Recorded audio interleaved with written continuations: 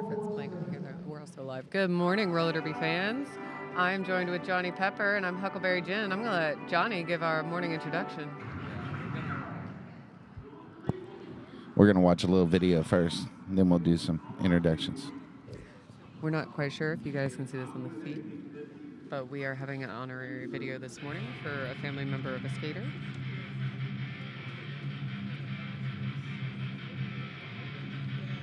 So we'll be back with you shortly.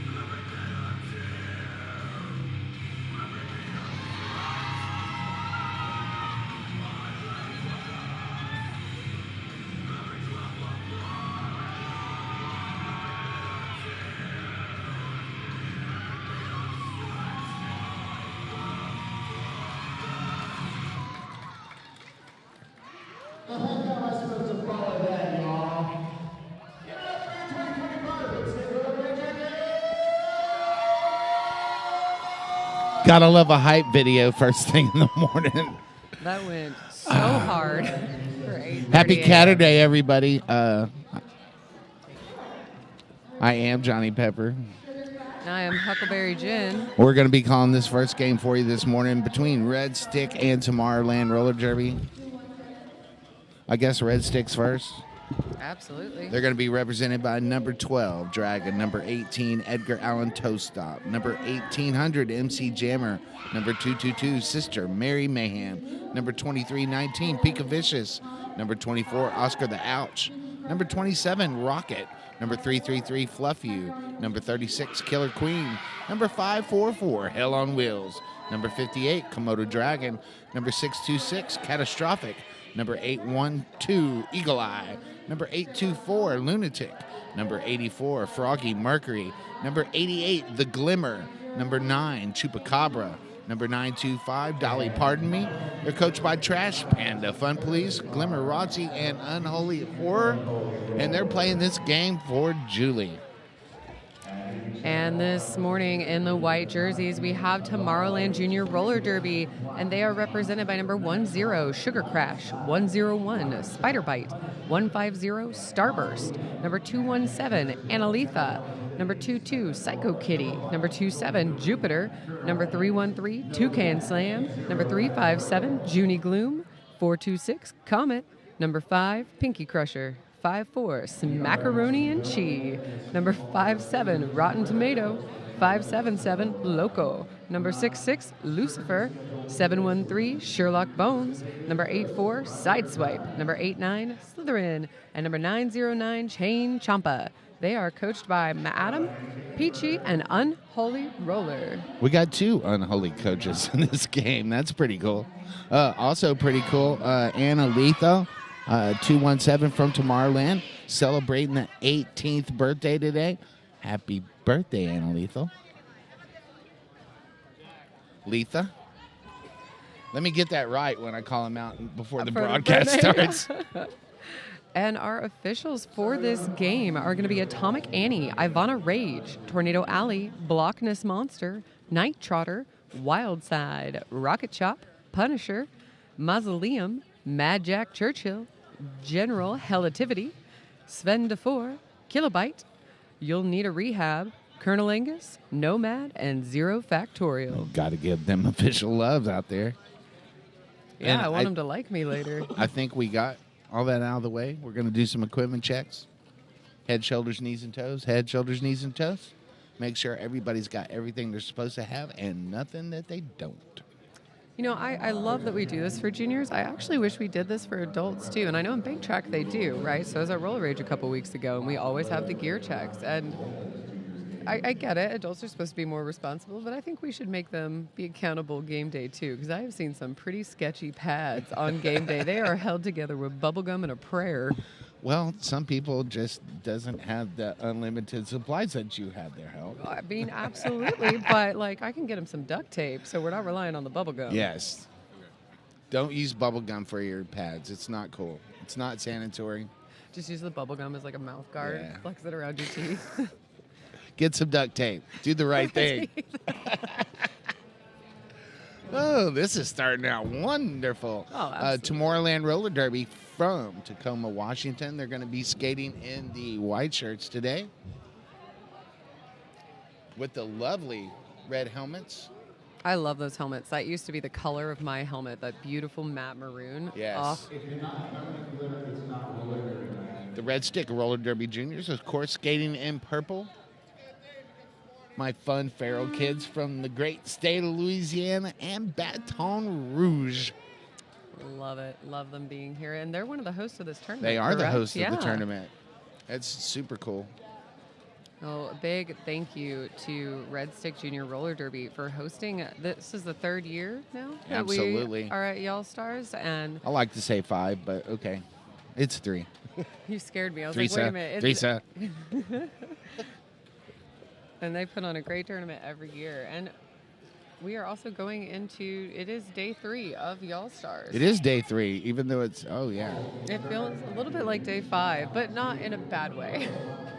Here in the beautiful Harangue Auditorium in Thibodaux, Louisiana. And the weather has been great for us the whole time we're here. I'm sure anyone who's not from the Louisiana area has been enjoying the nice, mild 70, 60-ish degree weather. It was a little chilly yesterday with the wind.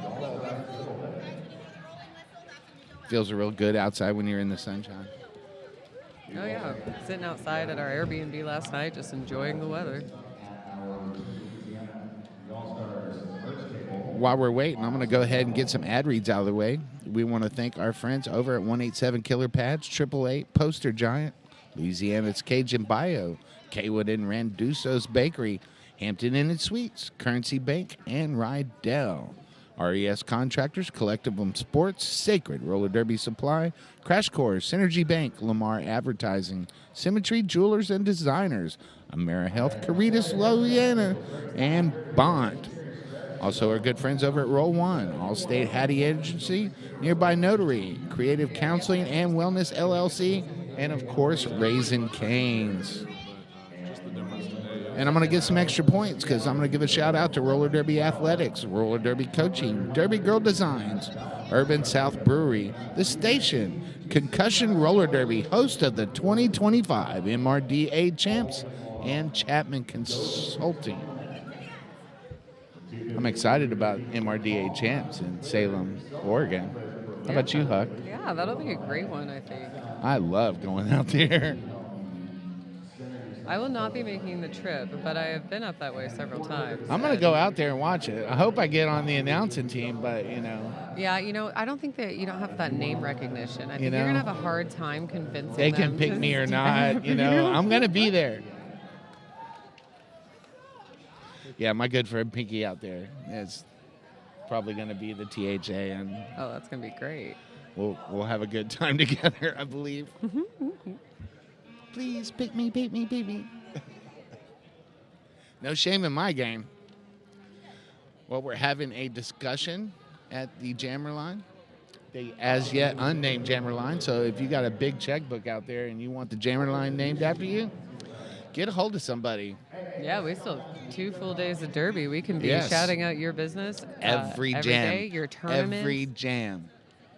I know a couple tournaments are coming up. Y'all want some of that recognition? I know there's a couple tournaments with rosters still open or applications still open. Yeah, we got a little thing called Clover Cup coming up just a little bit, don't we? Absolutely, here in about, a month and a half now? Yeah, we're only a month away. We really need to let everybody know who's going to be the announcing group. Yeah, it's weird. It's like our THA might be sitting right next to me who might have that information. I'm sitting on it. I'm keeping it under my hat Secret. for my co-THA Keeping secrets. to let that kitty out of the sack. Oh, I love this morning banter here while the coffee's trying to kick in. Oh, yes, please. For anyone who wasn't joined in the stream last night, we had a late game here in venue as after our 2 open division games completed, we moved into the Mardi Brawl mashup. And there was no shenanigans to be had. There were no shenanigans. It was all business. It ended in a tie, 369 to 369. So many points. There was not a single shenanigan to be had. All right, here. So we do have skaters on the track, and I just heard the 5 seconds. So we are about to see some wonderful derby. On the line here for Tomorrowland, that is Rotten Tomato facing off against Rocket from Red Stick Roller Derby Juniors. Looks like Rotten Tomatoes going to grab lead jammer first for Tomorrowland Roller Derby. Looks like he's already back in the pack, too, really putting on that speed, trying to get around and pick up some points, taking a big hit out there from Red Stick as we see a star pass to Edgar Allan Toe Stop from Red Stick. That's going to bring out 4 whistles and force that call off. Tomorrowland's going to pick up the 4 points. Very quick 4 points here. I think I blinked, and the jammer from Tomorrowland was already back in the pack. It's fast. These kids are fast. They're fast on their own, and then you give them this floor that is very grippy. The speed is insane. I want to take this opportunity to thank our medics for being here this morning. Absolutely.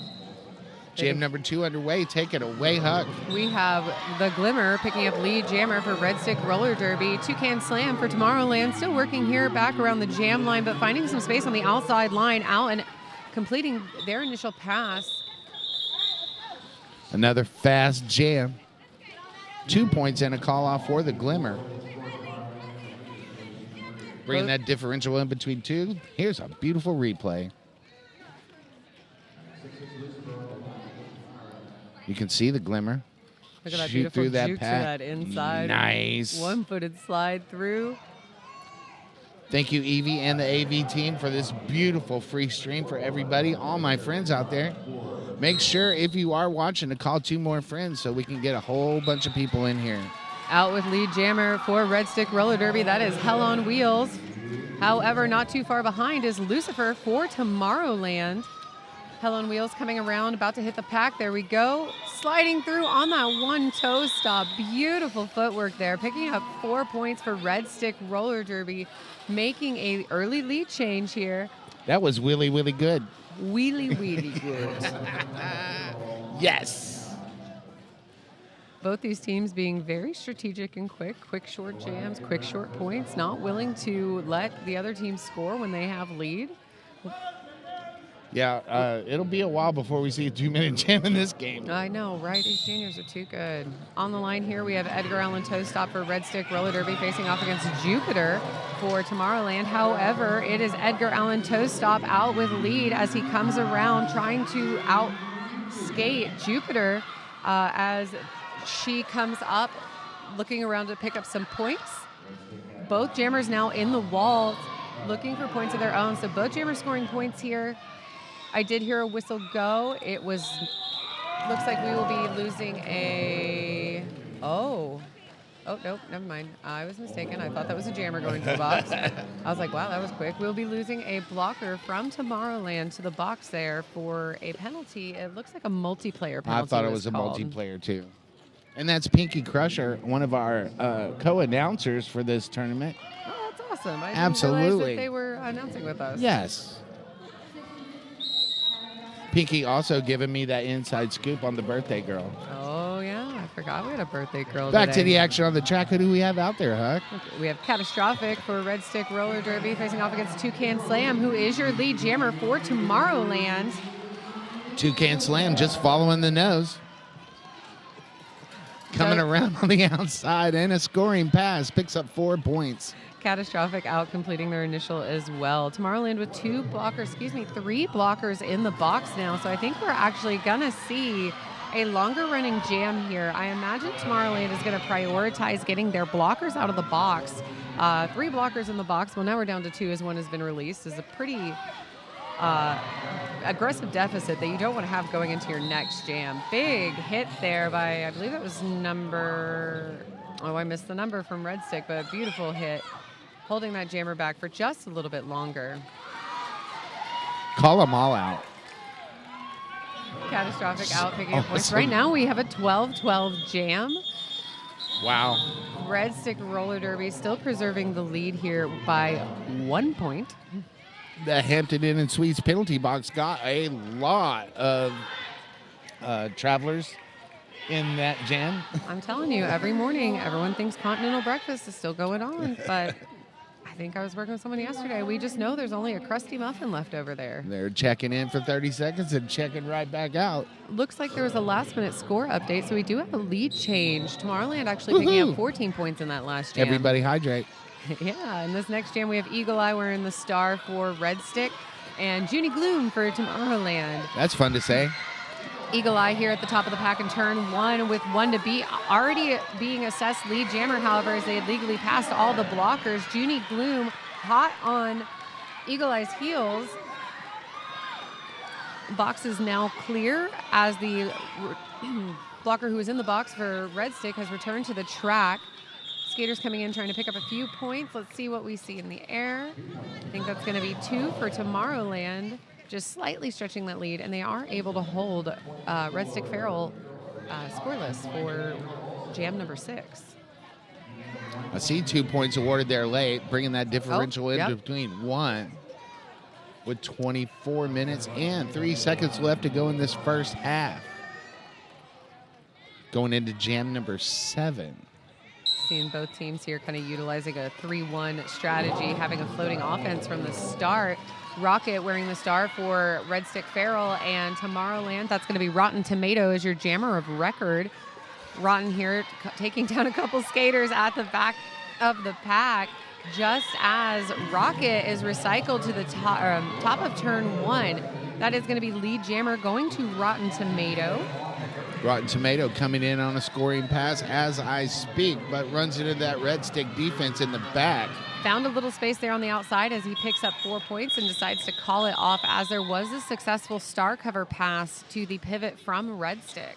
Rotten Tomato didn't need very much room to get by there on the outside. He did not. Also, some of these juniors, they have been eating their Wheaties. Not only are they energetic, but there's some big kids out there. They might have been up for a while. We got a timeout on the floor, and this timeout is brought to you by Crash Course. Crash Course helps busy roller derby athletes increase strength, conquer self-doubt, and create the habits of high performers to become all-stars and MVPs on the track and in life. Want to make 2-minute jams feel easy? Visit ChrissyCrash.com to learn more. That is Chrissy Crash with K. Life is a contact sport. Win. You got any shout-outs you want to do, Huck? Anybody back home watching?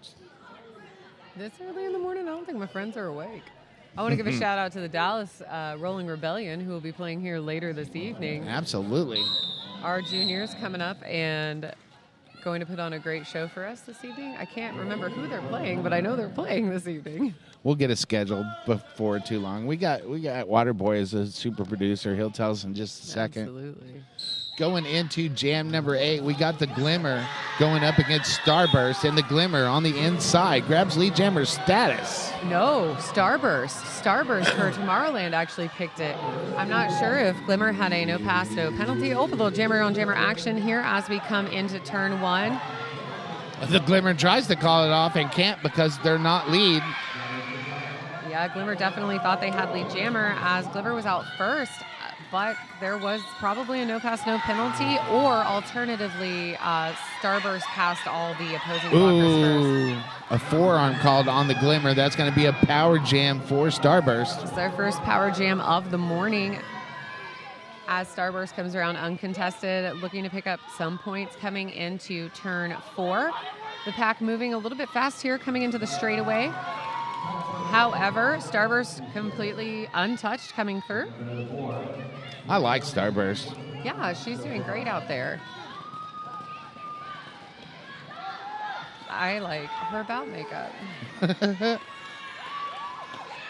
The Glimmer now standing in the box and rejoins the pack. We did have a blocker from Red Stick report to the box during that jam as well. However, as those 4 whistles blew, they were released from the box. So there won't be, it does look like our penalty box is clear, our Hampton Inn penalty box. Oh, let's check out this replay here. I believe this is where we're going to see that lead jammer and how it was awarded. Okay, yep, here it is. So that is why lead went to Starburst first. Starburst was able to pass all the Red Stick blockers.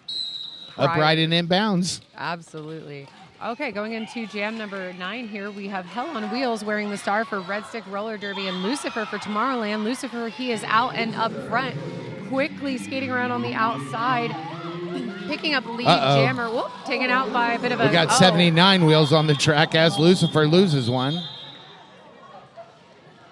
This floor this weekend has been very hard on skates in general, gear in general.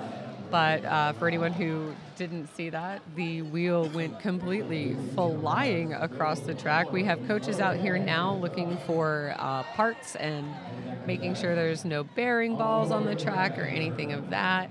And our medics are double checking in on Lucifer just to make sure that when he tumbled that he is okay. It seems like there's a bit of a track bite is what I will call it.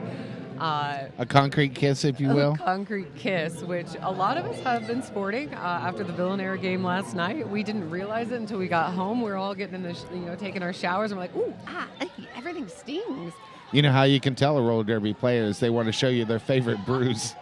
Well, now we have some road rash to go with it. So when you see Heart Full Metal, or Barrel, excuse me, he's skating under Barrel this weekend. He has a nice big scrape all up his hip from last night. Well, the jam before last, Tomorrowland had a 16-point jam. That was and they that power opened jam. up that lead. Excellent. It was awesome. As the score stands right now, it's 44-27. We got 20 minutes and 32 seconds left to go in this first half. We're going to stop play for a second to make sure that there are no missing skate pieces on the track, nuts or washers and things. I usually want to thank Bruce Boutique for being our on-side skate repair, but they're just not here yet. They're on the way. But shout out to Bruce Boutique for being our skate repair people all weekend. They have definitely been kept busy this whole weekend. Okay, so that rolling whistle does mean that we're going to return to Derby. So far, with the exception of that power jam, we are seeing a very evenly matched team. So if you're just tuning in, don't let that score fool you. It's been 1-2-point jams most of the morning. Both teams, almost, I would just say equally play strength at this point. Going into jam 10, we got Edgar Allan's Toe Stop wearing the star for the Farrell. And Rotten Tomato, the jammer record for Tomorrowland, and Rotten Tomato is lead. Yes, as Rotten Tomato comes back in, looking to pick up some points. Edgar Allan Toastop still trying to work through that Tomorrowland defense here coming into turn 3. This is Edgar Allan Rotten Tomatoes' third lead jam in a row. Huge apex jump there by Rotten Tomato, but he doesn't quite land it and decides to play it safe just to make sure that they don't give a power jam to Red Stick in this instance. So they recycle back, come around, and are able to get through as Red Stick passes the star to Rocket. Star past 4 whistles, that's what I always say. Mm-hmm. I mean, that's the reason we train it so hard. If we can't get out, we're going to make sure you have a limited number of points that you are allowed to get. So that's going to be an 8-0 jam for Tomorrowland, bringing your score 52 Tomorrowland, 27 Red Stick Roller Derby Juniors. Red Stick Roller Derby Juniors are going to have to score some points and catch back up as Tomorrowland taken off. Toucan Slam wearing that star for Tomorrowland, but it is going, with a no pass, no penalty awarded to Catastrophic. So, I believe both jammers got a no pass, no penalty on their initial pass. So we are going to see a 2-minute jam. The first one of the game in jam number 11. I told you it was going to be a while before we saw one. Absolutely. Both teams trying to lock that defense down on the back straightaway. Beautiful but Toucan offense Sam there. right around the outside. I see a forearm call. We're going to lose a blocker to the box.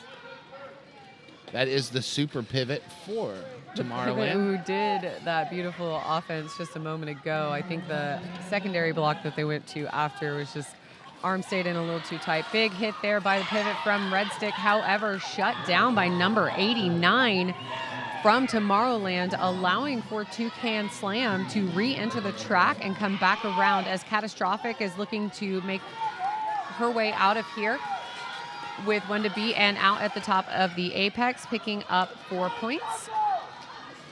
That was Slytherin with that awesome defense for Tomorrowland. Excellent defense. Both jammers here a little bit caught up in their pack. Big hit from Catastrophic on the Tomorrowland blockers. Getting out, picking up 4 points very quickly there. Some big hits as we're in this apex. Toucan Slam being recycled back into the start of turn 1. Looking for some offense as Toucan Slam is working across the skaters, able to get out and pick up 4 points. So far, keeping this a 16-16 jam. I believe so far, this is the highest scoring after this next scoring pass will be the highest scoring jam. There it goes. It's a 20-point jam for Catastrophic so far.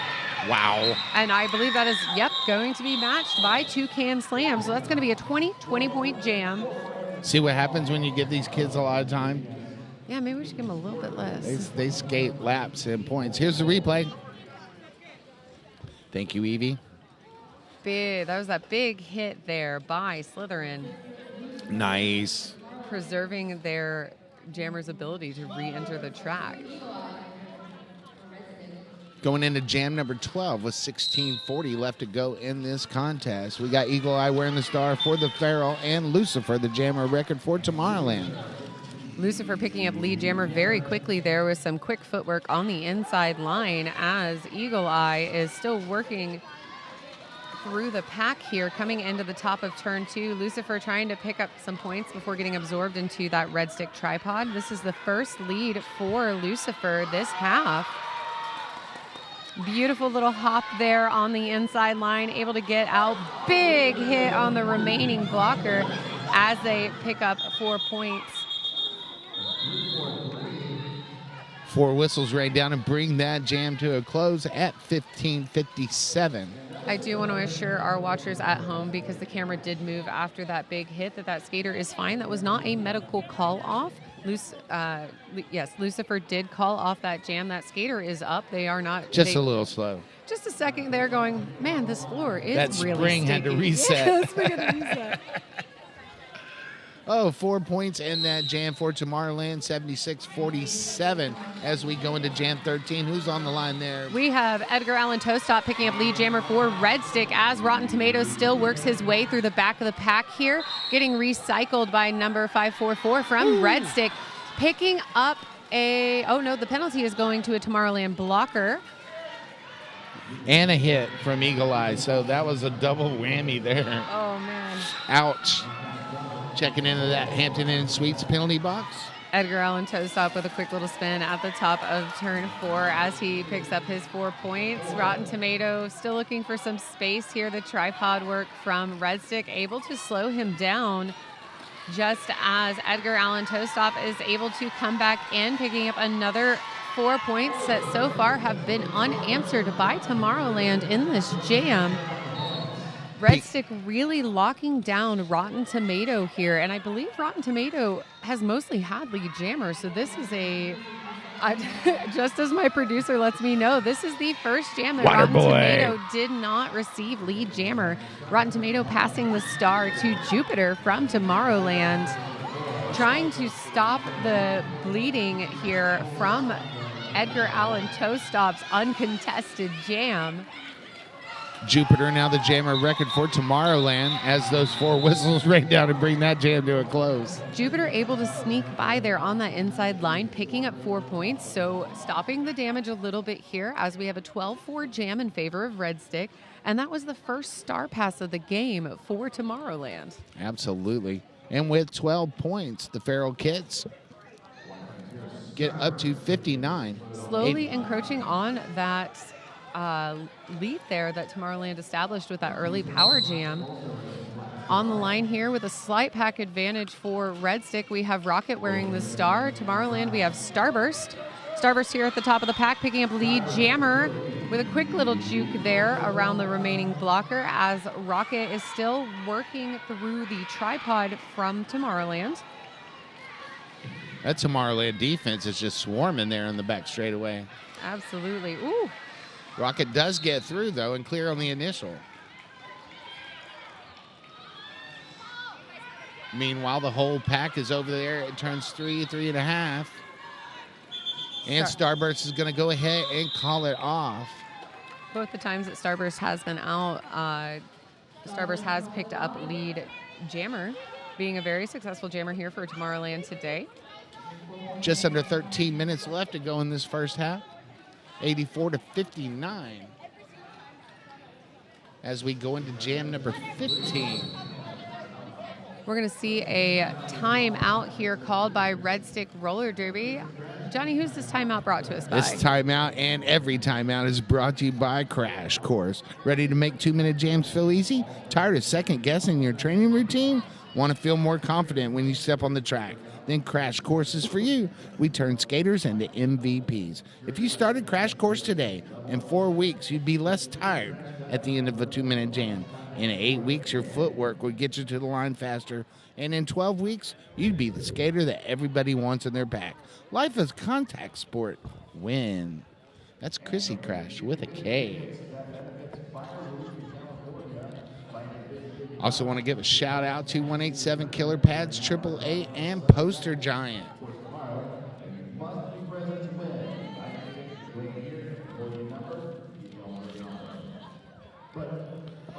Big thanks to Poster Giant, from wild posting and guerrilla marketing to digital campaigns. Poster Giant makes your message stand out. Need to get the word out for your next big event? Visit postergiant.net today. Let them take your promotion to the next level. This team timeout is going to morph into gameplay and jam number 15. So it looks like right at the end of jam 14, the jammer for Red Stick picked up a penalty. So we're having a power jam start here for Tomorrowland. As we have, that is Junie Gloom on the track for Tomorrowland for this power jam.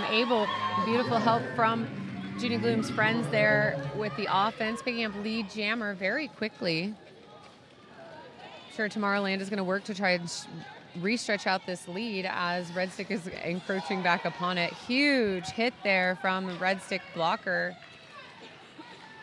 Junie Gloom coming in, trying to pick up points. It must have been checkout time at the Hampton Inn Suites penalty box because everybody just left. Felt like a late checkout with how fast they were running out of there. So that's going to bring an end to the power jam as Rocket returns to the track. They are looking to, again, undo the damage from this power jam situation.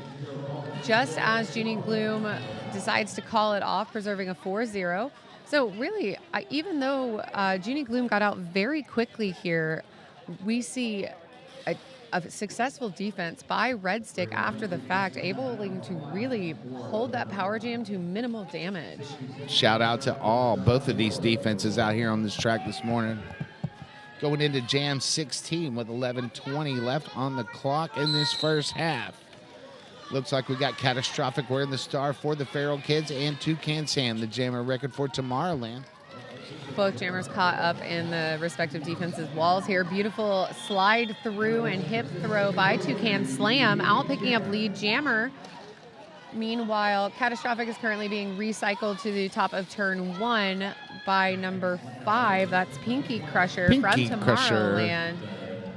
They were doing some excellent defense there. Very quick run back. Toucan Slam going ahead and calling off that jam. Picking up 4 points for Tomorrowland. We see kind of a bit of a reversion here to the earlier gameplay where you get your points, and the moment there's any risk you're going to lose it, we're going to call it. 4 and quit, 4 and quit, 4 and quit. But those 4s add up, as you can see, 92-61 with 10 and a half minutes left to go in this first half. Absolutely. Considering the first half of this first half, I would say we had a lot of nickel and diming happening. 1 point here, 1 point there. Now we're seeing that bit of a stretch. Hell on Wheels wearing the star and picking up lead jammer for Red Stick Roller Derby Juniors, as Rotten Tomato is also out. He's coming around trying to shut down this jam or at least get some points of his own. We got a jammer race back to the pack, and that pack starts to get sped up.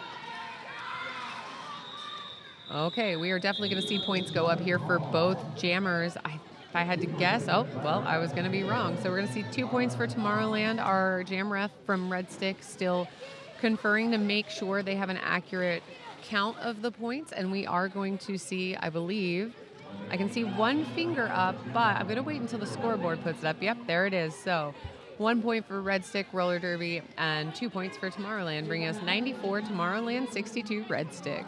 If you're out there sitting at home watching Roller Derby and wondering where Tomorrowland is, that is Tacoma, Washington. Fun fact. On the line here for Red Stick Roller Derby, that is Edgar Allan Toe Stop with the star, facing off against Junie Gloom from Tomorrowland. Both jammers really caught in these tripods here. Excellent defense by both teams. We are going to see, however, Junie Gloom. I don't think that's correct. I don't think that was Junie. That is not. That is Lucifer. We haven't, or no, excuse me. That is Edgar Allan Toe Stop. Edgar Allan Toe Stop's wearing the star for the Pharaoh. I looked at the wrong skater jersey, and I was like, that doesn't look like Junie Gloom. Lucifer is in the Hampton Inn and Suites penalty box. Yes. You are correct. Okay, so absolutely. So Lucifer. Have another sip of coffee, Huck. I need it's more gonna coffee. Be okay. Everybody hydrate. You know, just take a little time and hydrate because it's very, very important. Before I decided to mar my words there, we did see Lucifer report to the box for a blocking the down skater call. So a skater fell, and just as Lucifer was trying to move forward, he ended up making contact with that down skater. And even though it wasn't intentional by any means, you still have to go to the box for it. This OTO brought to you by the Deep Cover Helmet from 888. Low profile and best fit option and the most certifications. 888, we've got you covered. Upgrade your safety with Derby-driven innovation. More Derby Pacific gear than accessories than any other brand. 888 has you covered. Also, our good friends over at 187 Killer Pads, worn by the most pros in the world. If you skate, you know why. Okay, our camera is not showing this, but I'm absolutely obsessed with the jellyfish that Unholy has, that she was just dangling over the Red Stick Junior skaters. They don't call him the Pharaoh for a reason. Absolutely. I mean, Lucifer honestly, got sprung from the box. Everybody was happy about that in the Tomorrowland bench. And if I had to hazard a guess, I would say it's because the contact was unavoidable in the way that Lucifer made contact with that down skater. There wasn't an opportunity for him to move out of the way or not hit that skater, as he was also being hit by blockers as well. So we will see that penalty rescinded. Want to talk about our good friends over at Rydell Skates? Step into the action with Rydell Roller Skates, where passion meets performance. Trusted by skaters for generations, Rydell combines classic craftsmanship with cutting-edge design. Discover your perfect pair now at roller.rydellskates.com. As we go into jam number 19, that's going to be the Glimmer wearing the star for Red Stick Roller Derby. Toucan Slam out with lead jammer for Tomorrowland. The Glimmer being recycled back behind that jam line by the Tomorrowland blocking contingent. We see the star off, looking for a little bit of space. Ooh, big hit there, a little on jammer action, but it was incidental. Oh, big hit there from Pinky Crusher. They were able to slow down that jammer just a little bit, allowing Toucan Slam to finish their scoring pass. 4 and call. Tomorrowland gets their bucket filled first with 2 left over and 7:45 left to go in this first half.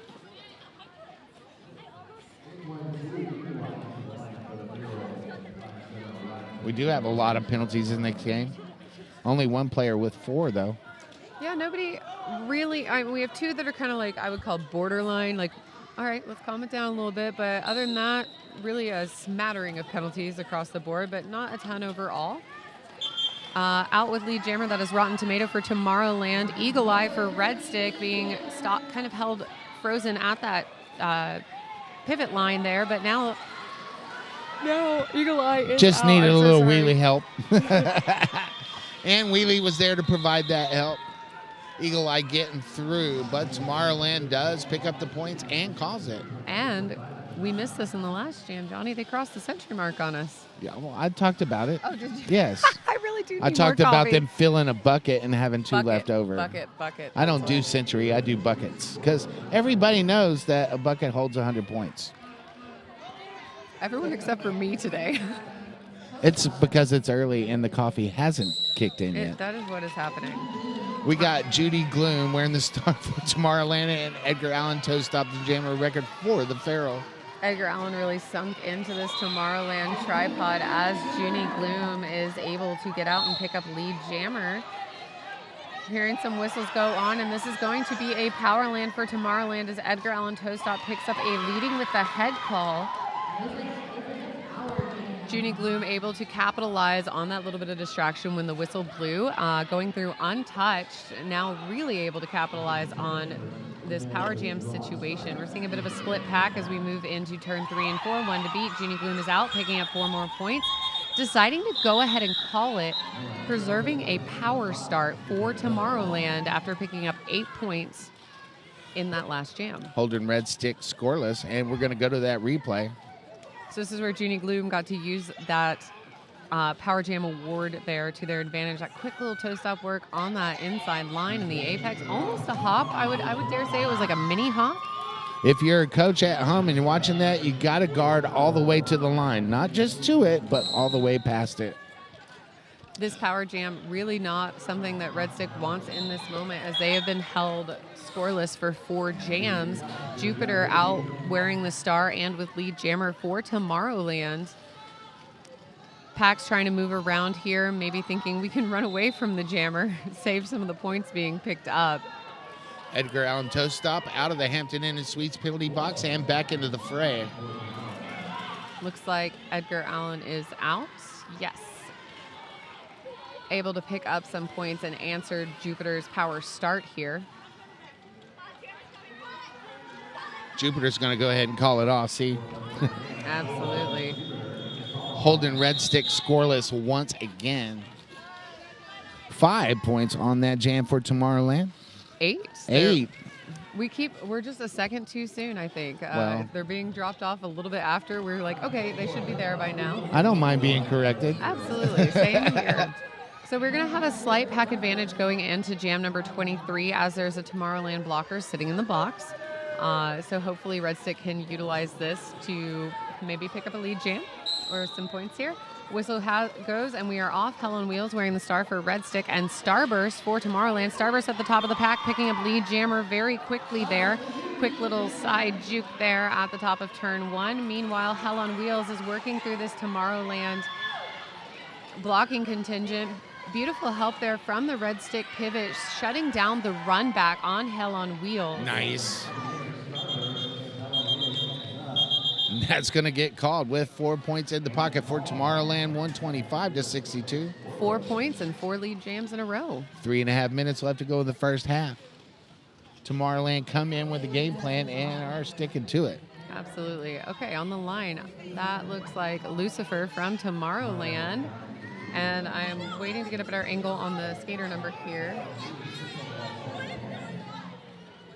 For the breadstick roller derby, I can see a 7. I believe that's Rocket. It's Rocket. It is. It's as Rocket. the scoreboard updates. Rocket pushing out at the top of the pack here in turn 1. However, it will be Lucifer able to push through and skate by on the outside, picking up lead jammer rather. Rocket is still working through the pack here. We are going to see a cover pass to Edgar Allan toe stop for the Red Stick Feral. Meanwhile, Lucifer comes on the back of the pack, does get through, picks up 4 points, and calls it. However, right at the end of that jam, we'll see a low block assessed to the pivot from Tomorrowland, allowing a pack advantage at the start of jam 25 here for Red Stick.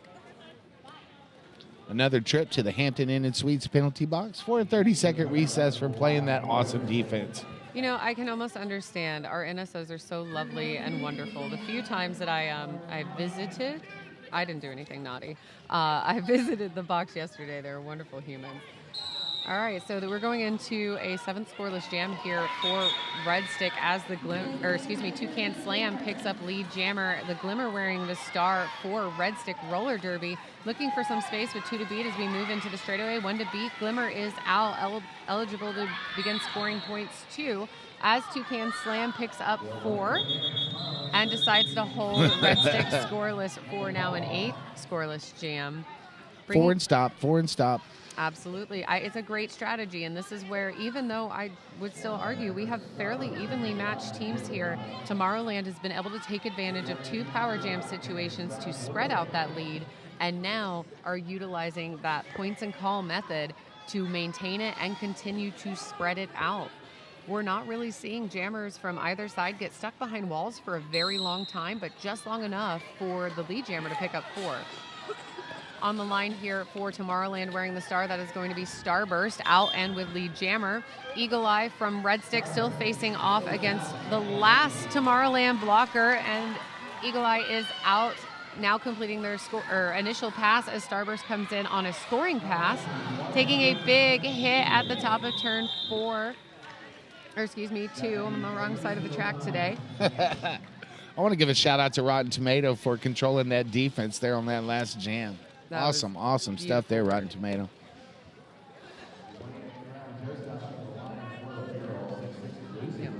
So we have now 7 leads in a row for Tomorrowland, and this is what's allowing them to just small bites. Translates to the scoreboard as well. Still got 22 seconds left to go in this first half. Edgar Allan toe stop wearing the star for Red Stick Roller Derby Juniors, but Lucifer donning that star for Tomorrowland is out front and lead. Edgar Allan looking for a little bit of space here, trying to get through at the top of turn 1. Bit of a slide move, smart awareness there of where his feet were as he slid around. His back foot slid out, and he looked down. He was like, you know what, I'm going to be safe. We don't need another power jam today, so we're going to go. Lucifer going ahead and calling off that jam for Tomorrowland. Again, keeping a just small point spread differential here, picking up 3 points for Tomorrowland, meaning we saw no pass, no penalty at some point. Bringing our score to 139-62, Tomorrowland in the lead. That's gonna take us to halftime. I'm Johnny Pepper. And I'm Huckleberry Jen. See you in 14.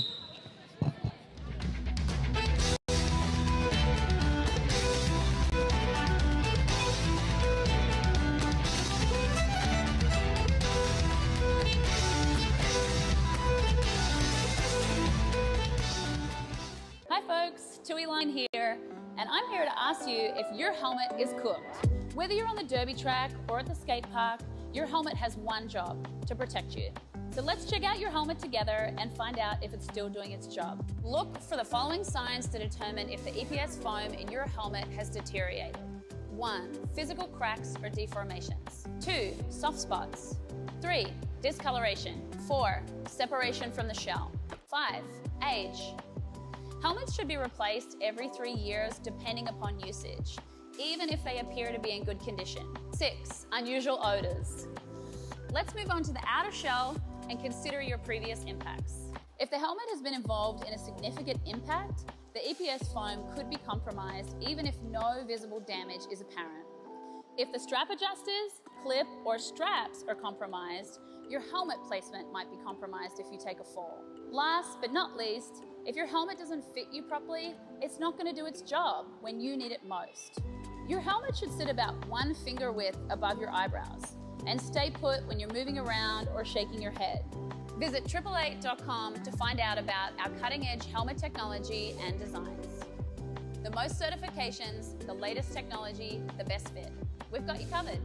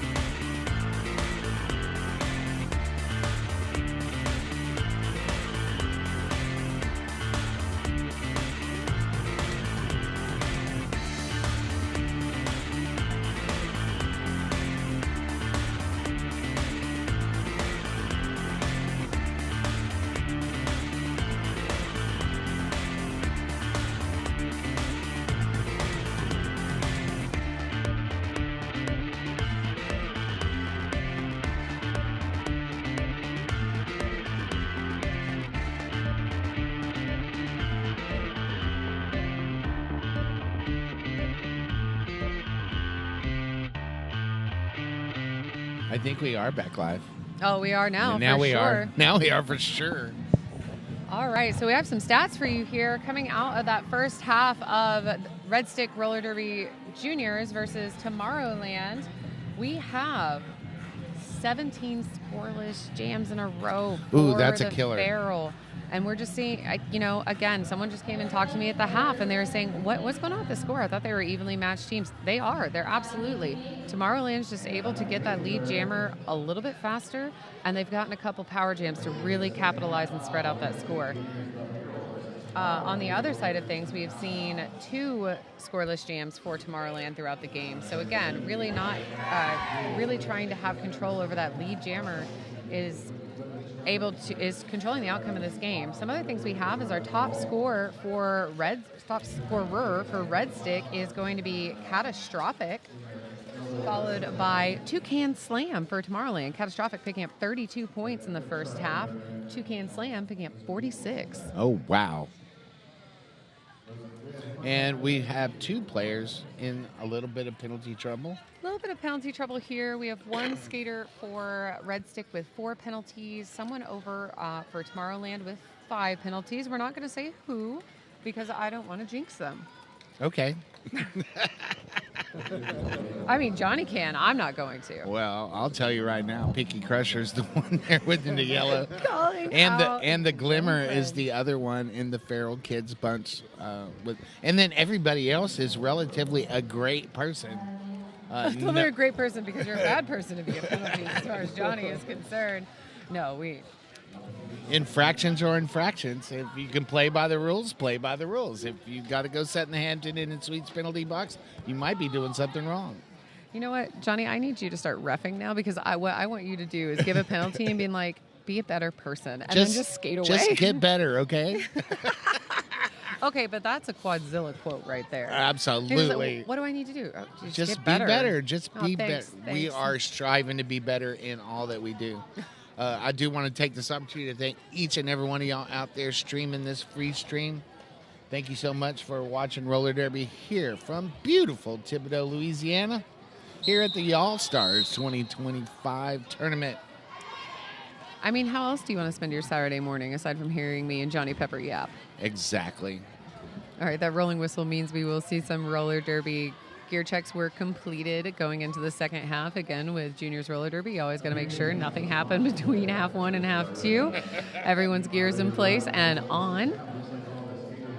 Skaters getting ready. Here we have Red Stick at the front of the pack, setting up in a traditional 3-1 formation here. Able to sink back as that 5 seconds is called. I knew they weren't going to stay up there by the pivot line. Absolutely not. Wearing the star for Red Stick Roller Derby, we have Catastrophic, who is out with lead jammer, ending that lead jammer-less streak for Red Stick. Toucan Slam, though, right behind. So these are the 2 top-scoring jammers in this game, having a jammer race to the pack. And speaking of racing, that pack takes off. USARs. Woohoo! Love fast packs. Love fast packs. We're going to see 4 points actually picked up by Toucan Slam there. And the call-off. Huge hit by Pinky Crusher right before Red Stick was able to call off that jam, really assuring like you're not getting a single other point. Going back to that replay. The beginning of the jam showing how they take off. Awesome stuff. Double hit there to get them through that tripod, or excuse me, that duo blocking. So Thank you, Evie, and all the AV team for bringing us this beautiful free stream. Wearing the star for Tomorrowland, that's going to be Starburst facing off against Hell on Wheels for Tomorrowland Junior. Hell on Wheels at the top of the little hop, picking up lead jammer. And hitting that gloss blocker, bouncing right back up, though. And now we got a jammer race back to the pack. Both skaters rushing in, trying to pick up some points. A little jammer on jammer action here from Hell on Wheels, trying to allow a chance to pick up points uncontested. However, Apex Jump does it just fine too. Hell on Wheels picking up 4 points, calling it off, holding a 4-0 jam. Starburst took a really big hit from Wheels, but Just didn't shook it show off. any ill effects, just right through the pack. That was some crazy stuff back there. Still early in the second half. 146-70. Red Stick chipping away at that lead.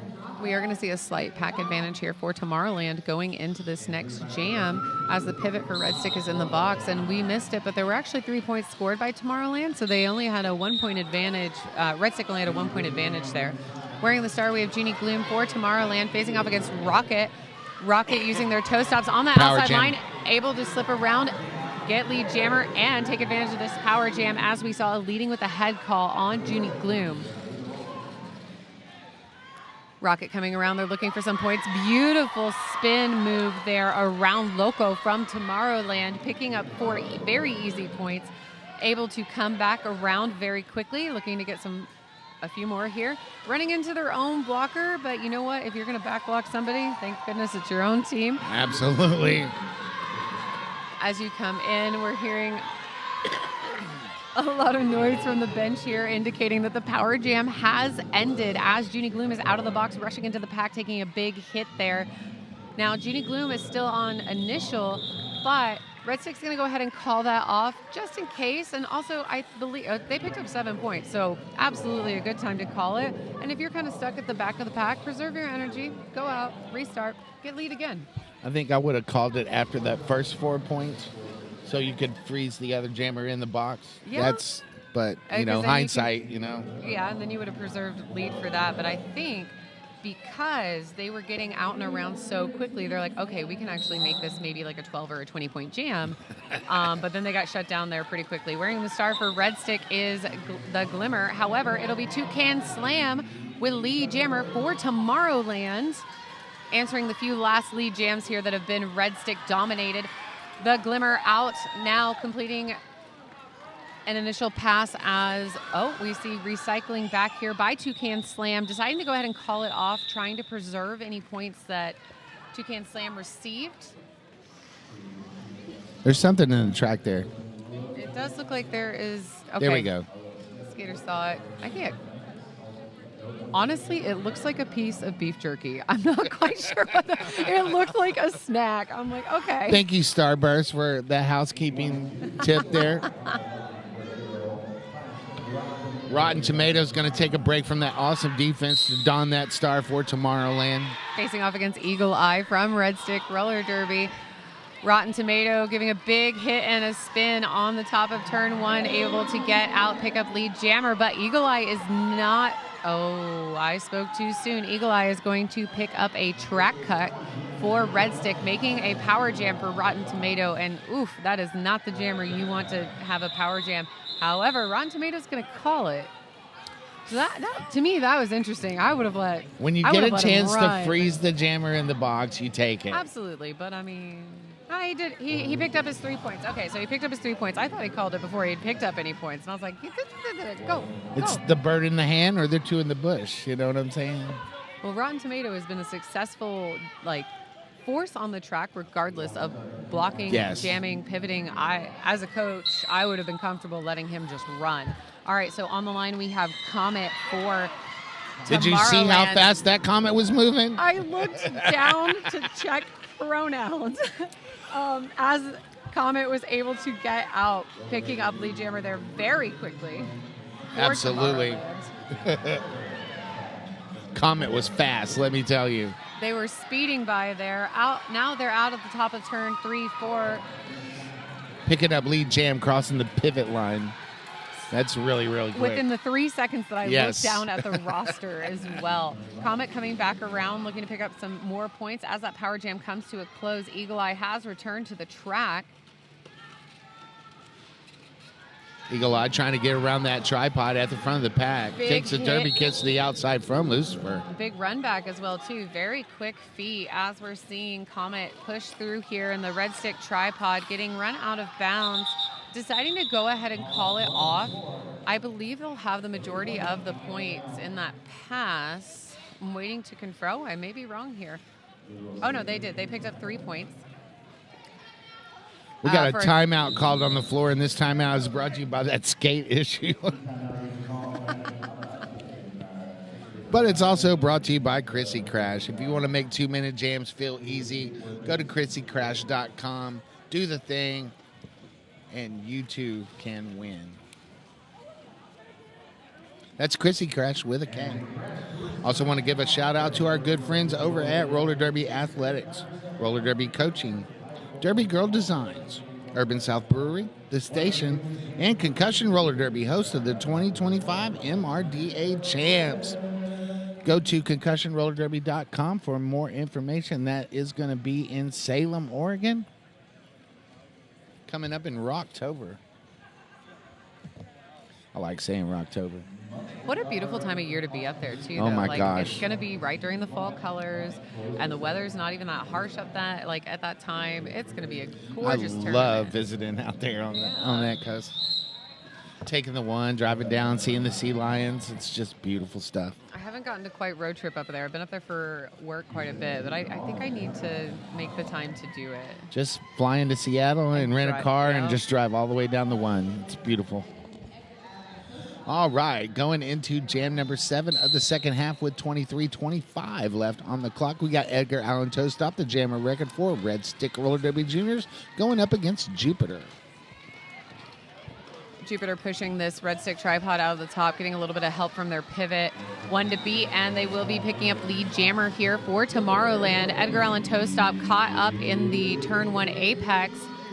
Beautiful defensive work here by Tomorrowland as Jupiter comes back through, looking to pick up some points. Big hit there from the Red Stick blocker, allowing Jupiter to be recycled to the back of the apex, just as Edgar Allan Toestop is able to get out, completing his initial pass.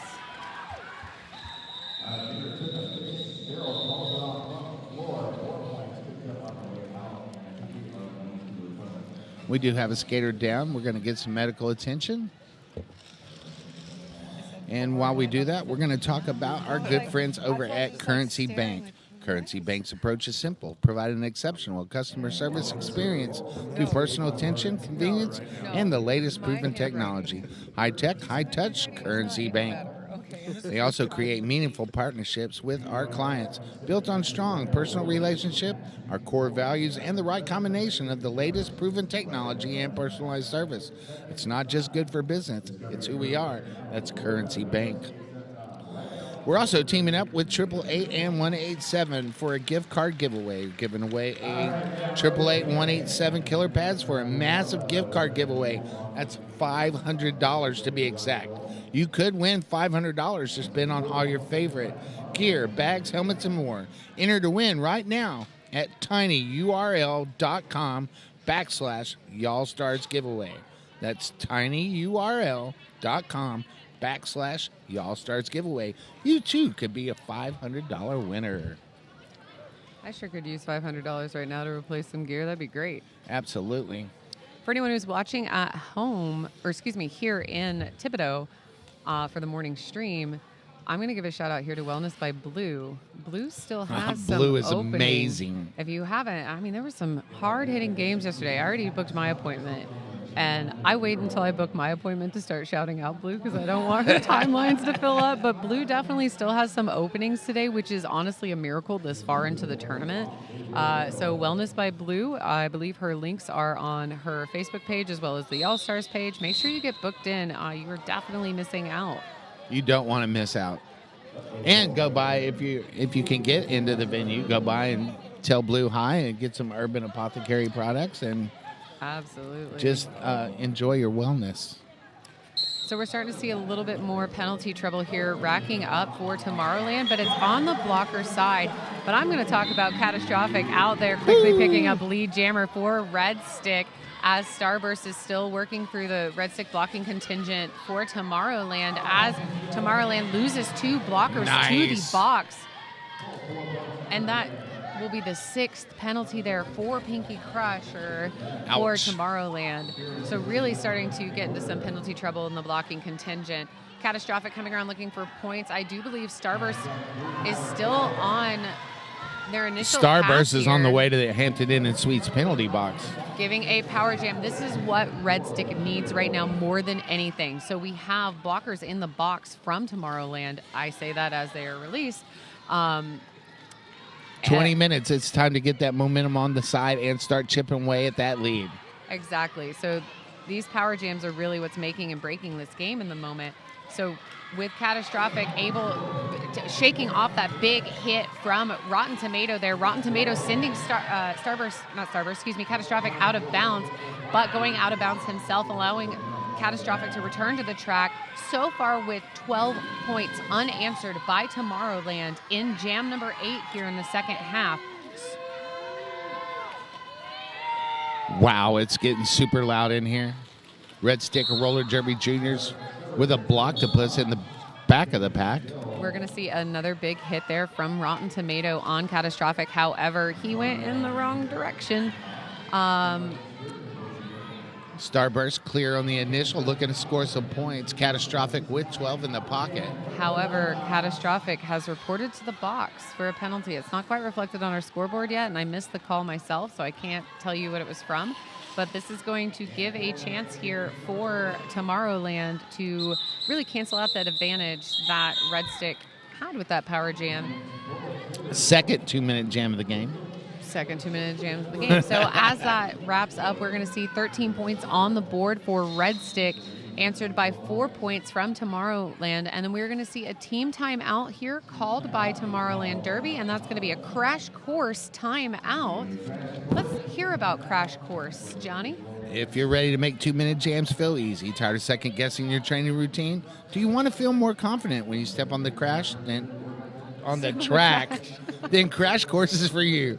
We turn skaters into MVPs.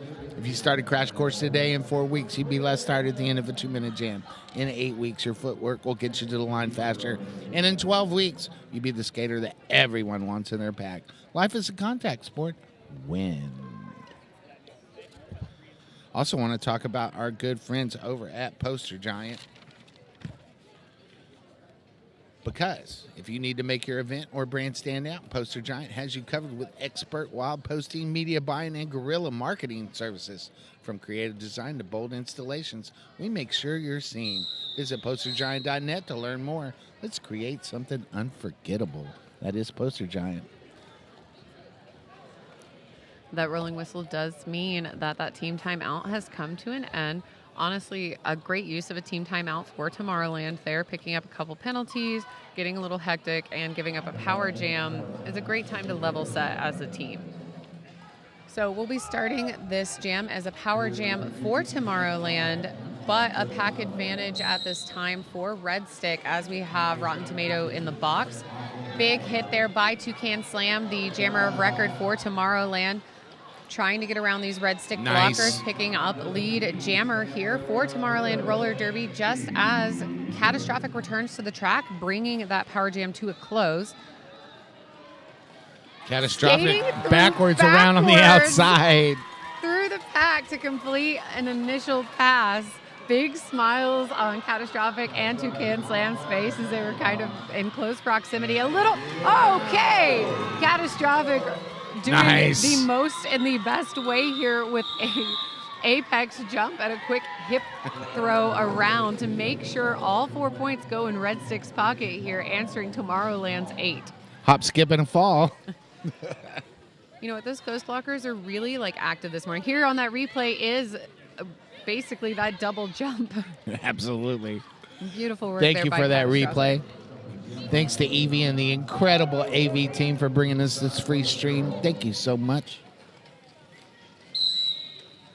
Going into jam number 10, we got Hell on Wheels wearing the star for the Feral and Starburst, donning that star for Tomorrowland.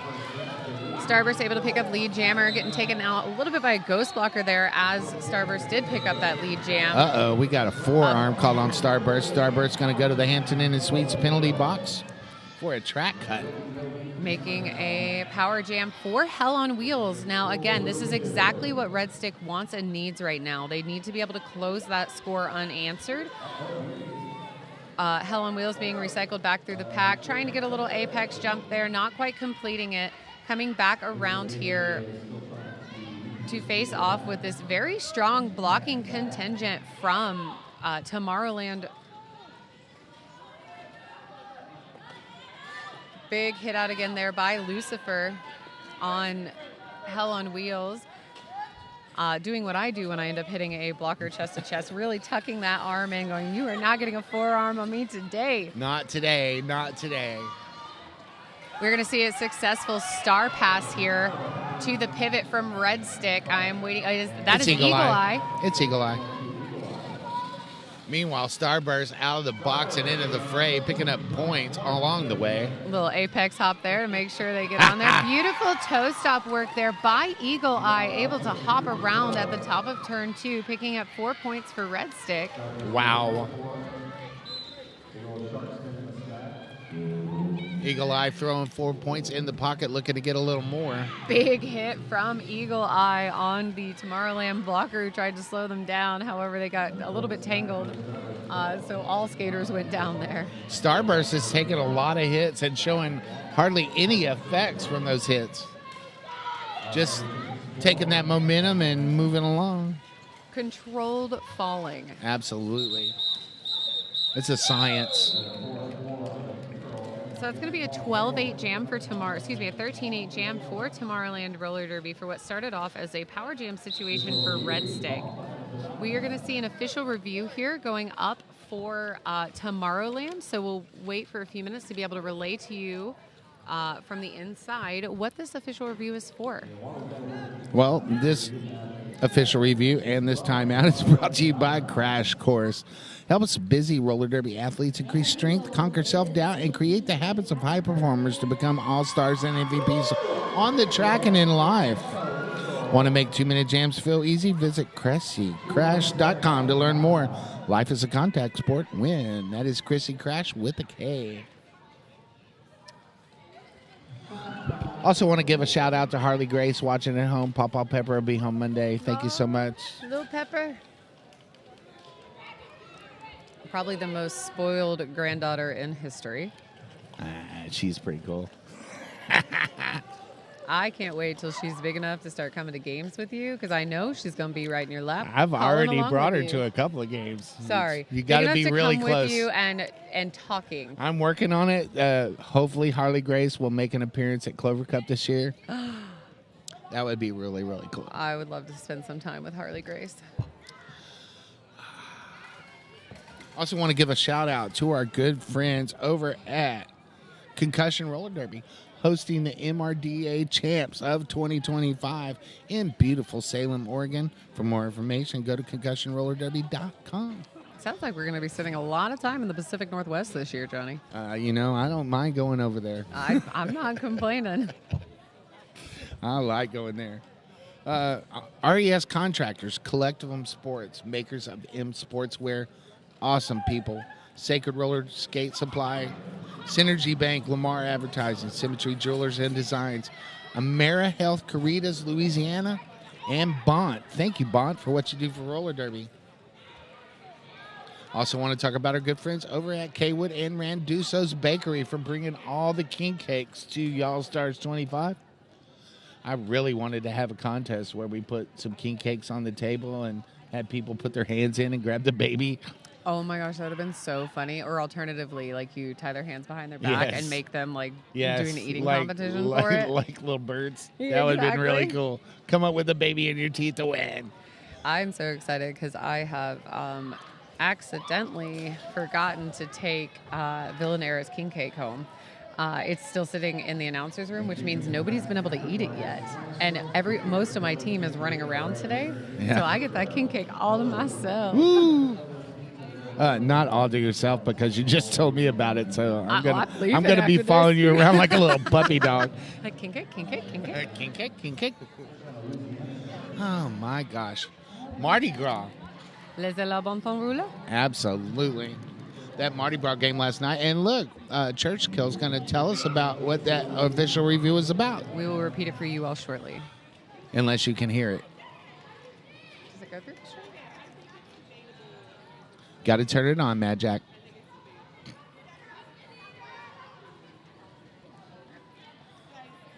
Yeah, that's not working yet. You're not supposed to eat the microphone. Well, you got to turn it on too. There we go. Matt Jack's going to come in and use one of the announcer mics here to update us.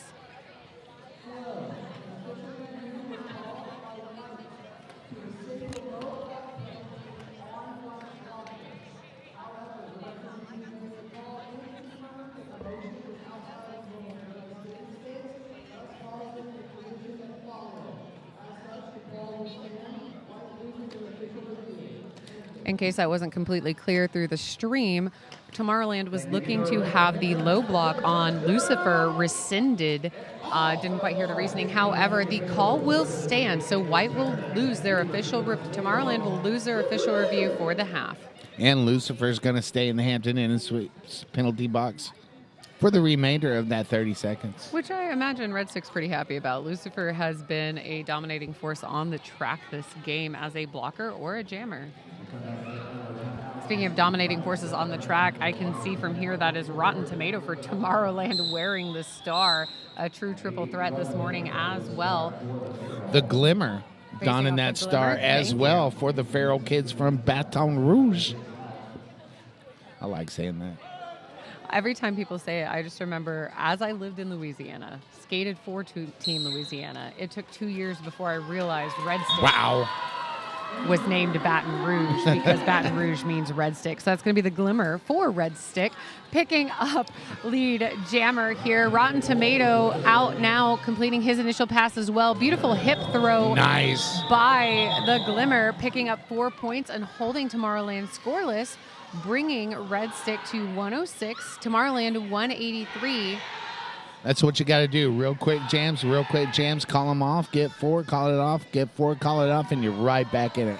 Yeah, and even though there is right now about a 70-so point differential here, we still have 16 minutes left in this game, and we only ton of time. We saw the game pull away in only a few jams, so this is still a very active and competitive game here as Edgar Allan Toastop dons the star for Red Stick. However, it will be Jupiter picking up lead jammer as they come around here. Edgar Allan Toastop getting caught up on some skates and taking a fall right before he was able to get lead jammer. Nice. However, he's going to race his way into the pack. Good block there in Annalitha, the birthday girl, doing some defensive things out there for Tomorrowland. Happy birthday. It's not every day you turn 18. Absolutely. They are celebrating a huge milestone today. And what a better place to do it. Johnny and I were just talking earlier about we've had a couple birthdays this weekend, and I can't imagine, like, how much fun would it be to have a tournament be your birthday weekend? Absolutely. Toucan Slam wearing the star here for Tomorrowland, quickly able to get lead there at the top of turn 1. Eagle Eye wearing the star for Red Stick, caught up here on the back of Rotten Tomato, looking for a little bit of space on the outside as Toucan Slam comes through and picks up 4 points for Tomorrowland. Eagle Eye able to pass that star to Hell on Wheels. Hell on Wheels now the jammer of record for Red Stick. Trying to keep Tomorrowland from running away too much with this score as they control the jam with that lead jammer. And we are going to see...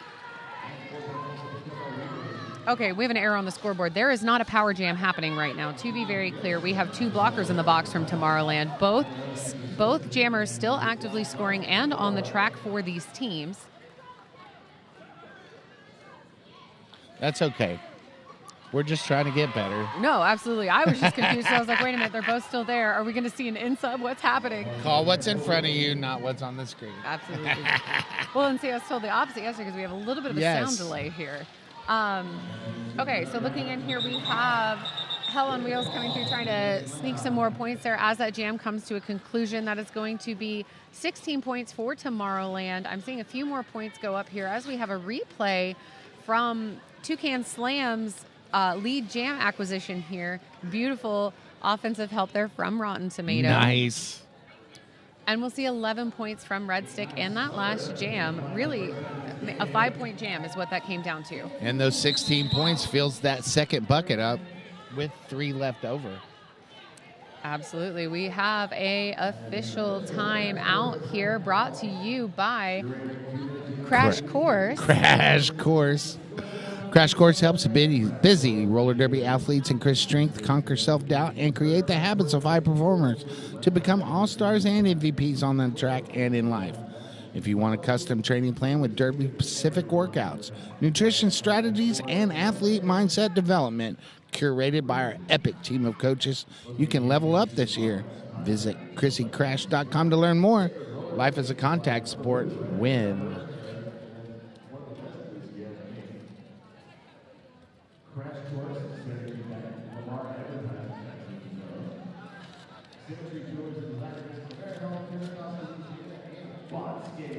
Don't forget, if you want to win that $500 gift card, go to tinyurl.com/Y'all Stars giveaway. So you can win a $500 gift card from 888-187. Get you some brand new gear. tinyurl.com/Y'all Stars giveaway. Also want to talk about our good friends over at Currency Bank. They create meaningful partnerships with our clients built on strong personal relationships, our core values, and the right combination of the latest proven technology and personalized service. It's not just good for business, it's who we are. It's Currency Bank. Also want to take this opportunity to thank all our volunteers, all our photographers, all our medics, all our videographers, including Hit Squad TV, the best videographer in the whole wide world. In Squad we trust. You too can be iconic. I got me a highlight reel. You got one? I guess I need one. You do need one. You don't have one? I do not. Oh, come on. I don't.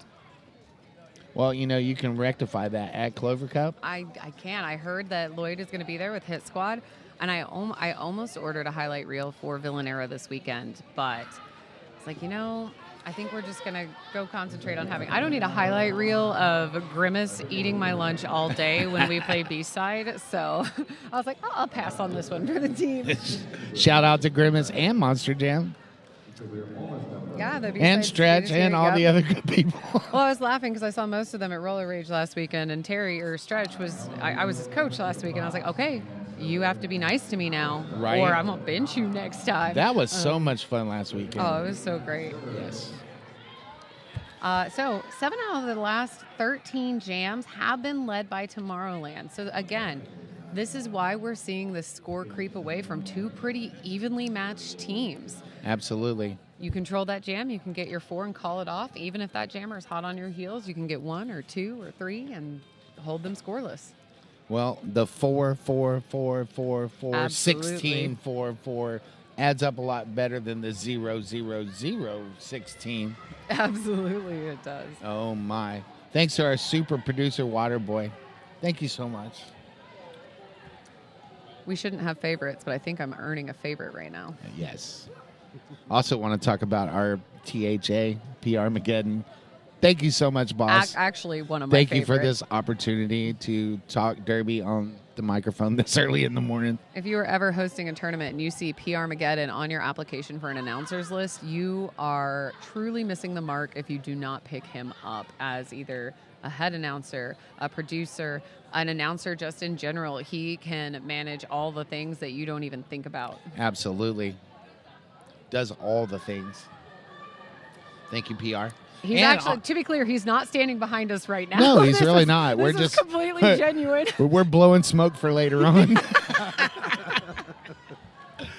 So we can get picked next year, you know what I mean? Exactly. I mean, okay. So I want to thank all my co-announcers. Y'all are just a wonderful crew to work with, and I love each and every one of y'all. It's been a great weekend. I feel like every call has had great synergy, and I think that is one of the coolest things, one, that PR has done, but that head announcers get to do, right? They look at folks who maybe never announced together, think of what they know about them, and go, these two are going to be good together. Absolutely. I got to announce with Squirlock Holmes yesterday. Oh, Locks is so amazing. Never met them before, and we started announcing. I was like, oh my God, this is perfect. Please announce with me all the time.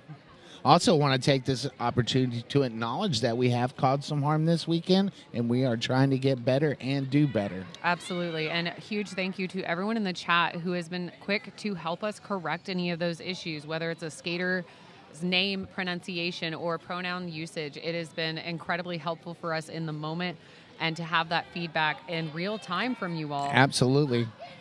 So We're just trying to get better and spread love of roller derby wherever we go. And absolutely, and we may say something in the moment and not have the quick recognition to know that it was the wrong thing. And so relying on you all for that help makes us better. And because we do not want to cause any harm. And you are helping us in that moment as we improve. and the sport improves as a whole with its inclusivity. So thank you again. I think we're going to try to get Mad Jack.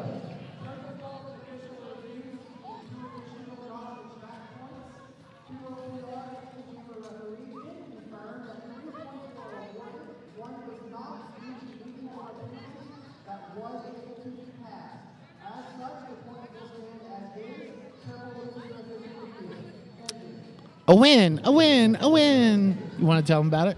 Red Stick Roller, you may have to jump in a little bit here, but it seems like Red Stick Roller Derby called an official review here looking for a points correction on the board. I am double checking the board to see if they are actually retaining that. I believe they said the points will stand. I thought they said they awarded them. I'm watching the blinking button here on The blinking our button hadn't turned into a plus sign yet. in-house scoreboard yet, so I'm not quite sure. But I didn't see the score change either, so. Well, it is a power start.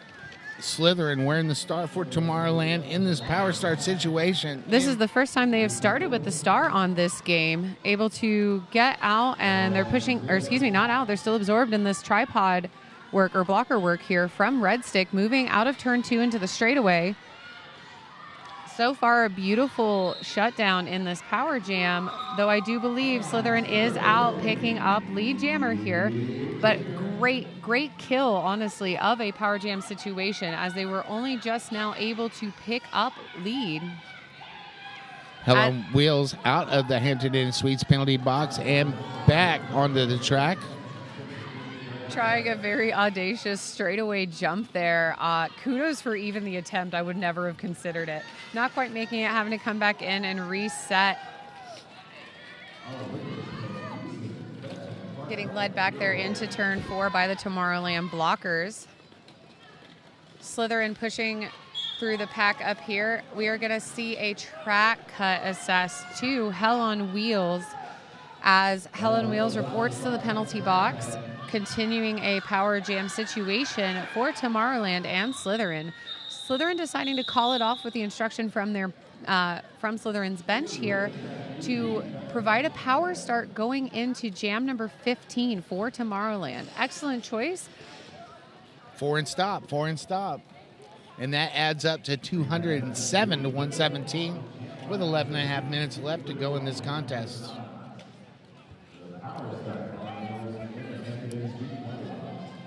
That 5 in the sky means we're about to have some roller derby as this kicks off with Junie Gloom wearing the star for Tomorrowland. One to beat, caught up on Eagle Eye from Red Stick here. Beautiful one-on-one blocking from Eagle Eye. Able to sneak back around though, out picking up lead jammer for Tomorrowland. Great work by Red Stick in slowing down Junie Gloom there. Absolutely, they were swarming on that back straightaway. Red Stick Roller Derby Juniors trying to play that awesome defense that they have. Another big hit from Eagle Eye on Junie Gloom. That's a shoulder you don't want to meet. No. Hell on Wheels out of the box and back on the track. Just as Junie Gloom has to report to the box. Power jam the other way. For a leading with a head or a high block call there. This is going to be the third 2-minute jam of the game. Beautiful little hop there by Hell on Wheels on the start of turn 1. A little hop and a spin. Able to put the star back on, completing her initial pass, coming back in, looking for some points. Very deliberate, I might add. Absolutely. Great offensive sweep by Red Stick. However, it seems like Hell on Wheels might have been caught up on her own wheels there for a second. Getting recycled to the back of the pack as Junie Gloom is released. Coming back through, looking for some points, getting run back. Edgar Allan toe stop on that jammer takeout. Hell on Wheels doing a little bit of a damage inspection there, making sure that their skin was still attached. We will see a star pass here to Toucan Slam for Tomorrowland, giving Junie Gloom a bit of a breather. Toucan Slam working against this defensive 2 formation from Red Stick. Some great 2-on-2 blocking, able to take them out of bounds here right at the end and recycle them into that straightaway. That jam gets called. Baton Rouge picking up 4 points as we go to the replay. This is going to be that hop and a spin by Hell on Wheels, where she was able to complete her initial pass. Now, since Tomorrowland has controlled a lot of the lead jams in this game, we haven't really seen very many star passes. In fact, that was the second star pass the entire game for Tomorrowland. That just seems crazy. We have a bit of a spacey jammer situation going on here with Rocket wearing the star for Red Stick and Comet wearing the star for Tomorrowland. Rocket out with lead in the front, but Comet is hot on their heels as Rocket is racing to that pack to make sure they get some points before Cosmo can even reach the pack. It does look like they were able to pick up at least 1 point. Yep, I see the 1 point go up here from the jam ref. All things heavenly. With 8:13 left to go in this game. 124 to 211. Going into jam number 17. Looks like we have all blockers on the track for this, with the Glimmer wearing the star for Red Stick and Toucan Slam with a spin and a hop on 1 foot at the top of the apex, picking up lead jammer. Does look like we have a little spill here, so we're going to call that jam to a close. We're going to let the medics take care of our skaters here, and while we're doing that, let's talk about some of our gear sponsors that are keeping our gear that's keeping us safe this weekend. We will. We'll talk about 187 Killer Pads, industrial strength materials, unmatched ergonomic design, and unparalleled excellence. That is 187 Killer Pads. Often imitated, never duplicated, worn by the most pros in the world. If you skate, you know why. Also, our good friends over at 888, the deep cover helmet from 888, low profile, the best fit objects, and the most certifications. 888, we got you covered. We know because Tui Lion tells us all in the commercial. Absolutely. Thank you, Tui. And thank you, 888 New York City. Huge shout out and thank you to our medics this weekend. They have been the most wonderful humans, making sure everyone is safe. I was sitting with skaters during some medical call-offs yesterday, and Machu Picchu was actually one of the active medics for this weekend, and we were just joking around with them, and I got to I was like, hey, this is my friend Machu, by the way. And they're like, really, you're going to introduce us now? It's like, yeah, absolutely I am. She's amazing, and she's about to take care of you, so of course I'm going to. The skater who was down is up on their own power. That was Spider Bite. Spider Bite. Spider Bite. They are going to go, Spider Bite's going to sit with the medics here for a few just to make sure that she is okay. Before she returns to her bench, we like to err on the side of caution, especially with juniors. We'd rather you sit with the medics and chat with them for a bit, just to make sure everything's, copacetic. And we're so lucky to have our medics. Yeah, and I believe it's Little Miss Maggot over there, who is our medic, one of our medics this Yay. morning. There's our awesome TAJ. now we can really talk some good stuff about him. Yeah, how wonderful. Oh, he ran away from us. He didn't like our okay, our well, boot then we'll licking this stop talking morning. about that. PR's terrible. No, I would never actually say that. All right, skaters are being called to the floor. This official timeout is going to morph into gameplay whenever everybody gets reset and ready. Absolutely. We saw that rolling whistle, but we saw some folks taking a moment to chat here, solidifying their walls as we come in. Skaters from both teams are I am controlled by no whistles. 7-11 left to go. It's a 5 in the sky here as this jam is about to take off. Starting jam number 18, we have Chupacabra wearing the star for the first time for Red Stick Roller Derby out on the track, facing off against Jupiter from Tomorrowland.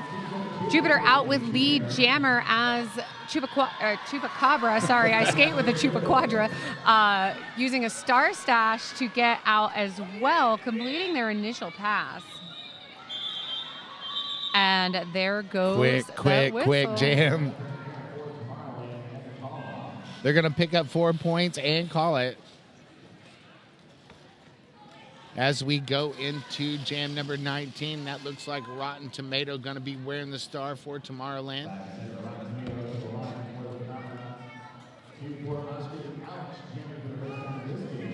I think that is Lunatic for Red Stick? I see the 4. Let's see what we have on here. It is. I was right. You are right. So Lunatic is wearing the star here. I can't remember if we have seen them behind the jammer line yet. No. Okay, so this is their first time with the star, and we have Rotten Tomato out picking up lead jammer as he speeds around that track, eating it up like it is a all-you-can-eat buffet, honestly, coming around looking to pick up some points as Lunatic is able to get out after a penalty is called upon one of the Tomorrowland blockers. Lunatic completing their scoring pass. Rotten Tomato going ahead and calling that off, preserving that 4-0 jam.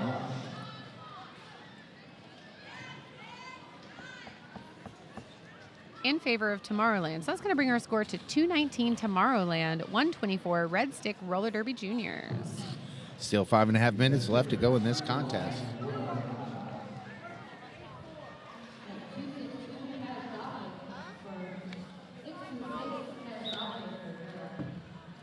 Now, we've seen some penalties really start to kind of pile up here on the side of Tomorrowland.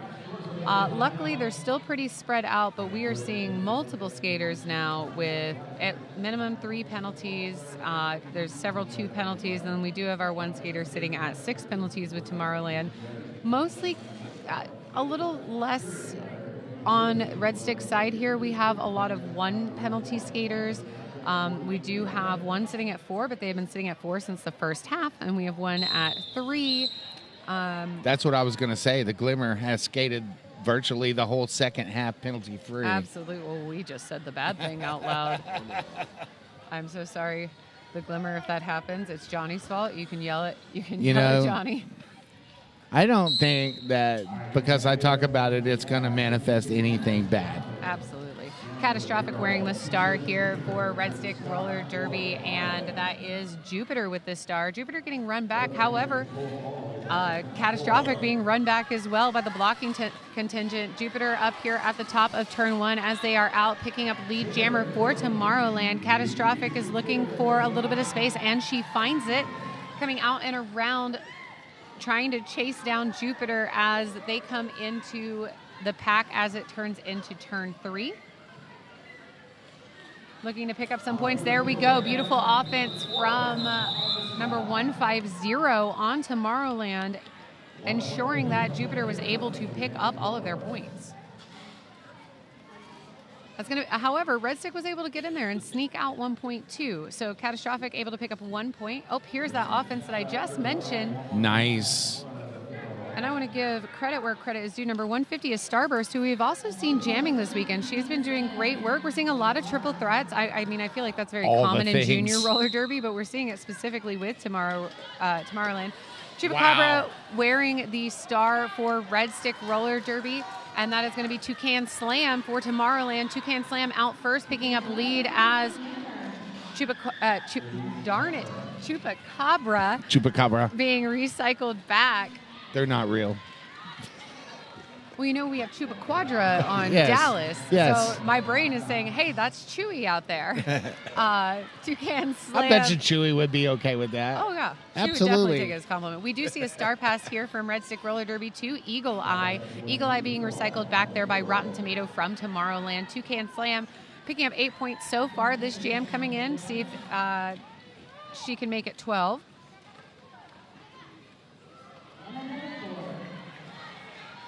And that jam's going to get called. She picked up her 12 points and said, okay, I'm good. Someone else's turn. I can share. Clock ticking down under 3 minutes to go. 235 to 125.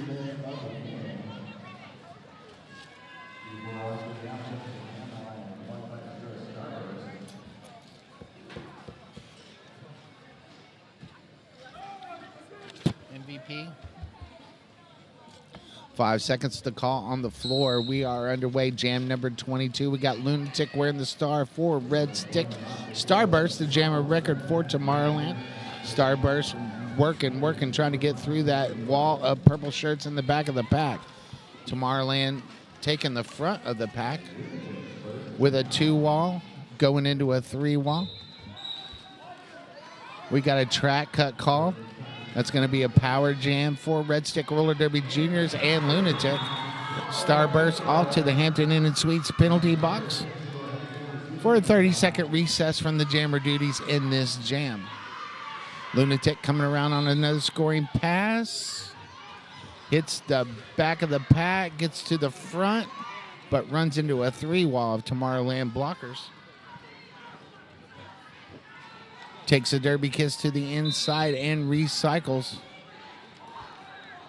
Going into turn 3, 3.5. Looks like we have a giant scrum. And that's going to get called. It's going to get called, and we're going to lose a Tomorrowland blocker to the box, giving a power start and pack advantage to Red Stick going into Jam 22. We get to pick jammer and blocker. That's what I have for this. Maybe this one for... I'm cool with that. Absolutely. Those are some mighty fine picks. I mean, it was a hard choice here. So for those of you at home, Johnny and I are looking through at the potential MVPs for this game, and there's just so many. As the Glimmer is out picking up lead jammer for Red Stick Roller Derby. Starburst out of the box, coming back far to be able to pick up some speed to be able to get through on an initial pass. Nice. Glimmer speeding by like a rocket. I don't want to say like rocket because rocket's on here too, but fast as can be, picking up 4 points and quickly calling off that jam. Safely through another one with no penalties. Absolutely. Well, we may have spoken to... Oh, here's that replay of that beautiful lead attainment here. Excuse me, that was scoring points by the Red Stick jammer there in the last few seconds of that jam. We will have a 3-on-3 start as we have 2 blockers in the box, 1 from each team, going into jam number 24 with what is potentially the last jam of the game. The Glimmer wearing the star for Red Stick Roller Derby and Toucan Slam for Tomorrowland. Excellent choice here by Red Stick again. So while Toucan Slam is out first, I spoke too soon. Just too soon. Is going to be, we cursed Glimmer. I kept pushing it and pushing it. We did. Glimmer picking up a forearm penalty there as they are joined in the box by Hell on Wheels. I'll stand by my statement as the clock is at 0. The second half virtually penalty free. Absolutely. You know what? And if you're going to get a penalty, you saved it the whole game for that last one. That is absolutely fair. That's going to take us to our unofficial final, 239 to 133. We'll wait for that swoop here in just a moment to make it official. Love that jellyfish on the stick. Oh, it is the funniest thing I've ever seen. Shout out to both coaches, Unholy. Both the Unholy coaches being great Unholy coaches. Thank you, Tomorrowland, for coming in all the way from Tacoma, Washington.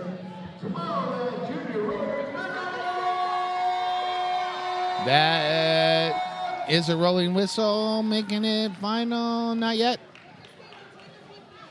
They seem very excited over there. I see it on the screen. It says final score 239 Tomorrowland, 133 Red Stick Roller Derby.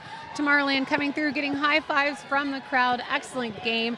We will be moving into our main division bracket after this, coming up with Team Desi facing off against SALAAM Roller Derby next. However, our juniors are not done. We will see our juniors back tonight with Red Stick Roller Derby facing off against Dallas Derby Devils Rolling Rebellion at 8:30. But stay tuned, stick around. Team Desi and SALAAM are up next. I am Johnny Pepper. And I'm Huckleberry Jen. Wishing you peace, love, and roller derby.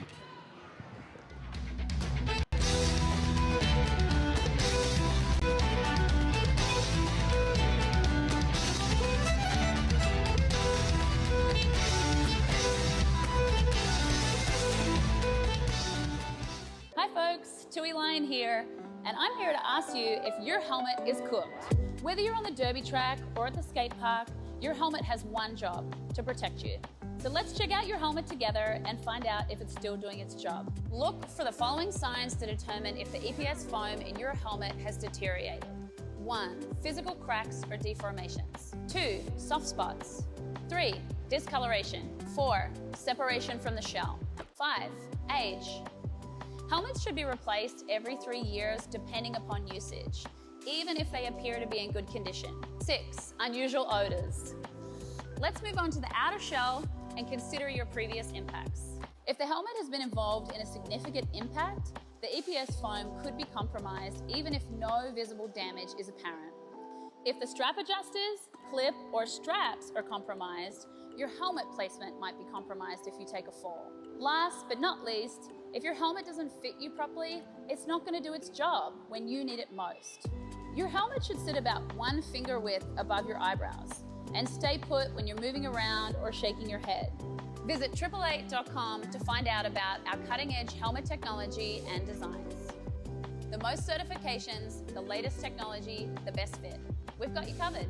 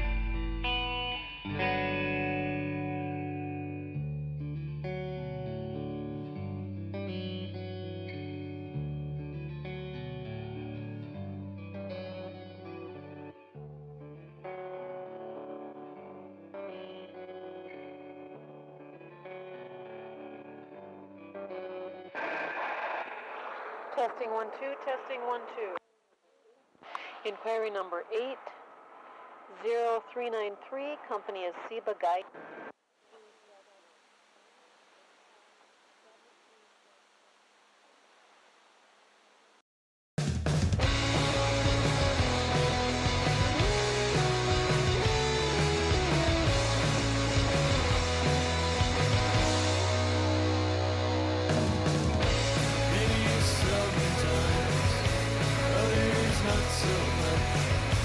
Find myself still around this wall.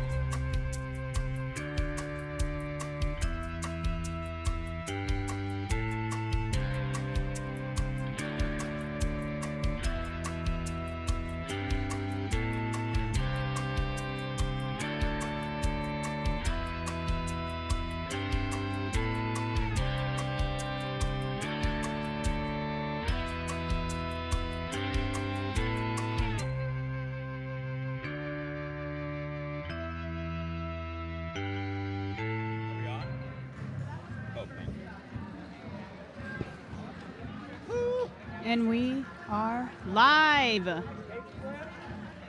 Coming at you the third day. In a minute. This is the second game of the day. Red are crossed off. They crossed off very softly. 9? 9 and 313. Thank you. They were crossed off so softly I didn't see them at the first time. Thank you. 9 and 313 are crossed off on red. 9. Yep, there you go. Don't believe me, just watch.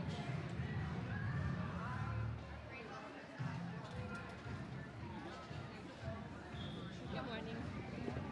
Is that one for Chewbacca? Yeah, sure.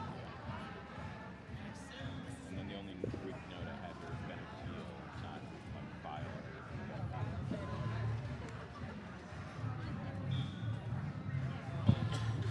Welcome, everyone, to this lovely morning in Thibodaux, Louisiana. The original forecast here was 60 degrees. It's now forecast to be a lovely 72. How delightful. What a delightful day. Maybe we should invite all of our friends for some roller derby. Oh, look. SALAAM roller derby.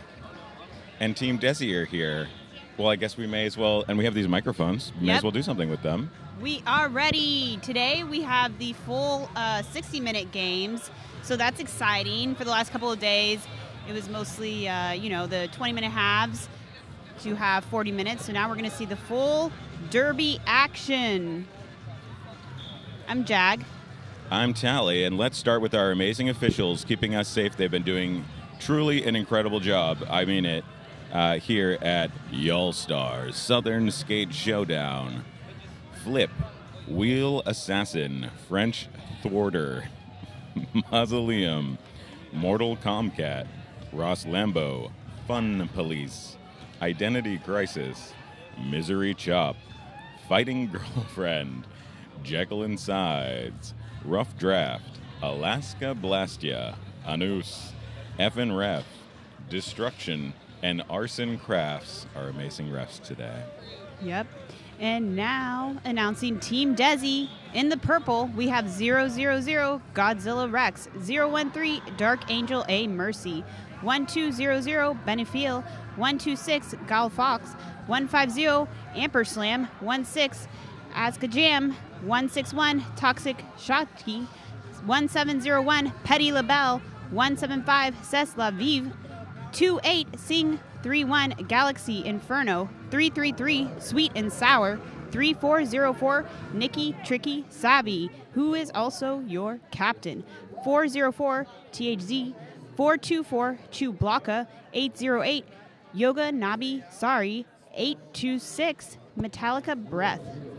And in red, SALAAM Roller Derby, 1383 Sanavandi, 206 Bones, 2222 Shame, 27 Bear Witch Project, 45 Kate Smush, 4546 Iran Islam, 666 Drag Her, 777 Kali Kunyama, 789 Fish, 820 Buzz Killer, 86 Ethel Murders, 901 Norama Ramia, and their captain and recently my co-announcer on the Fuego versus Black Diaspora about Kate Silver, number 538.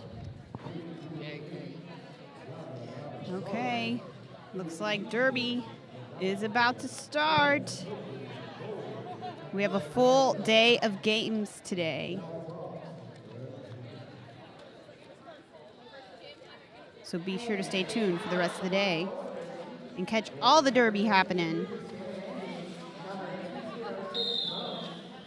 The incredible law-keeping force of the refs, I believe headed by Fighting Girlfriend, an amazing name, have taken the center of the track.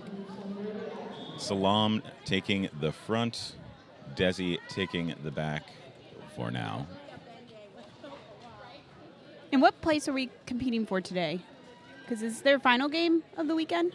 Yeah, the seeds ended up panning out correctly, I think. So they were seeded right next to each other, I think 11th and 12th or 12th and 13th. And I believe they're battling for exactly that. All right. But I don't.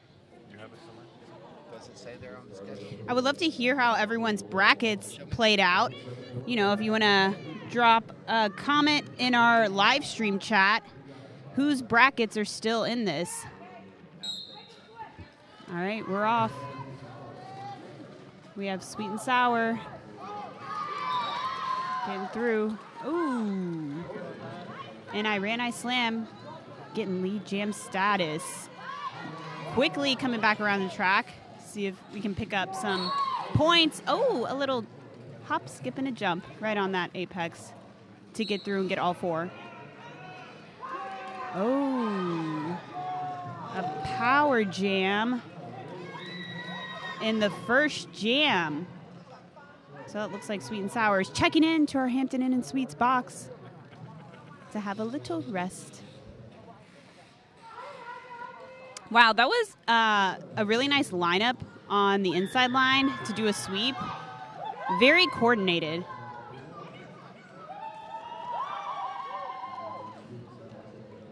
And it looks like SALAAM is going to try to play some O again before quickly reforming because the jammer is out of the box. 2 to beat at the top of the pack.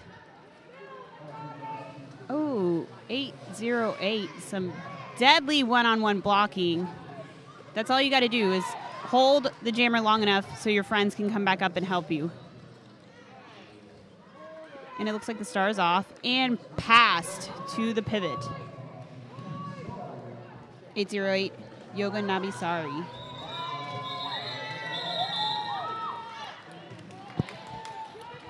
This is my first bout announcing a team that is flat red on the display, and normally we use that to mark who has a penalty.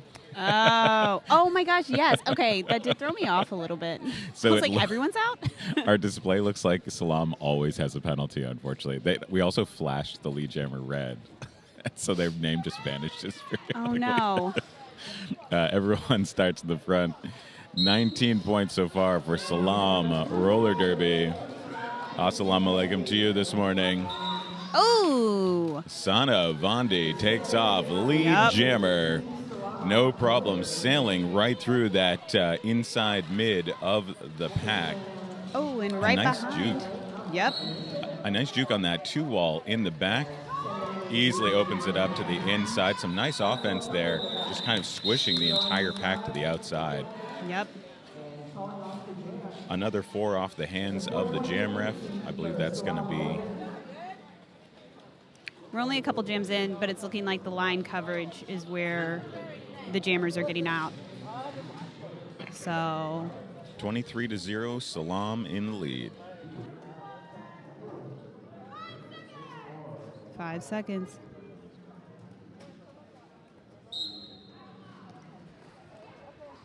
Oh, trying to get by on that inside line, getting hit out in the drawback.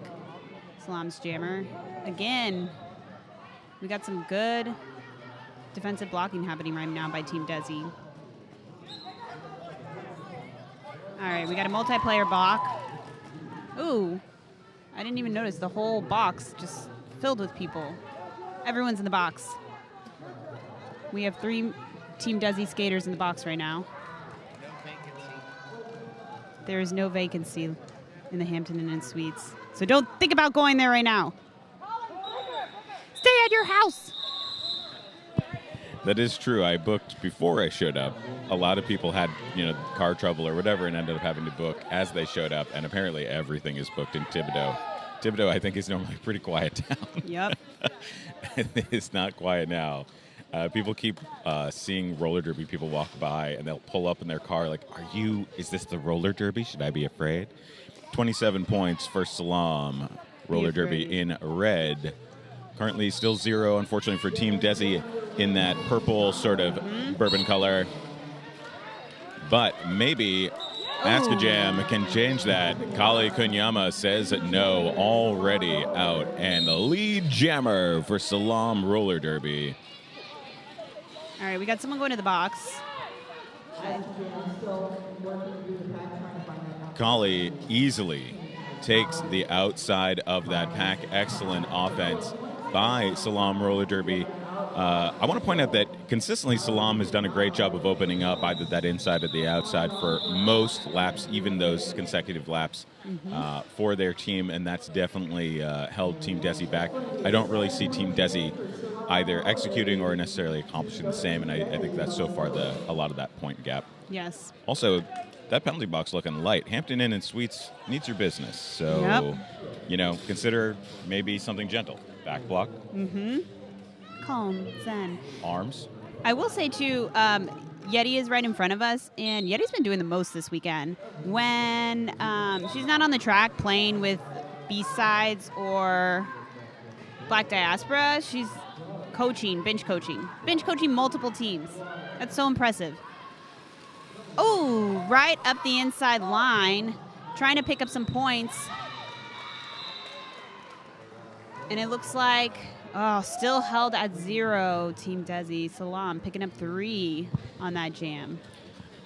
I think that was I Slam getting slammed to the knees and having to call it off from there. That is so much harder than it looks. Having to have both your arms busy doing the busy ref look at me thing while the rest of your body has to survive. Yes, I have found the times that I get hurt the most jamming is when I'm focused on trying to call it off because you're not paying attention to what's happening around you because you're trying to get the call off, and blockers capitalize on that so hard and just lay you out. And you might also be trying to look taller so they see you, which is the worst exactly thing what to happens. do. You stand straight up and you just get rocked. All right, again, back at it again in the white vans with another power jam. Sana Bondi takes that lead jammer position. Lead jam. PR Mageddon, our tournament head, is asking in the chat what you're looking forward to, who you're pulling for, how our bracket's looking. So, throw it in the chat. Has your bracket survived? Who are you wanting to win this game? Let us know.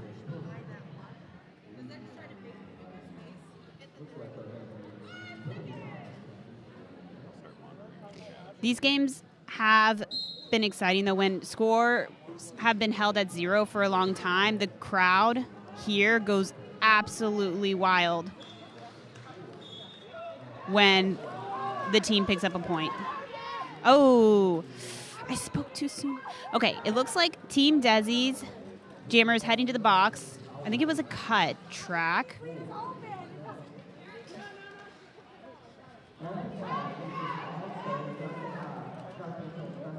We still have Ethel Murders looking to get through, finding that inside hole, quickly getting covered, though, by Team Desi blocker. All right, it looks like we're losing another Team Desi skater to the box. Oh, and a SALAAM skater. Everyone's going to the box. Checking in to your Hampton Inn and Suite box.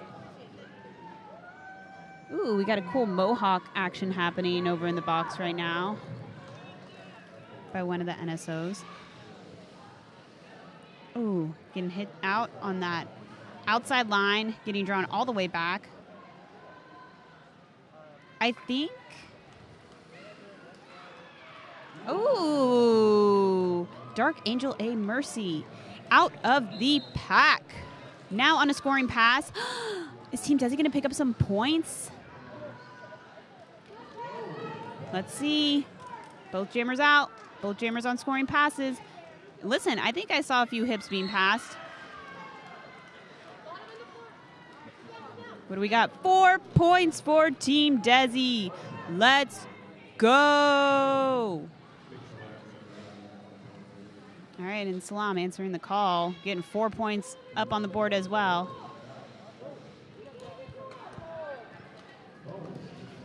I was watching SALAAM play yesterday, and Dragger 666 is deadly. Like, I was so happy I never had to jam against her because that does not look like a fun time. Oh, yeah. Some of the hits in some of these games have been like, I'm glad I'm not caught in the middle of that Rhino slam. 7 points scored by Team Desi. Now, 5 were scored by SALAAM, but 46-7, that is a big step up for Desi, having a little bit of a harder time earlier. I want to point out, though, that our lovely penalty tracking on this tablet that the amazing Johnny Pepper brought over to us, it started to fill up during that jam. People suddenly started to check in to the Hampton Inn and Suites. What do you think it is? Do you think it's the free maple syrup they provide with your breakfast? I wouldn't know because I'm too poor to stay there. So if y'all did get free maple syrup, bring me some over to my place. Perhaps it's the eerily creepy pancake making machine where the pancakes just plop out strangely onto your plate. Know where you're staying.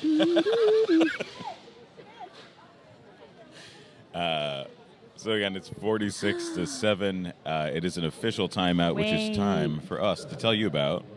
We got our Crash Course timeout. Crash Course helps busy roller derby athletes increase strength, conquer self-doubt, and create the habits of high performers to become all-stars and MVPs on the track and in life.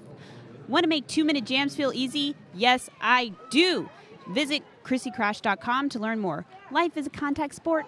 Win! When I tell you, my Instagram is always having this Crash Course come up. It's like my Instagram knows I suck at roller derby, and it's like, yo, please enroll in this. Like, oh my God. Your phone heard you announce it to the 14th time on the live stream. No, I'm talking about months. For months, this has been coming up on my Insta. Kali Kunyama, once again, taking lead jammer instantaneously, slicing through that pack. We got a forearm. Immediately, a forearm against a member of the Team Desi team. Ask a jam, working to try and make it work through this pack. But that excellent tripod so far by SALAAM is able to pull a run back on top of stopping that jammer. And so Ask a Jam remains locked up. Oh, sees it to the outside. Nice. All right, pressure on Kali now to call it off. And, of course, Kali has seen it, as has Kali's coach. Yep. Nonetheless, Kali Kunyama was able to put 11 huge points on the board there. We got a little replay for y'all. I am loving this feature of this tournament. Who's running the replays? We're all physically here. Evie and the entire AV team. Thank you, Evie, and the entire AV team. Yes. Where are they? For all that you do There. to further the sport of roller derby. Are you doing it right there? Magic, magic, magic. They're like underneath us. They're like secret AV badgers.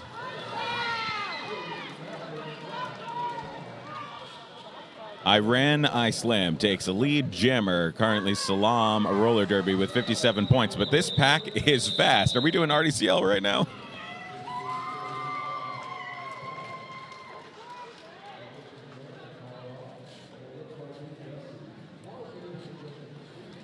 Uh, 2 points scored by SALAAM roller derby. But Team Desi has taken 1 point. Snuck a point there, even though they didn't have lead jammer. Well done. So they're up to 8. 59-8. SALAAM roller derby is up. All right. Starting at the pivot line, drawing back.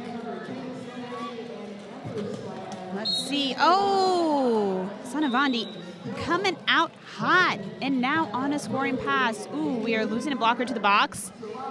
Saying go, go, go, go. Hit that pack, get those points.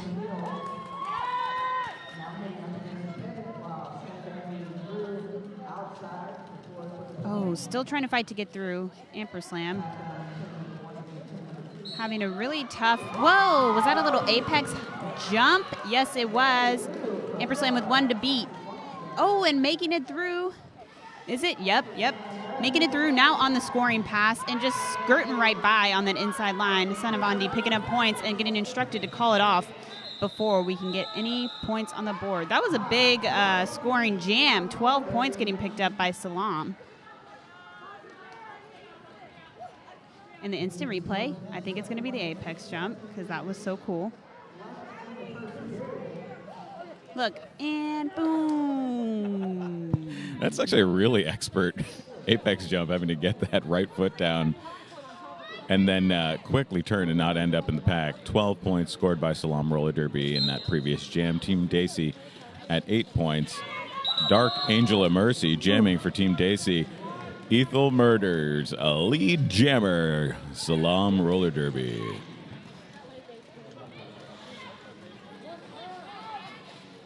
Oh. Nice defense by Team Desi, but unfortunately, after taking one of the box. that jammer down. They weren't able to recycle in front and make the most of that fall. You can't actually do a run back there. You got to get out in front and make the most of that pause. And so able to score those points and call it off.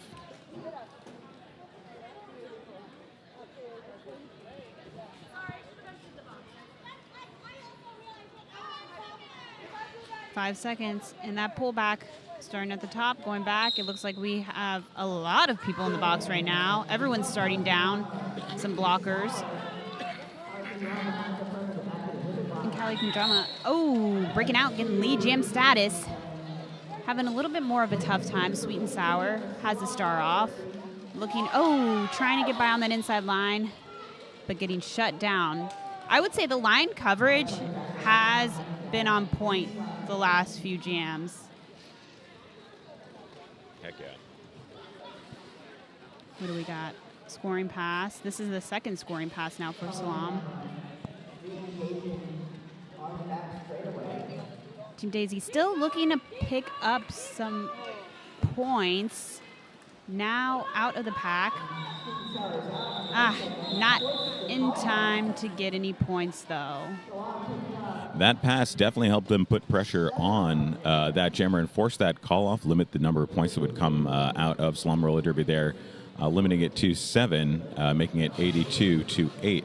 However, obviously that's not going to get them lead jammer, but I think that pass definitely helped them. So let's see if that we see that again in this next jam. The jam is off. I Slam jamming once again for SALAAM Roller Derby. Aska Jam has unfortunately goes to the jam. box with a penalty, meaning that it is a SALAAM Roller Derby power jam. And it looks like the play is to line up on the inside line and sweep or hold. But I really like when teams have that set strategy. It can be harder with the teams that you don't normally practice with to know, like, what are we doing for O? Do we have a plan? But SALAAM really has it together in terms of what they want to do for their offense during power jams. So. Yeah, I've spoken to some borderless teams who explained their practices are their tournaments. Oh, yeah. That's a tough situation. Yes. For Team New York, whenever we come together, that's the first time we're together. It's like, so what do you like to do? Yeah, but it does mean it's fun for us because we get to see the strategy evolve very quickly, yes. Bout to bout. So good for us. Terrible news for them. But hey, they're amazing skaters. So yes. Challenge increased. 10 points scored in that jam by SALAAM Roller Derby, making it 92. SALAAM, Team Desi, 8.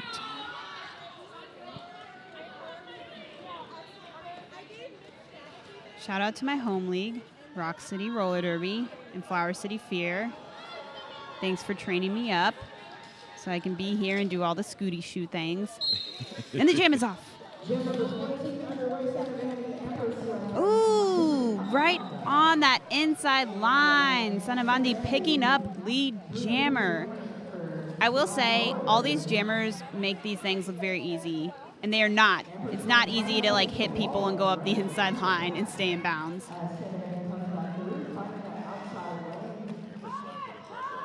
Ooh, getting thrown out of the pack. Saying, go, go, go. The jama's off. Amperslam finding her way out of that pack without a pass or anything. So, although Team Desi is still unable to score in that jam, I still think that's a little bit of progress compared to jams where they've been struggling to kind of have a jammer even make it past the pack. So that's maybe they found an offensive strategy that works for them. That's a big deal. 96 SALAAM Roller Derby. Just boom. Right up the outside.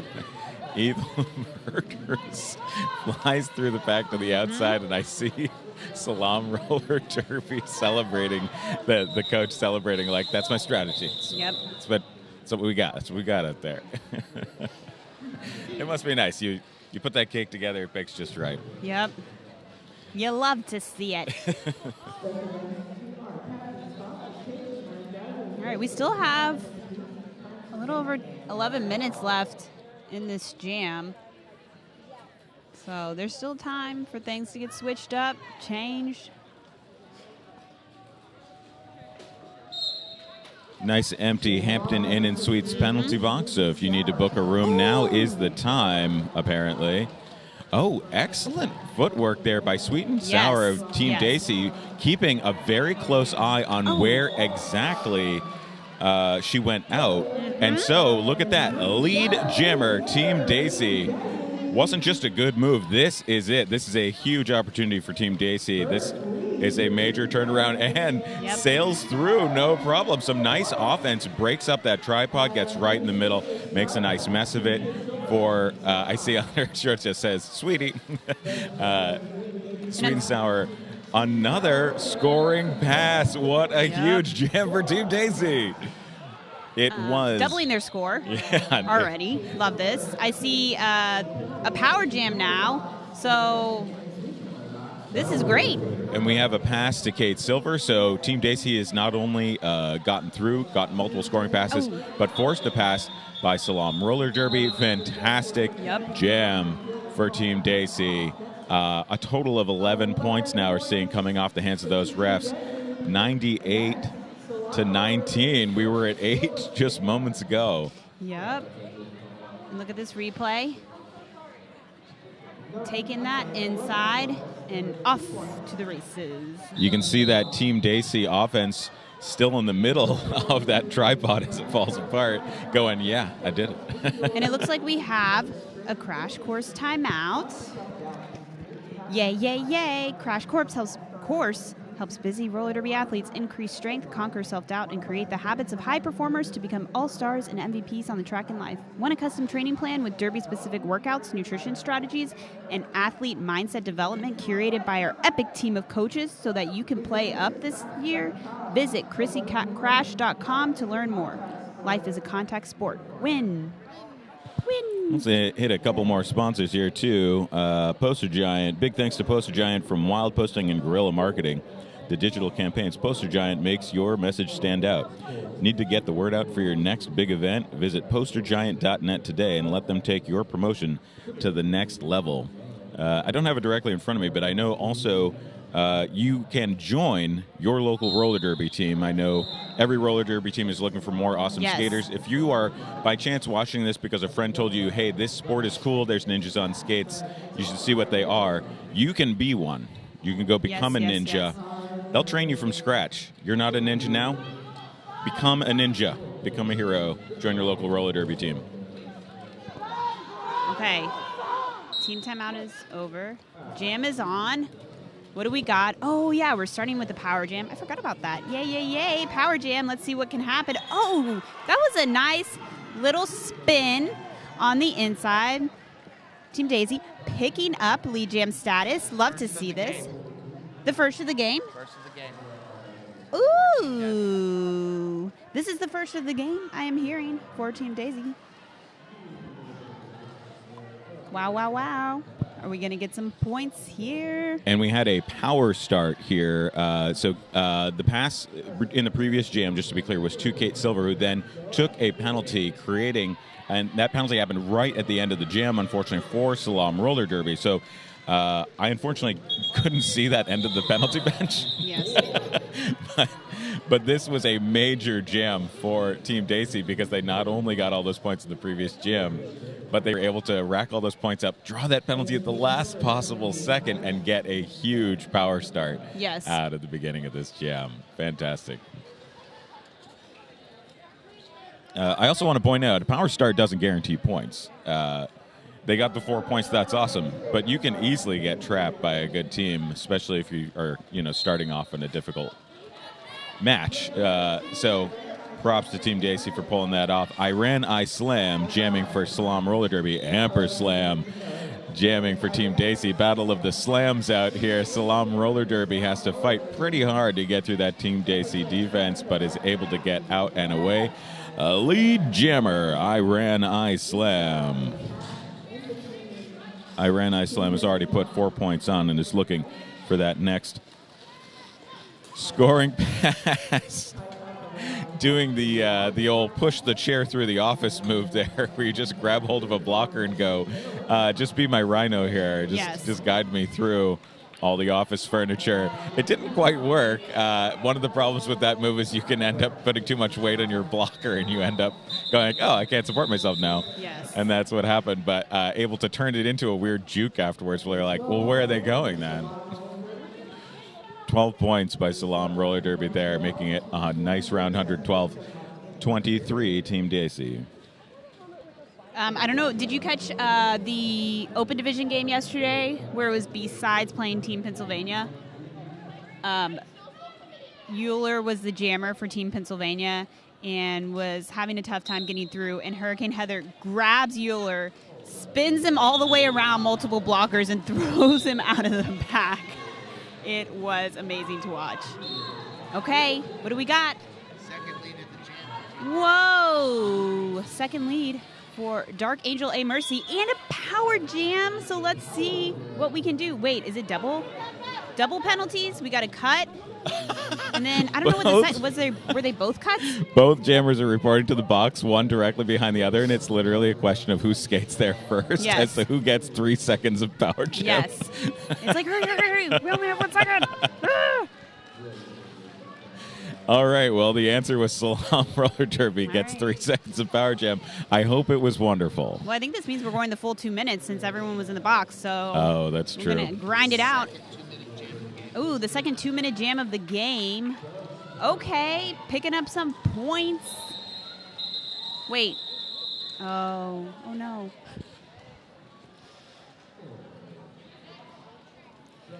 Well, let's take a moment to talk about some more of our sponsors. Currency Bank. Currency Bank's approach is simple. Provide an exceptional customer experience through personal attention, convenience, and the latest proven technology. High tech, high touch. Currency Bank. And if you like $500, I have great news. 888 and 187 are teaming up with Y'all Stars Southern Showdown for a massive gift card giveaway. $500 giveaway, to be exact. You could win $500 to spend on all your favorites, gear, bags, helmets, and more. Enter to win now at tinyurl.com/y'allstarsgiveaway. That's tinyurl.com/y'allstarsgiveaway.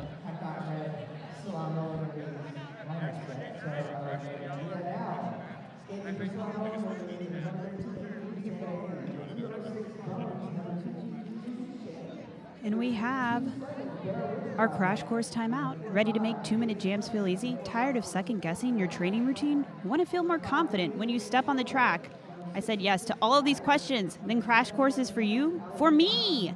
We turn skaters into MVPs. If you started Crash Course today, in 4 weeks, you'll be less tired at the end of a 2-minute jam.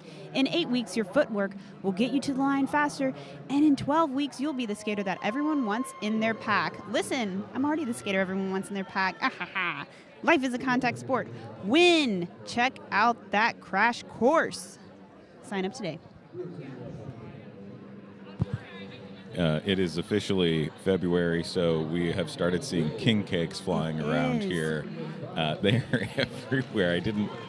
I guess I should have expected it, but. Okay, we have a skater up. That's good. I always love it when skaters can get up, get around the track. Injuries are scary. We take the camera off the track and we pointed it at the unicorn up in the vendors area. Hi, unicorn. I assume the unicorn is shopping. There's a lot of great team merch up there if you happen to be here in Thibodaux or visiting. Unicorn's like, give me a shirt. Yeah, I get it.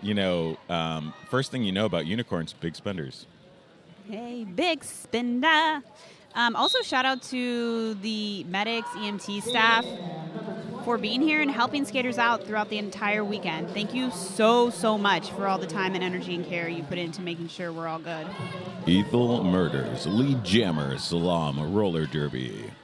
Aska Jam is still fighting to try and find her way through that pack. Both teams doing an excellent job of defense. Look at this, completely locked down here. Oh, and a huge run back from Team Desi.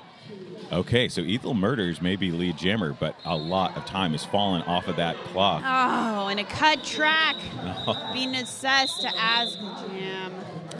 And kind of strategic there. So Ethel is already locked up. Team Desi gets that cut track, and so now SALAAM Roller Derby with that call-off is going to get a huge power start. Instead of kind of being locked up with that defense, they can kind of roll the dice on the next one, maybe get some momentum coming in here. And, of course, they will be uncontested by Team Desi's jammer. So 30 seconds on that penalty clock, roughly speaking, for SALAAM Roller Derby to turn it into something. Of course, the goal of Team Desi is to play the best defense of their lives. Oh, they have drawn a penalty. They drew a penalty against Kalikunyama with another cut track, causing an immediate reset of that clock for Asgajam, who comes in hot. Unfortunately, does not quite keep her skates underneath her, and so... Oh, getting out of the pack. Heck yeah. Looks like we're still trying to get out with a little scrum action. Oh, and some really nice offensive blocking by the pivot there for Team Desi. Yeah, one last great block stopped Asgajam, just delayed just a little bit, and that was just enough to get Kali out and get that lead jammer, but it was very close, both teams, to who was going to take that lead.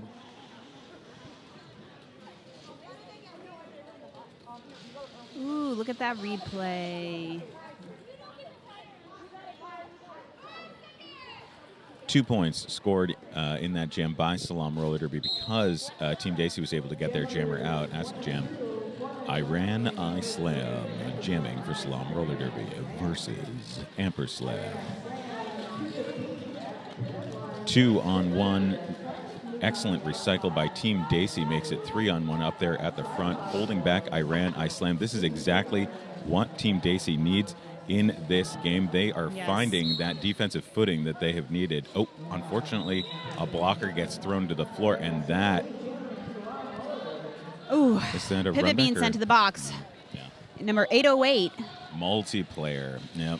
That is the danger in a tripod. Yeah. Got to drop those arms. All right, so unfortunately, with that penalty, that defense falls down. I ran, I slam, takes off. Lead jammer already got 4 points on the board for SALAAM Roller Derby. And it looks like we have Hit Squad in the middle. Getting some good video footage for these teams. A multiplayer against SALAAM Roller Derby as well helps Team Desi with that pass, get out, put pressure on the jam. But, of course, that jam gets called off, comes to an end. 8 points going to SALAAM Roller Derby, 129-31. All right, and we have the pivot standing in the box for Team Desi. So that means under 10 seconds left before getting released and joining the pack. Do we have someone else in the box? Oh, we do. I did not see, but we do have a SALAAM skater in the box as well. So both starting one down. Basically identical penalties. What were they? They both got multiplayers in their tripods. Yes. They held on too long when the jammer came in. Yes. I feel like the favorite call this weekend has been forearms. I was joking that this weekend is sponsored by forearms. Like, I swear to God, I've been seeing so many forearms left and right this weekend. You guys can't see it, but the unicorn is now turned around to watch the game from the vendor booth. The unicorn's watching the action. I want to know what the unicorn's bracket said. Tell us, unicorn. Who will win? As a magical creature, if we find out, we'll know too much. 133, SALAAM Roller Derby. 31, Team Desi. The pivot is in the box for SALAAM Roller Derby, which may give Team Desi an advantage here. One block. Oh, there it is. Sweet and sour. Lead jammer, Team Desi. Huge opportunity right now for Team Desi. And Ethel Murders right out, too. Oh, a big run back, though. Oh, calling the jam off. Were any points picked up? Let's see. 1. Okay, we'll take the 1 point. We're back. Fox is the unicorn. We're back. All right, I agree. Thank you. You're on the live Amazing stream. camera work over here. Get a unicorn.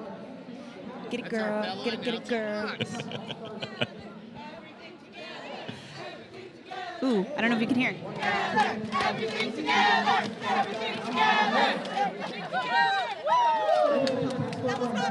SALAAM Everything roller derby. together. I like that. I love that. I love that. We put our mics over there so y'all could hear it.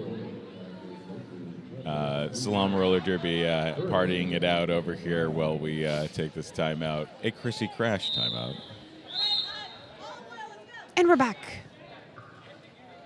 Official timeout is over. Ooh, only a little over 1 minute left in the jam. And we have a 15-minute halftime as opposed to the 5 minutes we were getting with the 40-minute games, which really just gave you enough time to quickly go to the other bench. Yeah, I think at one point we tried to put it was for you, Johnny Pepper nodding in sadness. We were setting up beer pong for you, and we set it up. We had enough time to set it up just to be like, oh, and now we'll tear it down. Well, I hope you enjoyed your game of beer pong. That's it. Goodbye. Kali Kunyama, Redway, a lead jammer for SALAAM roller derby. Asga Jam. Yep. Working there. A multiplayer, unfortunately, knocks a Team Desi player out to the Hampton Inn and Suites penalty box. So, unfortunately, Asga Jam is working with one fewer blocker as help. Oh, no. Yep. We've seen a lot of nose covering, which often results in official review. nose tampons. Yes, a lot of nose tampons happening. We got an official review. I'm not sure if it's just going to be for a timeout or we're officially reviewing something. Yes, we are in the full-length games today. So they started yesterday with the open division, and then running all through today and tomorrow because I think these are the final games, so people are competing for what place they're getting in. Papaya on Fire started the incredible nose tampon trend, making it looking very cool. Big smiles after her nose ring was ripped out on the track. I saw that, and I hated everything about that. She asked people to help her find it. They found one. It turned out it was someone else's nose ring that had been ripped out earlier. What and is she said, happening? that's not mine. Listen, I learned a long time ago to take out my jewelry skating because the same thing happened to me. I got an earring ripped out of my ear during a murder game. Oh it was my God. terrible. And then That they is have to terrible. call they have to call it for you because I was looking for the earring on the ground. So then I had to sit 3, and I was like, this is so dumb. Like, oh my goodness. So not to be outdone, I think it was Black Diaspora. I forget which skater it was, but someone managed to have blood really coming out of their nose. It was a lot. And they went in for a while, came back, all smiles, 2 tampons in the nose. So the I question saw that is, yesterday, yes. who's going to get 3 tampons in the nose is really it. The gauntlet has been thrown down. Yes. Is it going to be Johnny Pepper? Will it be the J. unicorn? Peps. But I am impressed. Overall, I am impressed that people can come out with smiles in any of those situations. Yes. Well, I think usually you have so much adrenaline that it's not until the next day where you're like, whoa, that hurts really bad, and now I'm really sad. Someone in the chat said we need an official tampon sponsor. That is true. How is it that roller derby has missed that boat? We gotta get. How do we do it? Who's out there? Ooh! Right up on that inside line. Ethel Murders. It Lead Gem. says that, but then the back of the jersey says I ran, I slam. Oh, yeah, that happens sometimes. Good call. I think the jersey's right, and yep, there it is. Yep. Oh! Just breaking through the middle, these little elevator doors happening to pick up 4 points. I ran, I slam. Back again on another scoring pass. Okay, and we have Amper Slam out now on a scoring pass as well. We're going to see, we're getting instructions to call it off. Not allowing any points to be scored by Team Desi.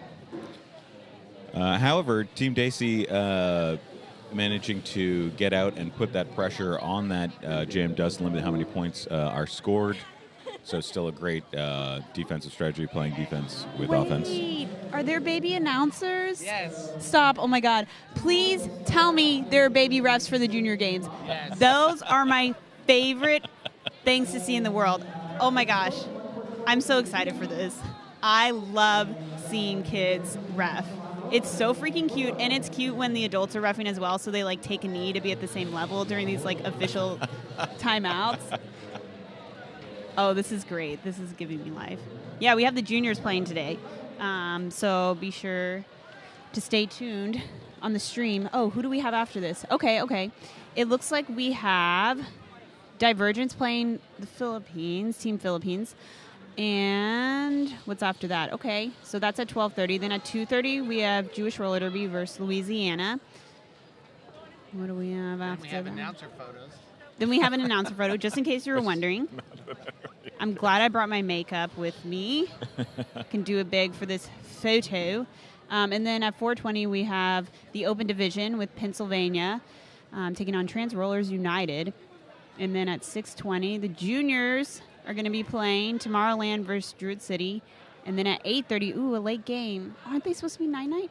A Red Stick playing Dallas. We'll have them nap during the announcer My photos. goodness, That way, that's the late. head won't be cranky for That the car seems so ride late.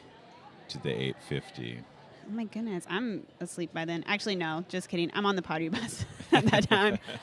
But normally I'm asleep at that time. Yeah, Chewbacca's, right? Party bus? Oh, yeah. I was like, what are you talking about right now? I was like, I'm not. Where are you going? I don't. Yes, the party bus, Chewbacca's. Let's go to halftime. Oh, we're in Oh, halftime. it's time for halftime. We're supposed to stop talking now. Goodbye. We'll catch you again in 10 minutes.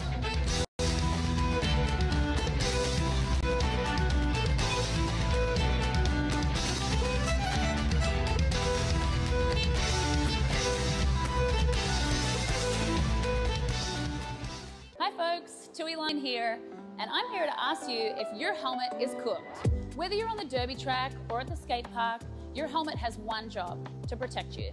So let's check out your helmet together and find out if it's still doing its job. Look for the following signs to determine if the EPS foam in your helmet has deteriorated. 1. Physical cracks or deformations. 2. Soft spots. 3. Discoloration. 4. Separation from the shell. 5. Age. Helmets should be replaced every 3 years depending upon usage, even if they appear to be in good condition. 6. Unusual odors. Let's move on to the outer shell and consider your previous impacts. If the helmet has been involved in a significant impact, the EPS foam could be compromised even if no visible damage is apparent. If the strap adjusters, clip, or straps are compromised, your helmet placement might be compromised if you take a fall. Last but not least, if your helmet doesn't fit you properly, it's not going to do its job when you need it most. Your helmet should sit about 1 finger width above your eyebrows and stay put when you're moving around or shaking your head. Visit 888.com to find out about our cutting-edge helmet technology and designs. The most certifications, the latest technology, the best fit. We've got you covered.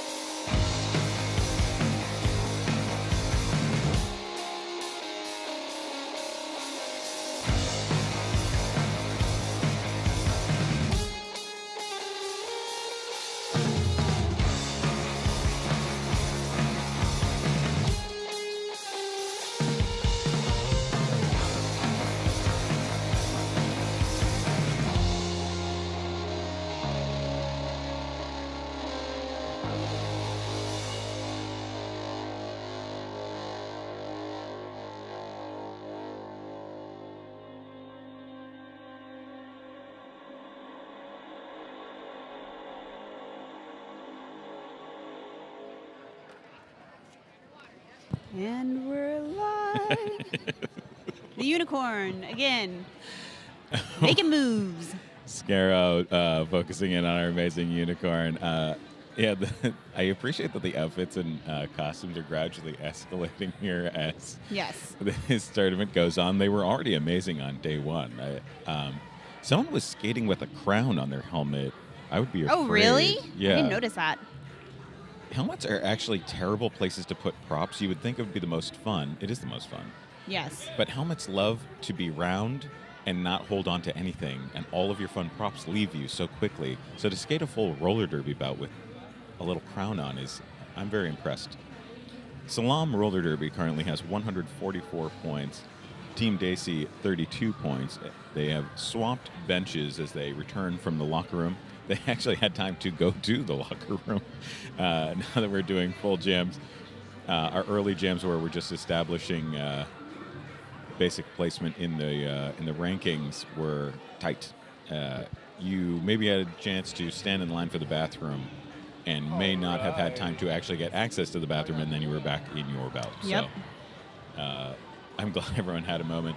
Of course, that means they're going to have to warm back up.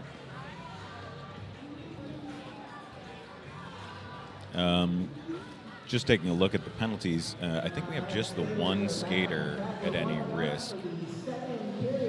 With these full games, we are back to 7 to foul out, but 4.5 is danger zone.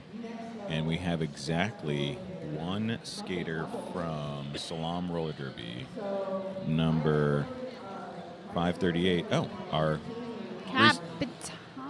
recent co-announce. Yep. Kate Silver is unfortunately at risk of announcing herself right into that Hampton Inn and Suites penalty box in the sky forever. So, other than that, we don't really have any penalty risk. We have just those 4. Other than that, everyone's got 2, 1, or none. So, very clean game. Yes. Which is kind of impressive.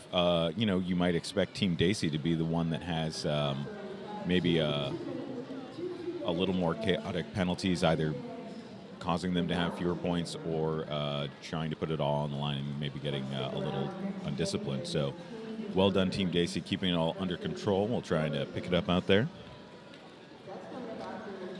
Everyone's warming back up. We did not have any warming back up in those 40-minute games. You were very warm already and good to go.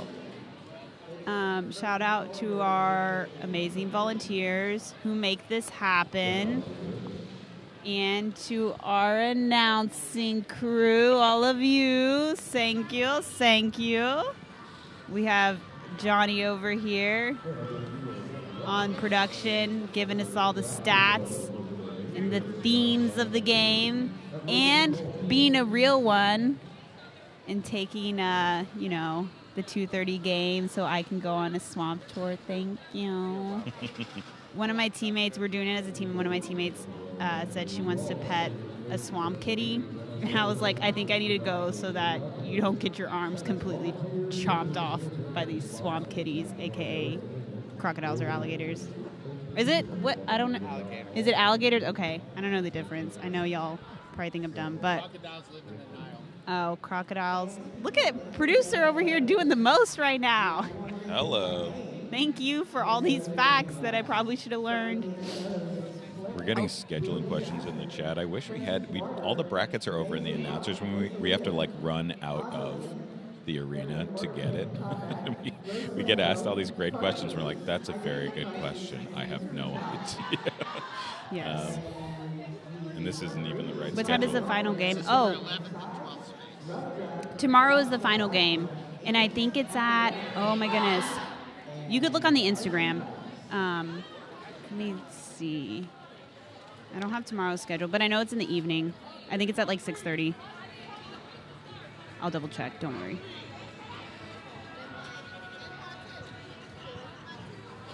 And yes, we did have a juniors exhibition. I believe it was the level 1s skating during halftime. It was pretty fantastic. It was nice. A lot of strategy, I think they were playing zone. Pretty intense up there. All right, that whistle means we are about to get started. Both teams take the front to get started out here. SALAAM Roller Derby 144, Team Desi 32. Amperslam jamming for Team Desi takes a lead jammer. Yep. What a jammers. great way for Team Desi to start this half off. Whatever they were missing, they may have found it here. Of course, SALAAM Roller Derby getting their jammer out at seconds after, and then actually managing to leap out in front. Cannot steal lead jammer in this version of Roller Derby, but you can certainly force a call off, and they did. No points scored, but it's fun to watch them race. Old school Madison Square Garden style roller derby. Yeah, and it looks like Game 27 on Sunday for 5th and 6th place is at 12:50 p.m.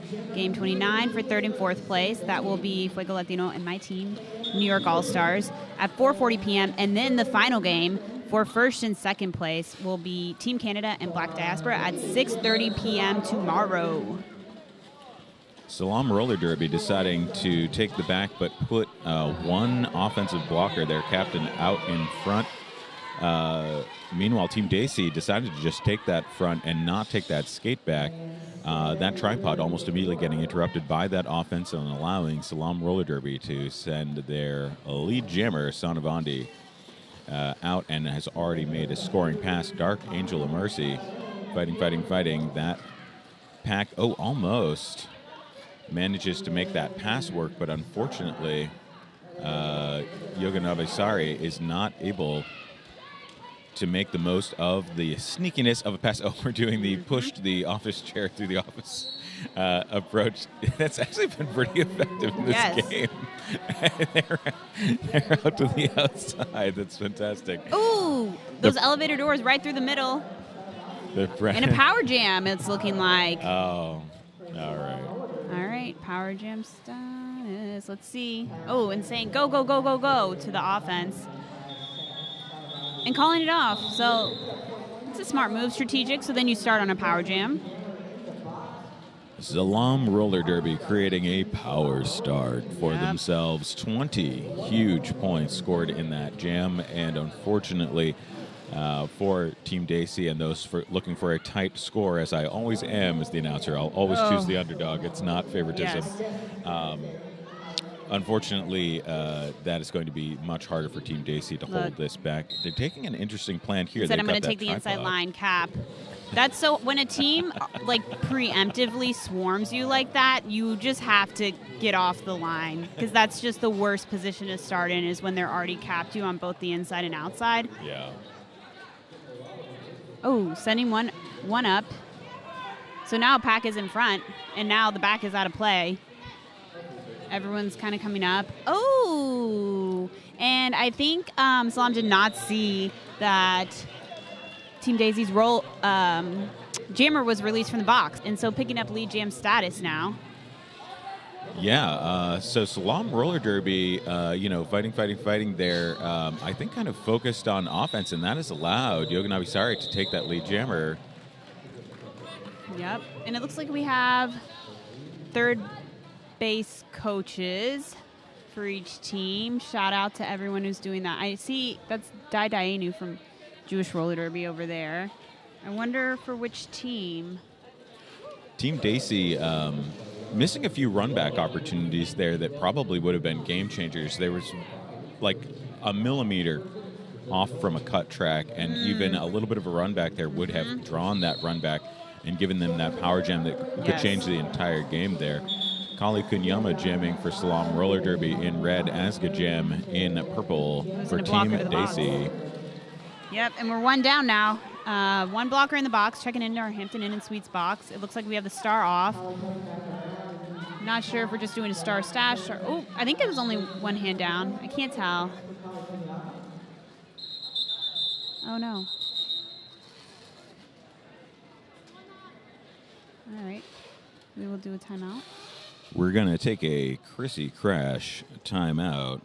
Ready to make 2-minute jams feel easy? Tired of second-guessing your training routine? Want to feel more confident when you step on the track? Then Crash Course is for you. We turn skaters into MVPs. If you started Crash Course today, in 4 weeks, you'll be less tired at the end of a 2-minute jam. In 8 weeks, your footwork will get to the line faster. And in 12 weeks, you'll be the skater that everyone wants in their pack. Life is a contact sport. Win. Looks like skater is up. That is number 16.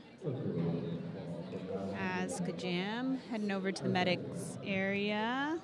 Thank you to our medics again for all that you do to keep us safe and help out. And there was a penalty assessed for that, and so that puts Kate Silver in the box, and that is SALAAM's team captain as well as our co-announcer.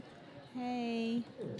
That does Hey, put hey, Kate hey. Silver at 5 penalties, the highest of the game that I can see, although I see 4 building up for 808 Yoganami now over on Team Desi. So we have 1 real penalty risk and one that's modest. Yes.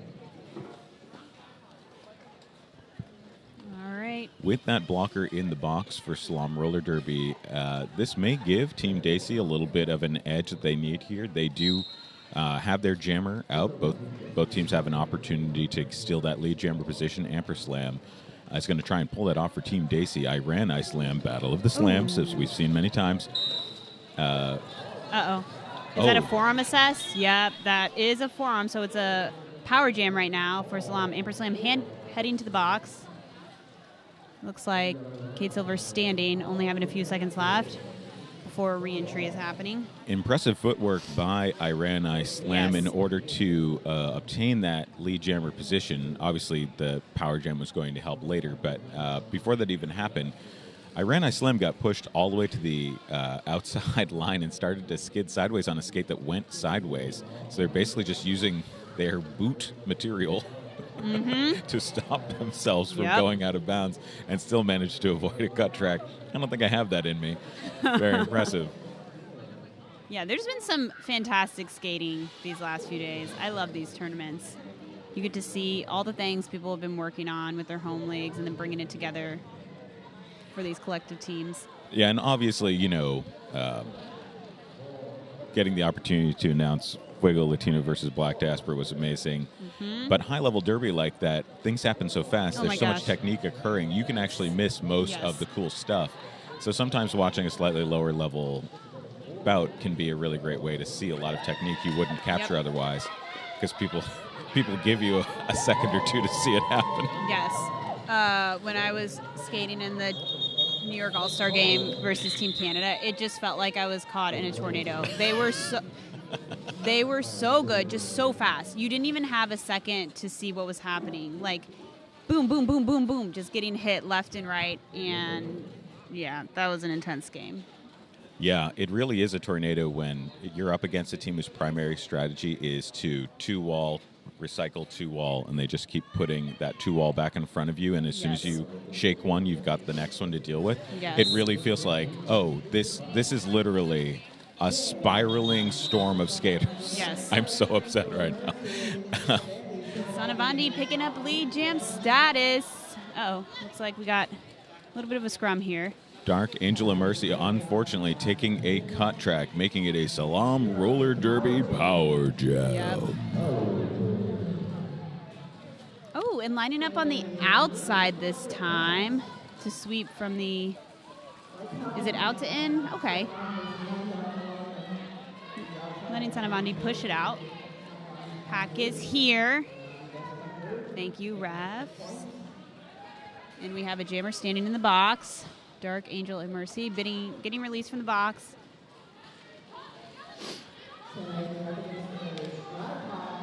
Oh, and getting taken to the line. That was some nice edge work. Really taking away the momentum right now to not really allow for much movement. And the star is off. I'm not sure if we're just going to do a stash, a pass. Team Desi having a little bit of trouble getting together there. So after they let that jammer go, they actually had two skaters up front, not really rejoining the pack. They had another two skaters back there, one kind of playing offense. And so that lack of cohesion, I think, maybe from not getting a chance to practice with each other very much, it definitely held them back in that jam. Well, SALAAM Roller Derby does kind of look like a team that's practiced together, and that's definitely giving them an edge there. 20 points scored in SALAAM Roller Derby's jam there, 204 to 35. I like this low start. Yeah, they're digging Getting ready. in. Yep. I like that. The drawback, sucking back on the jammer, always a solid technique. Someone's going to the box right now, though. Hey, Team Desi, Sweet and Sour gets away. By the way, Sweet and Sour are amazing. Johnny Peppers back here has pointed out is their most effective jammer on Team Desi. So Sweet and Sour proving once again that this is the Team Desi jammer to count on. Just like that lead jammer scoring pass complete. Decides not to call it off, even though Ethel Murders now has gotten out and established the opportunity to score as well. You know, with more than 20 minutes left in the game, kind of unusual to skate it up, but maybe Sweet and Sour figures I'm a faster skater. Let's see what we can do here. Everyone's just doing a little hop on that inside to get through. Look at this. I think Ethel just looked over at the SALAAM bench like, I can't call it off. It's not something I can do. It's not happening. Okay, look at all these points getting picked up right now by Sweet and Sour. All right, this strategy has worked out so far. Sweet and Sour has put on 16, and it's just, oh, look at that. That was great. I hope we're getting that replay. That nice little like slide into this like toe stop dance. Yes. Oh, thank you. All the replays. Yeah, I don't think y'all could see it, but there was a little bit of a jammer saying, shake up the pack, shake up the pack. And I love when the blockers are like, all right, I hear you. We're going to do it. We're going to do the things you're asking for. Timeout.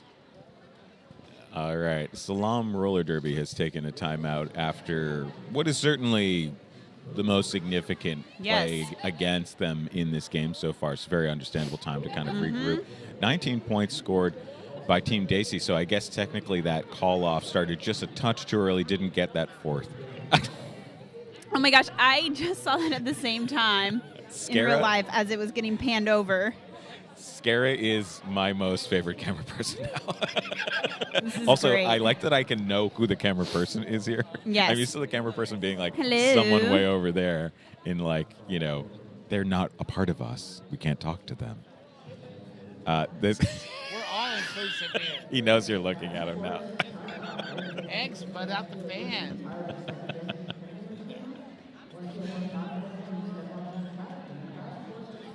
We got some costumes happening. All right. Timeout is over. We're starting up Derby again. We still got a lot of time left in this half. Almost 20 minutes.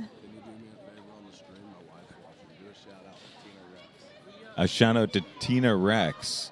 A certain water boy has asked us to call you out on the stream. All right, Team Desi.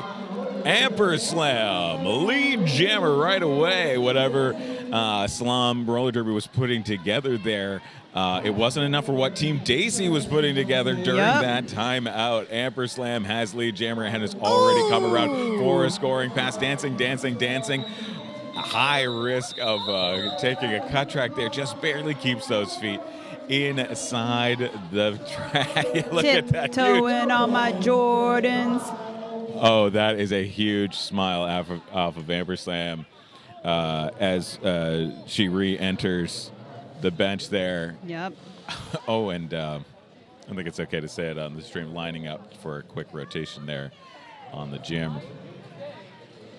Is this going to be some second half team action? I love when that happens, when a team is like really finding themselves in the second half. Yeah. Whoa! What do we have again? Lead jam status, Dark Angel of Mercy. And a power jam as well. I Slam heading to the box for a forearm. This weekend sponsored by Forearms. And we're going to pick up some points, I think. It's looking like Team Desi is really trying to get their jammer through. Trying to mix things up. Okay, one to beat at the top of the pack. a hot mess in the middle of the pack. THZ and can't quite see the other name there. Going down, getting back up. A directional on SALAAM roller derby. Dragger. We don't get a lot of those. Usually those are some pretty big hits. So SALAAM roller derby down a skater. That is certainly going to give Team Desi's Dark Angel of Mercy a chance here to make more of this jam. And so far, Dark Angel has done it. Incredible. Team Desi coming out of nowhere. 8 points. This is amazing. 12 points picked up there. Oh, Yeti's running in the middle, asking some questions, saying, what's happening? What's happening? Tell me. What are you doing? Someone asked if that's the Lorax. Yes. The trees. A truffle, a tree. SALAAM roller derby's coach walking out, getting a clarification from the refs, looking a little nervous. SALAAM roller derby has coming in hot. A couple things to be a little bit worried about here. So far, they are up 216-70, but they've got some penalty risks, and they've got a Team Desi that has found it. As I mentioned, as the jam coming up quick in that rotation. Putting pressure now on Sanavandi. And a big hit at the top of the pack. We're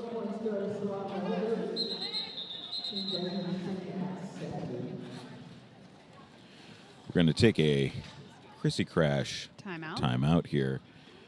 Crash Course helps busy roller derby athletes increase strength, conquer self-doubt, and create the habits of high performers to become all-stars and MVPs on the track and in life. Want a custom training plan with derby-specific workouts, nutrition strategies, and athlete mindset development curated by our epic team of coaches so you can level up this year? Visit ChrissyCrash.com to learn more. Life is a contact sport. Win. All I do is win, win, win, no matter what. Looks like we got some other teams getting ready for the next game coming up. And that will be Divergence Roller Derby, which is, I believe, making their debut at this tournament against Team Philippines. We were asked, is Alaska Blast, legitimately Alaskan? The answer is yes. Anchorage. Oh. So if you are going to roller derby bar trivia tonight, that's some free points for you. It's a free beer right there. I'm so bad at trivia, as we already know with this crocodile versus alligator situation that we had on our hands a few minutes ago. So I am good at trivia for like being a hype person. Like I can hype everyone up. Yes. And I can give you very wrong information. Perfect for announcing. That's basically the role of an announcer. We have to talk. Is it correct? Well, maybe. But we did talk. We try to get better. Exactly. That's all we do is try to get better. Johnny back here helping us out.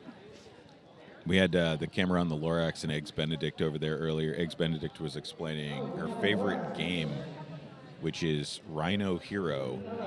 But I really thought when I first saw Rhino Hero that it was a game about large roller derby skaters that just smash. Smashing. We have definitely had some Rhino Heroes on the track throughout this tournament. Yes.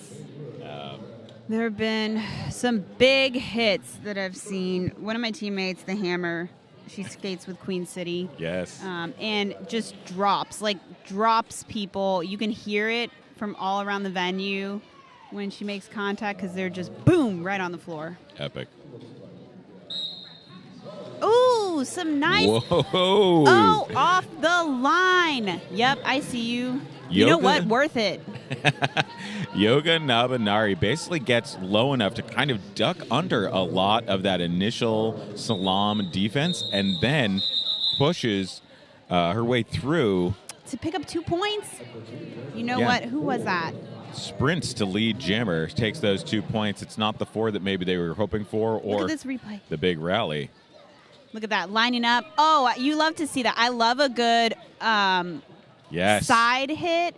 It knocks the wind out of the other person, and usually when you take them off guard like that, they're like, what just happened? And honestly, it was worth it. What was it? What was the call for? Was it a direction?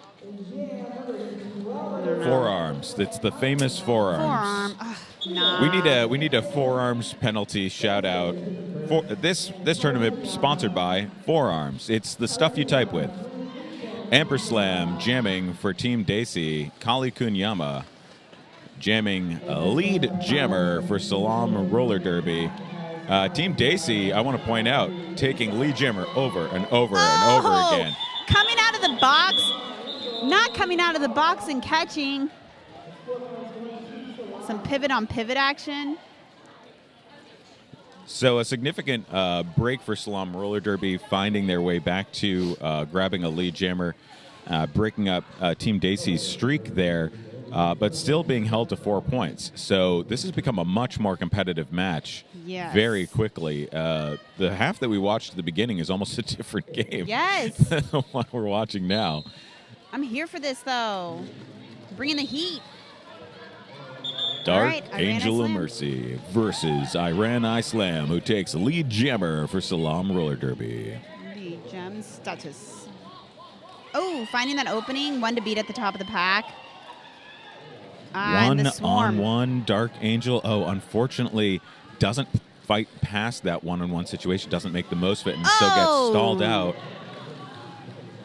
Created enough confusion with having the star off to be able to just skirt right by. I think SALAAM was thinking that the star was passed, and so swarmed the pivot, and the jammer was like, all right, well, I'm going to use this opportunity to get by.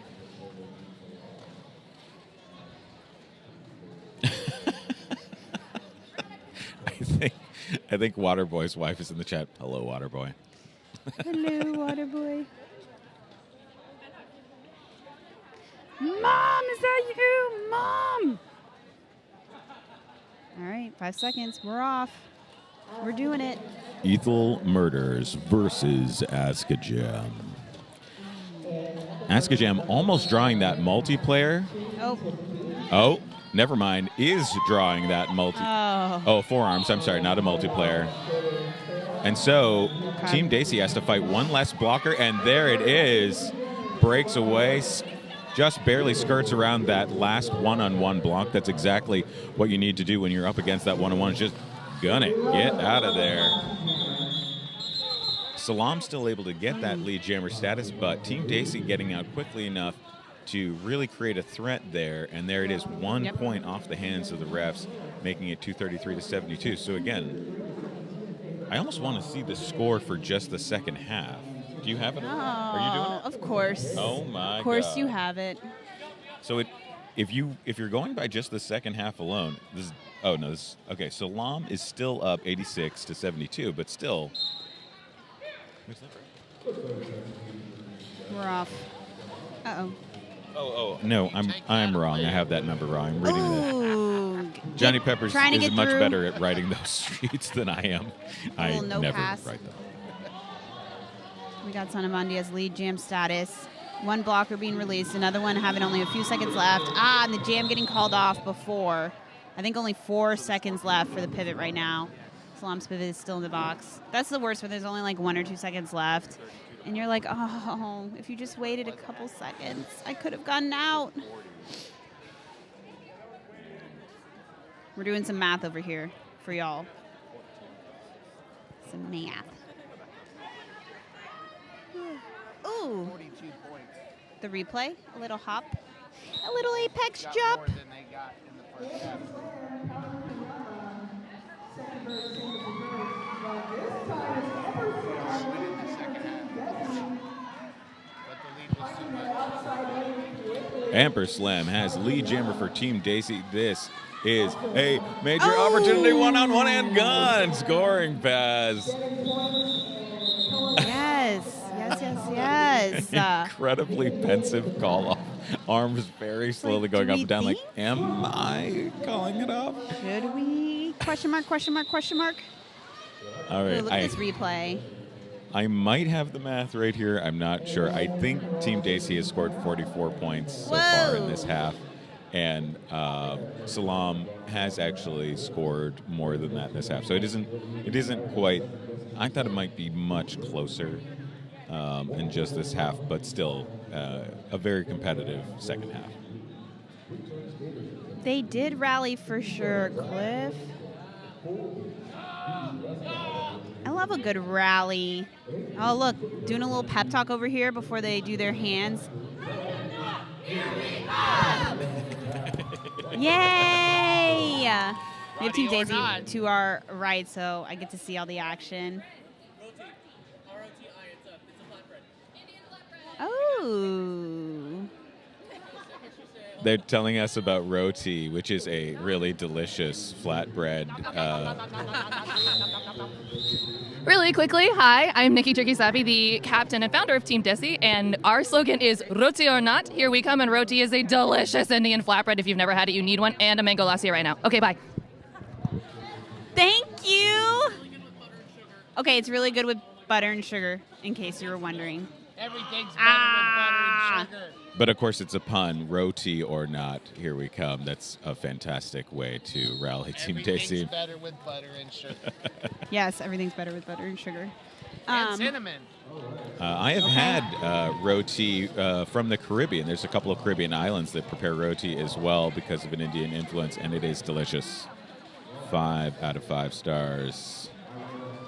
Okay. 11 minutes left. And everyone is bringing the heat. I Slam with that lead jammer status gets those 4 points. We'll see how the refs feel about that next lap. We got the Team Philippines over here watching this game play out, getting ready because they are up next, skating up against Divergence in the next game. And that will also be a full-length bout for our main division. And then after that, we have at 2:30 p.m. Jewish Roller Derby taking on Team Louisiana. All right. Jam is on. Oh, that was a... Yes! Capitalizing on all that speed. Azka Jam just coming up fast on that inside line and getting lead jam status. Looking to do it again. Oh, an apex jump. Not successful. Shut down. We're going to see if there's going to be a call-off. Yep, a call-off. I don't know if any points were picked up on that. Yeah. No points, no points. But that was still a cool apex jump attempt. Anything flying through the sky with either a cape on or a skirt adds to the power and elegance of the jump. It doesn't matter whether you land it or not. It just becomes more like a superhero. Yes. Well done on Ask Jim for calling it off in time. Too bad we didn't get a point on the... I was really hoping we'd see one out of the apex jump. Kali Kunyama jamming once again for SALAAM Roller Derby, but Gal Fox has not... Is this the first time starting as the jammer? I think so. I think Gal has taken a pass. Yes. But okay. First time starting. Oh, and then passes immediately to Sweet and Sour. Oh, called off. That was a cool little... I like off the line passes. Those are cool. I've done that a few times. Usually it's like when things are not going so great. You're like, we just need to get off the line, get out, force a call off. Yeah, unfortunately, that's exactly what happened was they called it off as soon as they realized they could get lead. Yes. You got to hold them. Yes. 241 to 76. SALAAM Roller Derby is up. It's the battle of the slams. Ooh. I Slam versus Amperslam. You've seen it many times before. So far, I Slam is usually taking lead in this situation, but Amperslam takes a lead jammer. With some good edge work and some juking. Yes. Kate shutting it down. I've seen that move a few times, actually, and you love to see it by Kate Silver, covering that outside line very well, leading the jammer straight off the track to get that drawback. Yeah, kind of leaving that gap open, kind of hinting like you could go here, jammer. Yes. This seems very welcoming for you. Whenever something looks too good to be true in roller derby, it is. It's just a fact. I've found that out the hard way. I'm like, wait, you left me a hole? Yeah, you left me a hole open? You're telling me I can stop paying dues for just 40 hours a week? Ethel Murders versus Dark Angel of Mercy.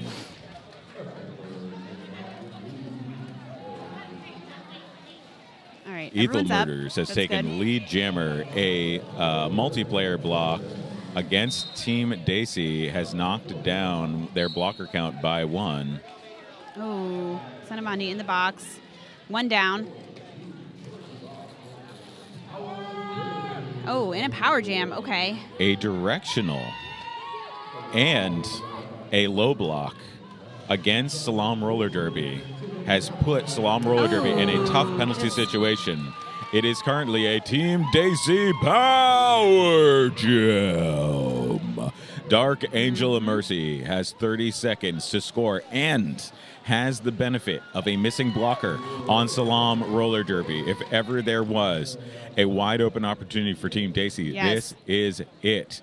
That low block still being served by Ethel Murders of SALAAM Roller Derby, but the blocker has been released from the box, and unfortunately, a back block has sent a blocker from Team Desi to the box, so that opportunity has closed. However, 8 huge points scored so far by Dark and Angel of Mercy. again in the box for a cut track. Back-to-back power jam. How many penalties is that? Oh, okay, 3. Uh-oh. We had the bench coach for Team Daisy saying to call Dark it. Angel of Mercy is trapped by that defense. Some confusion from the coaching staff. Yes. Over here at Team Desi. They're not leading. It's going to go 2 minutes. Oh. Oh, no, and a cut track being assessed right at the end of that jam. So it looks like, so now both jammers are in the box. This is silly. Everyone's in the box. We're going to just start without a jammer, I guess. That's not going to happen. I think all that Never originated with, I think the coaches were uncertain if they could ask for a call off there because there was no lead jammer. You couldn't call it off. Yes. And then what happened was that Dark Angel of Mercy started to get confused about what was going on out there, ends up going to the outside, jumps right back in. Yes. And then everyone gets a cut, And creating you a get cut. power. Ooh. Well, I guess that resets the timer on Ethel. Good thing the refs here are amazing. Yes. They cleaned that up well. Well, because I think, wasn't Ethel at the end of serving her penalty? Or I guess not, because we have Dark Angel of Mercy already out of the box. All right, we got a little scrum happening, but Dark Angel of Mercy at the top of the pack. Ooh, Ethel getting a drawback right now. Is that not a play? What is that? Oh, some multiplayer happening at the top of the pack right now. So we're losing a SALAAM blocker to the box. So now, yep. Team Desi's Dark Angel of Mercy doing a great job of trying to draw penalties up there at the front and got 1 or 2. Tweet, tweet, tweet, tweet, tweet, tweet, tweet, tweet. Surfboard. Surfboard. 8 points by SALAAM Roller Derby, 252 to 88. Team Desi, no points scored in that jam, but all of the penalty trouble that they were in that previous jam has all been cleaned up. Now everyone's been released from the box. Oh, no, I'm lying. There's actually another penalty against each team over there. We had a multiplayer. So we have a 3 skater pack from each team right now. Oh, Jammer advantage on the track for both teams. Yoga Nabisari making the most of it of Team Desi. Opportunity to score right now. 2 penalties, unfortunately, against Team Desi, which may hold them back if they want to keep this jam going. And so far, that seems to be the plan. Okay, all right. Well, one of their blockers just got released, so they may be able to firm it back up. They've got to get their tripod together quickly because here comes Kali Kunyama, who has run lap after lap on Team Desi already. Kali sailing through on 1 foot sideways. Nice. Try and get those last points. Shout out to Team Pennsylvania. I see them all in the stands right now. Supporting all the other derby, watching the things. I see their team captain, Lolly. Hello, hello. And Todd. right, 5 seconds. We only have 2.5 minutes left in this game. Oh, both jammers cutting up the inside line. Oh, and look at that. Amperslam finding that hole and getting lead jam status. Battle of the Slams. Oh. Amperslam takes it in a rare win for Team Desi. Yes, I think there were some points picked up on that. Let's see. Okay, 3. That's great. Going right through the middle. I did see some adjusting there. So Kate was on this outside, and it looked like Amperslam was going to hit the out and was like, no, wait, I know what happens there. And went up the middle and got those 3 points. So that's some great adjusting. I know what happens there. I I've know heard the screams. what is happening on that outside. I'd watch that horror movie. Good preview. Son of Andi, Oh, jamming for SALAAM. Aska Jam. Okay. I really hope Team Desi breaks the century mark because they're so close. All they need is one scoring pass with 4 points. Lots of hard work to sprint it out there. Aska Jam, here's your replay to see Aska Jam getting that lead jammer status by sliding all the way from the out to the in and just barely, I mean, by a hair, taking a lead jammer. Could have easily ended up in a situation behind and without lead jammer status. Oh, we have 5 a very seconds. different jam. Kind of spread out a bit. Both teams have a penalty against a blocker, Yes. meaning they're both stuck with the tripod. Still some nice defense, though. Kali Kunyama able to push a 2-wall out. Well, for better or for worse, Team Desi leaves the blocker back. But that was like a no pass. It's hard to know. You know, when you're a jammer, it's like, who do I need to go in behind? So it's always better to be safe than sorry. Nikki Tricky Savvy have not seen a whole lot of jamming in this. Oh, nice.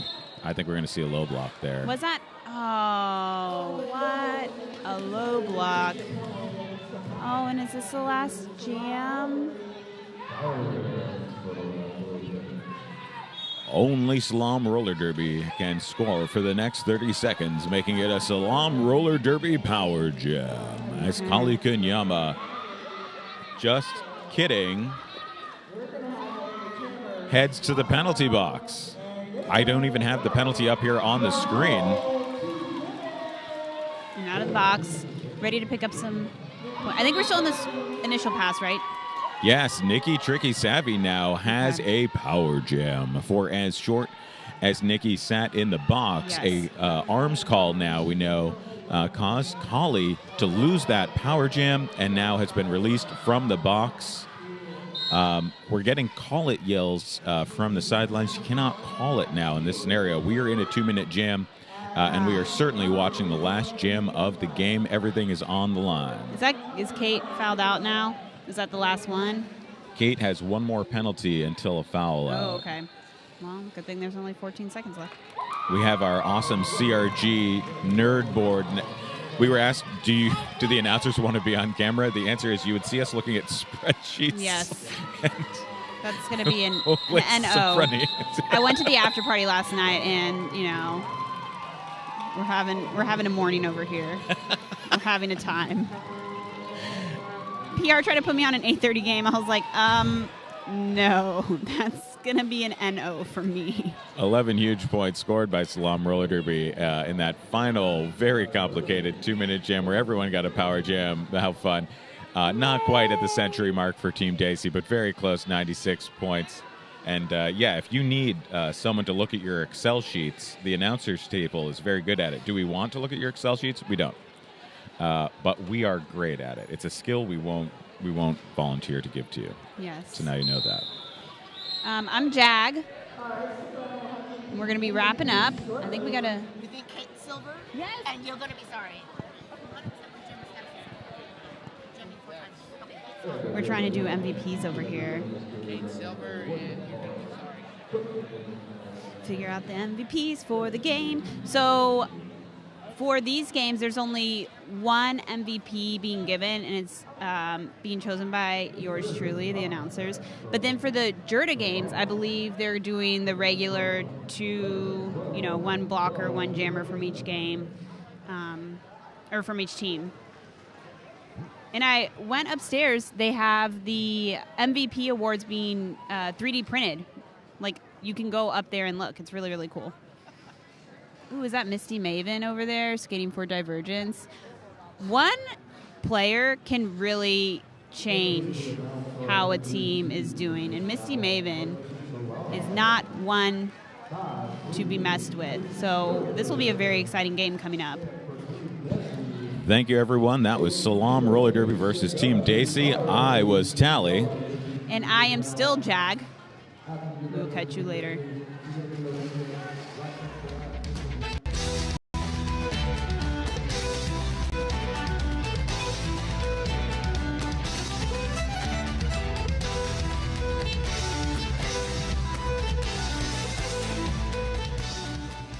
Hi folks, Tui Lynn here, and I'm here to ask you if your helmet is cooked. Whether you're on the derby track or at the skate park, your helmet has one job: to protect you.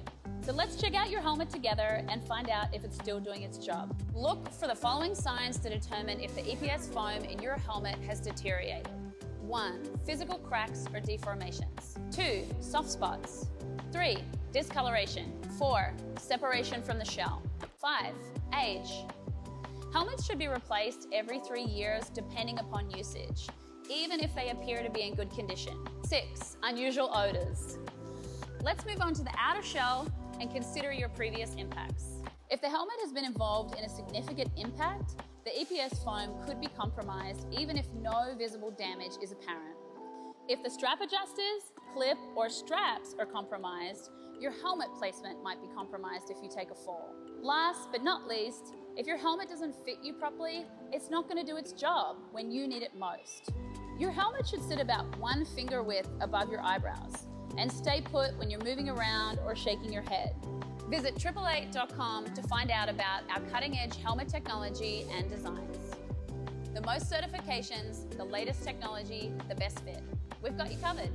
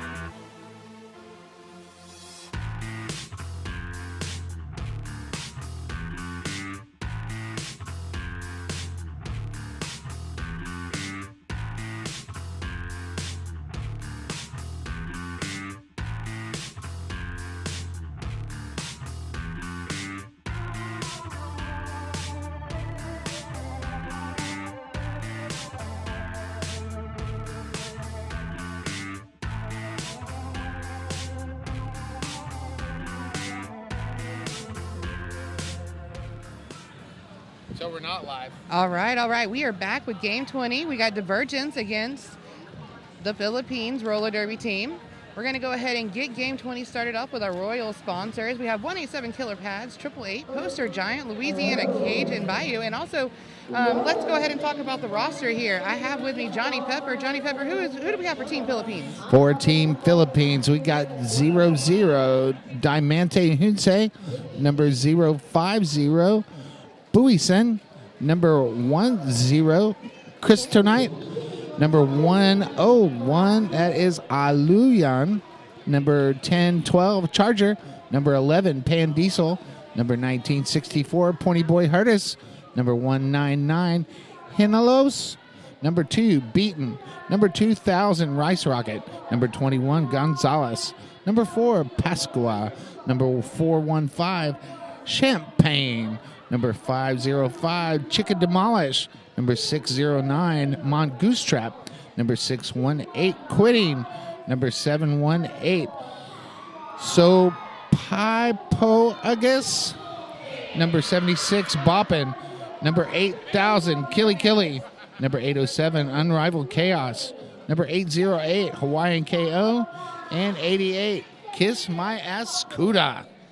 That is awesome. And I am Squirrellock Holmes bringing you the roster for your Team Divergence Roller Derby. We have here today 121 Price, 1420 Lala Tribiona, 173 Grateful Dread, 1732 Black Eyed Betty, 18 Miss T Maven, 203 Willow Whips, 24 Shiv, 30 Mary Chaos, 318 Dodgenia, 375 Commander Cupcake, 4590 Bad Habit Barbie, 47 Adelayer Howe, 603 Lieutenant Jan, 616 Broodylicious, 66 Booty Fat, 808 Trash Grandafoot, 828 Spicy Ice, and number 9 Teresa Hertu. That brings us the Team Divergence Roller Derby, and coaching them today we have Easy Bake Oven, Scarbucks, and Bella Bruising.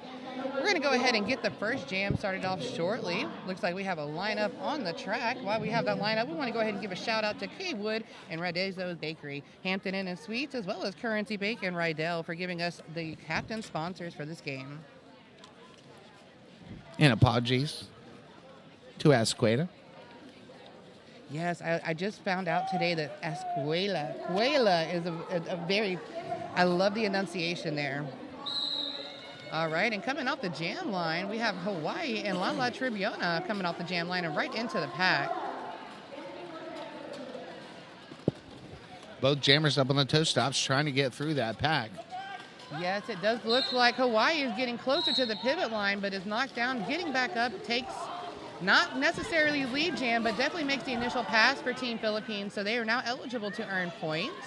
Team Divergence is still in the pack. However, it does look like one of their players is checked into the Hampton Inn and Suites penalty box. And guess what? Team Philippines said, I want to check in too. So we have 2 players now in the penalty box and 4 points on the board for Team Philippines.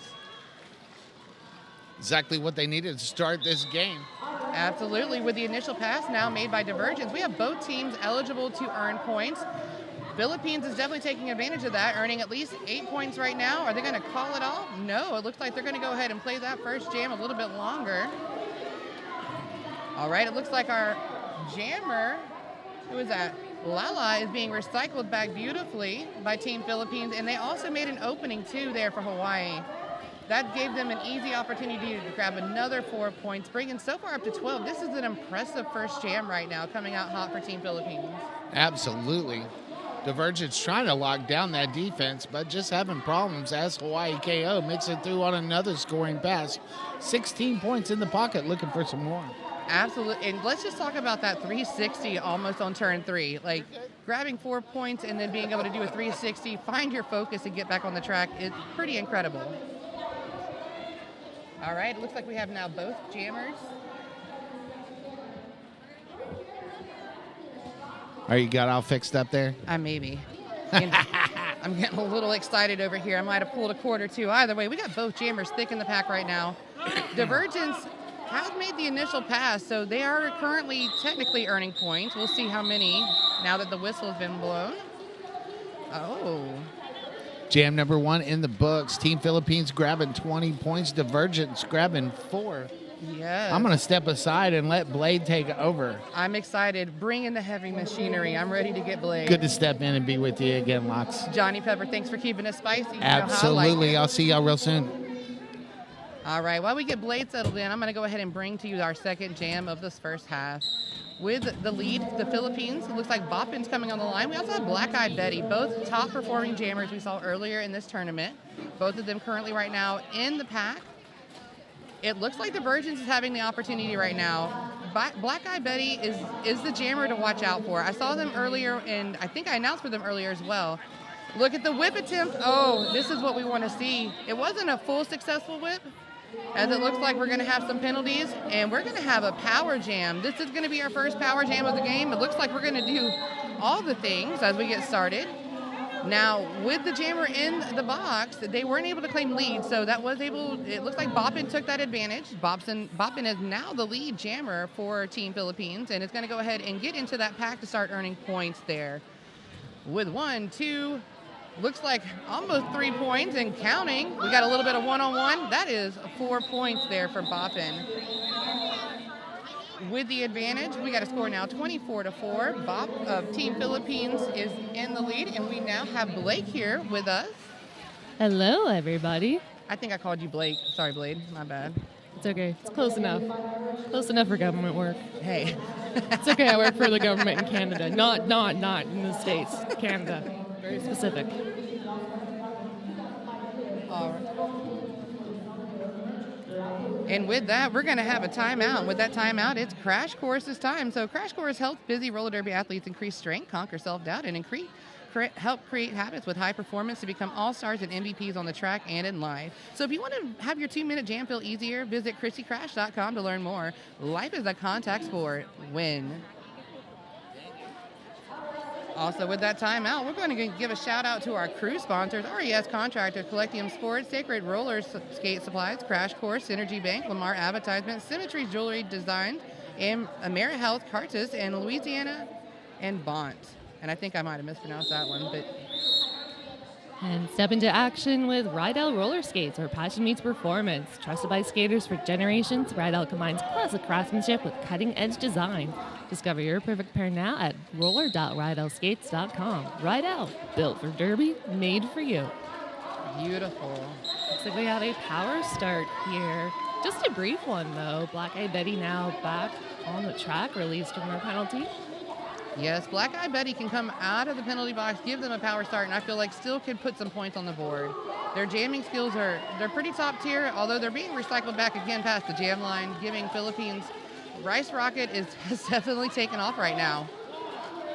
Essentially, just living up to their name. I mean, a nice little speedy rocket out there. If you're going to have a name Rocket, you better go fast. Yeah, you better deliver on your speed. Oh, and it looks like a little bit of penalty confusion, and yes, Rice Rocket will report to our Hampton Inn and Suites penalty box, so power jam scenario now in Divergence Roller Derby's favor. Not only that, it looks like we're going to end up playing this jam for the full 2 minutes now. With that, we have a little over a minute left in the jam.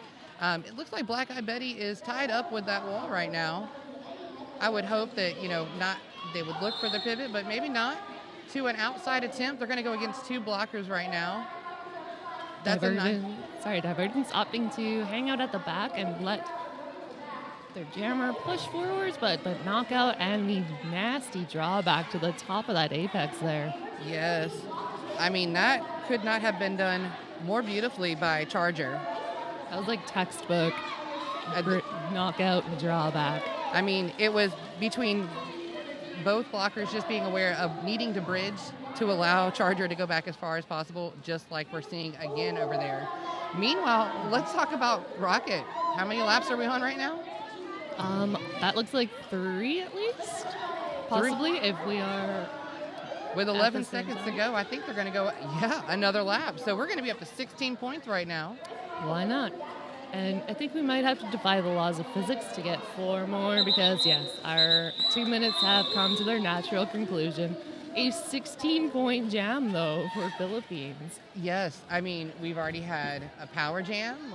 We've already had what I would call a very powerful jam in general with 16 points. Although, I've seen that a lot with jammers throughout this tournament, 16, 20, These numbers they seem impossible. There's been a lot of 24-point jams this weekend, and we've even had ourselves a nice little 40-point jam on our first day. So I think that's the one to beat for the weekend.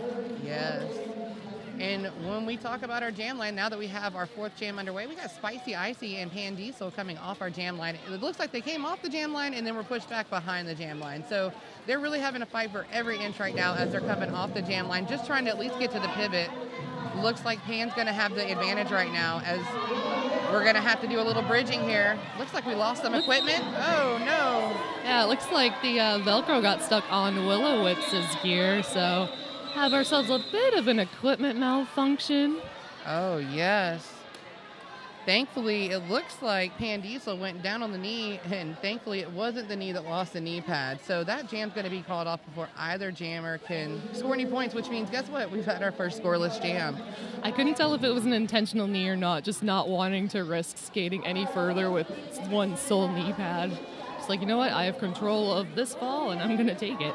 And for our viewers that are not here, there was a big ooh as the attempt was almost to the knee without the pad, as we all felt it, and we're so thankful it wasn't that one that went down. So yeah, I could see the tangling up those. Willow-Whips was very confused as to why they suddenly had one extra knee pad as they only have 2 knees. So that's just everybody. Well, no, not everybody, sorry. All right, and with not that, more than 2. It looks like we have a timeout. So with our timeout, we're going to go ahead and give another shout out to Crash Course. They help keep busy roller derby athletes to increase speed, conquer self-doubt, and create habits for high-performing to become all-stars and MVPs on the track and in life. If you want a custom training plan for specific derby workouts, nutrition strategies, and athletic mindset development curated by an epic team of coaches so you can level up this year, visit ChristyCrash.com to learn more. Life is a contact sport. Win. I feel like a lot of these teams are getting some experience in grueling 2-minute jams. I saw a couple of jams yesterday that had no initial pass, and I was trying to find a word for that, and Kate Silver just said a horror show. So I frankly, I agree. Yes, a test of endurance as well. Or just, a nightmare. See Bad Habit Barbie taken to the jam line, doing a nice little dance for us. And I believe that is Boppin' with the beautiful pink pigtails now exiting the track. All right. It looks like we're going to have a power start for Divergence. As we don't have quite yet a full house, but the Hampton Inn's definitely still accepting check-ins, although it looks like we have at least one in from each team. So unfortunately, that equipment malfunction, though not intentional, did cause Bryce Rocket to report to the penalty box, I believe. No. Yeah. It's 11. Pan Diesel reporting to our Hampton Inn and Suites penalty box in that nice little jammer suite.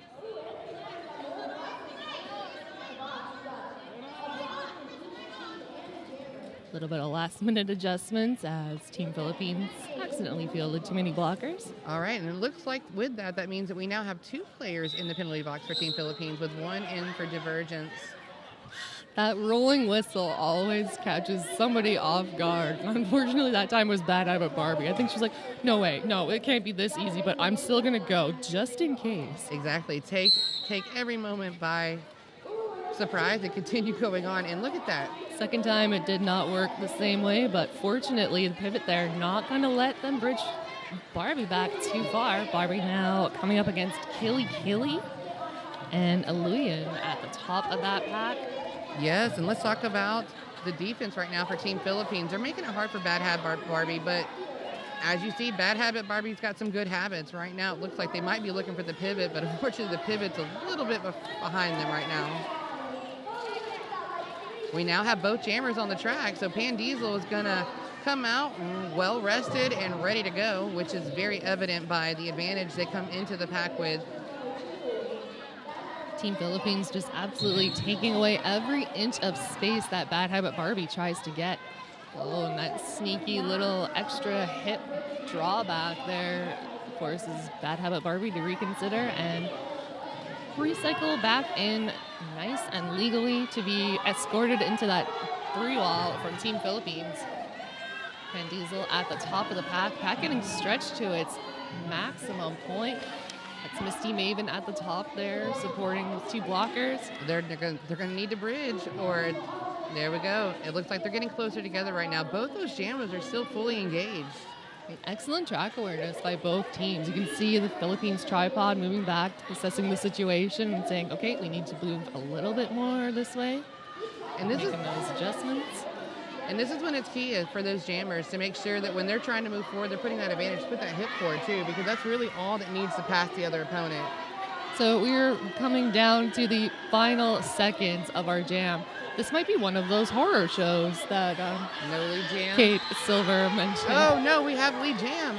After a minute and 53 seconds, we have lead established. Unfortunately, it won't be enough time to do a full lap around the track, but Team Divergence did get that star out with a nice little star pass to Miss Team Avon just in time for the 2 minutes to expire. Absolutely. And that's what Team Philippine needed. As they were coming out of the penalty box, giving a power start to Divergence, getting back on the track, showing that they can claim lead and fight and really work and push themselves to get that lead. That's impressive. We're going to go ahead and get Jam 6 underway shortly. Looks like Boppin will now be our jammer of record for Team Philippines against Graceful Dead for Divergence. Graceful quick to get to the top of that path, but one left to beat. That's not an easy task to get past Pasqua. It will be Boppin, our lead jammer of record for Philippines. Boppin took a hoppin' right out of that pack, grabbing lead jam, giving every blocker an opportunity to focus on Grateful Dread, and Grateful Dread is dreading that right now as they're trying to get just to the pivot line, looking for some help from some teammates. They received a little help there. Looks like it was number 9, Tessa Hertrue, giving some assistance there, trying to opening up a hole there for Grateful Dread to get the advantage. Graceful getting knocked out by number 21, Gonzalez, and opting to be that first line of contact for Boppin for re-engaging with that pack. It's like Philippines losing Diamante Hunzai temporarily to the penalty box for a forearm penalty, so slight pack advantage to Divergence. And that star pass looks like has been successfully completed. Tessa Hertrue. Is that Tessa Hertrue? Well, Tessa is what I'm going to shorten it up for. It looked like they were able to take the star pass, although they were recycled back pretty far, well past the jam line. That did not stop them from getting back through the pack, grabbing the initial pass, but that did force the Philippines roller derby team to go ahead and call off that jam. Divergence managing to save at least one of their points on that pass. Philippines picking up 11, bring them to a grand total of 51. Yes. A big thanks to Poster Giant, from wild posting and guerrilla marketing to digital campaigns. Poster Giant makes your message stand out. Need to get the word out for your next big event? Visit postergiant.net today and let them take your promotion to the next level. And the next level is going to be jam number 7, in which we have Hawaii and Lala coming off the jam line. We've got Shiv there, the last line of defense against Hawaii KO, and that gives enough time for Divergence Roller Derby to set up a nice formation. Quitting at the top of that apex. And Quitting is doing great right here, making sure they're staying bridge to allow Hawaii to keep pushing through those blockers. Philippines now have the lead for this jam, and Hawaii's going to re-enter that pack quickly into the outside on those toe stops, grabs 4 points. Lala now with star in hand, trying to jump that apex, but not quite sticking the landing. Getting brought back behind that jammer line by Supapo Agus. Shiv is going one-on-one right now with Hawaii. This pack getting nice and stretched out along the apex here. Looks like Willow Whips will be our new jammer of record on behalf of Divergence.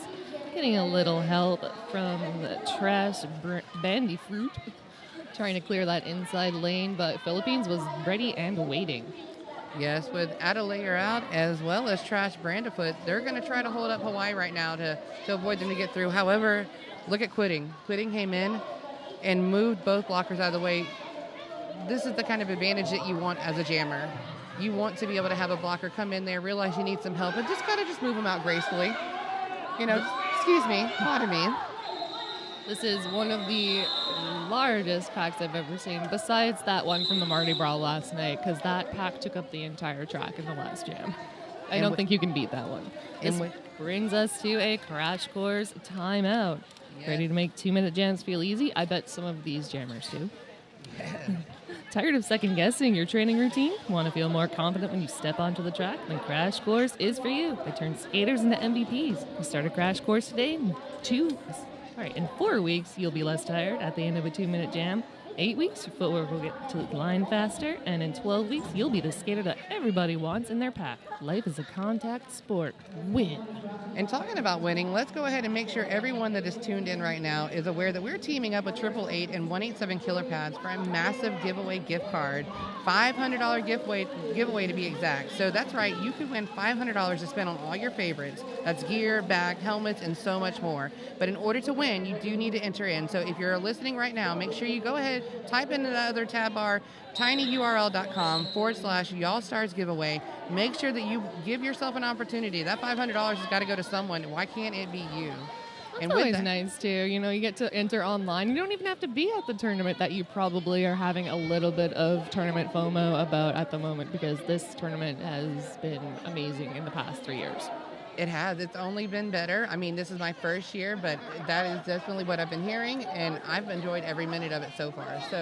And the fact we had to add an extra day just is a testament to how popular it's become so quickly.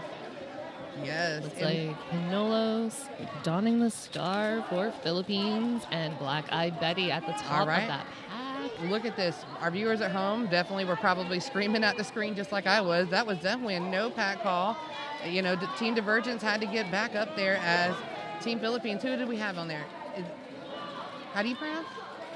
Pinolos is moving through the pack. I believe it's Pinolos. However, it looks like Black Eyed Betty was recycled back, however, got back on the track and pushed through to grab a lead jam for this jam. Hessa Virtue positioning themselves strategically in that Philippines formation, trying to create a little bit of chaos. Looks like Black Eyed Betty getting bumped to that infield and bridge back almost behind that jammer line. Not quite as far because Philippines pivot also having to recycle, just playing it safe. It looks like they were also our new jammer of record. That is Champagne. Wonderful. And with Champagne, now our jammer, they're going to re-engage right now to the pack. Let's see how many points they were able to obtain. 2, it looks like 2, with a re-engagement into the pack. Beautifully done.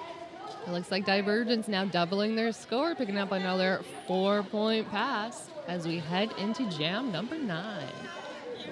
Yes, with a little over 15 minutes left to go in the first half, let's go ahead and make sure we shout out to Currency Bank. Currency Bank's approach is simple. They provide exceptional customer service through personal attention, convenience, and the latest proven technology. They're very high-tech, high-touch. Currency Bank. Thank you so much for your sponsorship. I kind of laugh at the name Currency Bank. It's like, what else would banks have? Isn't that kind of like what they do?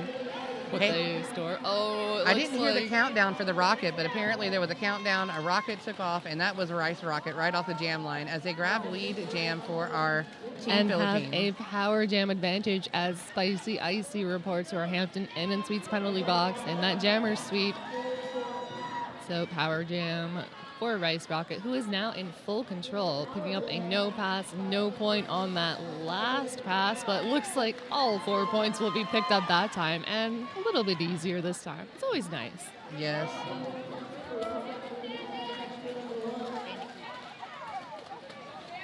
All right, looks like Rice Rocket's going to re-engage right now, getting barely around Mary Chaos. They're going to get tied up in the pack with Divergence right now. Betty Feet. I believe they might be heading to the penalty box. No, that's going to, yeah, Booty Fett is going to be headed to our Hampton Inn penalty box. They must have heard about that special they have in for checking in early, as they have done so in this first half. I hope you get a little mint on your chair when you settle in for that comfy stay for 30 seconds.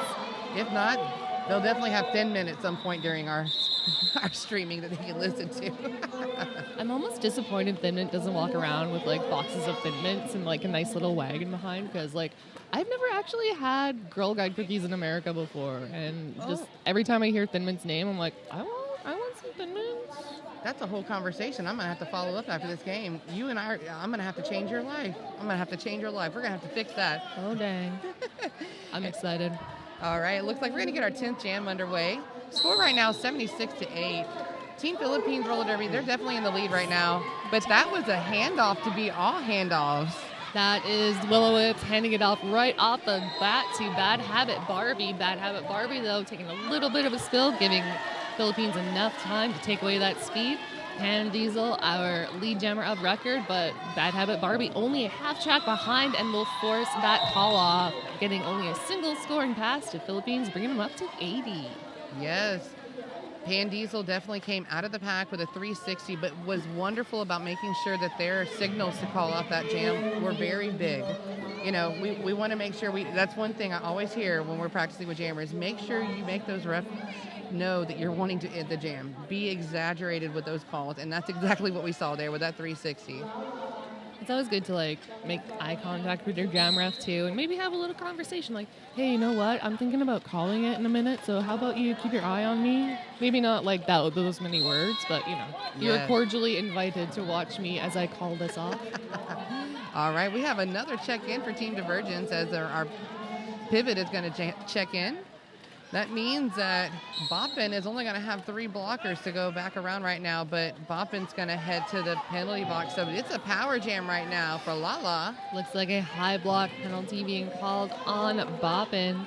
Checking into that jammer suite just as Lala getting knocked to that infield and bridged the long way back by Killy. Killy, I think, was the one to knock them out. So the fact that they can draw back that quickly is just a testament to how fast these blockers can be, too. I mean, not only the speed, but can we talk about the communication? Because I heard what I needed to do on the track, and I'm not even on the track right now. I was ready to go ahead and recycle back the jammer as well there. So let's just talk about Lala's going to have to work for every inch right now. As you can see here on the screen, they're just trying to get to the pivot. And while that was a great time to use up that clock, because now we have Boppin re-entering the track. So now both jammers are tied up. We really haven't made much headway since the whistle's blown, and we have less than a minute to go in this jam. And unfortunately, pivot for Divergence Roller Derby was temporarily occupied, keeping Boppin at bay, but is now able to move in for the possible assist. But looks like Team Philippines not going to make it so easy. There was Killy there, ready and waiting for that pivot to receive the star and say, you shall not pass. Not yet, right away. Yes, so Tessa Hertschu is going to be now the jammer for Divergence. And now with that handoff and with the other jammer going to the penalty box, we're going to play the remaining 15 seconds of this jam out. I don't believe any points are going to be placed on. Well, hold a second. My apologies. Bopping did their initials, so we should have some points for Team Philippines, possibly. But we're going to find out shortly as the whistle's being blown right now. Yes. Indeed. Boppin doing some nice little sled pushes against that 3-wall from Team Divergence and does pick up the full 4-point pass. Boppin is poppin' with a 4 points. All right, we're under 10 minutes now on the first half. And with under 10 minutes to go, let's go ahead and make sure that you're aware that our 187 killer pads are industrial strength materials, unmatched ergonomic design, unparalleled excellence. 187 killer pads, thank you for your sponsorship. Bad Habit Barbie not Bad Habit Barbie. Graceful Dead trying to run up that inside lane, but Team Philippines there ready and waiting. That is Charger.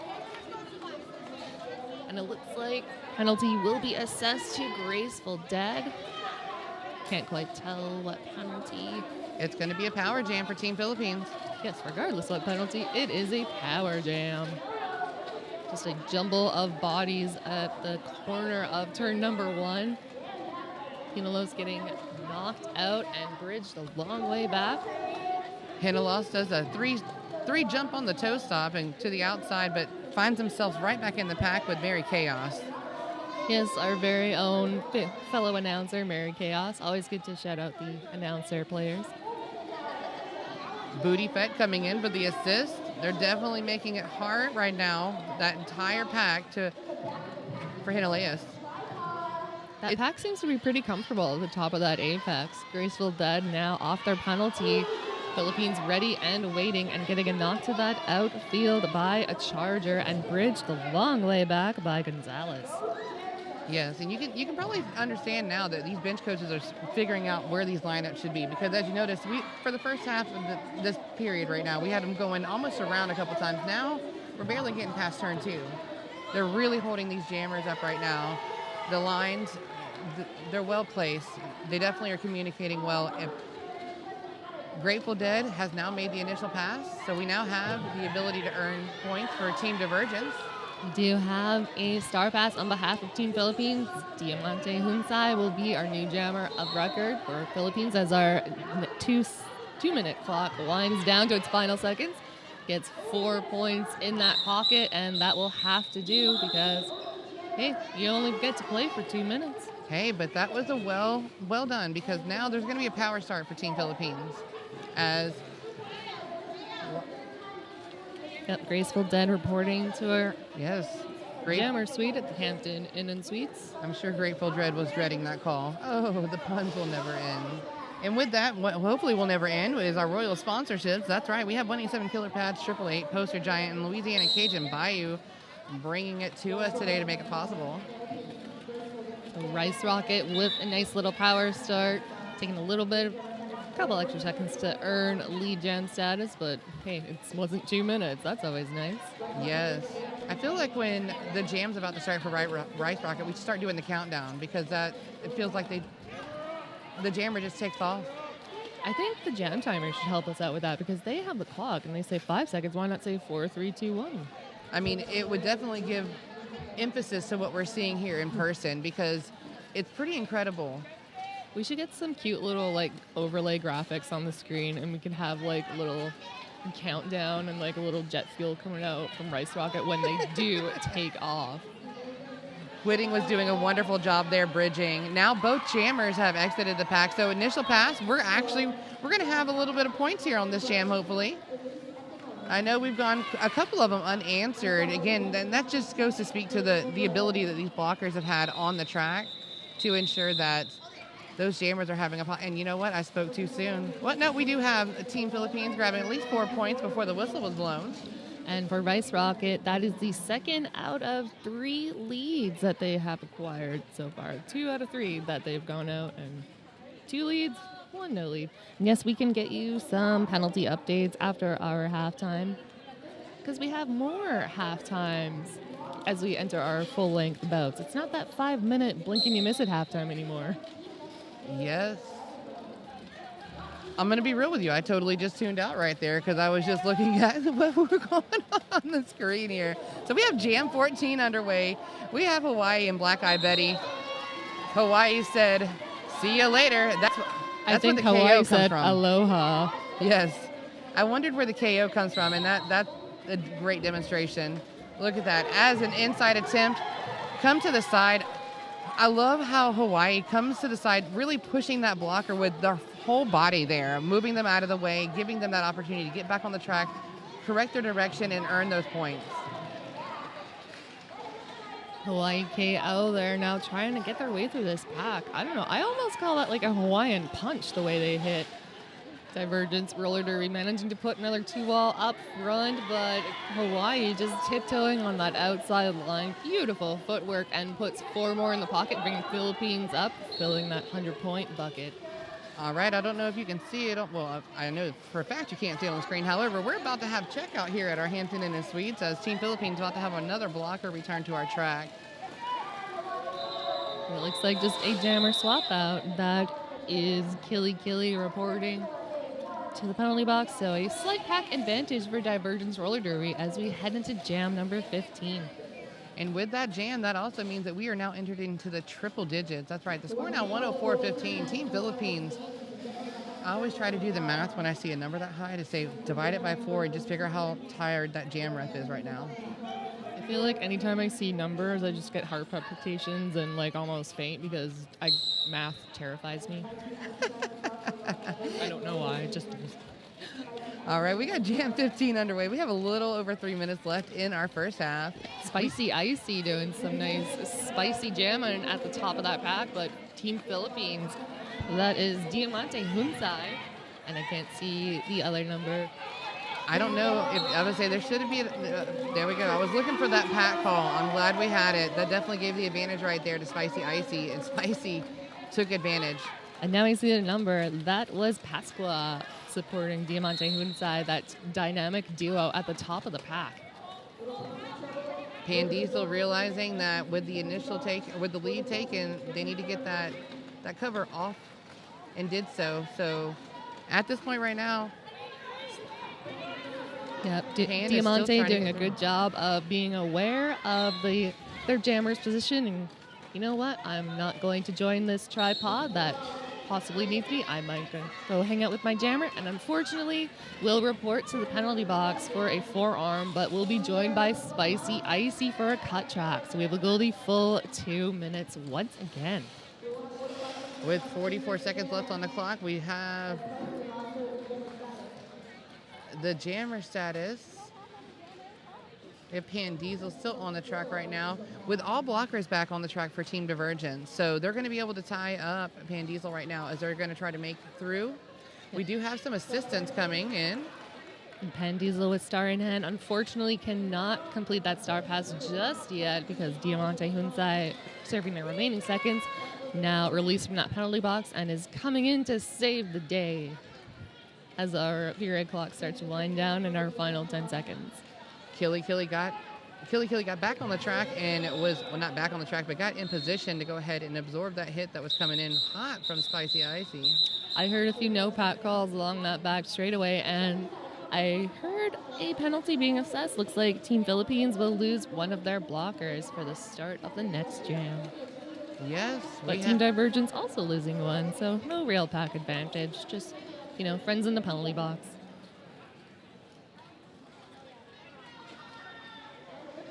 All right, with Hampton Inn and Suites allowing us to have a check-in, we're going to go ahead and have a timeout. That's right, we're going to have another Crash Course timeout and go. You want to tell them about Crash Course, Blade? Oh, why not? Crash Course helps busy roller derby athletes increase strength, conquer self-doubt, and create the habits of high performers to become all-stars and MVPs on the track and in life. Want to make 2-minute jams feel easy? Visit Crazy Crash, both with a K.com to learn more. Life is a contact sport. Win. I know I might be dating myself here, but every time I hear life is a contact sport, I think of that Terry Tate office linebacker commercial where people, they don't refill the paper tray or something, so he just tackles them and lays them flat out and is like, refill the paper tray. Or they use the last of the water, and he's like, you're really going to use the last of the water, not refill it? And he just, just tackles them to the ground. Just, why not expect it? Because life is a contact sport. I enjoy announcing just for the exact opposite reasons, because it's not a contact sport, and if it is, then I have questions. All right, looks like with that rolling whistle, that means that we're back to the track, and with that, we're back to Jam 16. We still have a little over a minute left in this first half. Score right now, 104-18. Team Philippines, they definitely had their breakfast this morning. I'm going to say that.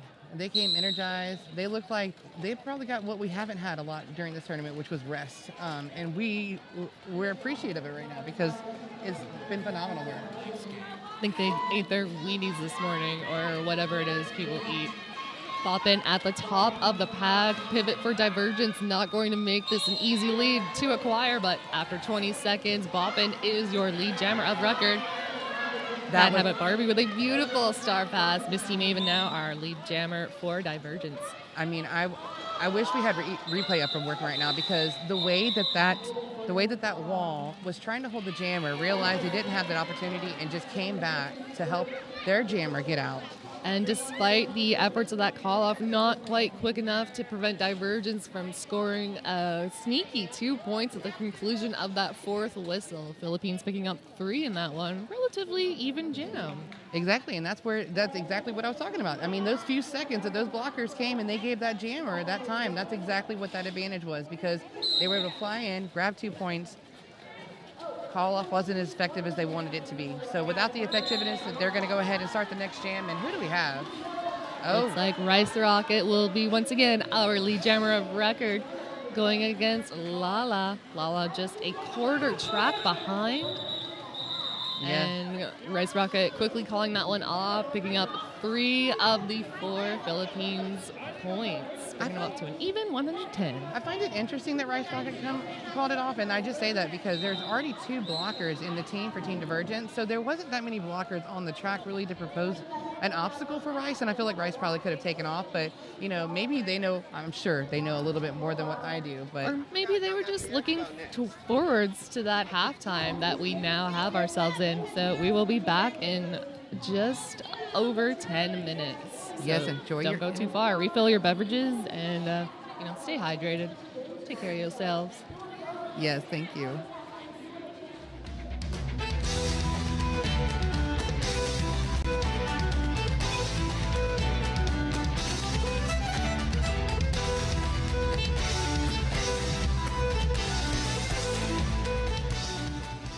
Hi folks, Tui Lion here, and I'm here to ask you if your helmet is cooked. Whether you're on the derby track or at the skate park, your helmet has one job, to protect you. So let's check out your helmet together and find out if it's still doing its job. Look for the following signs to determine if the EPS foam in your helmet has deteriorated. 1. Physical cracks or deformations. 2. Soft spots. 3. Discoloration. 4. Separation from the shell. 5. Age. Helmets should be replaced every 3 years depending upon usage, even if they appear to be in good condition. 6. Unusual odors. Let's move on to the outer shell and consider your previous impacts. If the helmet has been involved in a significant impact, the EPS foam could be compromised even if no visible damage is apparent. If the strap adjusters, clip, or straps are compromised, your helmet placement might be compromised if you take a fall. Last but not least, if your helmet doesn't fit you properly, it's not going to do its job when you need it most. Your helmet should sit about 1 finger width above your eyebrows and stay put when you're moving around or shaking your head. Visit 888.com to find out about our cutting-edge helmet technology and designs. The most certifications, the latest technology, the best fit. We've got you covered.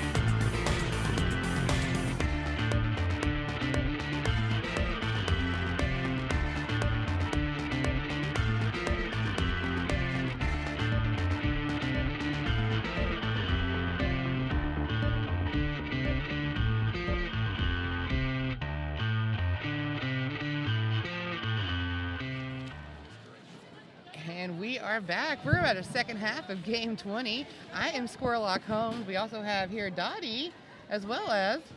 I am Blade, and in case you hadn't noticed, Lox has been sporting a different outfit for every single game, so now we have a wild Lorax spotting in the house. Making me have bad thoughts. I'm sorry, what did you say? If I was going to have any moment online, I'm glad it was that with Johnny Pepper.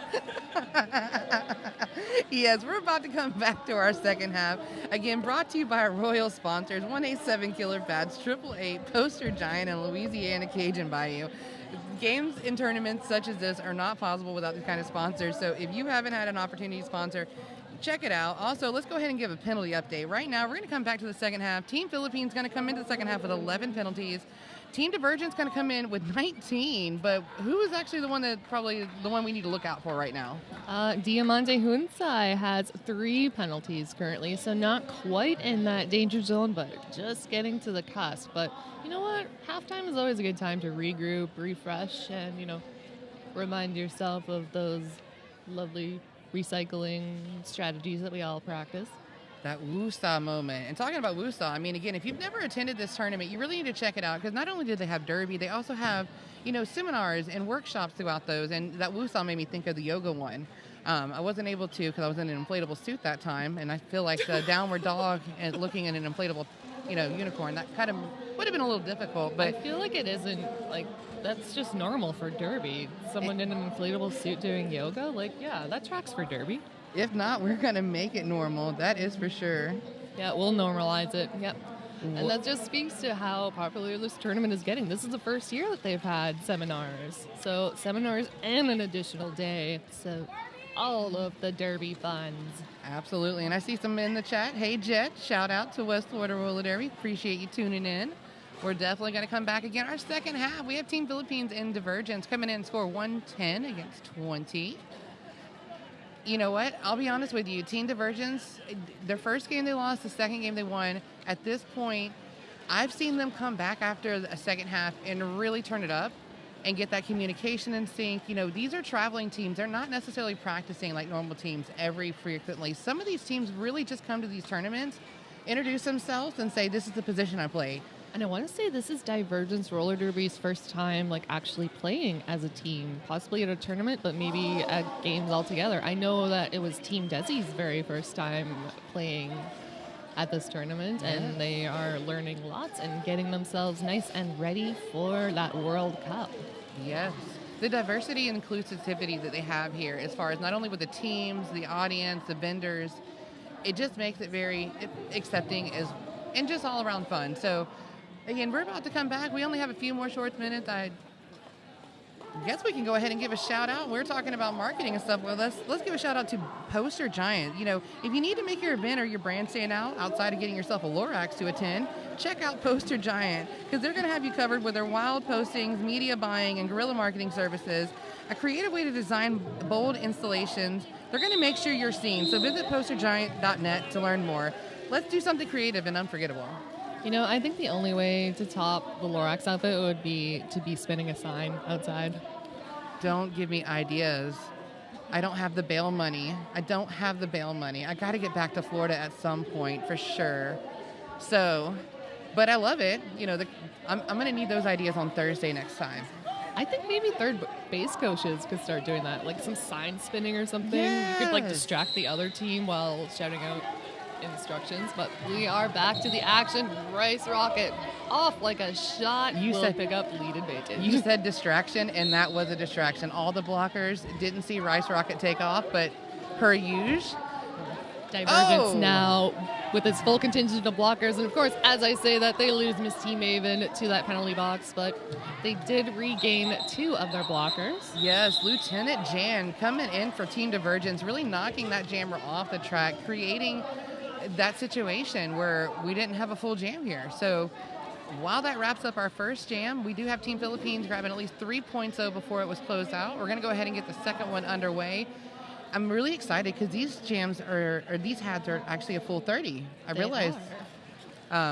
Our first 14 games of the tournament were only 20-minute halves with 5-minute halftimes, so they really did seem to fly by, and you really do notice that extra 10 minutes. Yes, more derby is what we all want. All the derby, all day. Boppin now fighting furiously in that pack. Divergence trying to keep their formation up front, doing a great job, getting knocked out of bounds, and that will be Black Eye Betty in the Team Philippines formation, trying to get some room to work with. Yes, and the checkout has been called as Team Divergence player comes pivot comes out of our Hampton Inn & Suites penalty box. Oh, and Black Eye Betty trying to do a nice little jersey assist off of Miss Team Maven's jersey, but I think the t-shirt quality of the jersey may have made them second guess the amount of pressure they wanted to use on that jersey whip. And yes. Team Philippines was also ready and waiting to shut down that outside lane. Brute Elicious doing a great job kind of setting up Boppin for that engagement from the pivot, so they were able to recycle them back, in which case it looks like we also had a star exchange, haven't we? Yep, Black Eye Betty tossing that star off to Misty Maven, who doesn't quite get the opportunity to score. Jam called off by Boppin. Wonderful strategy there, making sure that they're being aware.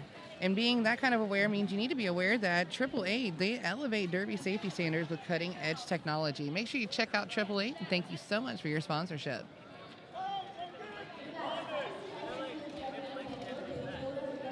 All right, it looks like we're going to come back. Jam number 3, whistle's been blown. Who do we have coming off the jam line? Looks like Hawaii KO for the Philippines, moving in quickly, and that is Buhi-san assisting, splitting those Divergence roller derby blockers apart. Spicy Icy now spicing things up in that formation from Philippines, being assisted by Tessa Hurtu.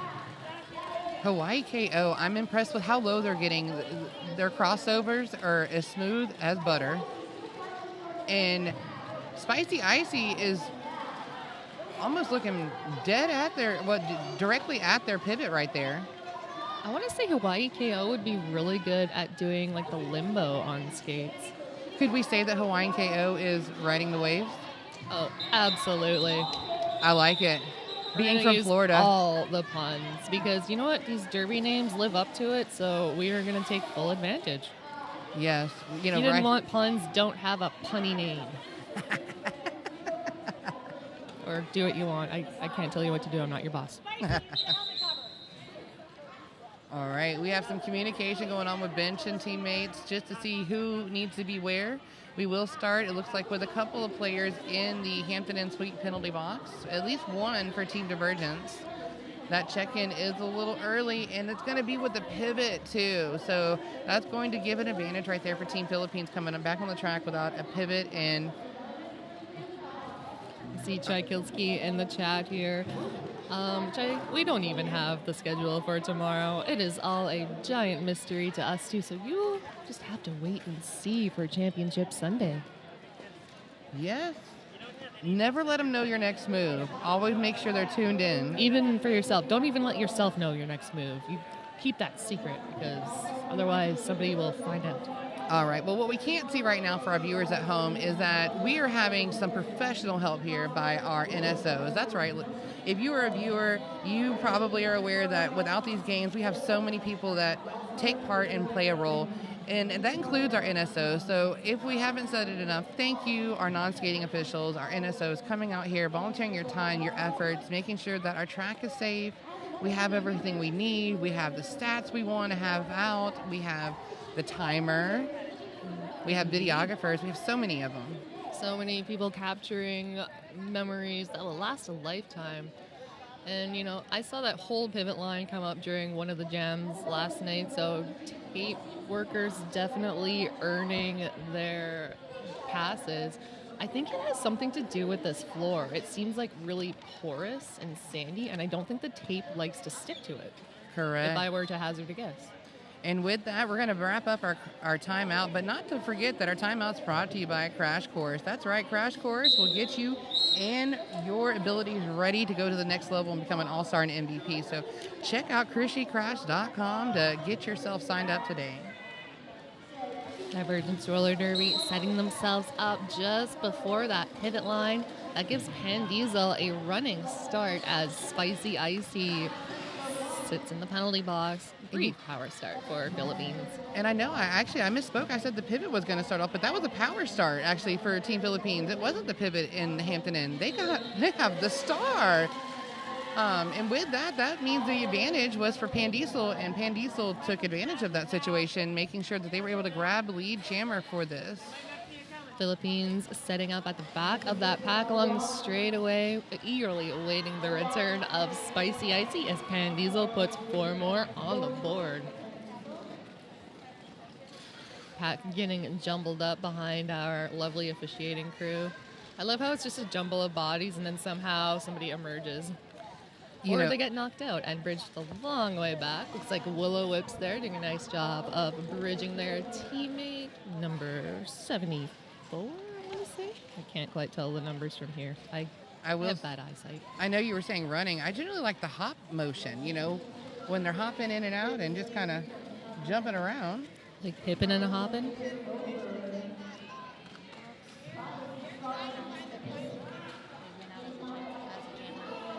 Okay, we have 40 seconds and counting remaining in this jam. The pivot has received our star pass, so we now have Price for Team Divergence as our jammer. That means that the initial pass has been made, which means Team Philippines is done. They've done their work for this jam, and they've went ahead and called it off.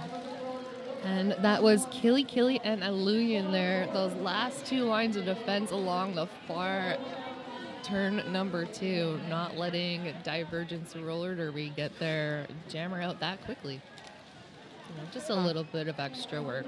Just, no one's worked hard enough this weekend yet. Absolutely. And also, I want to make sure we take a quick time and say shout out to Trigger and the Texas Roller Girls Hop Squad. We want to make sure you get some love here during this. We've got Graceful Dread donning the star for Divergence Roller Derby and Nolos for Philippines with a beautiful star. I don't know if the star has a particular name or not, but for her son, but it's beautiful. I love it. Nolos, excellent work there. Was able to go kind of one-on-one, able to get out of the pack. All right, I see we have Team Philippines. They have a new player to our Hampton Inn Suite penalty box. They must be running a weekly special. But with that weekly special, that gives an advantage for Grateful Dread.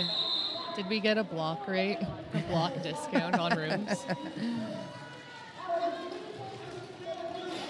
Talking about codes, let's not forget that, again, we are teaming up with 888 and 187 Killer Pads for that massive getaway. So if you haven't done it yet, make sure you get into the interwebs. Type in tinyurl.com/y'all-stars giveaway.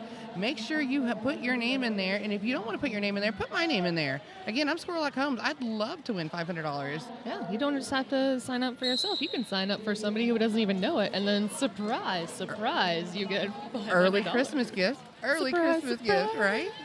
Be like birthday, Christmas, holiday, just whenever it shows up, surprise them.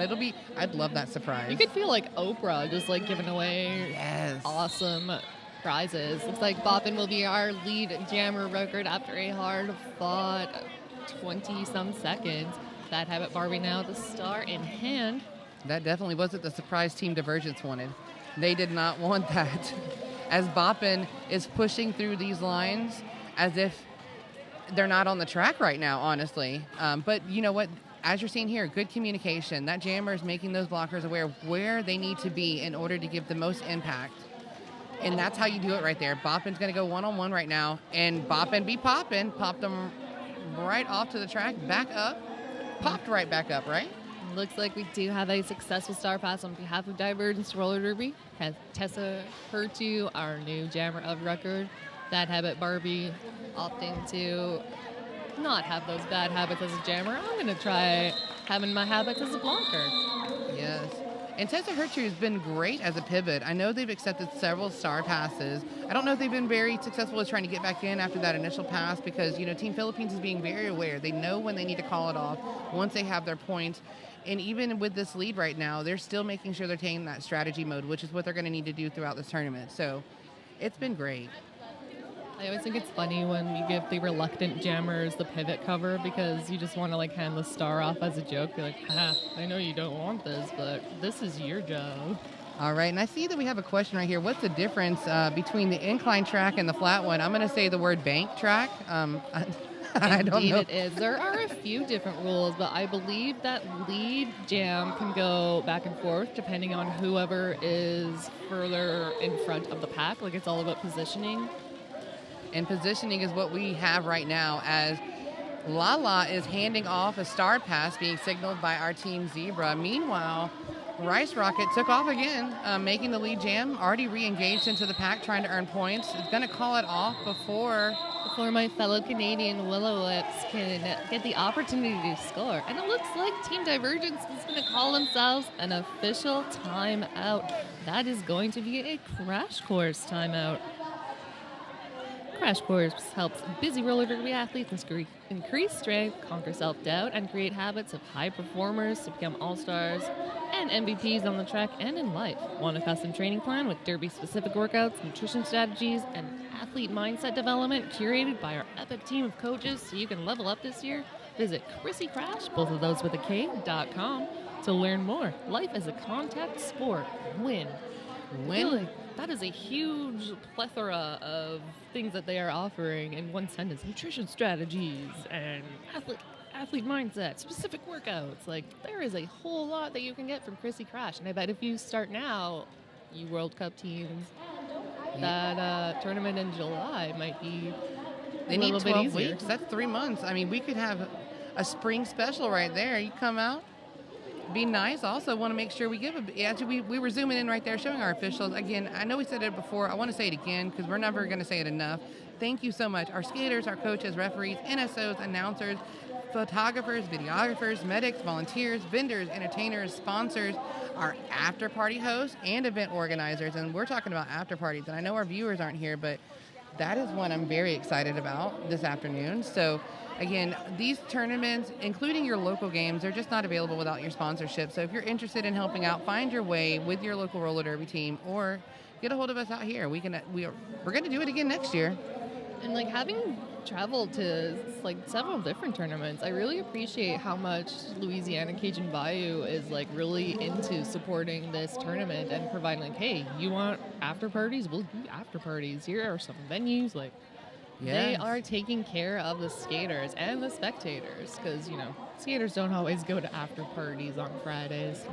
You know, I mean, they might have a job or something. Yeah, they have a tournament to win. That's what happens. They have a tournament to win, so they got to keep their mind frame in place. And you're talking about food. We also have K-Wood as well as K-Wood Radizio Bakery as a sponsor. They're one of our captain sponsors, along with, you know, we can't say it enough, Hampton Inn and Suites. They've definitely been a big sponsor as well as a captain sponsor. Also Currency Bank and Rydell. Thank you so much. We'll also give a shout out to Roller Derby Athletics, Roller Derby Coaching, Derby Goal Designs, Urban South Brewery, The Station, NOLA, Concussion Roller Derby, hosts of the 2025 MRDA Champs, happening later this year at some point. I am not sure when. And Chapman Consulting. Those are our bonus sponsors for this weekend. Yes, and I'm so glad it's the weekend. I can't even tell what day it is right now. This is day 3 of being inside this beautiful William Harang Auditorium. Yeah. Which kind of gives me mini Roy Wilkins vibes. I have no idea who that is. My apologies. Oh, that is the venue in Minneapolis where they had the 2015 championships where Portland or Rose City Rollers won for the first time. Being there was that was my first championships, and that was like an entire experience in itself. I can't describe how like incredible that was. That building was shaking. Well, as a new announcer, I know we have a lot of new announcers actually here right now. You know, that's one of the beautiful things about this tournament specifically is that, you know, big shout out to PR. PR has been coordinating our announcers. He's given opportunities for myself, other newer ones, give us some exposure, some high-level derby to kind of announce to, be a part of, and really learn from. So it's been a great experience, and so that's probably why I didn't recognize it, because I ain't been that far up north, girl. I've only gone this far west. I guess I need to get out more. And honestly, if you're a skater, announcing is actually not as hard as you think it is, because you know what's going on. You know the strategies. You know a bit of an idea of, you know, who the skaters are. And you don't even have to be that outgoing. I am the shyest person you'll ever meet. Like, I am terrified of talking to people, but you get me on a microphone because they're not paying attention to me. They're paying attention to all these skaters. So, like, I can talk all I want. And you know what? And talking about skaters, it makes it easier when skaters are doing as much as these skaters are doing for us to announce with. It's almost too much to announce. Like, we're trying to watch, and it's like, I can't say all the wonderful things that all of these skaters are doing. I have to focus. Oh, my God. It's so much pressure. Okay, with that rolling whistle, we have over 20 minutes left in the second half, and we have Hawaii and Miss T. Maven coming off our jam line. Misty Maven, I think, starting with a star for the first time in this game, usually in a pivot position, but now trying their hand. I feel like we've seen Misty Maven jam maybe once or twice in the past, or, for a whole game. Oh, and it will be a cut track penalty assessed to Misty Maven. Hawaii KO still able to pick up lead, but will not be able to do so as that helmet cover came off. That means it's power jam. I've always wanted to do that.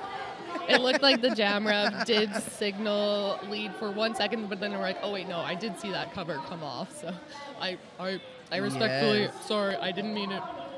I think, though, Hawaii KO is smart enough to recognize that they do not have lead. So yes, I mean, that's situational awareness, track awareness, and just experience.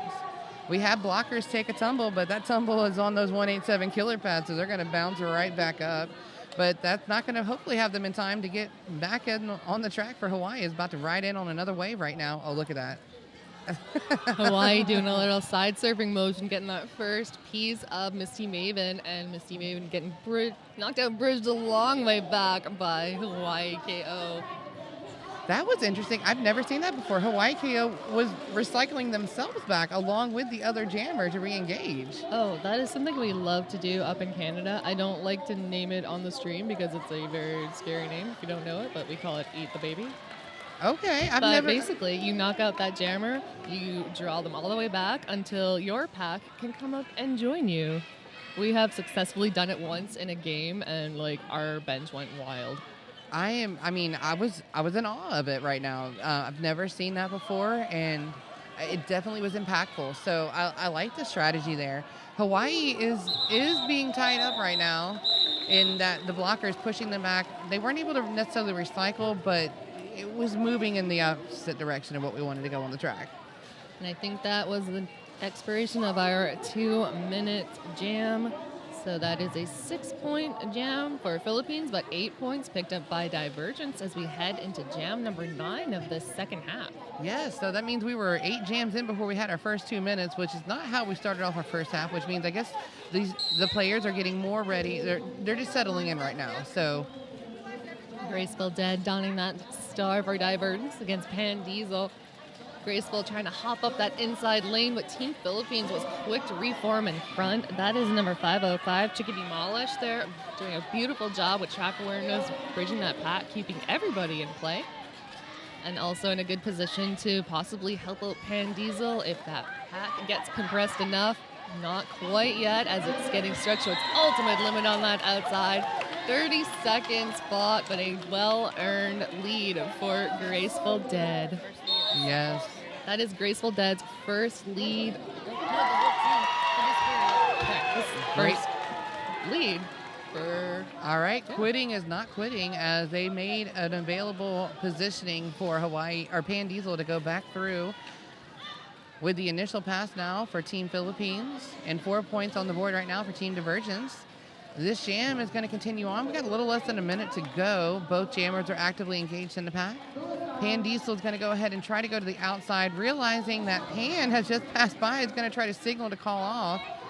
And it did get caught off, so I guess, they have... I guess they're gunning for another pass through this pack. I think they're feeling confident that blockers could stop them, but you know what? We're not going to let that happen twice.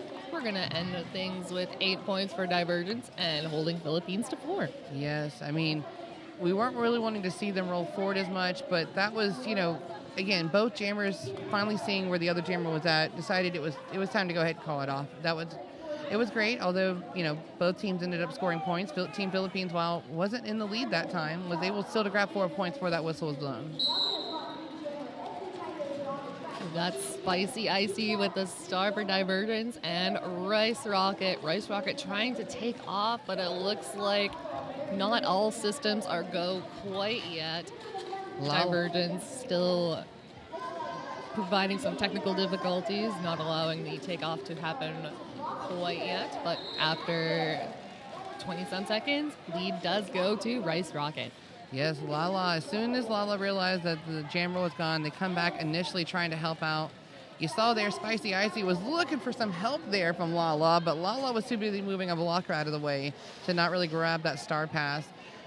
And unfortunately now has to position themselves strategically to keep everybody in play, not wanting to destroy that pack. Spicy Icy with star in hand, and it does look like we have ourselves a nice star pass. Team Philippines ready and waiting. Champagne. Well on Champagne. Yes. All over. That she's like, I Let's know what that snap. stripe means. I have a stripe myself. And you know what? You're not going to fool me. But there was a star pass. Looks like Lala is now in control right now of Divergence ability to score points. And now is on a power jam as Rice Rocket sent to our Hampton Inn and Suites Jammer Suite. I can't tell what penalty for because I do not see the code, but we can probably get you that information at some point. But nevertheless, Rice Rocket, oh, it's a forearm. Now free from that penalty box. Checkout time has been completed. Lala now getting the first 4 points on the board as our jam clock winds down. We've still got half a period left. Pat kind of setting up camp along that far straightaway. Jammers coming back in as 5 seconds roll down. Doesn't look like Philippines will get Aluyan back for the start of the jam, but it will be 10 seconds or less as Aluyan is standing in that penalty box. That was fun to watch. It was the jam timer calling it off instead of the jam ref. I mean, 2 minutes is 2 minutes. minutes. That's all you get. Got to keep the jam timer on their toes, make sure they're paying attention because some of these are going to continue going to 2 minutes, especially as we see the even matchups that are coming off the bench. It looks like Grateful Dead and Boppin's going to come off the bench this time. Or no, I'm sorry, that's Bad Habit Barbie showing us the good habit. I am loving this jammer matchup. Like, both of these jammers have the coolest hair I've ever seen. Barbie with those beautiful, blue teal braids, and Boppin with those pink pigtails just bopping around as she fights furiously against that last line of defense from Divergence. Yes. It's like number 24, Shiv there with the bridge, joined by Dodgenya. And Boppin does ultimately get free of the pack. Barbie getting the instructions to call it off and does so in the nick of time. Yes, grabbing 3 points while they're calling off the whistle. Tessa Hertu tried to come back and offer some assistance along with the remaining blockers. It just wasn't quite enough for Bad Habit Barbie to get through. But with that call off, that brings the score now 159-47. And who do you want to talk about right now, Blake? Oh, this could be shout out to 187 Killer Pads. Industrial strength materials, unmatched ergonomic design, unparalleled excellence. That's 187 Killer Pads. And we are on to the next jam with Rice Rocket trying that inside lane, but Divergence there. I think with a little cloud cover, I want to say, just not making it so easy. Black Eye Betty is here to do it again, grabbing lead jam coming off the jam line. So Team Divergence is now officially able to earn points. Rice Rocket a little late on the launch, but we still launched pretty quickly. Did manage to launch past those last Divergence derby blockers. Now we are getting some instructions from the bench for Black Eye Betty to call it off, but Rice Rocket was able to capitalize on the confusion and did pick up an additional scoring pass. Yes, now it looks like both teams were able to grab 4 points at the end. So good call with Divergence. Again, like you said, it's not that timing. Every second counts on the track right now, and you're seeing it here with these whistle calls and how we're structuring not to go 2 minutes when we don't have to. Looks like Graceful Dead donning the star next for Divergence. Can't quite tell. Looks like Champagne. That first time with a star in this game. I want to hazard a guess. Yes, with First time Champagne. starting Look, with the Champagne's going to the pivot line. Champagne obviously providing some pain to these jammers and their blocking position, now trying their hand to score some points on the board, fighting their way through and picking up that lead advantage. Yes, Commander Cupcake was in charge there, trying to make sure they were trying to assist with the bridging, but look at that. I feel like we do have a player from Team Philippines that has checked into the Hampton Inn and Suites penalty box. Looks like we have number 101. Who is that?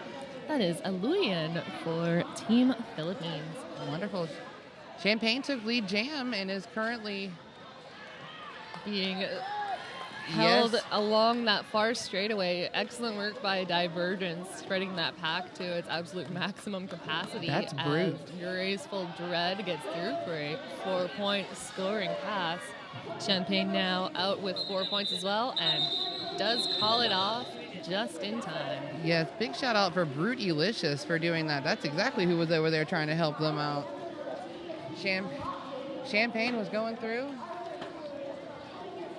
as well as Grateful Dread. Okay, looks like that wrapped up our 13th jam of our second half. We have a little over 10 minutes to go.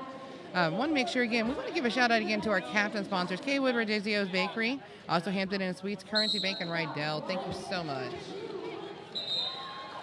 With the whistle, Lala comes running off the jam line on the toe stops, leaving Hawaii in the pack, but for not too long, as Hawaii has got on the wave. Both of them are now initial pass, eligible for points. Riding Lala that is wave around engaged. the track and getting the instructions to call it off, but it will not be in time. Yep, 2 points again. Hawaii able to get their hips past at the conclusion of that fourth whistle. You do have until the fourth whistle blows to score points, so never give up. Hawaii is quick there.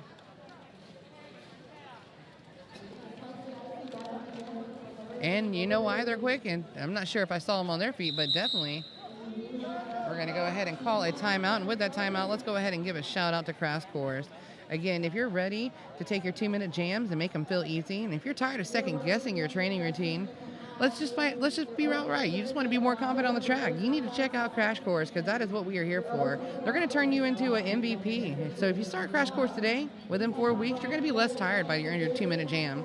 You give it about 8 weeks. At this point, you're going to have your footwork in line to be faster. And within 3 months, and what we're talking about, that springtime special, you're going to be ready to be the skater everyone wants to see in the, what do you say, the cups? Yes, the World Cup will be happening in the beginning of July. So if you start your training now, you might be able to elevate your game. If you're already on a national team, I don't see why you would need to. But hey, everybody can stand from, training, improving. We're always wanting to better ourselves. I mean, I feel like I'm doing that with every second I'm sitting next to you, Blade. So thank you. Why, thank you. All right, we have a score again, 169-57. That rolling whistle that we love to hear from our jam timer has gone off, letting us know that our officials need to be in place, our players need to be on the track, and we are going to get back to Derby shortly.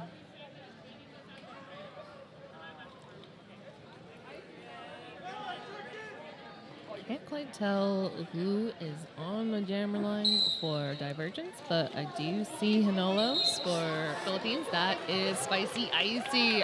That's why you didn't see it. Very so spicy.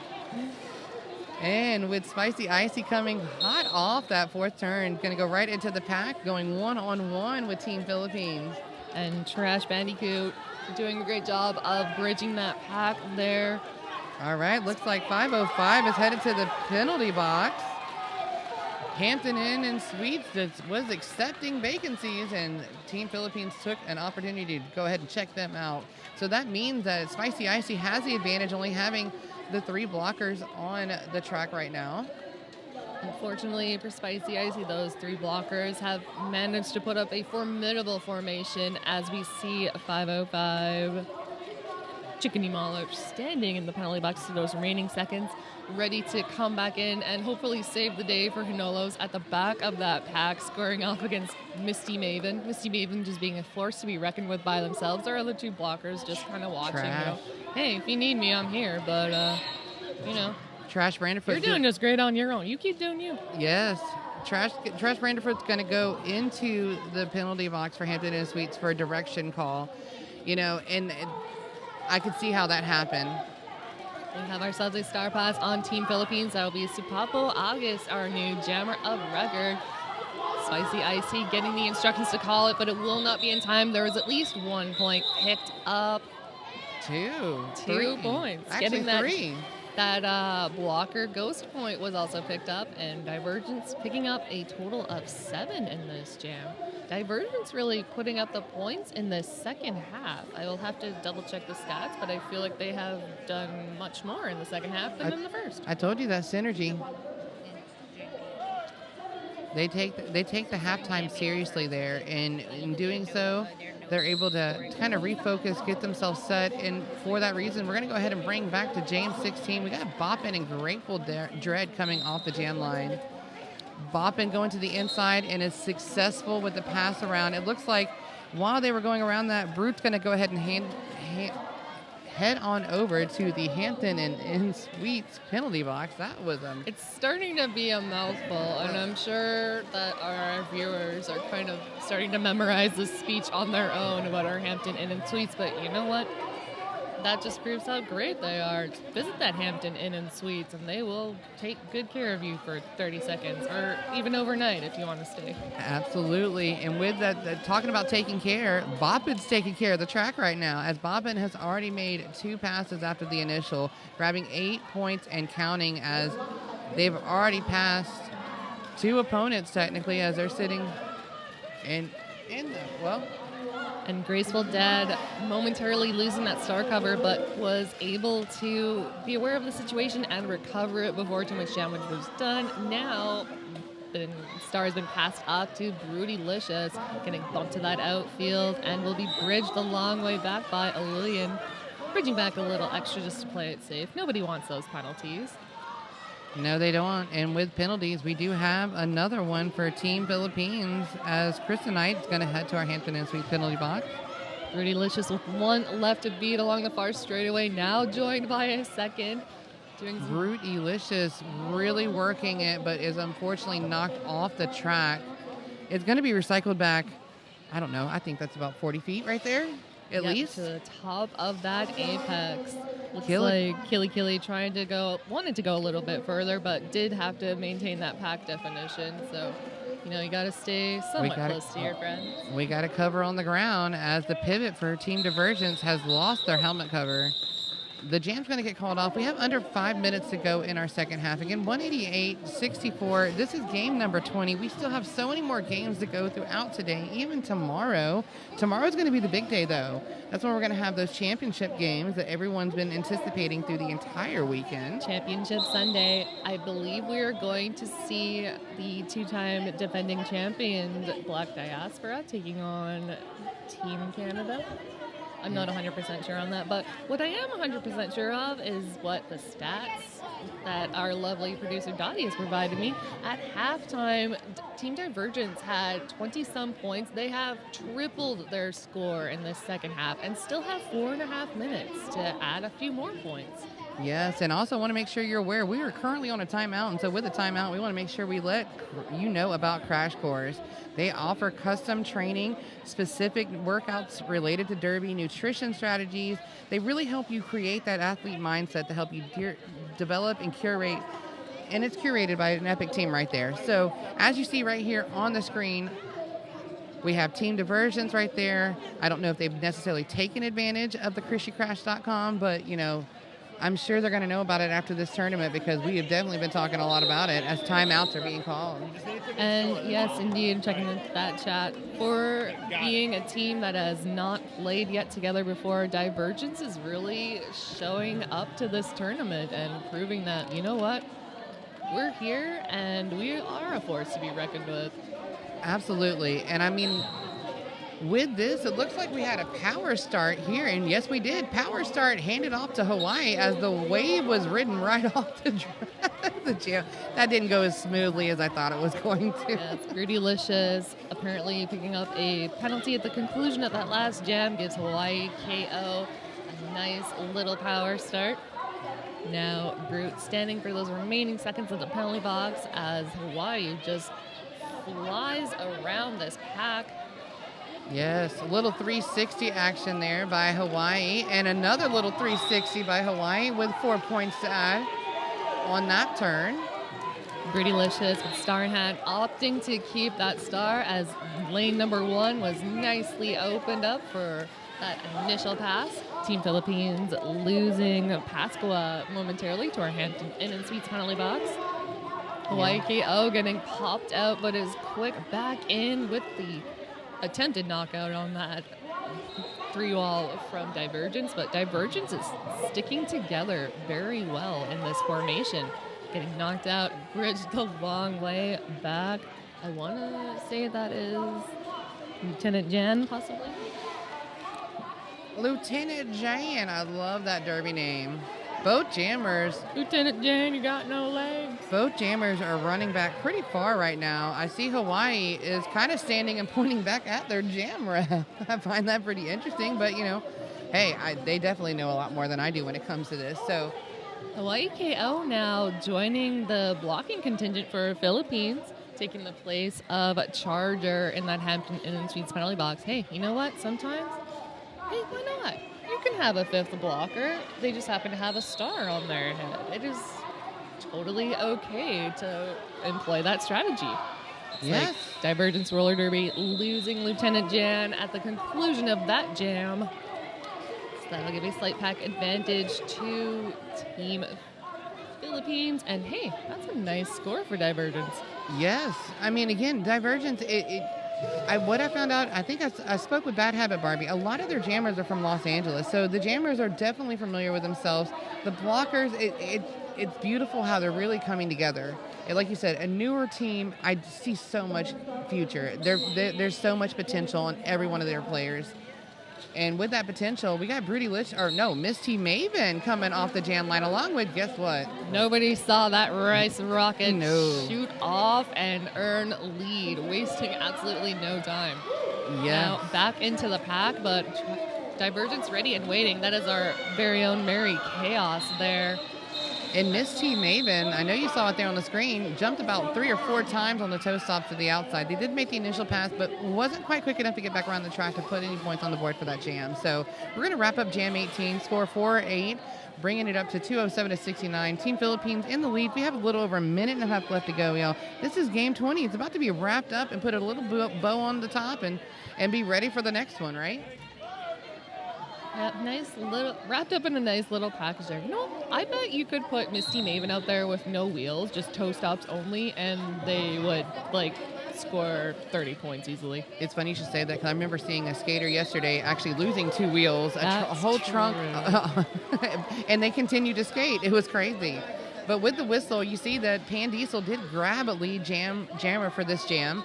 That means that Bad Habit Barbie is still currently engaged in the pack. They're still back there by the initial jam line, but makes an advantage. Now we're back up to the pivot line for Bad Habit Barbie. And with that, that means that we also, looks like Pan Diesel is being tied up right now. Team Divergence Wall is coming together. Oh, looks like Bad Habit Barbie possibly did pick up. No, it looked like their jam rep was signaling a forearm call, but relented to call it the no lead. Possibly getting instructions from the ref on the outside of the pack. And if we get timeout will be called. That'll give us one more jam, courtesy of Crash Course. Yes, and before we get to that, just shout out to Trash Branderwood. They definitely pushed that jammer out, forcing that call off. But with that call off, that means we have a timeout happening right now. And that timeout, like we said, is brought to you by Crash Course. You know, Crash Course helps busy roller derby athletes increase strength and conquer self-doubt. They create a habit of high performance to become all-stars and MVPs on the track and in life. So if you want to make your 2-minute jams feel easy, visit ChristyCrash.com, learn more, because life is a contact sport. So what does that mean, Blade? You gotta win. Yes. And see our happy jammers eagerly awaiting this final jam. All smiles. That's what we like to see. Man, they are super excited. I mean, that is Black Eye Betty there with Boppin just vibing out there during this. Boppin has a beautiful smile. I mean,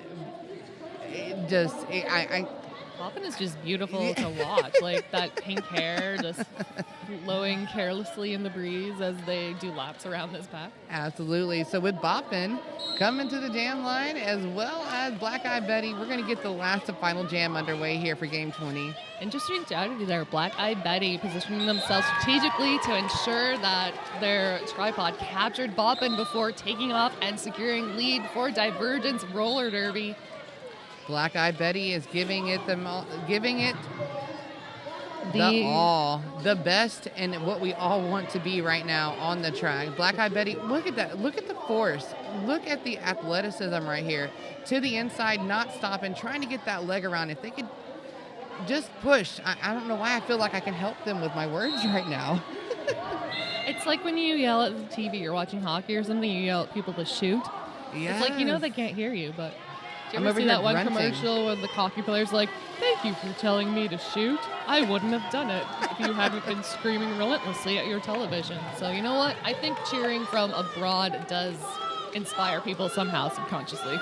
And talking about cheering, Divergence is definitely cheering as they were able to claim lead jam and are currently already put some points on the board. Their whole team is up on all 8 wheels right now. Both teams all standing for the conclusion of this game.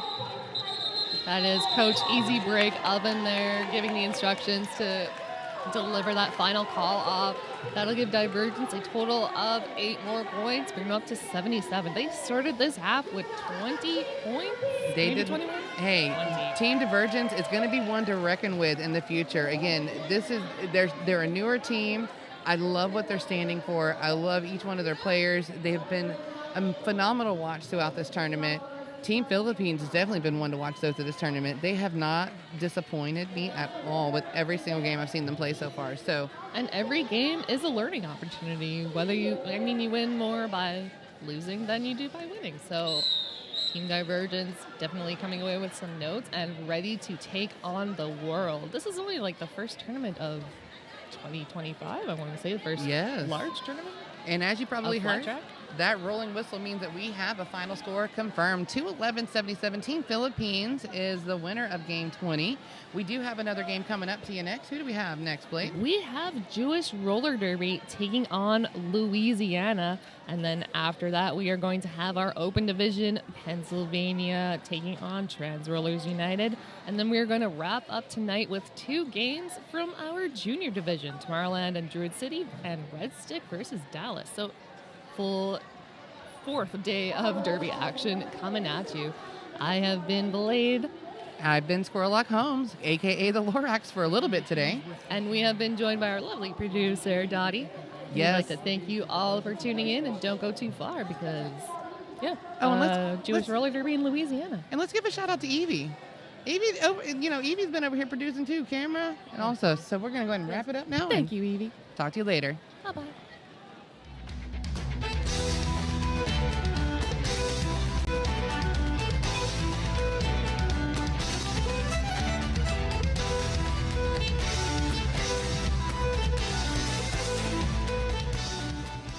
Hi folks, Tui Lion here, and I'm here to ask you if your helmet is cooked. Whether you're on the derby track or at the skate park, your helmet has one job: to protect you.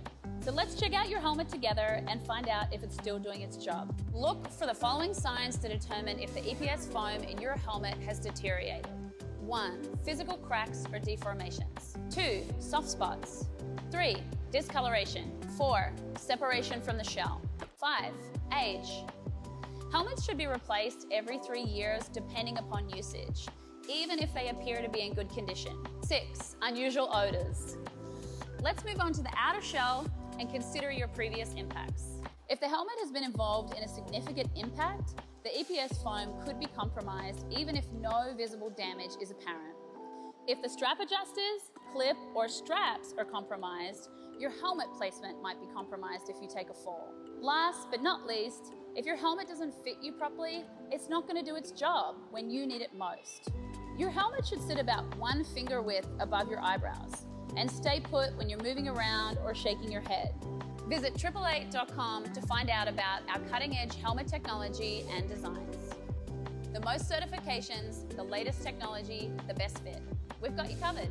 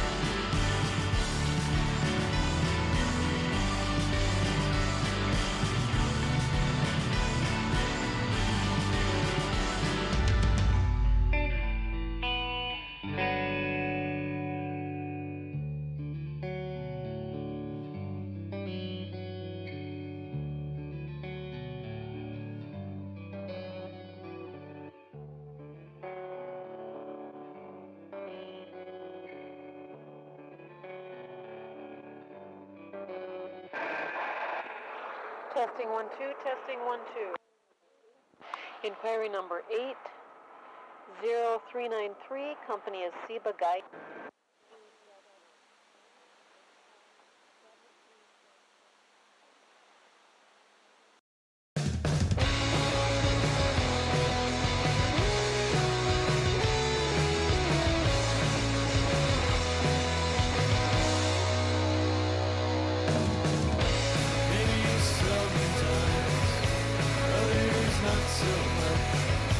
Find myself still around this wall.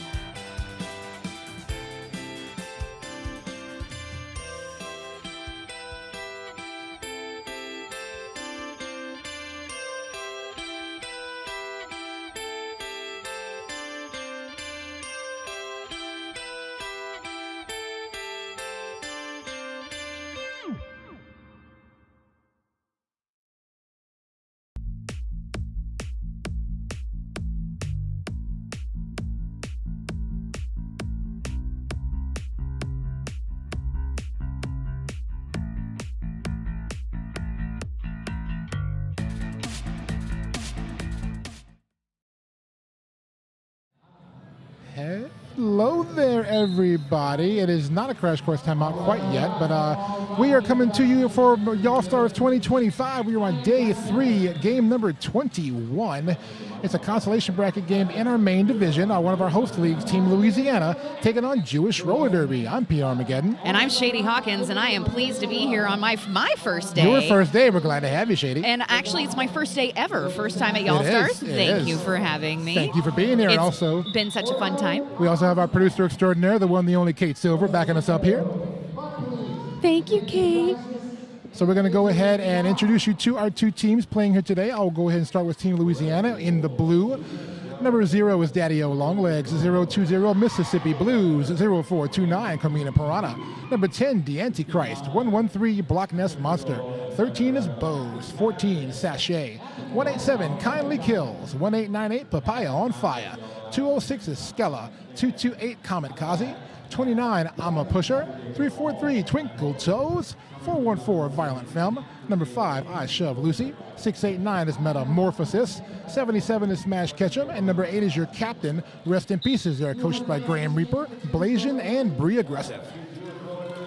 And a big hello again to Jewish Roller Derby. Tzolchaim Tov, everybody. Shabbat Shalom, good Shabbos, depending on where you are. For Jewish Roller Derby, we're going to see 018 Days, number 100 Original Sin, number 1212 Dai Dayenu, number 14 Sonnet Boom, number 167 Judas Maccabee, number 22 Kvetch, number 23 Latka Nest Monster, number 30 Stabby Cat, number 350 Meshuggah number 44 Lunatic Lovegood, number 50 Cold Train, number 613 Borscht Belt Bruiser, who will also be serving as your captain today. And number 62, Spider Wham. Number 69, Labia Minora.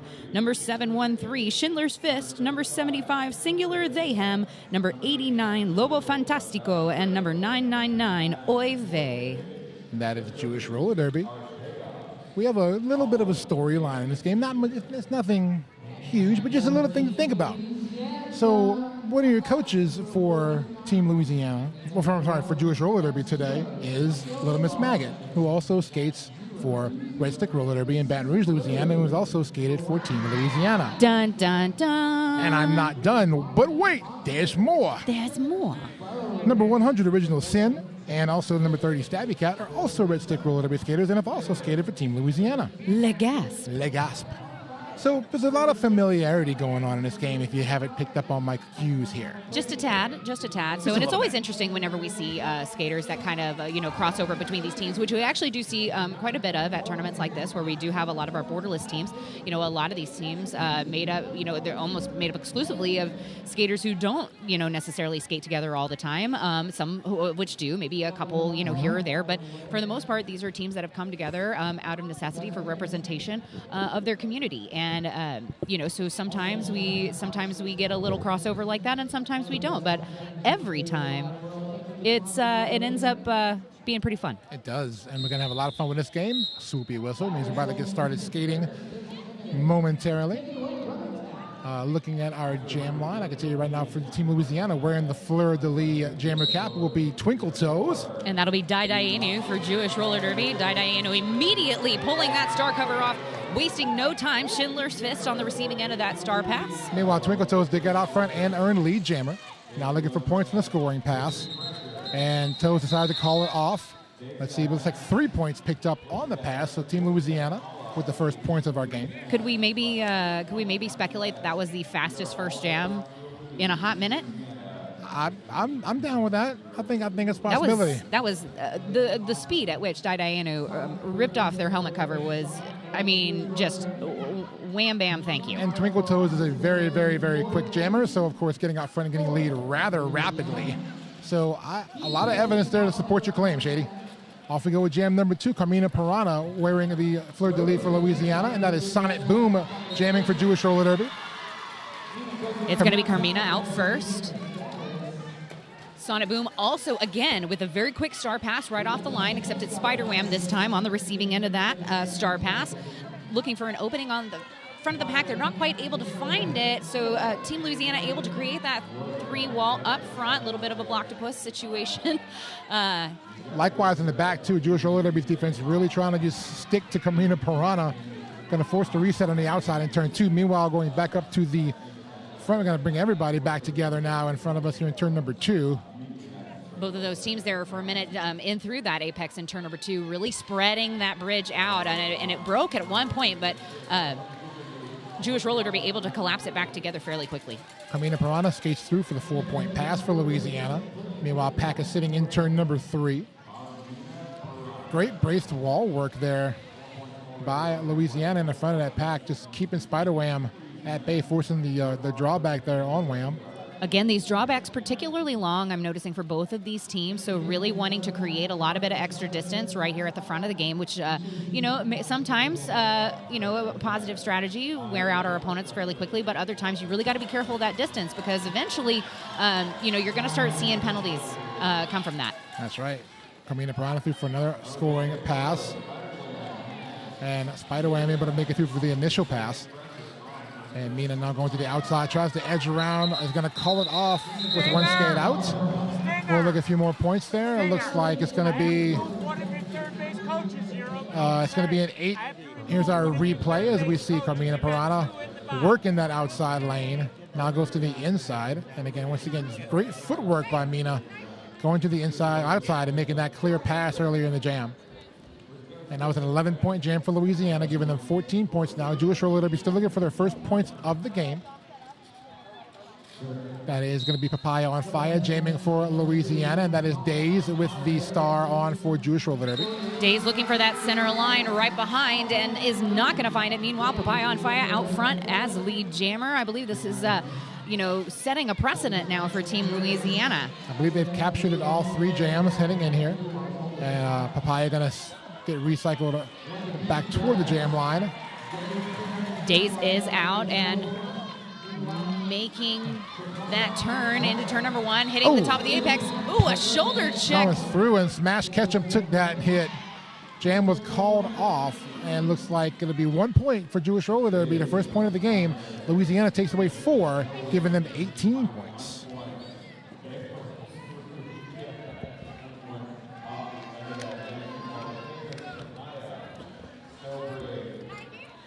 Lining up here for jam number 4 of our first period.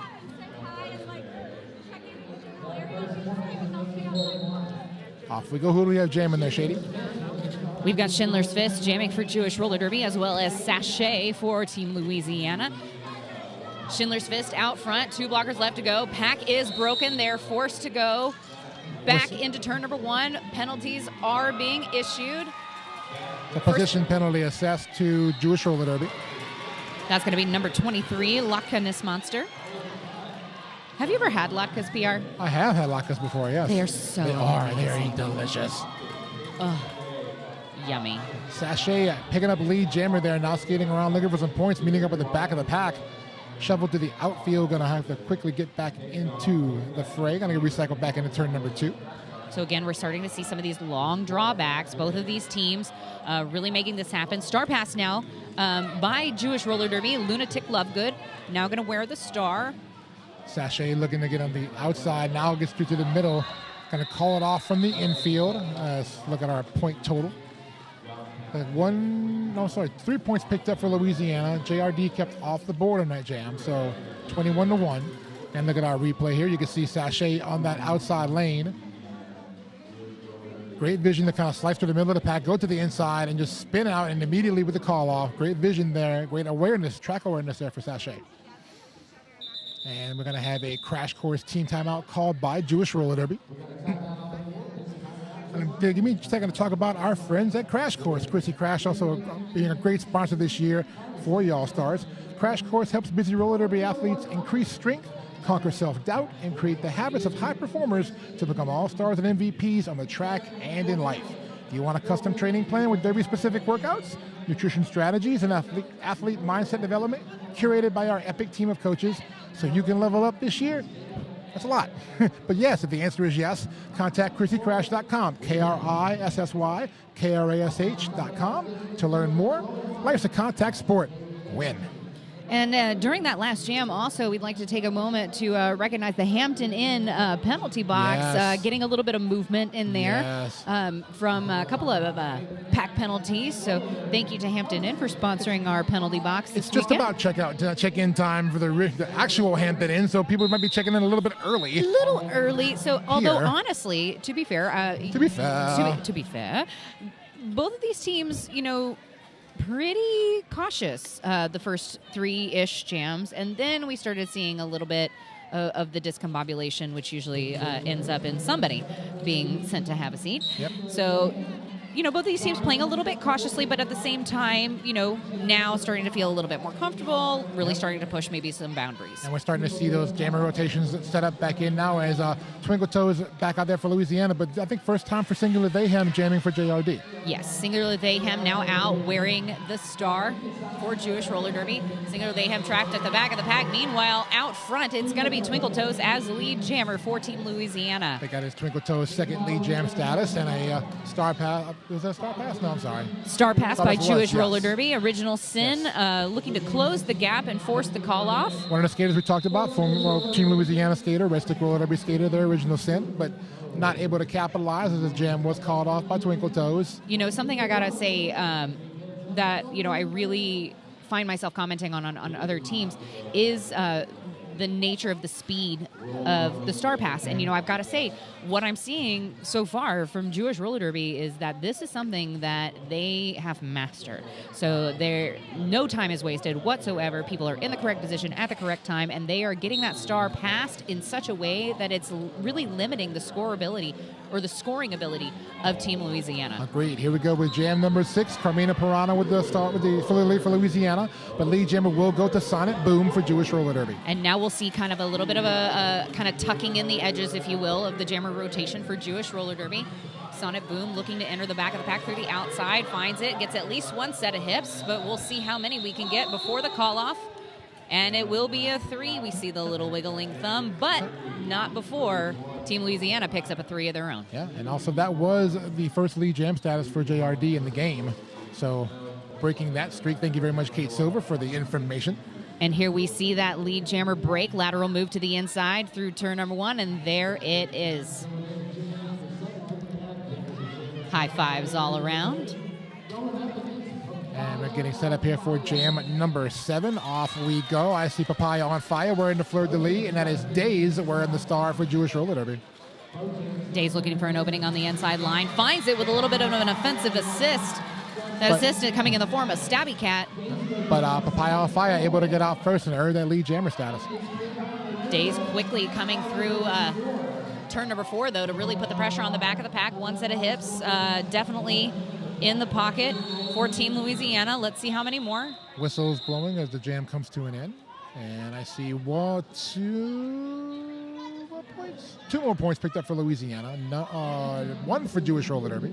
Jewish Roller Derby able to pick up that 1 point. 28-5 your score now. 21 minutes, 44 seconds left to go in our first period.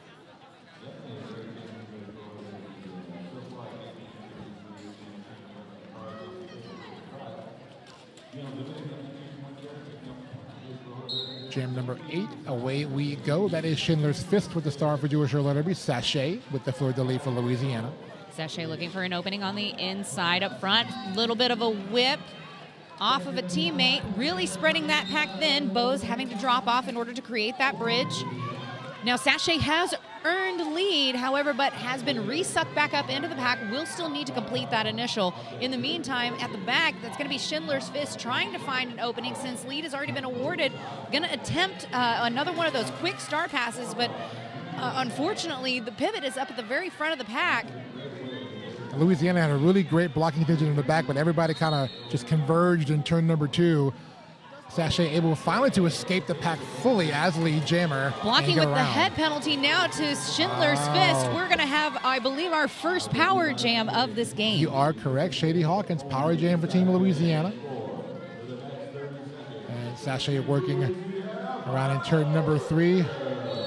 Able to skate around through the inside. Pass complete, 4 points. Pack getting spread out a little bit now. Now everybody kind of coming back in to turn number 3. And a nice blocking there by Team Louisiana, I saw Rest in Pieces, and I believe that was Bose. Yep, opening a lane there for Sachet. Jam is called. Looks like an 8-point jam there for Sachet. Important moment for that jam to be called. Schindler's Fist still stuck in the Hampton Inn penalty box. So we will have a power start in favor of Team Louisiana. Really quick look at our live chat here. I'm watching as we go. Some great compliments for our broadcast overall production. We've had a lot of good words about that so far this weekend. Thanks to our friend Evie and to Thin Mint and to our volunteers who are helping out with the broadcast all weekend. 10 out of 10 broadcast crew. Do you recommend? Would do again. Yes. Would do again. Off we go with this next jam. Twinkle Toes out front and lead jammer for Louisiana. Schindler's Fist now out of that Hampton Inn Suites penalty box. Twinkle Toes in for a scoring pass, looking for an opening on the inside. Wow. Finds it. Bose with the whip of the century right there to basically threw Twinkle Toes forward to get the 4 points. Sometimes you just need to shot put your teammate. Yeah, I need you here. Twinkle Toes going to reset now back in turn number 2 on another scoring pass. And another star pass completed by Jewish Roller Derby. Spider-Wham going to be wearing the star in this circumstance, but jam will be called off before anything can be done about it. 8-point jam for Louisiana. Here's our replay. Check out this nice work here in the front of that pack there. You can see. And here we go. Here's that Toes moment. on the inside, and shimmy, shimmy, go, and then and whip. I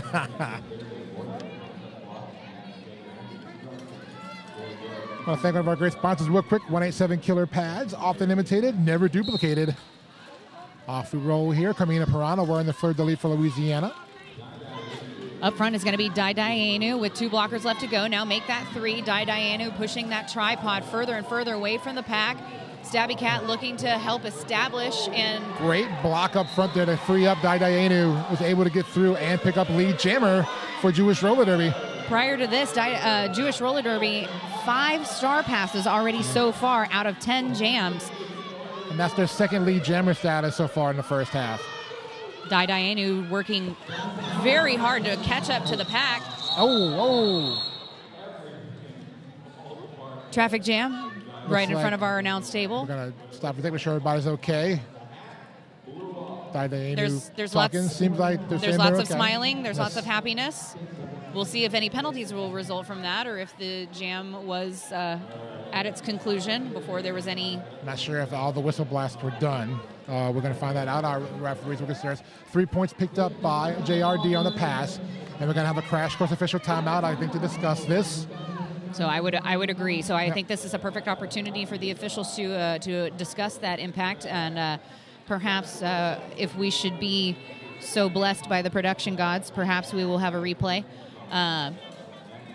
But, you know, it's definitely an interesting circumstance, you know, in that moment because the call-off occurred, but then there was also no subsequent false small or any sort of anything. So I'm concerned that there may be some consequences for that, but at the same time, I'm not seeing any movement by the officials, so I'm guessing referees are going to their positions, so it doesn't seem like anybody's going to the Hampton Inn Suites penalty box. So I think we're going to come out of this clean. And thankfully, everybody involved is okay. You know, everything must be a wash. That's it. Let's get back to skating then, if that's going to be the case. I see Papaya on fire back there with the fleur de lis for Louisiana, and that is going to be singular they him with the star for Jewish Roller Derby. But it is Papaya on fire, and out, even before the pivot line as lead jammer. If something's on fire right now with Papaya, it's the toe stops, because Papaya just ran through the inside of that line on the toe stops and just went right on through to pick up lead jammer. Did you hear how smooth you were just then? I am so smooth. Like butter. Papaya taking a spill there in turn number 2. Going to get quickly back up, though. And through the pack, making the initial pass there is Singular They Him. Singular They Him finally out with a little bit of a stash action. And jam will be called off. Let's see about any points. Nothing for JRD on that pass. Waiting for Louisiana. Full 4. Full 4. There we go. So you're scoring now 48-8. Louisiana with the lead over Jewish Roller Derby. 16 minutes, 30 seconds to go in our first period. You know, commenting on Jewish Roller Derby's ability to star pass, you know, equally as formidable is Team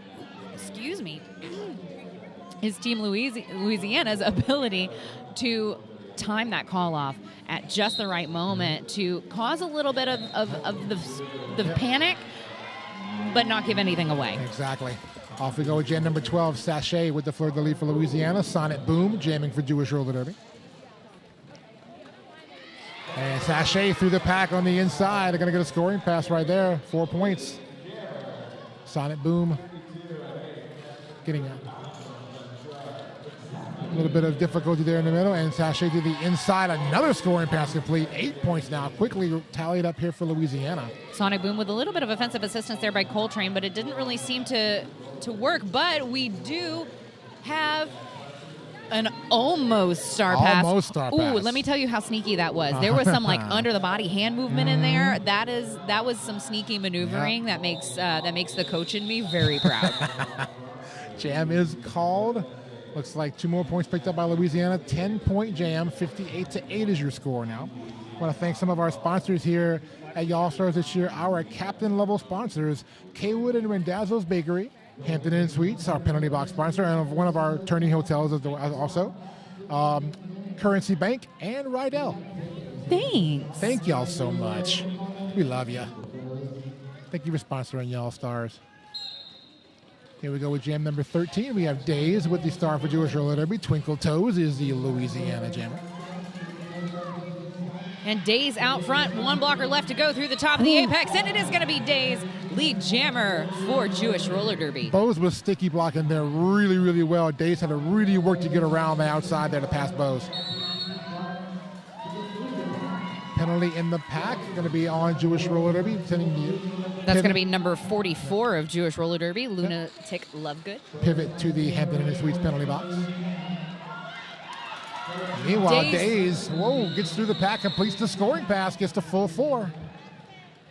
Great job there by Days to get through, squeak through, and call it off. 8-point jam in total by Jewish Roller Derby. So, and here's we're gonna see that replay. Here comes through Days and with that in. shimmy on the inside to the outside. Took the hit, stayed upright. And that's what we call mutual initiation. Up until now, Jewish Roller Derby hadn't gotten more than 3 points, per jam. So, perhaps a change in momentum. Yeah, a couple of good jams here right now, and they keep the momentum going. They can get right back into this. They're not out of it by a long shot. Off we go. Carmina Piranha and Schindler's Fist are your jammers. Carmina Piranha trying to go to the outside, going to try to step back in and work the outside lane a little bit. Excellent job by Carmina Piranha there, really being super aware of where the toe stops of the skate are for her, and not wasting any space, recycling back too far. Great job here, I see, by Kindly Kills trying to open up that pack a little bit, open up that blocking contingent for Jewish Roller Derby, but everybody stuck back around except for Schindler's Fist, who is your lead jammer. Schindler's Fist coming through for a scoring pass. 1 set of hips passed. We're going to go ahead and call it off. Yep, and we will get that 1 point. Yep. So I think the Jewish Roller Derby bench was wanting to see if they could run that, but better the one and none, perhaps sometimes. So a great nugget of information from Kate Silver here. 4 leads for JRD, all gotten by 4 different jammers. Interesting. Yep. So no one jammer is really dominating their lead jammer stat I. Stat I? Stat I. Statuses just sounds really weird, and I have a little bit of a lisp, so stat I works for me. Okay. Daidaenu wearing the star for Jewish Roller Derby. Meanwhile, for Team Louisiana, that's going to be Papaya on Fire. Papaya on Fire is out first, but is not lead. Nope. Lead is still open for Daidaenu, and it's going to be Daidaenu. Right there. Is lead officially. And Daidaenu was maybe thinking about calling, but chose not to here, and going to keep going with the jam. Papaya on Fire looking at the jam ref like, I'm going to call, why can't I do that? And Daidaenu calls it right there as Papaya came back up. But the 1 scoring pass was completed. 4 points for Louisiana and 2 more points for Jewish Roller Derby. Thanks to more of our awesome sponsors. Let's talk about our crowd level sponsors. We have Roll One, Allstate Haiti Agency, Nearby Notary, Creative Counseling and Wellness, LLC, and Raising Cane's. Chicken. One love. Woo, woo. That dog is so cute, though. I'll tell you a funny story. I used to eat at the original Raising Cane's in Baton Rouge all the time when I was a student at LSU. Way to be a hipster. Yeah, I'm a hipster. I was there before it got famous. Anyway, here we go. We have Sachet with the star, for the lead for Louisiana. Singular They Him for Jewish Roller Derby. Sachet out front and lead. Little bit of a long drawback. Sachet working in the back of that pack, now trying to scoot through in the inside, but great job. Oh, nice wall bust up front there by Bose. Trying to free her jammer up. The Jewish Roller Derby is so good at reforming these walls. They get back so quickly to get in front of the jammer. Absolutely. Coltrane taking a moment to do just that and break that up. But meanwhile, it's going to be, let me see, with the drawback. Oh, there goes Sachet through the inside. Completes the pass. 4 points for Louisiana. That drawback brought to us by I Shove Lucy on Singular They Him. Singular They Him looking for an opening on the inside line. And instead meets the chest of that was Bose. That was Bose. Bose. Yep. And most people don't bounce off of Bose and stay upright. So good job by Singular They Him to stay up on the wheels. Star pass has occurred. Coltrane now wearing the star. Well, holding the star more accurately. And great camera shot here. These defenses. Sachet able to skate around, but able to complete the pass for the 4 points. These packs. Jewish Roller Derby leading a blocker to the penalty box. That is Stabby Cat.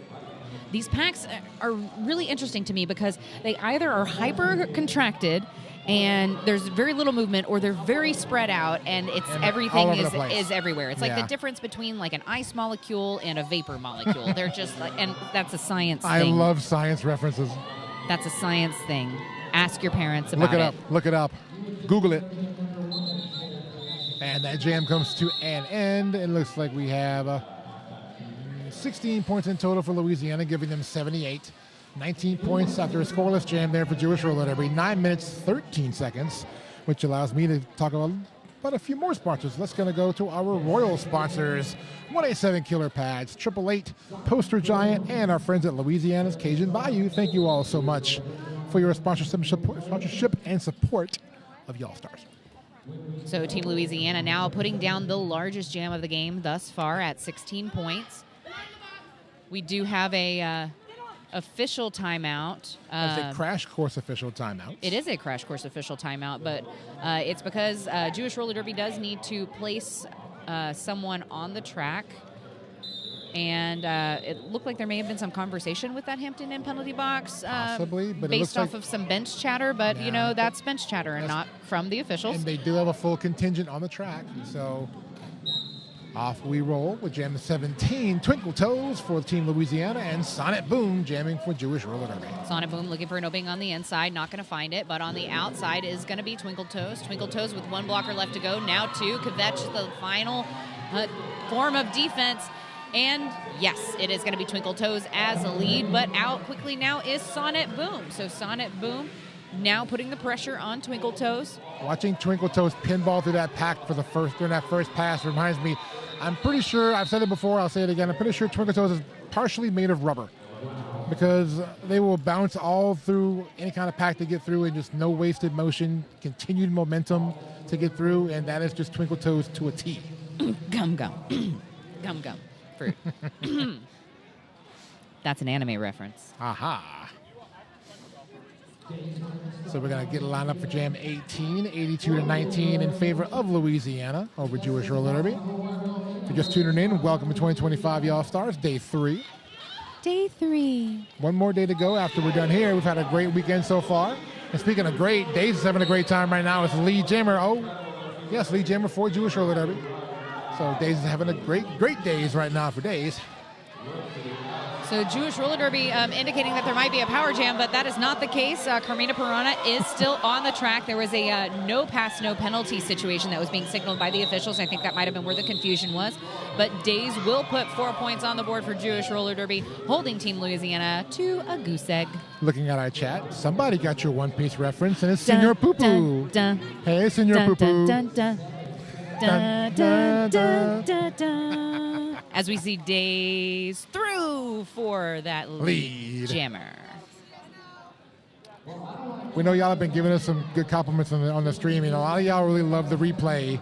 We love the replay too as announcers because it gives us a little bit of an opportunity to dissect the play, which is awesome.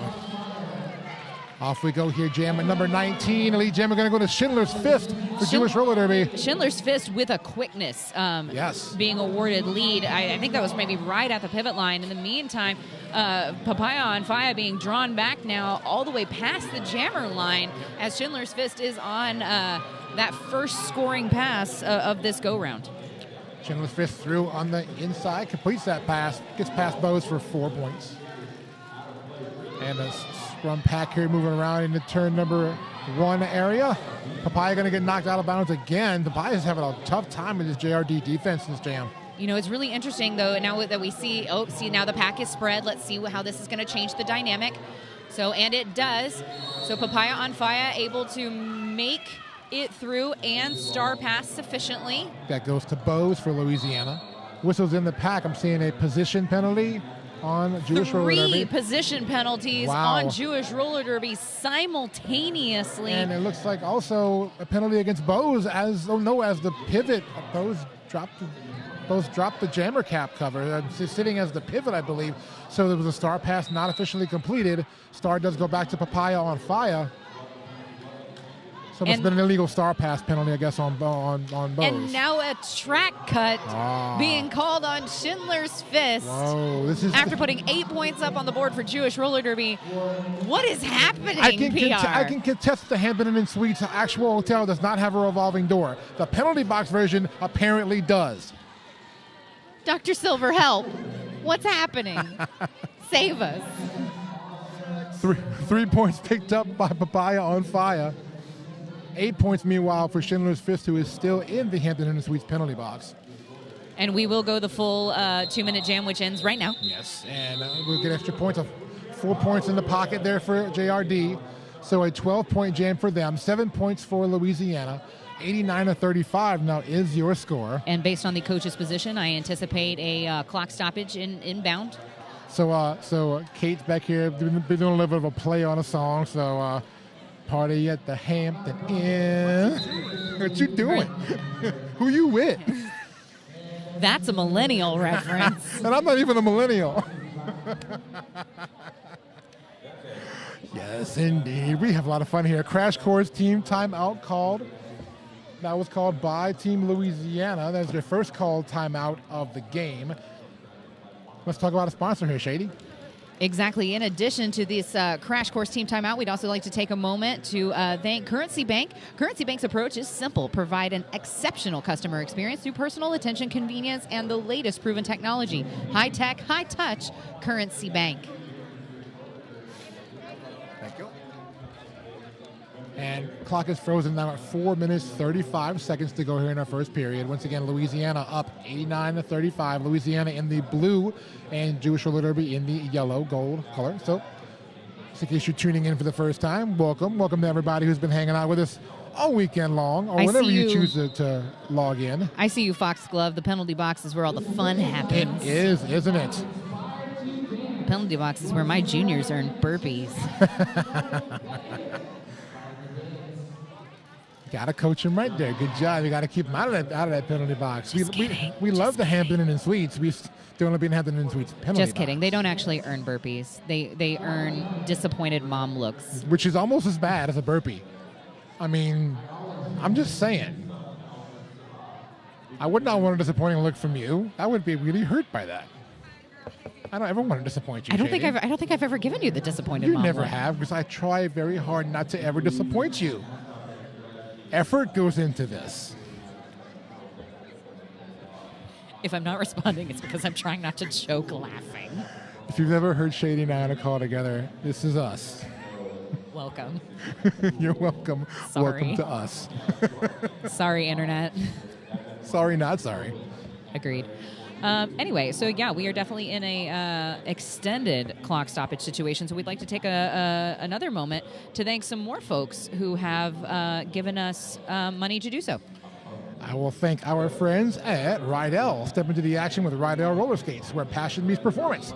Trusted by skaters for generations, Rydell combines classic craftsmanship with cutting-edge design. Discover your perfect pair now at roller.rydellskates.com. Rydell, built for derby, made for you. And while we have a second, let's go ahead and introduce you to our officials. I'm going to do it real quick for the skating officials because that's a shorter list. Quick. Led by Brett Poole, Luna Shovegood, Philum Defoe, Hannibal Ruffer, Random Dude, Bionic, Ship and Roll, and Effin' Ref. Don't worry, that doesn't mean that the NSOs are somehow less significant. No, we will get to y'all, trust me. I would like to do you justice by having the full 30 seconds. Exactly. Off we go here. Jam number 20. That is Sachet with the fleur-de-lis for Louisiana. Schindler's Fist starting off this jam in the Hampton Inn Suites penalty box. So a power start for Louisiana. I was about to say, so if that was a little bit of a long clock stoppage, so if you need to catch up, Schindler's Fist not on the track due to a penalty in the previous jam, but has been released. And we do have a free and clear Hampton's Inn penalty box at the moment, but that's going to end right now with a forearm call being assessed to a member of Team Louisiana. That is a kindly kill of the pivot for Louisiana. And the announcer curse strikes again. I know. I'm sorry. Sachet getting reset back in the turn 2 exit after getting knocked to the infield. Meanwhile, Schindler's Fist back out there and through for the initial pass. Skella being the last line of defense, keeping Schindler's Fist out. And Shea goes to the infield. He's going to decide just to call it right there. Schindler's Fist with the attempt at a call off. The hands were moving. But couldn't do it because Sachet had the lead status. 3 points picked up by Louisiana, keeping JRD off the board. 92-35 with 3 minutes and 16 seconds to go.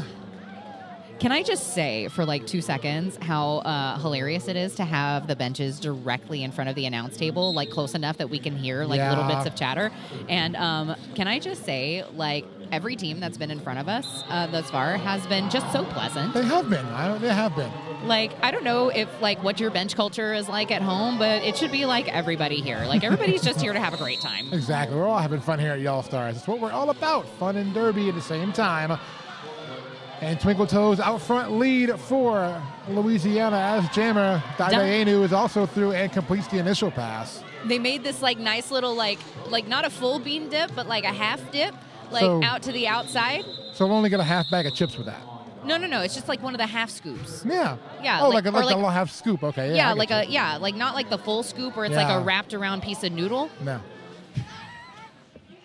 We're going to see that draw back here, recycle. And Twinkle Toes coming around. Almost hip whips around kindly kills, but able to get around without actually initiating the hip whip. And we're going to have an official review being called, I believe. Official review being requested by... I did see the hand signal. It showed, Jewish Roller Derby. That would be a Crash Course stoppage. Team Timeout official review brought to you by our friends at Crash Course. Crash Course... helps busy or Eddie. Actually, I'm gonna start over again. This is actually a longer read. Ready to make 2-minute jams feel easy? Tired of second guessing your training routine? Want to feel more confident when you step on the track? Then Crash Course is for you. We turn skaters into MVPs. If you started Crash Course today, in 4 weeks you'd be less tired at the end of a 2-minute jam. In 8 weeks, your footwork will get you to the line faster, and in 12 weeks, you'll be the skater everyone wants in their pack. Life's a sport. Win. And now that we have an extended moment, we have more than 30 seconds. Let me take a moment to thank our non-skating officials, which is where I began my derby career as a non-skating official. Actually, so I did lots as well. of love. High five. Well, yes. High five, non-skating officials. High five, non-skating officials. Kate Silver also, same. So thank you to Flip, The Doctor, Wheeled Assassin, Shrimp and Roll, Mausoleum. Haha, I see what you did there. Mortal Comcat. Rose Slambeau, but a different Rose Slambeau than the other Rose Slambeau. Fun Police, Identity Crisis, and Misery Chop. So thank you, big thank you to all of our non-skating officials and skating officials. And little some love out there. Little picture moment on track. Again, like we're all about having fun here. Like it's a good day. It's nice outside. You know, the temperature's kind of okay. I've got a Coke Zero. Like you're good to go. You know, yeah. So Brett Poole explaining to the teams. Brett Poole will get on the house mic here and explain. Let's listen in if we see if we can catch it.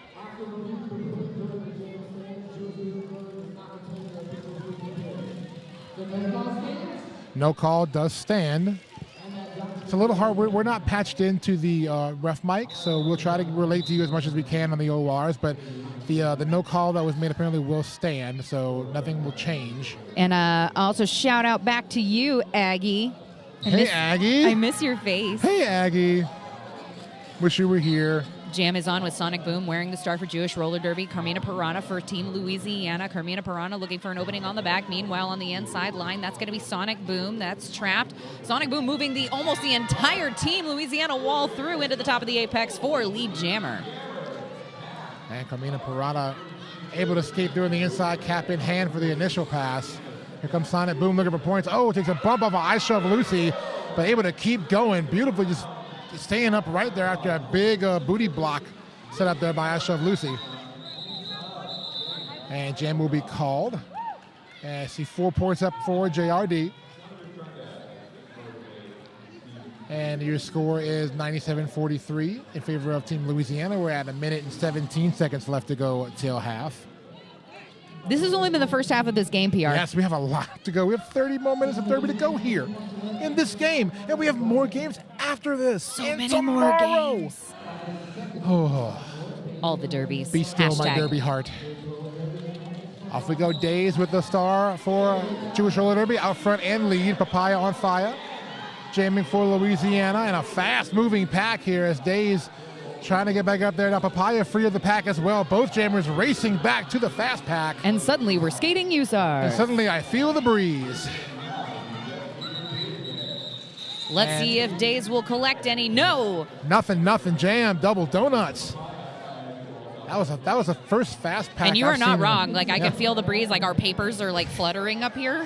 That was the first that fast of a fast pack I've seen, I think, all weekend. Or maybe one of the few I've seen all weekend, but that was a very fast-moving pack. I would also like to discuss the Jewish Roller Derby's coaches' little booties. They make me very happy, and I just thought the world should know that. So note here from Kate Silver, Days is 3 of 5 for leads, highest lead jammer percentage for JRD. Well, all right. Thank you, Kate. Off we go in jam number 24. Schindler's Fist is your Jewish Roller Derby jammer. Louisiana is countering with Sachet. Sachet being recycled to the inside, being drawn back almost to the top of the apex. And out front it is going to be Schindler's Fist. We're starting to see another pattern forming here with Jewish Roller Derby getting these lead jammer stat eye. You know, a really interesting shift in momentum here right at the end of the period. Period clock has expired. We are in the final jam of the period, jam number 24. So definitely these last few series of jams, you know, really proving crucial for Jewish Roller Derby to close that gap. That was 3 lead jams in a row for JRD, and that jam will end as a 3-1 jam in favor of Louisiana, who ends up now at halftime with an even 100 points. Jewish Roller Derby sitting at 44. We're going to hang out for a little second, but we're going to actually keep the camera going during our halftime because we have a really great halftime performance from our friends here at a local acrobatic gymnastic children's group called Inspired to Dance. They're awesome. They're going to be doing some dancing for us here, I believe, during this performance. That sounds super neat. We are going to keep that on. We will go away. We'll have some music playing from our production side in the background, but we'll keep the cameras trained. We will step away as announcers, and you will get to watch the awesome Inspired to Dance show us what they can do out there. So we'll be back in a few minutes for our second half. I'm P. Armageddon. I'm Shady Hawkins. And we'll step back for a second. Enjoy Inspired to Dance.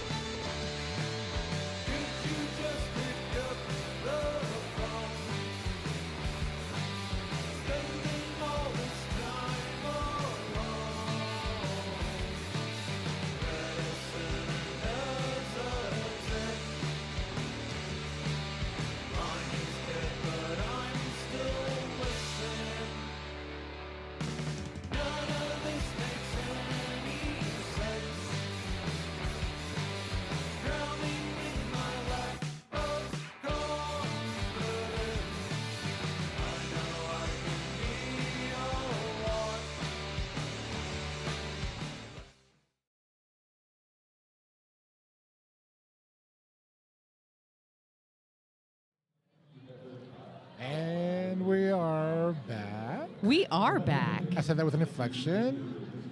What's Who put a question mark on the teleprompter?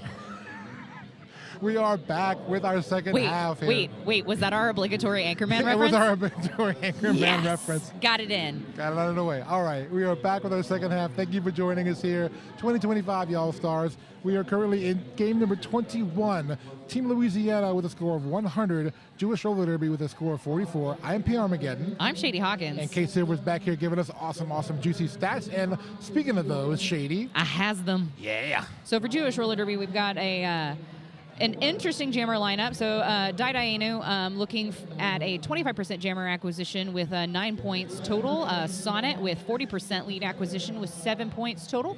Days with 60% acquisition, 14 points. Schindler's Fist, same 60%, 14 points. And our final jammer in the rotation, got to be Singular Theyhem.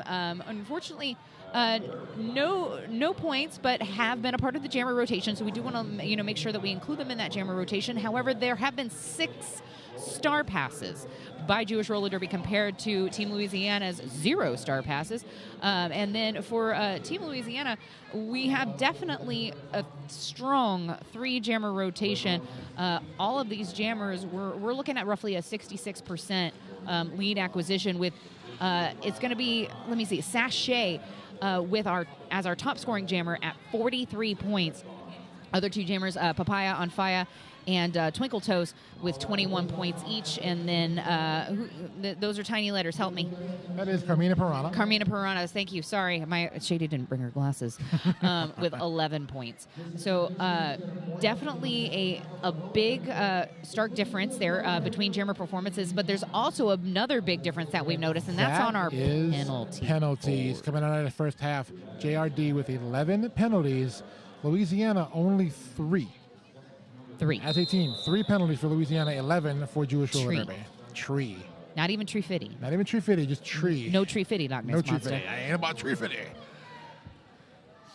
So we're going to line up here for jam number 1 of period number 2. And here we go. That is Twinkle Toes, jamming for Team Louisiana, and Daidainu for Jewish Roller Derby. Daidainu absolutely bulldozing that set of 2 Team Louisiana skaters at the jam line, but was not able to get out first. That is going to be Twinkle Toes. Twinkle Toes' lead, and we'll go ahead and call it off. That was a great jammer race there between Twinkle Toes and Daidainu. So I think I still think jam number 1 of this game so far was the fastest jam. It was. This may be a close second. And yes. Here again, we're going to see that explosion right off the line, acceleration here at the back.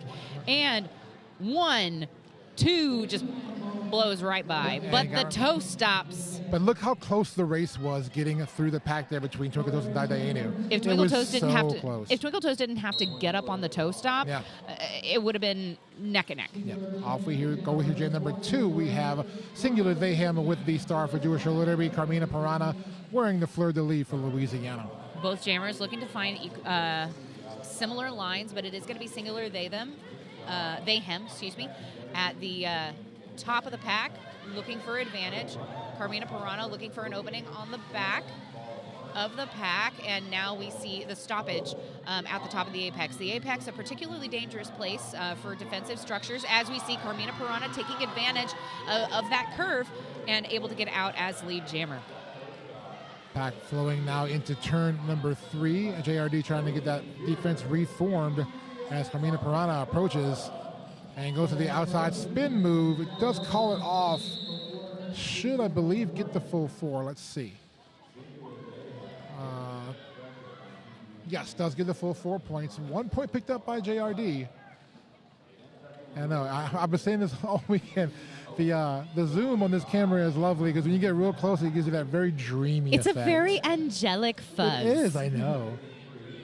It was a lot of fun to utilize that during the Mardi Gras game last night. If you watch the Mardi Gras game video, it comes in handy a lot. Remember, this is Shady's first game this weekend, so I'm just now getting to see all these fun things that all of y'all have known about all weekend. And I'm honestly thrilled by all of it. So Sonnet Boom wearing the star will be forced to recycle all the way back into the top of the secondary apex. In the meantime, also recycled is going to be Papaya on Fire. Papaya on Fire looking for an opening in lane 1, finds it. Papaya on Fire out as lead jammer for Team Louisiana. And Sonnet Boom working through the middle of that pack, takes a spill it right at the pivot line. Still has star in hand. As Papaya on fire now working in the back of the pack, trying to rotate to the inside, now to the middle. Oh, stumbles, but almost able to complete. Gets a little help there from the Antichrist, trying to free up their jammer, and they do, as Papaya is through for 4 points. Papaya coming back around for another scoring pass.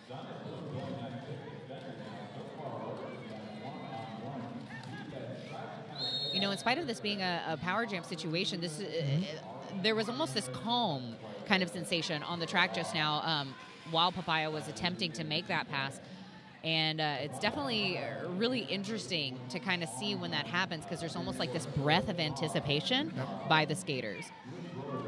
Papaya reaching to the back of the pack now and just trying to work through the block set up by JRD. And rest in pieces there, the pivot trying to do a drawback on fellow blocker for JRD. That is Labia Minora. And those jammers are through. Papaya looks at at her jammer and says, okay, I am going to call it. I'm done here. So that will stop the jam, and additional 4 points. So a 12-point jam for Louisiana, 115 for them. Jewish Roller Derby is still at 45. 26 minutes on the dot left to go in our game. And after this game, coming up, we're going to go back into our open division as Team Pennsylvania takes on Trans Rollers United. And following that, we'll go back into our junior division, our last 2 games of the day, as Tomorrowland takes on Druid City. And the nightcap will be Shady's Dallas Derby Devils Rolling Rebellion taking on Red Stick Roller Derby Juniors. Not just mine, not just mine. Yours as a coach. I'm just... It's there for everybody. I am simply a facilitator. I will most likely be on third base today. That's fine. But no, we have an excellent coaching team between Polly Pure Dread and Grey Wolf and Monk. You know, I love our coaching team. We like. I cannot wait to see Rolling Rebellion out there. It's one of our host leagues. Favorite people. Red Stick Roller Derby Juniors, one of our host leagues this weekend with Team Louisiana. So. I see my Derby husband in the audience. Oh. And here we go, Sachet with the fleur de lis for Louisiana. Days for Jewish Roller Derby. Days through and lead. Sachet trying to go through on the inside. Meanwhile, that lane kind of opened up a little bit there. Days tried to hit it, but he got blocked by Metamorphosis. And now through the end, now up front, Days just working one last blocker to beat. Trying to stretch out. I believe that was Bose, I believe, yeah. And able to get through. Lead Jammer the lead Jammer's already there. 4 points picked up by Days. You know, that was a really interesting thing that just happened there with that long draw out, you know, one-on-one blocking. There was an attempt at, you know, sucking that blocker and Jammer back in, but didn't quite get there. Team Louisiana did have to let Days go. 4 point pass there. First lead jam status of the half here for JRD. 4 points also picked up now by Sachet. 8 point jam for each team right now. I say that, and as soon as I say that, Days got through for one more scoring pass. Gets the full 4, so it'll be a 12-point pass for JRD, giving them 57. Louisiana at an 8-point jam, giving them 123. Still a lot of time left, though. 24-13 showing on that game clock.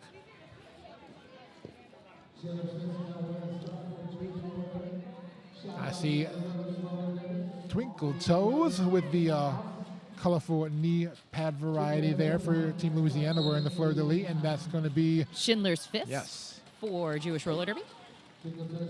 Twinkle Toes almost got through there, a little bit of a quick hop, but then bounced out of bounds, has to reset. Schindler's Fist working on the outside as well.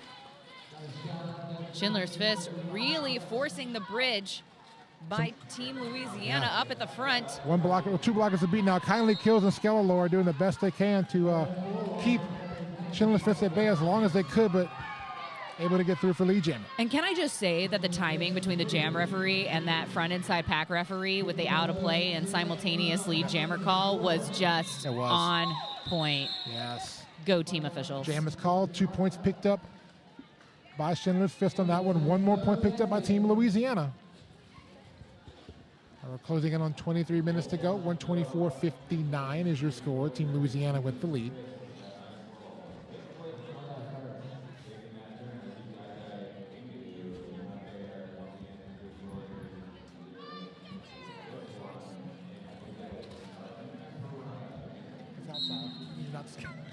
No, you're not. So for a moment there, I was pretty sure that I smelled barbecue, and I needed to confirm that I was not having a stroke. There is actually great food here. And speaking of great things, there are great things happening on the track, and that's going to be Dai Dianu wearing the star for Jewish Roller Derby, and Carmina Pirana wearing the star for Team Louisiana.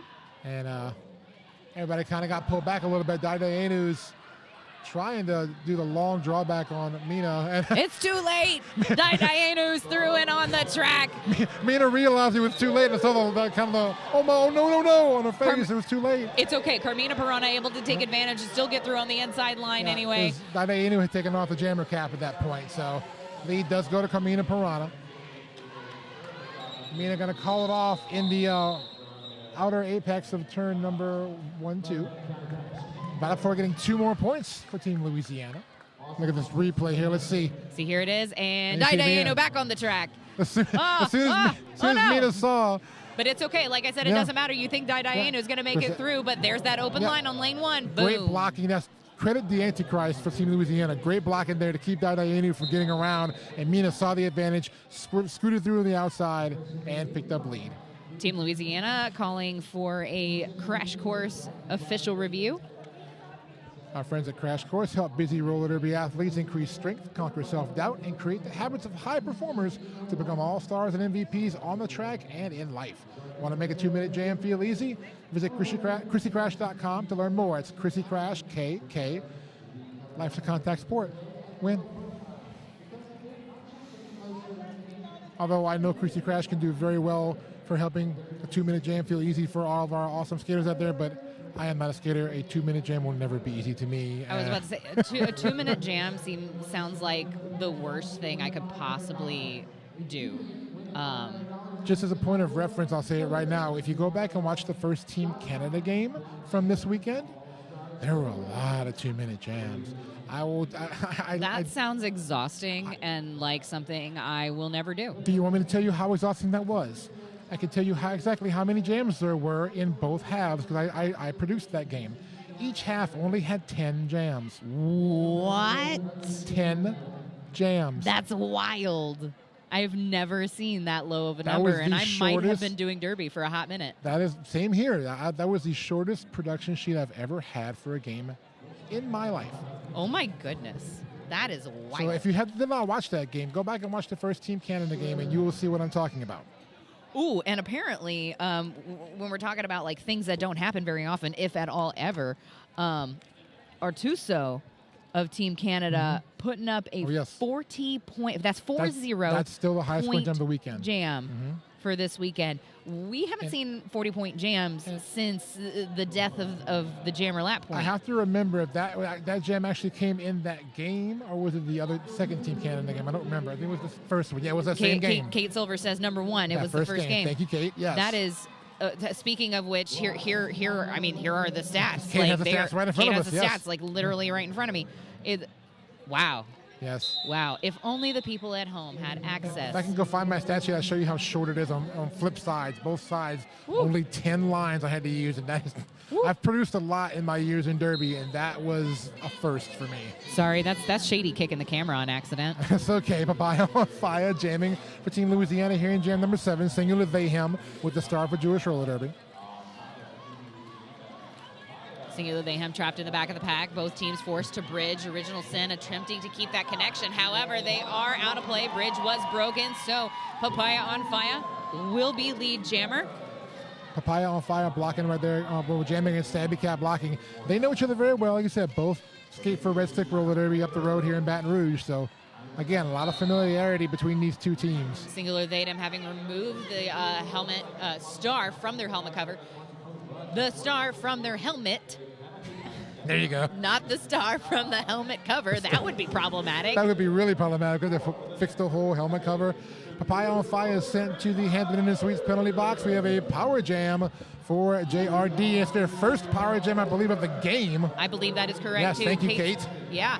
Woo. Wow, and points picked up there. Seeing 2 points picked up there for Singular Mayhem because of the jammer cap not being on. So Singular Mayhem now putting it back on, and will continue. You know, Shady's in real danger of knocking over a lot of technology, so at this point I'm just going to sit on my hands. I can't take you anywhere. I'm so sorry. I'm so sorry, friends. But yeah, no, in the meantime, really this... let's talk about a little bit of a penalty kill here on behalf of Team Louisiana. Only 2 points, currently on the board for Jewish Roller Derby during the penalty kill, and now 4 on the board for Team Louisiana speaks volumes to the defensive cohesion of Team Louisiana. Unfortunately, right now it looks like it's a little bit of a drop off with the blockers there. They have 3 blockers on the track right now, 2 blockers on the track right now for Louisiana. That's Bose and Metamorphosis. The rest of them are in that Hampton Inn and Suites penalty box, enjoying their turn down service and mint on pillow. And that jam's going to be called off. Papaya with a huge smile on her face, which is usually the case with Papaya. I would like a mint on my pillow. Can I ask, does the Hampton Inn have spare mints? That's the question I'll have to ask the Hampton Inn. I can ask that when I go back there because that's where I'm staying tonight. Ha! See? I know what I'm doing here every now and then. Sometimes. Here we go with jam number 8. Sonic Boom is the Jewish Roller Derby jammer, and out front in lead, Sachet with the fleur-de-lis for Louisiana.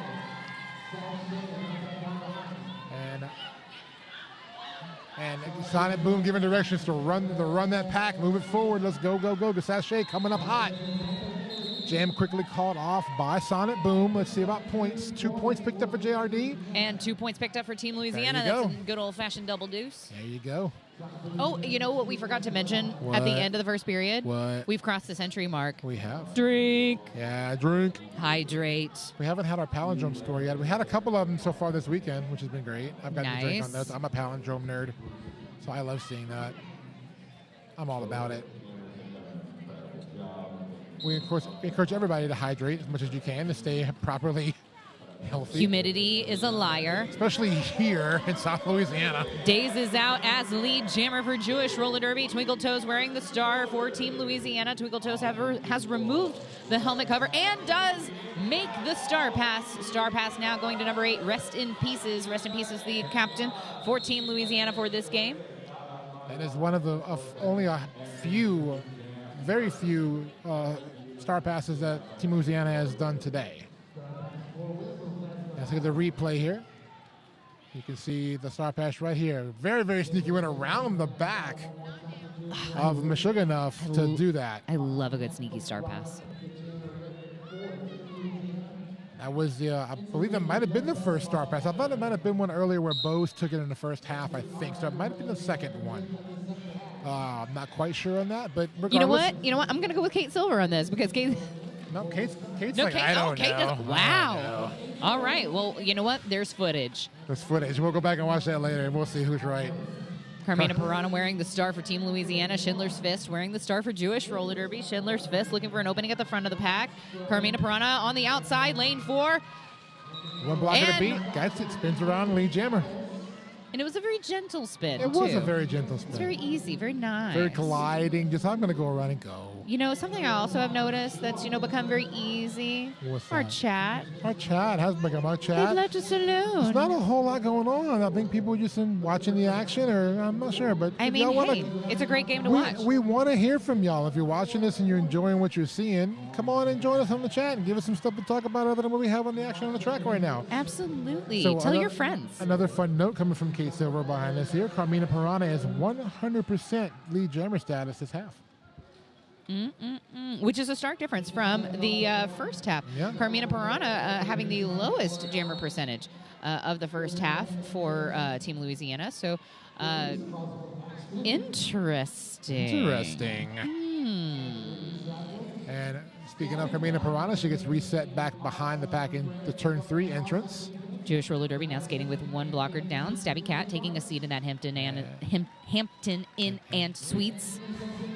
Words are hard. Words are hard. What's not hard is Carmina Pirana easily getting through that pack on the outside, which she got a couple of blocks, picking up the 4 points for Louisiana. That's called a segue. It is a segue. I like segways. I've never ridden in a Segway, but I can sure do them when I say things. I have no interest in riding an actual Segway. I would. I'd do it. I mean, I would try, but like, it would be expensive afterwards because if I fall, it's like getting hit by a car. 12-point jam for Louisiana gives them 148. JRD kept off the board there at 71. 15 minutes and 8 seconds, almost halfway through our second half. I feel like the energy of this game PR has taken a breather. A little bit. A bit. I feel like so. I feel like both of these teams are kind of maybe going into conservation mode, maybe trying to like store it up for the very last few bits of the second half. But who knows? Inu wearing the star and Comet Kazi. New jammer. New jammer for Team Louisiana. Team Louisiana mixing it up a little. Right as I say, hey, the energy's a little like, kind of chill. All it takes is put a new jammer out there and everybody just... Way to make me a liar.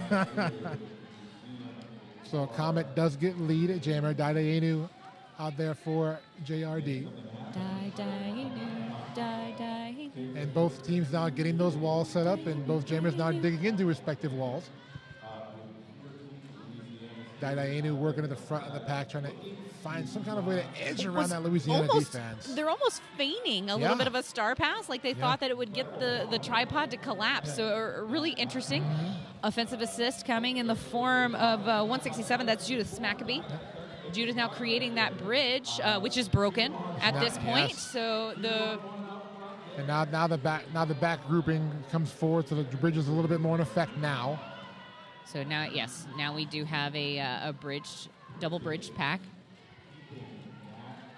All skaters on the track. Great blocking up for him. Kindly Kills and Skella doing some great blocking up there for Louisiana, just tying up Inu as much as they could as far as the blocking goes, and forcing the call off. And from what I see, we have no point. Oh, we have 4 points for Louisiana on that one. Only 4 points on that jam. And now we have a crash course team timeout being called. By Jewish Roller Derby. Yes, that is their second charge timeout. They have one left and their official review. Team Louisiana has the same thing. They have 2 left, actually, and their official review is now gone. So 2 clock stoppages overall for both teams, but Jewish Roller Derby does still have the privilege of an official review. Yep, they do. And that will give me a second to talk about some more of our awesome sponsors here at Y'all Stars. We love them so much for giving us their support all weekend long. Our crew sponsors, RES Contractors, Collective Home Sports, Sacred Roller Derby Skate Supply, Crash Course, Synergy Bank, Lamar Advertising, Symmetry Jewelers and Designers, Amera Health, Caritas, Louisiana, and Bont. Remember, after this game, we get back into our open division. We have Team Pennsylvania taking on Trans Rollers United, and then followed by our last 2 games of the day, which will be Juniors Division games. Again, that's Tomorrowland taking on Druid City, and Red Stick Roller Derby Juniors taking on Dallas Derby Devils Rolling Rebellion. Indeed. Jam is on. It looks like we're going to also have yet another new jammer on the line for Team Louisiana. That's going to be Mississippi Blues. Yep, this is Blues' first time jamming today for Louisiana. Sonic Boom for JRD. Sonic Boom out at the front of the pack, but Blues closing the gap very quickly, attempting to use Carmina Piranha as a little bit of a bridger, but not able to do it that way, but went up through the center, forcing JRD to bridge out. JRD trying to keep that block together there on Mississippi Blues, and Blue just trying to stretch him out, and does get it. Blue is now lead jammer for Louisiana. There's some bump blocking going on in the middle of that pack there in turn number 1. As Blue coming back up looking for a scoring pass. Oh, takes a spill to the outfield right into the turn 1 corner and gonna reset way back. Possibly to the jam line and beyond. Meanwhile, Coltrane now taking over as the jammer, taking the star pass for Jewish Roller Derby. And Blue trying to edge around. Great blocking here. Coltrane participating in that blocking configuration also, in addition to being in possession of the star. And 1 and 2, little bit of ping pong. Coltrane completes the pass, initial pass. Meanwhile, Blue's going to go ahead and call it off right there. And 3 more points picked up for Louisiana. 155 is now their score, 71 for Jewish Roller Derby. Closing in on 11 and a half minutes to go here in our second period. Ooh, I see somebody out there with a tortilla blanket. No, I bet they're nice and warm. It can get a little bit cold in this venue. I've been calling in this venue for a very long time. This is where I got my start in roller derby, calling in this venue for my first league, Cajun Roller Girls. Love my CRG. Don't date yourself. Ooh, Twinkle Toes with an attempted twinkly toe maneuver on the inside line. And at first didn't work, but then it did a second time. In the meantime, it's going to be Days wearing the star and is out, turning up the speed, putting pressure on Twinkle Toes. Will Twinkle Toes get some hips? I think maybe. Let's see. 2 points picked up by JRD, but 1 for Louisiana. Hey. Hey, got that one, Twinkle Toes. There you go. So now under 11 minutes on that game clock. 156 Louisiana. Jewish Roller Derby 73.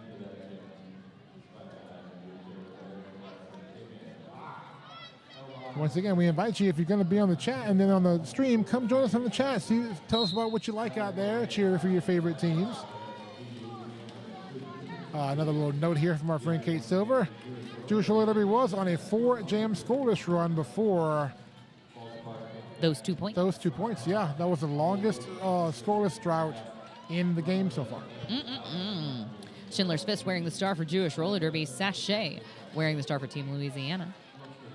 Both teams getting those walls set up. Sachet leaning in on that JRD braced wall in the back.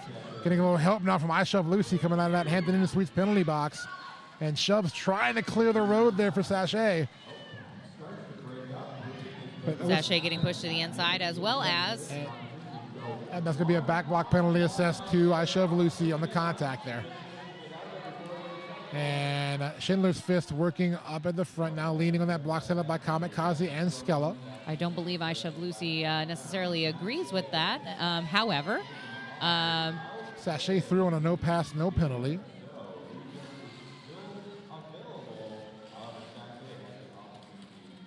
Everybody coming through turn number 4. A couple of people hitting the non-polished concrete. Star pass successful. That's going to go to number 62. That's Spider Wham. Sachet going to the middle back now, trying to find using a little bit of a block there from Kamikaze, but taking a spill and going to have to reset. Back in turn number 4. Good draw back there. Going to get it back behind Spider Wham. And Sachet knocked to the infield now.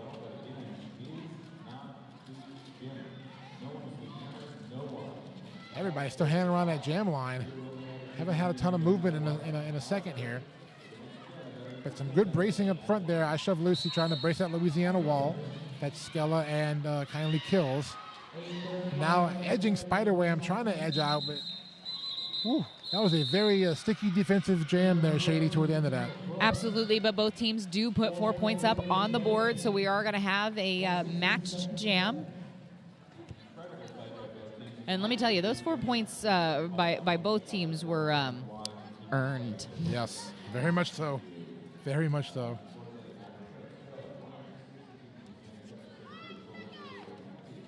Five-second signal, as you can hear. And away we roll. That's going to be Daidaenu with the star once again for Jewish Roller Derby, and Smash Ketchum for Louisiana. This is Smash's first time, I believe, taking the star from the jam line. Daidaenu out through and lead jammer. And Smash getting tangled up, going to reset back right after the jam line. Meanwhile, Daidaenu on the outside. Smash able to complete the initial pass on the inside. And big defense here by Team Louisiana, but Daidaenu trying to split the difference and does so. Oh, but not quite. An illegal contact penalty assessed to Daidaenu. So we will go the full 2 minutes. We will. 4 points picked up there by Smash Ketchum. You know, I'm interested to see if there are any points in the pocket there for Daidaenu, but in the meantime... Oh, big hit out there on Smash Ketchum. Smash going to have to reset.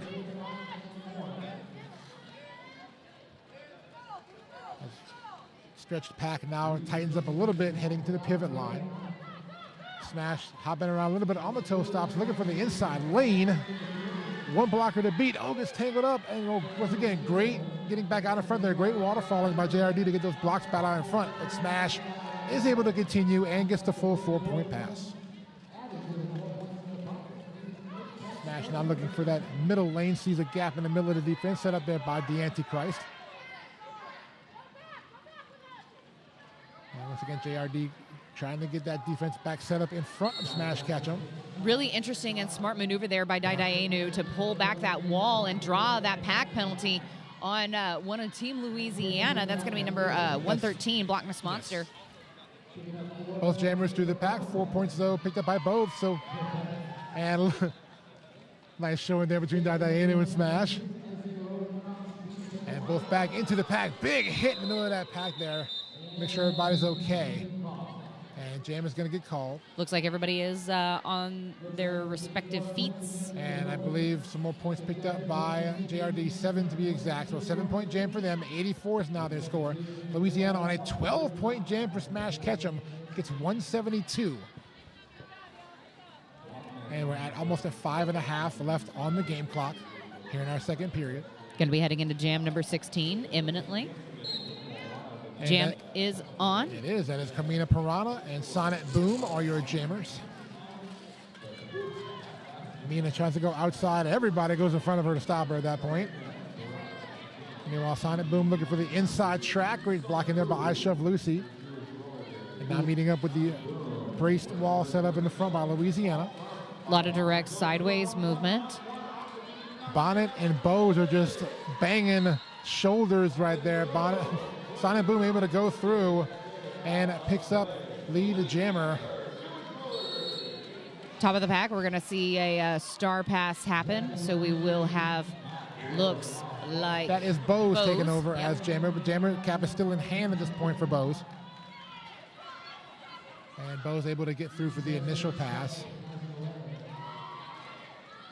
And pack still in turn number 2. Sonnet Boom's going to go to the front, call it off. Does complete a no pass, no penalty, I believe, there on that pass.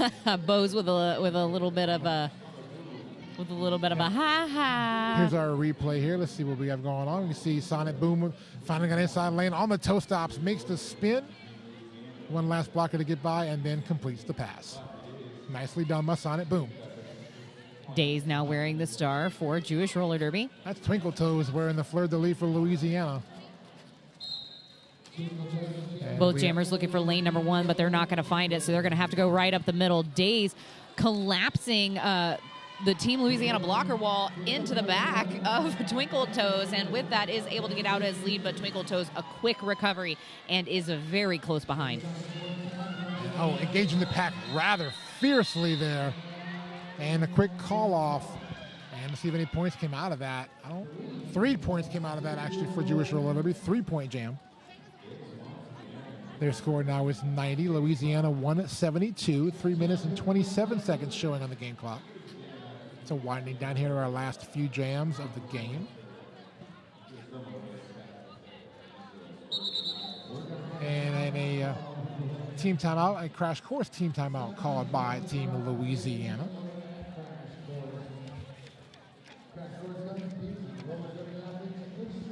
Crash Course helps busy roller derby athletes increase strength, conquer self-doubt, and create the habits of high performers to become all-stars and MVPs on the track and in life. Want a custom training plan with derby-specific workouts, nutrition strategies, and athlete mindset development curated by our epic team of coaches so you can level up this year? Visit ChrissyCrash.com, that's with 2 Ks, ChrissyCrash.com, to learn more. Life is a contact sport. Win. I can't say if you're watching and you're in the venue. I do know of one crash course coach on site here. That is Original Sin with Jewish Roller Derby. So,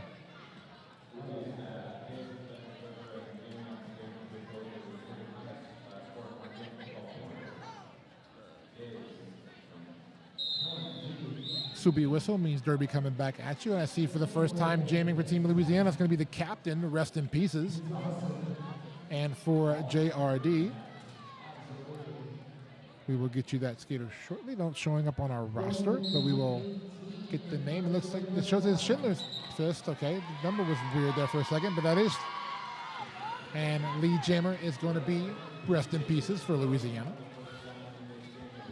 Rest in Peace is really showing to be a multi-threat, if you will, being able to shift between both blocking and jamming for this game, and is out and effective. Full 4 points on the board. That one was on me for Schindler's Fist. I couldn't see the 7. It looked like a 9 for a second the way they were positioned at the line earlier. So that they are indeed on our roster because Schindler's Fist has been skating all game long. It happens. Things happen, y'all. I've been doing this for 2.5 days. I thought you were going to say like 2.5 minutes and we're going to like make a joke about it. I've been doing this for a minute or more. It's okay, PR. I do this for 2.5. I do this for 2 minutes a lot because it's every game. We do. See? We do. We do the do. Do the do. That was not a paid sponsorship. It was not. Rest in Pieces, still with the lead jammer status. Star has been passed to Coltrane for JRD. Reston takes a spill to the infield, quickly calls off the jam, and gets an additional 4 points. So an 8-point jam for Louisiana. 180 is their score. Jewish Roller Derby with a 90 points total on a scoreless jam. So a doubled up score here in favor of Louisiana. And under 2 minutes to go. And a crash course team timeout called by Jewish Roller Derby. This is Jewish Roller Derby's final team timeout. Crash course helps busy roller derby athletes increase strength, conquer self-doubt, and create the habits of high performers to become all-stars and MVPs on the track and in life. Want to make a 2-minute jam feel easy? Visit ChrissyCrash.com to learn more. Life is a contact sport.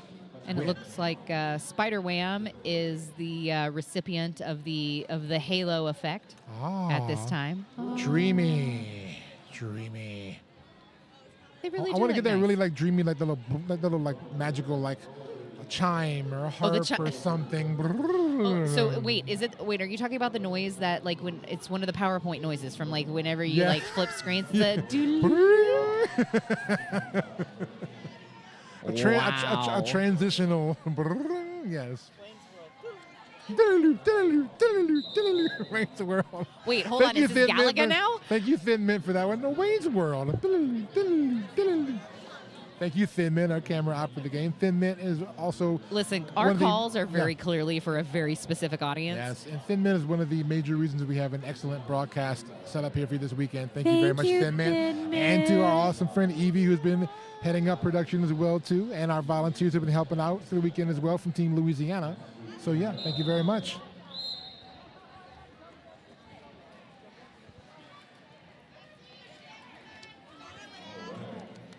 Game is about to restart. 1 minute, 50 seconds left on the clock. We're going to be going into jam number 19 as Stabby Cat and Kamikaze. So Stabby Cat's first time on the line for this game, and Stabby Cat will be lead jammer.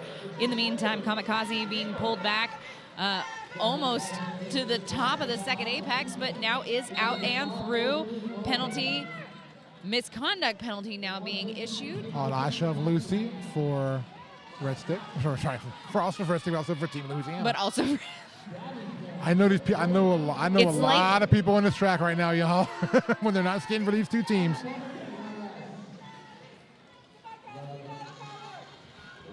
And around the back here, we have Kamikaze looking to get around in turn number 1. Tries to edge around the block from Daidainu. Meanwhile, Stabby Cat splits the difference right between Violent Femme and Bose, picking up 4 points. Another penalty being dropped this time to Jewish Roller Derby. Kamikaze through the pack, picking up 4 points as well for Louisiana.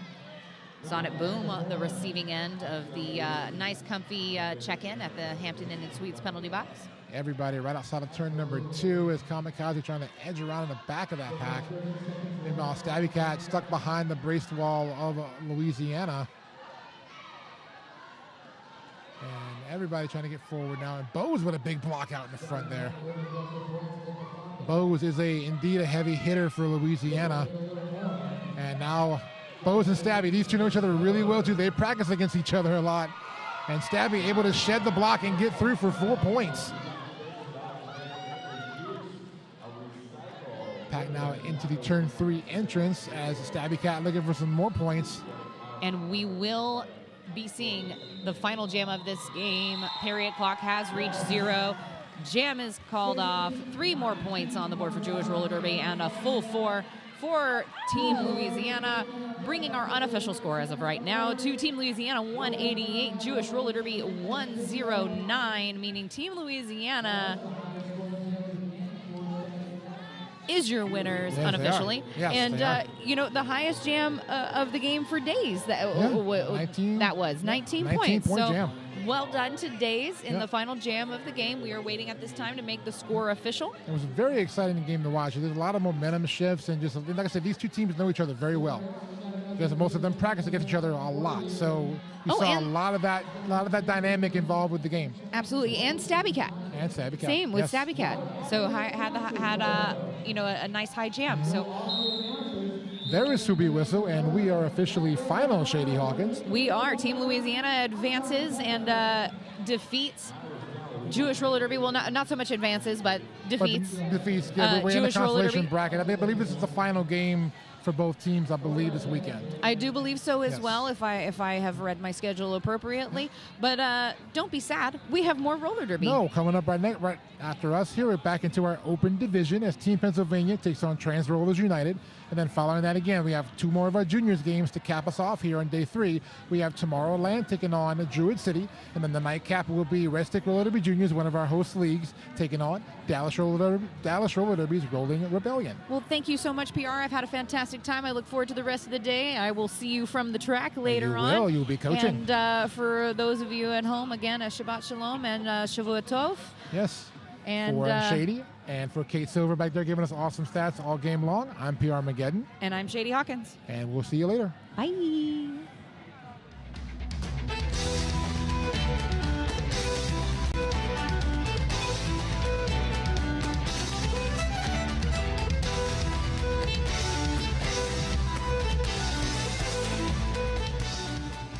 Hi folks, Tui Lion here, and I'm here to ask you if your helmet is cooked. Whether you're on the derby track or at the skate park, your helmet has one job, to protect you. So let's check out your helmet together and find out if it's still doing its job. Look for the following signs to determine if the EPS foam in your helmet has deteriorated. 1. Physical cracks or deformations. 2. Soft spots. 3. Discoloration. 4. Separation from the shell. 5. Age. Helmets should be replaced every 3 years depending upon usage, even if they appear to be in good condition. 6. Unusual odors. Let's move on to the outer shell and consider your previous impacts. If the helmet has been involved in a significant impact, the EPS foam could be compromised even if no visible damage is apparent.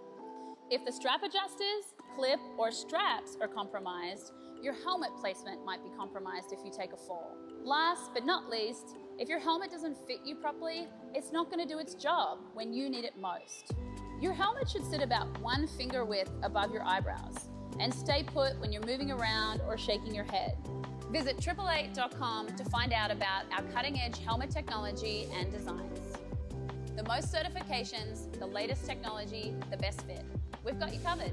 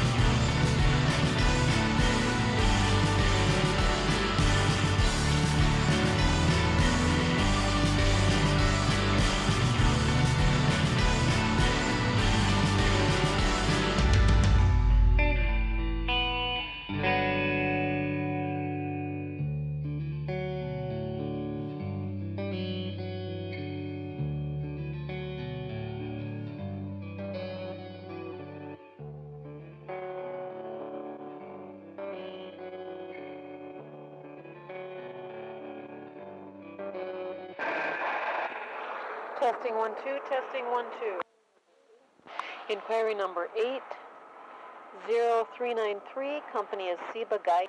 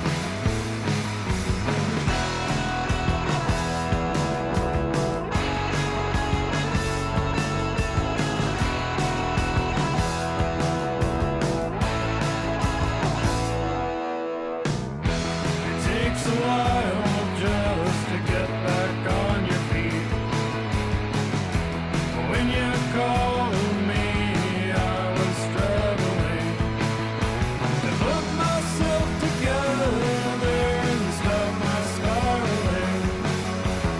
It'll take some time to process what I'm feeling, and I can't let myself fall asleep, 'cause I don't wanna miss out on anything.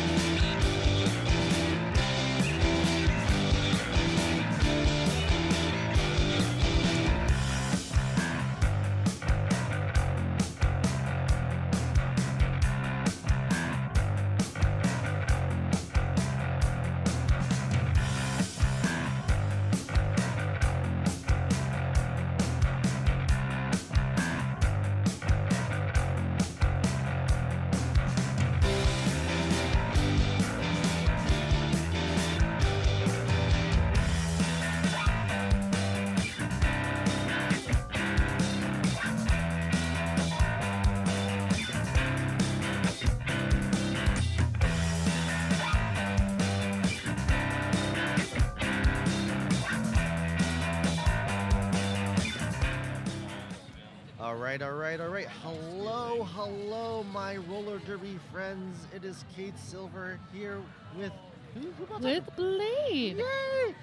And we are excited and also joined in our producer booth by Tally to bring you this game in the Open Division. Returning to the Open Division, Team Pennsylvania taking on Trans Rollers United. So last night, Team Pennsylvania played B-Side, lost to B-Side, and Trans Rollers United played. Who did they play last night? The Villain Era, The Villain I believe. Era, yeah. They felt the Villain Era. So I think Villain Era was definitely in their Villain Era last night. They were 100%. Like, definitely living up to their. They're 100% in their name. Villain Era. They were full gremlins. Just sorry. I also like Gremlin Era because I'm perpetually in my Gremlin Era. So this is for going ahead and getting into the open bracket constellation. And we're going to go ahead and give you some rosters. How about that? For skating for Team Pennsylvania, we have number 101, Tree, 12, Zora, 172, Jackson, 1760, Biohazard, 273, Euler, 282, Dash Ketchum, 30, Omricker, 352, Olive, 47, Mike Honcho, 5, Hurricane Heather, 55, Nemesis, 666, Lolly Riot, 82, Starstruck, 83, Gritton Barrett, 84, Phoenix, and they're rounded up by number 9, Pit Bulldozer. And skating for Trans Rollers United, it is a 0010, The Antichrist, 11, Samwise Banshee, 116, Ursa Mamer, 24, Shiv, 30, Trauma, 386, Jamelto, 39, Evie, 420, Harry Jane, 422, NBD, 66, Booty Fett, 7, Bold Move Buttons, 79, RIPLE, Ripley, 8, Sharpie, Markham, 89, Arrakis, and 9, Griever.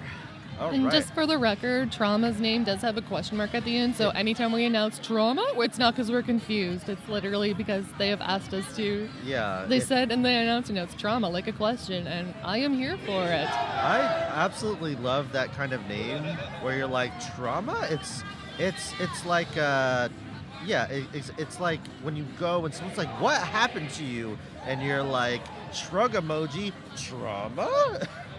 Or it's kind of like, Trauma? What trauma? I eat trauma for breakfast. Not the person, like the actual. Yeah, I mean, if you eat trauma for breakfast, like, I mean, there's many people named Trauma, but there's, a few notable traumas, right? One of them is childhood. Oh, God. Yeah, I'm just one. Yeah, just inflict. Sorry for inflicting psychic damage on everybody on the stream, but we're gonna get started here. Hit us up in the chat if you're here. I don't have to tell you the URL. You know where you are. You know what you're watching. We're gonna go ahead and get started here. Got a lot of great folks in the chat.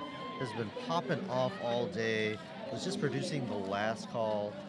Folks in the JRD Louisiana game. Really fun game there.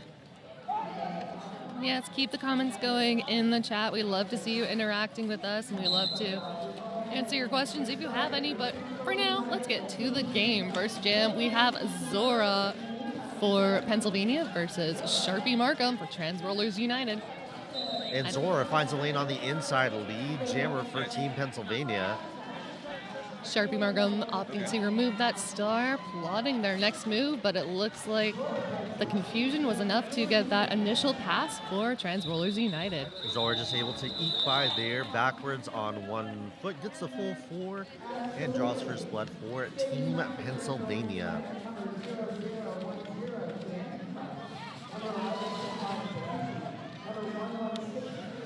On the line now, we got Arrakis going up against, I believe that is Starstruck. My eyes do not, are hard. I'm looking at it live. You can't really see on the stream, but yes, I believe that's Arrakis versus Starstruck. I am correct. Yay, my eyes. 89 versus 82. And with the quickness, Starstruck getting out first. Lead for Pennsylvania. Arrakis on the outside takes a huge hit there from Mueller. Yeah. It looked like, oh no, no pass up. Yep. It is no There pass is up. so much confusion. There's a lot of confusion that's off track. Looks like Arrakis was sent to the box. They weren't quite sure if it was a no pass, no point or Yes. a cut track, but it looks like the cut track will be assessed 30 seconds. We will have ourselves not a power jam because Starstruck is our lead jammer of record. Arrakis settling in that jammer suite in our Hampton Inn and Suites penalty box. Starstruck taking a beat to reset. Decides to call it off and freeze Arrakis in the belly box. Arrakis. It'll be definitely less than 10 seconds as Arrakis was already standing at the conclusion of that jam, so a brief power start goes to Pennsylvania.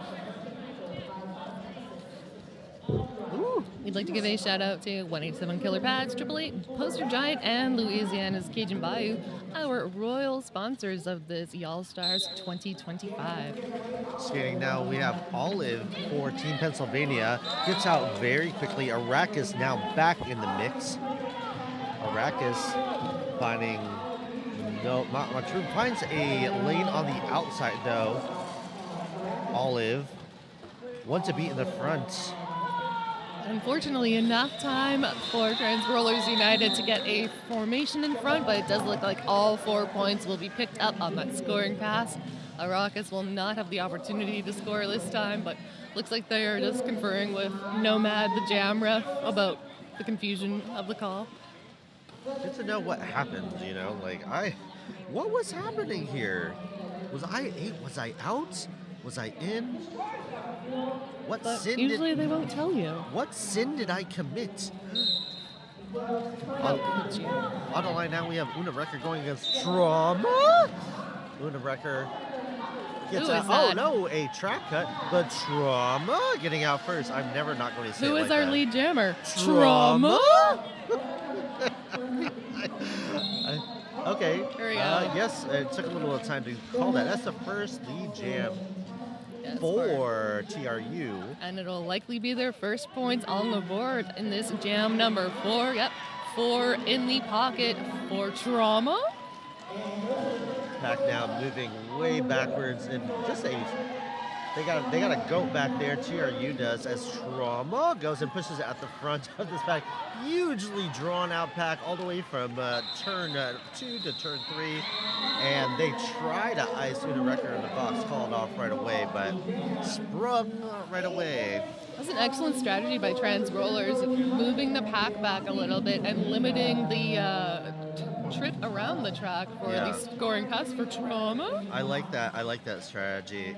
I do too, and I bet the jammers like it too, because you know what? I know it's a long way to go. It's about 108 meters. I'm making that up. Back on the action, Zora. Don't make me do math. Yeah, Zora back in the mix, going up against Nat Attack. Zora gets lead jam for the second time in a row.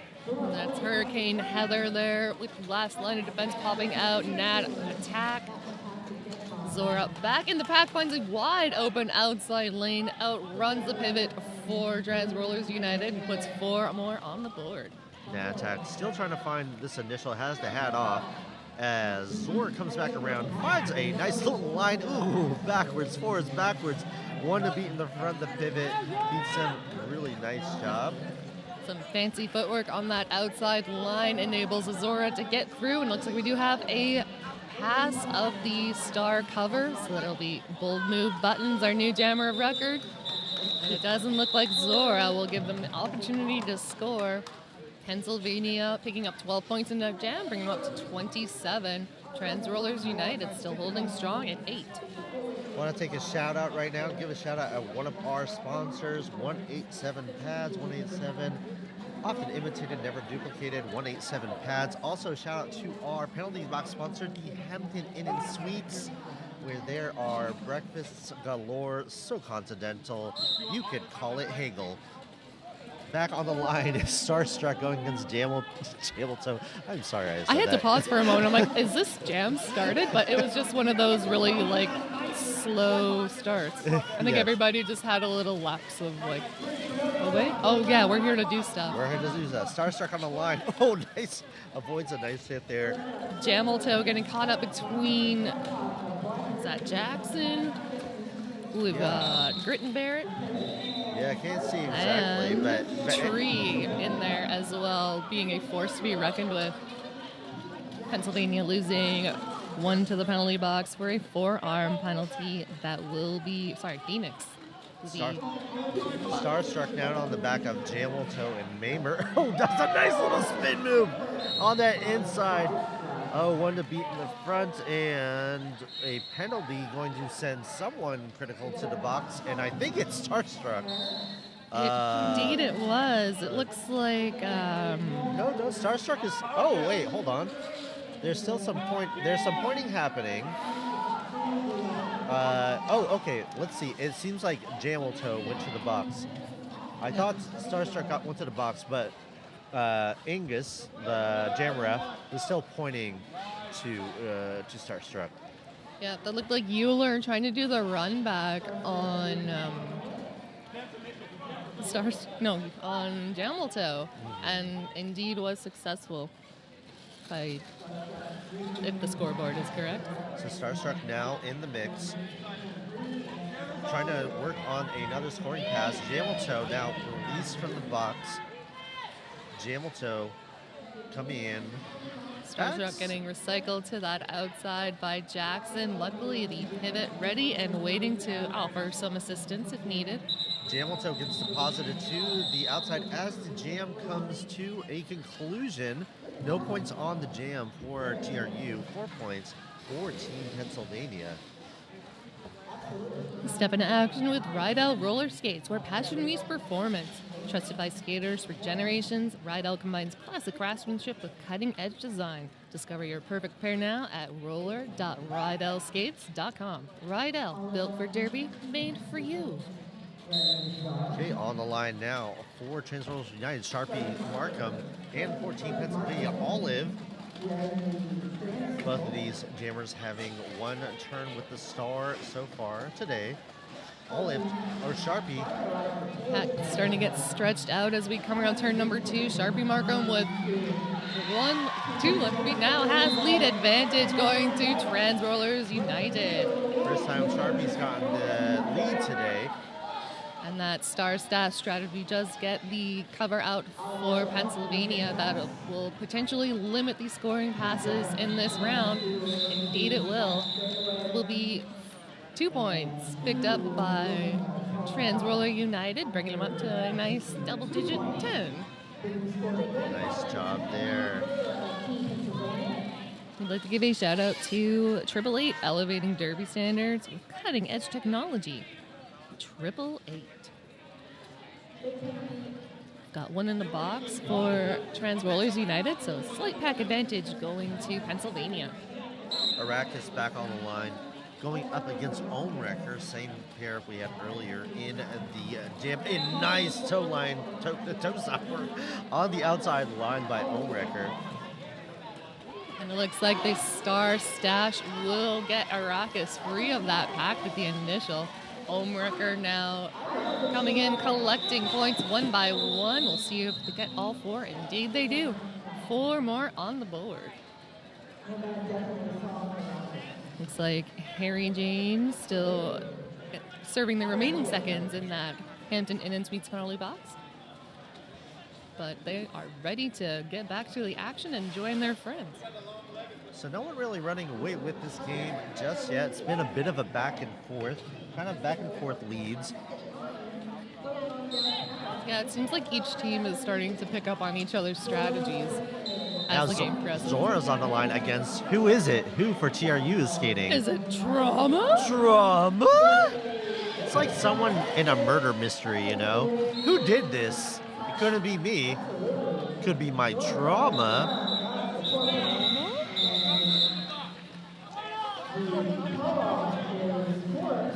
A quick scoring pass and called off. I think that's going to be the name of the game today, getting those stars out quickly and then hit it and quit it jams.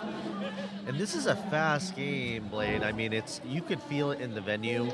I mean, everyone's going so fast. There's like a really high energy. You can feel the wind off the track on the dais. I can feel the breeze in my hair. I know. It's also kicking up a lot of dust too. It's actually kind of gross. I in here. know. You cannot see it on the stream, but oh. I know. If you want the full experience, start a fan in your home and like get some chalk in it.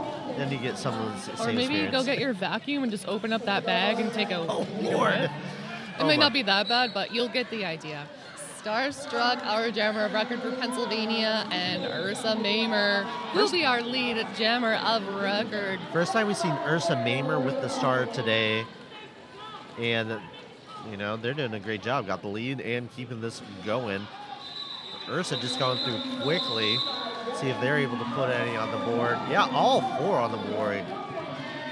Yeah, nice job. Excellent work there. And we'd also like to give a shout out to Currency Bank. At Currency Bank, we create meaningful partnerships with our clients built on strong personal relationships, core values, and the right combination of the latest proven technology and personalized service. It's not just good for business, it's who we are. Oh, it's who they are. Currency Bank. We are speaking as the bank, so it's who we are. Olive going up against Jameltoe. I love the name Jameltoe. I'm not going to lie. It brings me such pleasure. I do giggle a little bit every time I see it. So Both good. jammers stuck, but it looks like Olive might be getting free. Yes. Olive just boiling over blocker in the front there. Jameltoe not finding much room there in the middle. Trying not to go too close to those outside lines, as tempting as they might be, but that's how you get knocked out and run back, and nobody likes to waste the extra energy. Olive just getting kind of laid out there in the middle by Evie, although it ended up landing inbounds and went ahead and get all 4 points on that pass. This is a Chrissy Crash timeout. It's an official timeout. Shout out to Chrissy Crash. Crash Course helps busy roller derby athletes to increase strength, conquer self-doubt, and create the habits of high-performing all-stars. Also, there's a replay, so we're going to talk about the replay and then do the rest of the sponsor read. So this is that point in which Jameltoe is pushing out that pack. Back to the read. Crash Course helps busy roller derby athletes to increase strength, conquer self-doubt, and create the habits of high performers to become all-stars and MVPs on the track and life. Want to make 2-minute jams feel easy? Visit crazycrash.com, almost said .org, to learn more. Life is a contact sport. Win! Also want to tell you who your officials are for this game. Your NSOs are Eggs, Geonitter, Sinoman, Ivana Rage, Sadie Masochist, Dexter, Psylocke, and Dictator. Your skating officials for this game are Mad Jack Churchkill, Kilobyte, Colonel Angus, Nomad, Sven DeVore, Yulnetta Rehab, General Relativity, and Alaska Blastia. Looks like we're just in this official timeout to do some track maintenance and the officials discussing some happenings of the last jam, if I were to hazard a guess. But that rolling whistle is usually a good sign. We're about to get back to it. Looks like Ohmwrecker taking the line for Pennsylvania. Cannot quite see the Trans Rollers jammer. They're neatly tucked away in that jumble of bodies. Got Trans Roller Blocker at the front of that pack, setting up, making sure it's not an easy pass. That would be Sharpie Markham donning the quote-unquote star for Trans Rollers United. Oh, dang. Huge hit out by Jackson on the pivot. That's Evie, yeah. Indeed it is. And it looks like, not a bad jam. Sharpie Markham now pushing out for a big rollback there by NBD. Oh, I just understood that name as I said it. I see what they did there. I see what you did there. Oh, and it looks like Pennsylvania losing an additional blocker. But unfortunately, the seats in the Hampton Inn and Suites penalty box currently have no vacancies. So that that blocker will have to remain on the track until there is a spot freed. It was a penalty parade. They were there for the Continental Breakfast. They were told that Spinoza would be there. I'm going to keep on making continental philosophy jokes until someone in the chat tells me not to. Anyway, this is an official review being taken. Would you really take people's advice in the chat, though? I'm not going to listen to anything you say. We have the microphone and you don't. Wahahaha. Team Pennsylvania also doesn't like the unlimited power given to the referees. They're going to challenge this and usurp some. I'm going to stop saying these things, otherwise I'm going to get in trouble. So they're taking a break. This is a Chrissy Crash timeout. We're also going to shout out some of our other sponsors. Poster Giant, big thanks to Poster Giant, from wild posting and guerrilla marketing to digital campaigns. Poster Giant makes your message stand out. You need to get the word out for your next big event. Visit postergiant.net today and let them take your promotion to the next level.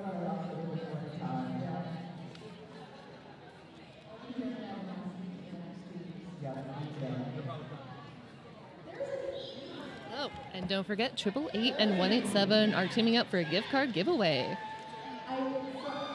$500 giveaway to be exact. You can win $500 to spend on all your favorites: gear, bags, helmets, and more. And the best part is you don't even have to be at the tournament to win. So you can enter to win now at tinyurl.com/y'allstarsgiveaway. So just pulling some stats here from Tally. Thank you, Tally. And so there's only been 3 jams that TRU's scored in so far. And those points were, they're following some math facts, kind of a doubling progression. So Sharpie with 2, Ursa with 4, and Trauma with 8. Trauma with 8. With 8? 8? I feel like everything needs to be a question with Trauma now. 8? There's no declaration. So it looks like the official review is coming to a close. Mad Jack Churchill pulling the captains back in. And once it is explained, we should have some clarification on the house mic. And if not, we can get those details to you as soon as possible, but likely during halftime. 282 on Pennsylvania. If they're pivoting, they tend not to give up any points. That whatever that defensive line is, seems to be pretty strong. So fun stats. So 282 Dash Ketchum on Pennsylvania doing some really nice point protection. So nice point protection facts. It's kind of cold in the venue. There's someone in the frame of the thing you see wearing a blanket. That is the vibe today. It is blanket Saturday, Snuggie Saturday. That's a better thing to say. Yeah, there's something about this venue. Like, you step outside of the auditorium, even in the hallways, and the temperature increases, and then it's not as much of a shock when you go outside. It's not like Vegas where you go outside and you're suddenly like blindsided by heat. So we're getting some facts now from Angus.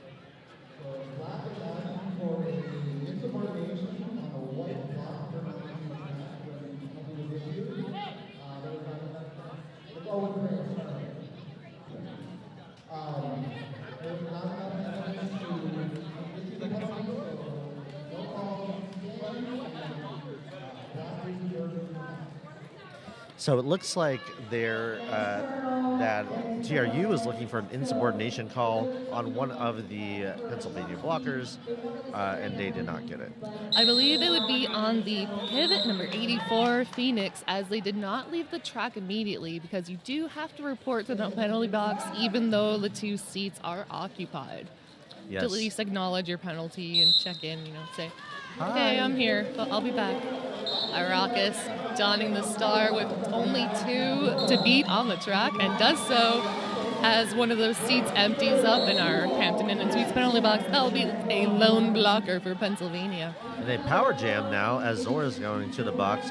Arrakis 2 for 3 in the game so far, and this is the first power jam? No, I don't think it's the first. This is the first power jam Power jam? This is the first power jam for Trans Rollers United. People in the chat saying, I'm going to be traumatized by that trauma pronunciation. Yeah, I mean, us too.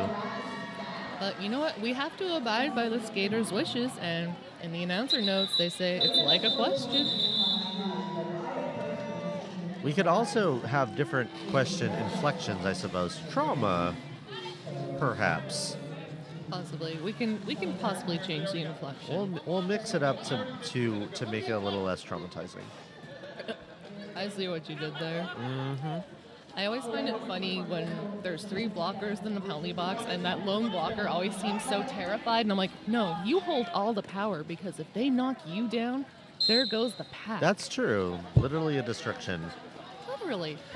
So, I don't know who's jamming right now. Could it be Trauma, perhaps, going up against Perhaps. Euler? And Euler hopping on one toe on the outside line. That is not an easy feat to accomplish.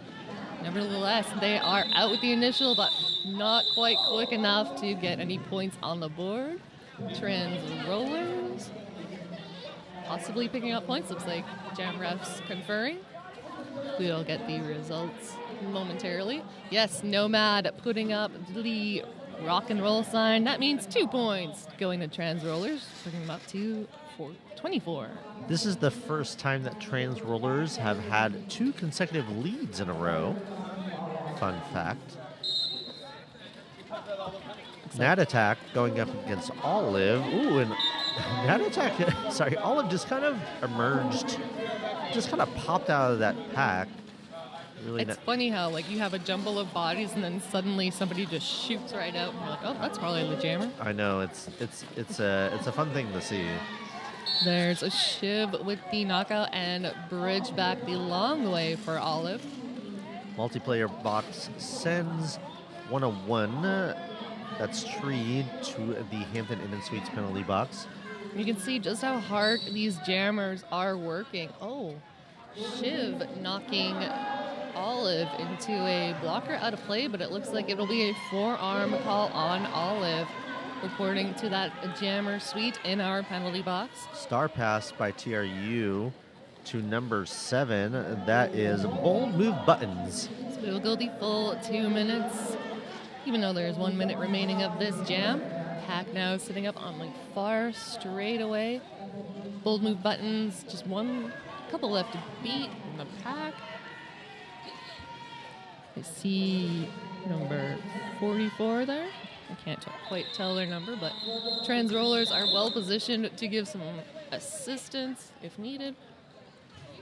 Jam comes to its 2 minute conclusion. We are. Nope. Looks like we have a skater down. Yep.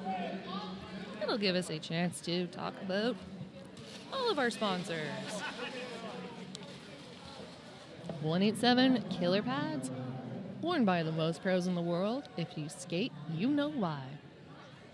And for 888, the deep cover helmet from 888. Low profile, the best fit options, and the most certifications. 888, we've got you covered. All right, we're back here. Skater got up of their own accord, skated off the track, so love to see it. Big thank you to everybody here down in Thibodaux, our volunteers, our medics, our announcers, our officials, everybody who's making this thing work.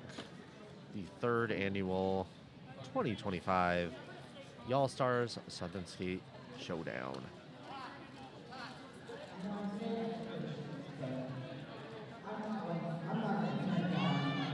All right, looks like we were about ready to get back to the action.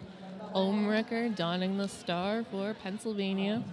Pennsylvania in the light uniforms and Trans Rollers United in the dark uniforms, if that wasn't clear. It's not always easy to tell, especially if you're watching on your phone.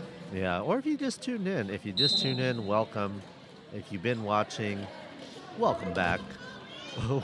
Or we're sorry. For the trauma? For the trauma. Sorry. Ooh. Oh my. Umrecker and Sharpie Markham. And Pack just at a standstill here between the jammer and pivot line until Umrecker gets knocked back, drugged back way by NBD.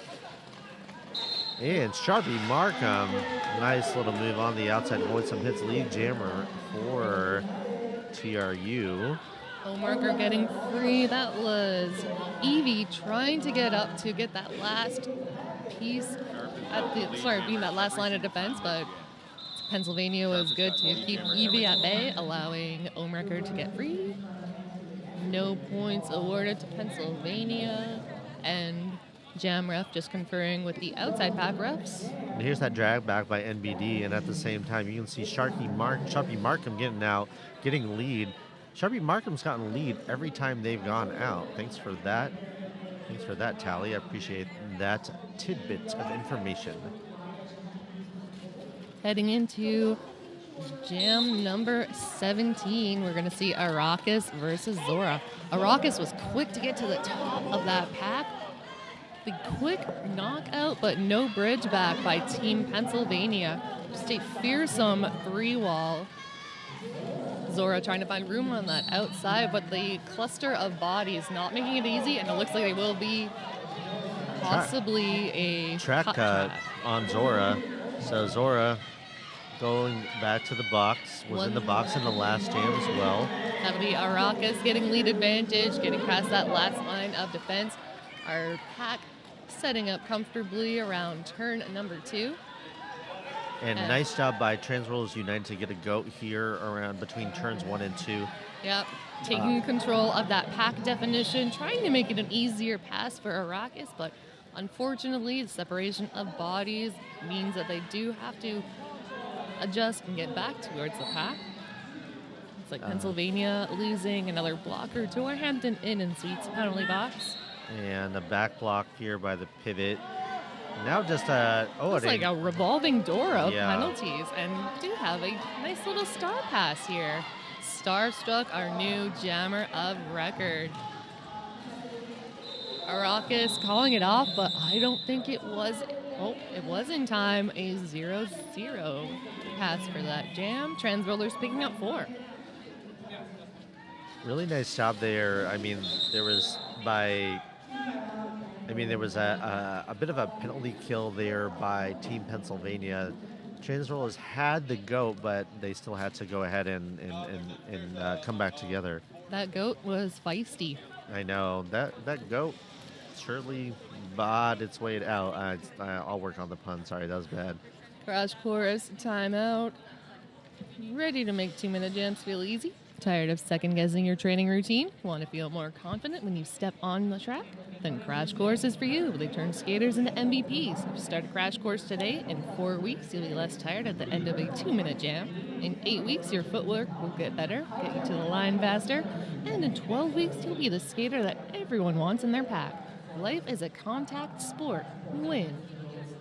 Crash Course. If you think about the timing, if you're on a national team and started your Crash Course training right now, you would be so prepared for World Cup. Truly. It's something to consider. You would have more than enough time. The World Cup's in July, so... Yeah, that's an additional 4 weeks. Like, Chrissy didn't give us the info on what you can do at 16 weeks. At 16... 20 weeks? At 16 weeks... Is that when you get to Team USA? That's when you get to Team USA. Absolutely. At 20 weeks, you will emerge to a higher level of consciousness. Yeah. You'll just be a ball of energy. Speaking of ball of energy, on the track we got Euler going against Jameltoe. We've got a slight pack advantage for Trans Rollers United. Pennsylvania with 2 in the box. Trans Rollers with 1, and Jameltoe will be our lead jammer of record. Euler taking out that star, and it will be passed. New jammer is going to be Dash Ketchum. Dash now dashing their way around the track, but it's not going to be allowed to score any points in this jam. Not this time. So we got a replay on this, just on that initial nice move there. Some nice jammer blocking there. I don't know if it was intentional or not, but it did get the job done. Shout out that hit out from Evie. Speaking of Evie, Ridiculous Fun in the chat goes, anytime I get to see Trauma and Evie, it's going to have some good moments. I agree. Speaking of Trauma, they've retaken attack. Oh my. That looked like defying the laws of gravity for a moment. Like, I loved it. Hopping forward And on two toes, and then but then couldn't stay balanced. Hands usually went- you see that like sideways or backwards, definitely not forwards. That's not something that I feel. It was very cool. I mean, it was a kind of hop forward. I don't know if it was intentional, but hey, it worked. It looked cool too. Trauma posters packets calls it off for Olive, able to put any points on the board. Pennsylvania sitting at 50 points. Trans Rollers at 39, and we still got 7.5 minutes left in this first half. Of course, we are into our full-length game, so we will have our 30-minute halves and a nice 10 to 15-minute halftime, depending on scheduling. But it's less than the 5 minutes. So fun facts here, looking at Tally's stat sheet. Tallies. So Transworld United are on a 17-3 run in the last 8 jams. Nat Attack donning the star for Trans Rollers United. Omrecker is out first with lead. Nat Attack taking off that star. Eevee positioning themselves strategically, ready and waiting for a star pass if required, but Nat Attack getting bumped to that outfield. You must be upright, inbounds, and in play for a successful star pass to occur. Eevee still poised, and it looks like will have the star in hand. One left to beat along the straightaway, but Eevee is not phased one bit. Just does a little twirl around that offense and is ready to get into that pack. Eevee doing a really good job just coming in with the quickness, the force to call off. Not able to eke out any points, but it does help Pennsylvania. Does stem any kind of Pennsylvania comeback from really happening. Ref almost fell. Edict also in the chat going nom nom nom at the differential. Also trying to workshop a goat pun, saying the goat bashed back. Haha. Zora on the line going against Sharpie Markham. Remember, Sharpie was full on those, had 100% lead, and as the announcer's curse will have it, that fell real quick as Zora gets lead jam. If I remember correctly, Zora did have quite a few lead jams in the game last night versus, who was it? It was the B-side, yes, yeah. B-side. So, which was not an easy feat to accomplish. B-side was definitely here to show why they are the two-time defending champions. But Pennsylvania, towards the end, did start to adapt and pick up on their tricks. Yeah, 100%. I mean, that was a game that was dominated by B-side, but Pennsylvania put up incredibly good fight. They've got a lot of versatile players as well. Up on the line, we got Arrakis going against Starstruck. Both of these kind of space property names, which I kind of love. Arrakis with the spice goes ahead and gets lead jammers. Meanwhile, Starstruck taking a seat in the box. Would it be the Arrakis of death? Hey. Looks like another blocker from Pennsylvania going to join Starstruck in that Hampton Inn and Suites penalty box for a contract penalty. Eevee really rushing this pack up, does a great job getting it moving. And Rockets just absorbing that last hit from Nemesis. Nemesis not being Arrakis' nemesis in this jam anyway. Definitely not a Harkonnen. Starstruck now with fresh legs, ready to get back into the fray as Arrakis puts up another full 4-point scoring pass, bringing this game to a single scoring pass difference. So get your beverages ready because you might need to hydrate. No, you will need to hydrate.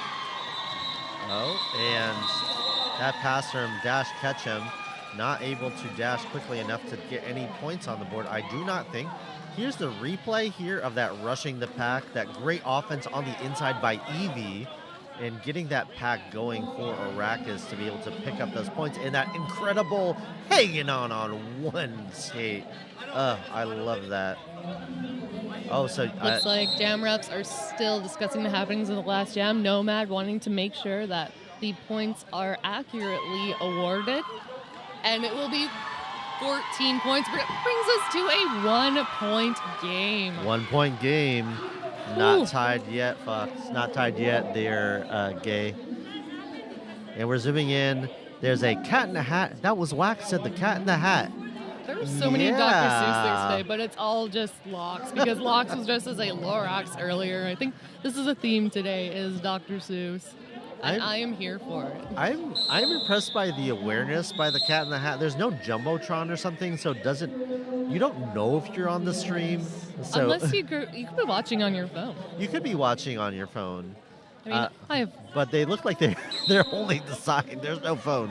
I definitely don't have my phone right here as I announce. And Trauma now will be our lead jammer. Zora stuck in that pack. Still trying to get through, but Trans Roller's not going to make it an easy initial pass. Trauma now in and collecting points one by one, and will call it off. Full 4 points awarded, and that will give Trans Rollers United a lead change. Drink them if you have them, folks. I'm drinking water. I'm drinking Gatorade. Ooh, you can drink whatever you want. No judgment. It's your life. I can't tell you what to do. So we've got just over 2.5 minutes left in this first period. I don't know. I'm excited for the second half of this game. I bet both teams are going to go away and have some inspiring AF speeches. Yeah, seriously. Olive now taking the start and getting lead Jam up against Jamelto. Jamelto out of the pack with the quickness. Pack comes rushing up over to the far straightaway. It's like a cut track penalty being assessed to one of the blockers. Oh, that will be Evie reporting to the Hampton Inn and Suites penalty box. Olive taking the opportunity to call that one off. Let's see how the points shake out here. Oh my gosh, Olive getting 4 more, so another lead change. All right, you know what that means, y'all. Hydrate, hydrate, hydrate. Hydrate or die. I mean, that's not a threat. You No, actually will. it's a fact. That's like literally a physical. Literally hydrate or die. Your body is 75% water or whatever that stat is.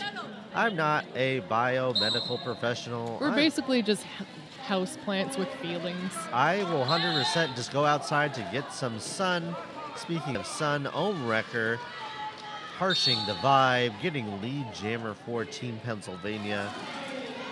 Ursa Mamer getting past the last line of defense from Pennsylvania, but nice little bop out there. Looks like Lolly Riot will be knocking out and bridging back Ursa Mamer the long way. Trans Rollers losing a second blocker to that penalty box as they regain Evie. Evie ready and waiting to get a piece of Ohm Wrecker. Ohm Wrecker just kind of hopping around. Seems pretty unfazed. Seems fairly calm about the whole thing. Yes. Star pass here to Evie now. Nice job avoiding anybody at the top as Ohm Wrecker gets bumped to the outside there by Ursa, the erstwhile jammer of that jam. Huge jam for Pennsylvania, taking back that lead by 12 points. Looks like we are going to have time for one more jam in this first half. And that 12 points, that's 10 points. I think there was 12 and then they got revoked. So it's the announcer's curse. Yes. As soon as we announce the score, they change it on us. I think they do it on purpose. They just do it to ensure that you can second guess your math skills. Oh, I never trust my math skills. Olive with a star, but it'll be Sharpie Markham running up that inside line and looking for some cheers from the crowd to get them going. Olive getting knocked out, and it looks like NDB trying to do the bridge back there, but relents and will just skate on up to the front of the pack and be joined by Shiv to keep Olive from getting too far, too fast. Got Sharpie Markham at the back of that pack, working fiercely against that Pennsylvania formation. Trans Rollers moving in to provide a bit of offense, and it will be called off. An additional 3 points picked up. And Blade, I think that's the halftime so far. So at the half, Pennsylvania 68, Trans Rollers United 60. An 8-point game, one that Pennsylvania got out a very large lead out super early. Transworld United doing a great job just eating away, going on a huge run. So we're going to take a little bit of time off. We're going to be back to you in about 10 minutes with some stats and getting ready to announce the second half of this exciting game. Go refill your drinks because I feel like there might be more lead changes. Absolutely. But yeah, stay tuned. Come back.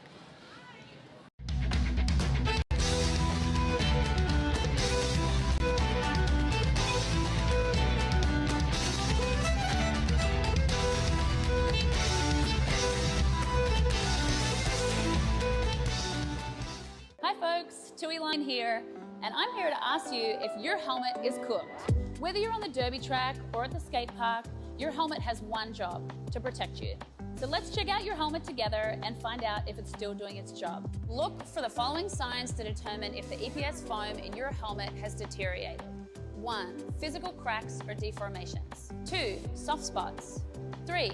Discoloration. 4. Separation from the shell. 5. Age. Helmets should be replaced every 3 years depending upon usage, even if they appear to be in good condition. 6. Unusual odors. Let's move on to the outer shell and consider your previous impacts. If the helmet has been involved in a significant impact, the EPS foam could be compromised even if no visible damage is apparent. If the strap adjusters, clip, or straps are compromised, your helmet placement might be compromised if you take a fall. Last but not least, if your helmet doesn't fit you properly, it's not going to do its job when you need it most. Your helmet should sit about 1 finger width above your eyebrows and stay put when you're moving around or shaking your head. Visit 888.com to find out about our cutting-edge helmet technology and designs. The most certifications, the latest technology, the best fit. We've got you covered.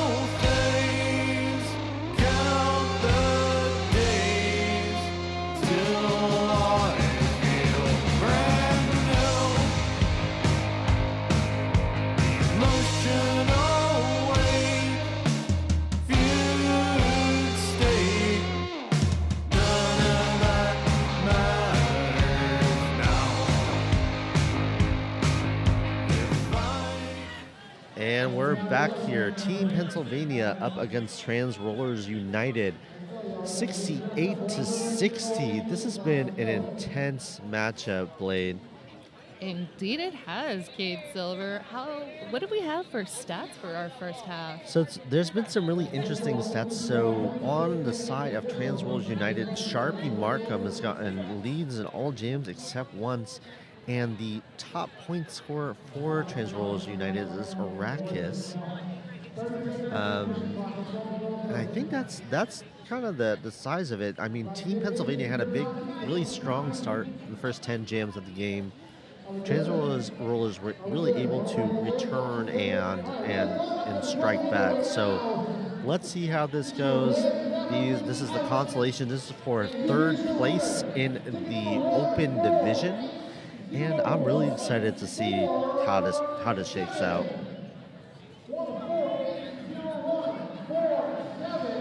So it looks like Zora is on the line for Team I believe Pennsylvania. we're just finishing up our raffle amongst the crowd with our lovely tournament head, P. Armageddon, before getting the next game underway because, well, the raffle happens in the ref lane.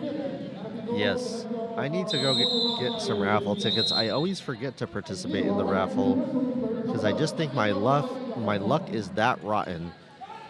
But it might turn around. Who knows? I'm going to go buy a bunch of raffle tickets. You gotta believe. You have to have that positivity mindset or something like that. I don't know. Do you believe in raffle after love? Zora on the... I don't know what I'm doing here. Zora on the line up against Arrakis. Speaking of top point scorers.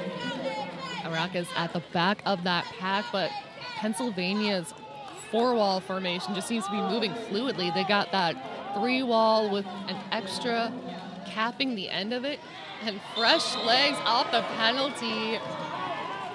That's Arrakis getting lead jam status as soon as their blocker is released from that penalty box. Arrakis coming around now for a scoring pass, hits the back of the pack. Takes a little fall, tries to do a straightaway jump, but goes to the inside. Able to get 3 points. Oh no, Pennsylvania able to steal 3 points. Trans Rollers United with a 10-point game. Zora able to fire on all cylinders at the conclusion of the 4 whistles and sneak out a couple extra points. Did you say all cylinders? All cylinders. Okay, I heard all cylinders. What's a cylinder? It's like a cylinder, but for a Zora. Well, I mean, that worked. So we have an official timeout taken by the officials. Of course, this is a crash course timeout. We want to give a shout out to some of our other sponsors. So the captain sponsors for this tournament, K Wood and Ranzano's Bakery, which provided the king cakes, Hampton Inn Sweets, Currency Banks, and Ride L. Back to the action. Who is that jamming for It is. Trans Rollers? Oh, it is Trauma. That was so close because Trauma fell down and almost got lead jam, but was still on the ground as Starstruck came in and stole that lead right away. So it was an inch, and That was a blink and you miss it jam. it was such a quick jam. These jammers are so quick. Here's Starstruck coming back around, and you see Jackson coming around to post up on the outside. Does a little, actually didn't really do much. You don't have to do much. Yeah. Just nice little open lane number 4, and I that know. centrifugal force helping Starstruck to get around and call it off. Completely. On the line now, we got Nat Attack going against Olive. Olive trying to find some room in that front. Oh, Olive losing their helmet cover no. in the process. Luckily, though, they do see the party foul and are able to replace it. So I think they can still acquire lead since the helmet cover came off due to natural causes. That's true. But and then, if ooh, Eevee and Pitbull, sorry, no, Griever, yeah, and Griever. Who else is that? Ursa That's Mamer Ursa have anything Mamer. to say about it. It won't be so easily. Here comes Nemesis, though, trying to break the Trans Rollers United apart, and lead indeed will go to Olive. Hat is off with Nat Attack. Now trying to look, just pushing, looking for Eevee. Does a pass. Pass is successful. Eevee, though, trying to find some room. Oh, holy jeez. Huge hit there on 50 on Nemesis. You know what? That just goes to show you why you don't give your chest to jammers sometimes, because they see that Toro flag and I they know. will bulldoze. It But- wasn't quite. Oh. It wasn't quite legal though, as Eevee takes a seat in the Hampton Inn and Suites penalty box for a forearms penalty. Ooh, doggy. We might have to see the replay on that one, hopefully. But Yeah, I mean it was just such a hit. Little offense here from Dash, as Olive now working on a second scoring pass. Goes through, decides to freeze Eevee in the box, and 4 more points on that. Good call there to freeze Eevee in the box. Our great producer Tally with a fun stat. Well, not necessarily fun for Trans Rollers United, but Eevee giving up 26 points in that first half when they were the jammer. I have no idea. Check it out, man. Pack moving back on that jammer space. The last seconds roll down. Ohm Wrecker on a power start. And now Eevee is back and ready to score some more points after getting an initial pass. Eevee with the hat off already. Buttons serving as the pivot. And Eevee trying to find some room. Looks like a high block will be issued to Ohm Wrecker, so it'll be a power jam for Eevee. Eevee coming along that back straightaway. 1 left to beat, now 2, now 3, as they quickly rotate in front. Just a testament of Pennsylvania's incredible strategy and how they work together. Eevee gets bumped to the inside there by Mike Honcho.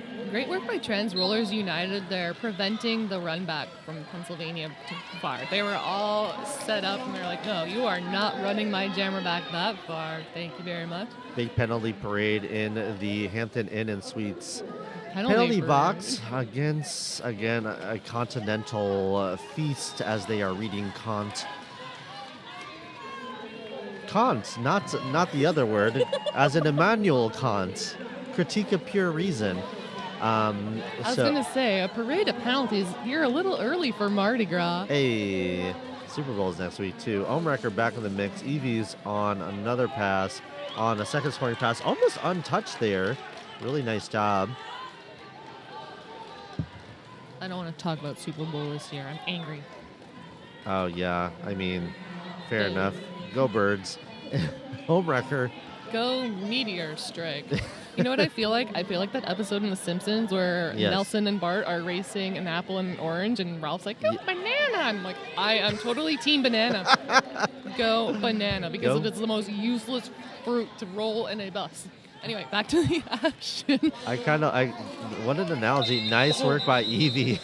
Passing on 1 foot. Gets all 4 on that. So, Hey, that was a nice score for Trans Rollers United, but they did add a few more points. That'll bring them up to 73. so net positive 1 point for Trans Rollers United.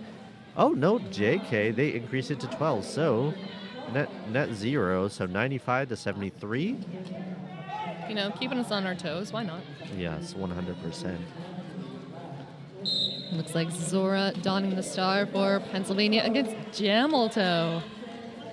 Jamelto getting a brief hit to that inside, but Pennsylvania not quite able to bridge them back. It will be Zora, your lead jammer of record, ready to bring Pennsylvania over that century mark with that full bucket. 1 left to beat on the straightaway, but will be joined by Griever. Griever being called off for a penalty that I cannot identify quite yet. Zora only And it's getting- a question mark. The penalty trackers don't quite know either. Yes. It's good that we're all confused. We're I all like confused. Zora only got 3 points on the pass, 4 points on this pass, though. Jamelto now with the star in hand. Oh, and it will be a forearm also. Look at that beautiful apex hop by Zora, just making it look easy. I was looking at nice defense here, knocking Jamelto to the outside. Number 9, that's Pit Bulldozer on Team Pennsylvania. Blockers being released from our Hampton Inn and Suites penalty box, hoping to create more chaos on the track. Zora still fighting against his formation from Trans Rollers United.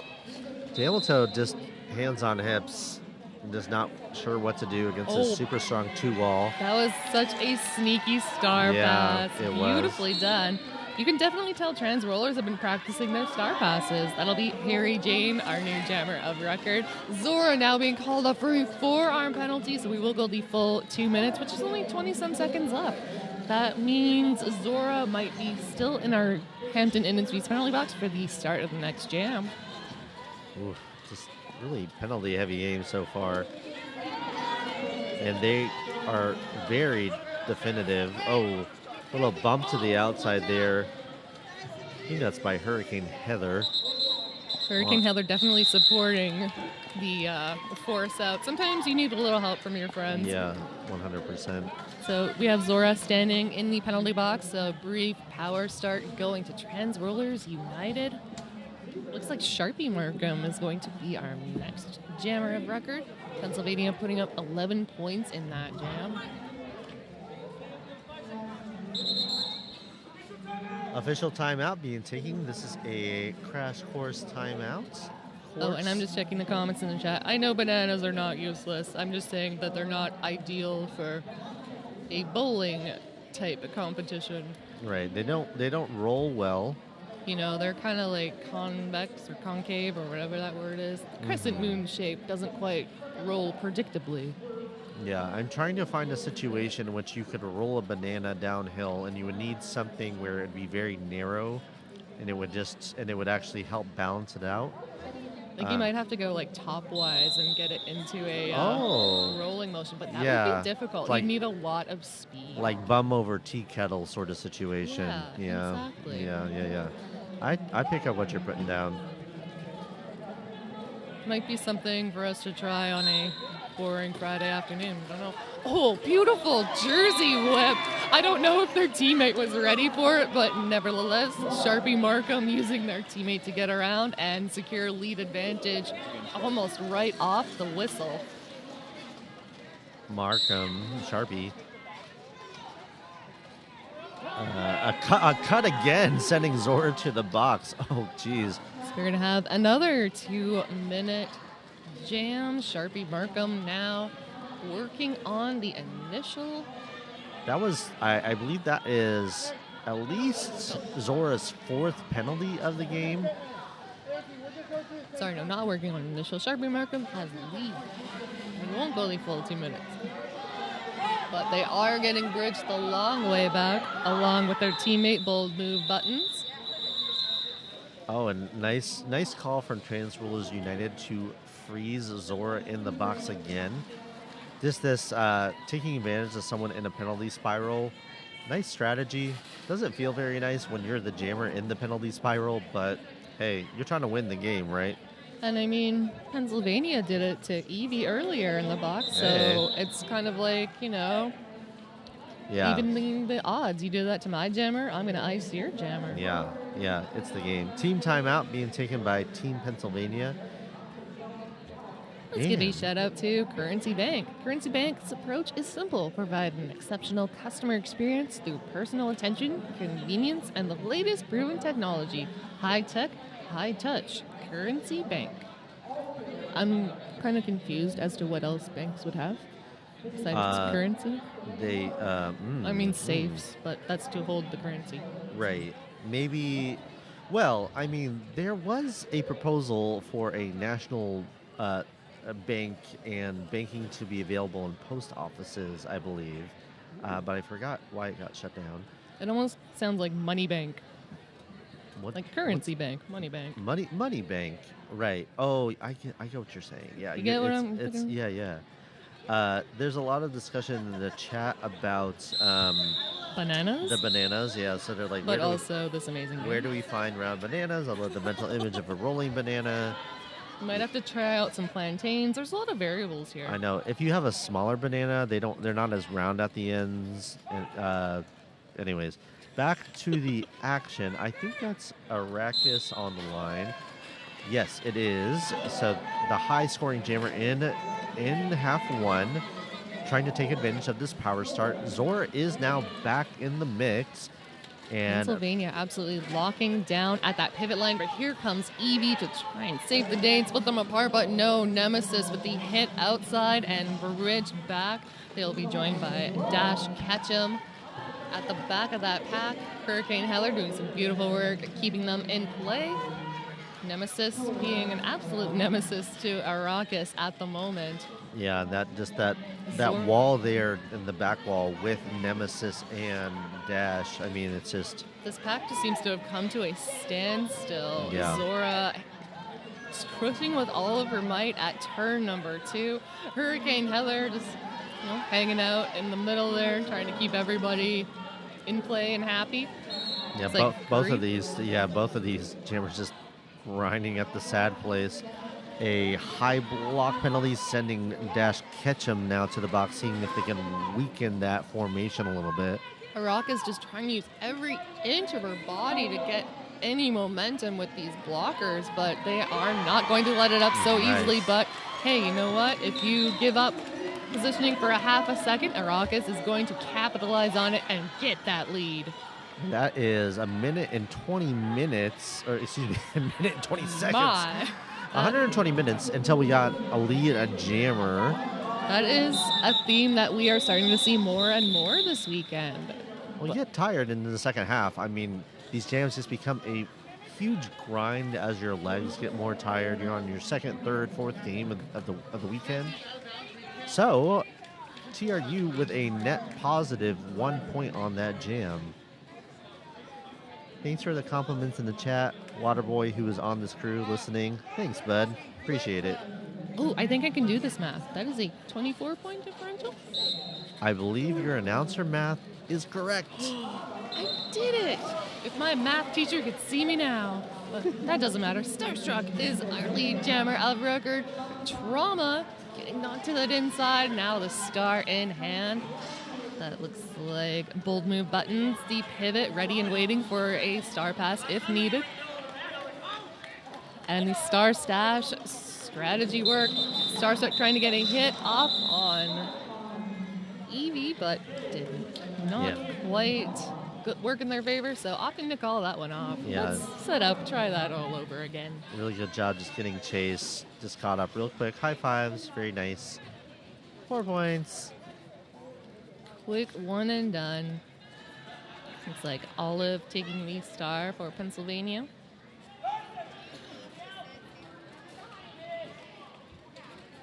Looks like that's going against Jamelto. Yeah, Jamelto having a hard time in that last jam, seeing if Jamelto just busting right up the middle. And getting chased there by Dash Ketchum. But yeah, lead jammer there by Jamelto. Oh, and it looks like Olive being assessed a penalty, so this will be a power jam scenario with Jamelto in full control. It looks like 2 penalties picked up there by Griever. So they are going to lose a blocker for a full minute and Jamelto for 30 seconds. It looks like there's 2 penalties from Jamelto. So on the display, it looked like there was a multiplayer and a pack penalty, which would be weird for trauma? No, not for trauma, for Jamelto. I couldn't resist. I know. Here's a view of that initial scrum, and Olive trying to take advantage, runs straight away, and that great nice job by little Jamelto. Nice little hug. Jamelto escapes. And BD getting jammer hugs temporarily there. That might have been the cause of the penalty, but nevertheless, we are in a Crash Course official timeout. Yeah, not sure what happened. So Jamelto came in, took that big hit, ran straight into Dash, and then got back up and ran back out. All right. They get knocked down, but they get back up again. You're never going to keep me down. So this is going to be a power start for TRU. I believe that is Sharpie Markham. Oh, yes. The star for Trans Rollers. Sharpie Markham going out. Very Sharpie. successful in this game so far. Tries to go through butt first. Doing their best to avoid getting too close to those lines. Not wanting to get knocked out. That last line of defense there for Pennsylvania. Great work by, I believe that could be Lollyrot. Phoenix being sent to the penalty box. So Pennsylvania now down.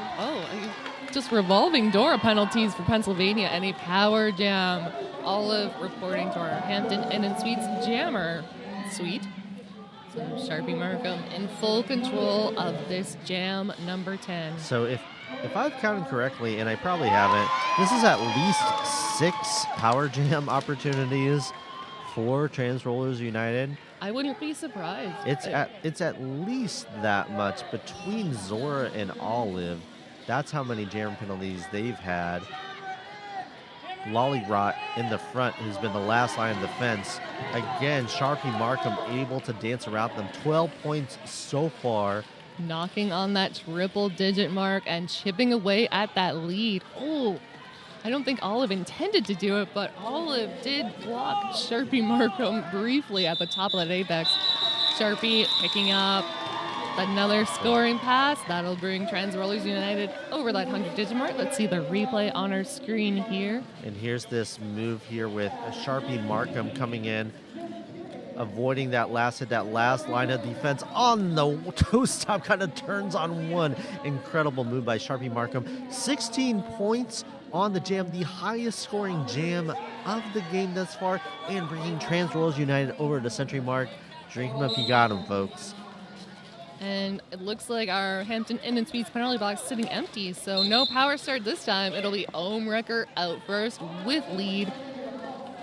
Ohmwrecker has been very successful so far in this game, has been able to get multiple leads in this half as well.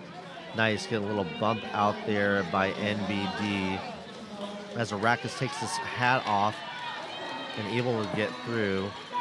Ohmwrecker giving some hugs on the outside to their teammate. It's like Biohazard, but it will be a power jam for a back block for Ohmwrecker. So we're going to go the full 2 minutes. Arrakis poised to put some more points on that board and maybe give us a lead change. We will see. We'll see. Let's not curse it. These jammer penalties are absolutely killing Team Pennsylvania. They had a 20-point lead to start the half. There's a lot happening on the track, folks. Yeah, Trans Rollers doing a great job of maintaining that pack definition at the back, capturing Hurricane Heller as their respective goat, but Omricker now back into the fray. It's like Pit Bulldozer trying to mix up the jammers enough, but no, in comes Eevee with the sniper attack. Omricker just absorbing that hit, though, bringing us to a 5-point game. We'll see at the conclusion if there's any more points added, but oh my. Folks, this become a 5-point game, and I hope we get this replay of Arrakis here coming in and just able to deke to the outside, and deke is very appropriate here. I think this is a Canadian term, and Arrakis is Canadian, right? But able to completely avoid everybody, get those 4 points. We do call it the juke. Not sure why, but like yes, juke. It's a word I learned when I moved to Canada. Oh, there's more points on the board. It's actually 16-15. It is a 1-point game. I'm screaming loud so the sound doesn't clip at the top of it. This game is stressing me out, y'all. I mean, it's fun, but it's also stressful. Yeah, it's great. It's good stuff. People in the chat just losing it. Whip Sass goes, Sharpie. And Teeny Tiff goes, let's go, Trauma. I love it. Let's go. I love that. I kind of love that. It's like support for you is always a little ambivalent, and I think that's beautiful. I also like when jammers have in their name randomly capitalized parts, because I feel like that's just permission for me to scream that part of her name. Like there was Horatio. Yeah, Horatio on New York All-Stars. That was very fun. There's on Trans Rollers United, you have Ripley in all caps. There's Lolly Rot. Lolly Rot. I can't do the. There's a glottal stop on that O if you really. We're gonna take this timeout here. This is a team timeout. Give you a shout to some of our crowd sponsors. Roll One, Allstate Hattie Agency, Nearby Notary, Creative Consulting and Wellness LLC, and Raising Canes. Also, shout out to Roller Derby Athletics, Roller Derby Coaching, Derby Girl Designs, Urban South Brewery, The Station in NOLA, Concussion Roller Derby, hosts of the 2025 MRDA Champs, and Chapman Consulting. That rolling whistle is usually a good sign that we're about to get back to the action, about to head into jam number 12. 11 and a half some minutes left in this second game. And it looks like this is going to be a power start for Team Pennsylvania. I did not see what the penalty was. That might have been what the official review was. Yeah. I see an I. Is that in? That is, yeah, that would be illegal procedure. Illegal procedure of some sort being assessed to Arrakis. So Zora now on a power jam and in full control. Blockers jostling for position at the top of that apex. I'm not sure if that's where you want to sit when your jammers are coming in hot, because that's just asking for an apex jump. Completely. But Zora finding room on that outside line, not wanting to waste the effort on the jump unnecessarily. Hey, I don't blame you. Yeah. Arrakis now with the star in hand, but Pennsylvania not going to make it that easily to pass. That is Lollyrot, the last line of defense, joined by Jackson. Arrakis now skating with all of their might, but the four whistles come half a step too late. That'll be an 11-point jam for Pennsylvania. Trans Rollers United still holding strong at 115. Yeah, great job there by Zora. Zora now shoring up some of that score by Team Pennsylvania, also breaking that penalty streak that they had been on earlier in the half. So on the line now, we have Starstruck up against Trauma. And Starstruck, I don't know how they're able to find I am starstruck by how they got lead. Yeah, I don't know how they are able stops. to get that inside line. It's just really magic. But I guess you don't have to understand it. All we have to know is that it works. Starstruck hitting the pack, collecting all 4 points, and we'll call it off. Looks like Jam Ref's just conferring if any points will be awarded to Pennsylvania. And here's Starstruck coming around for that scoring pass. So TRU kind of spread out, but that little Apex hop, just a little hop, just avoiding that last line of defense hit there. Oh, there will be 4 points for Pennsylvania, bring them up to 131. We've got Sharpie Markham and Omrecker. Omrecker trying that inside line. Trans Rollers, though, ready to shut that lane down. Now Omrecker trying that outside. And we've got Samwise Banshee there to shut it down. Joined by, it looked like the Antichrist. Oh, and great job by Bold Move Buttons running to the front of that back to try to shut the door, but... That was a bold move. Yes, trying to button it up. Now we've got Sharpie Markham with the hat off. One last hit. Avoids, strikes that off, gets through. Looks like Mike Honcho will be reporting to our Hampton Inn and Suites penalty box just as the jam is called. Oh, and it looks like Pennsylvania also losing Euler.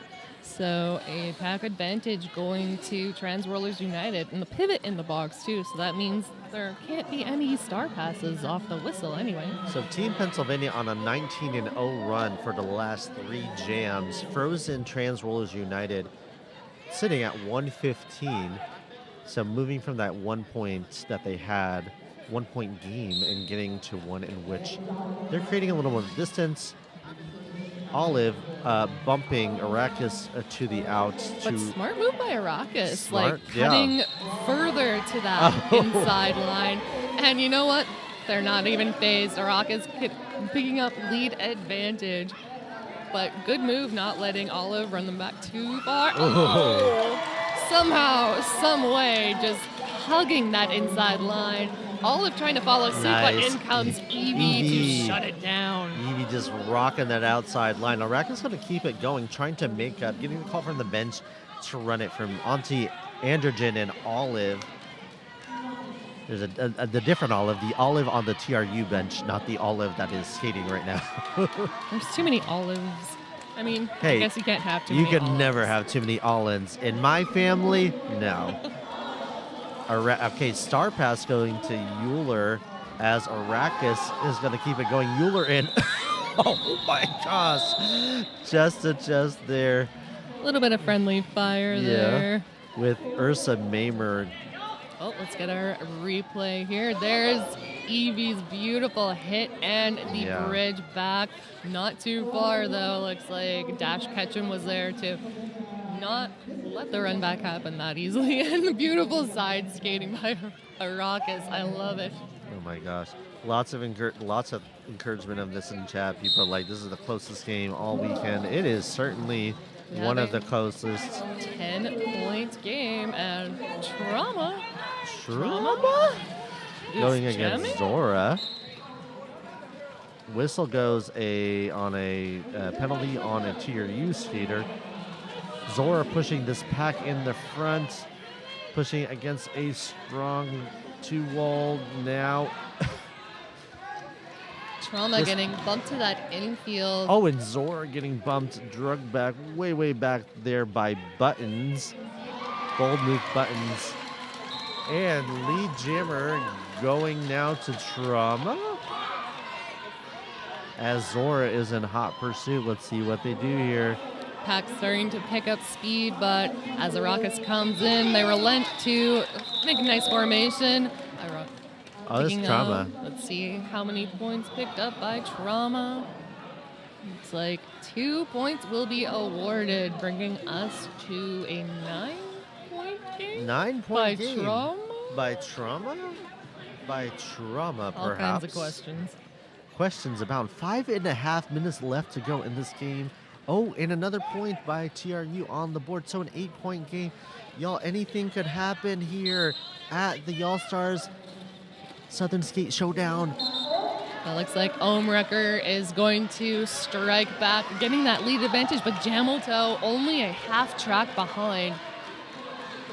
Omrecker running up this offense, now trying to run a screen to spread them out.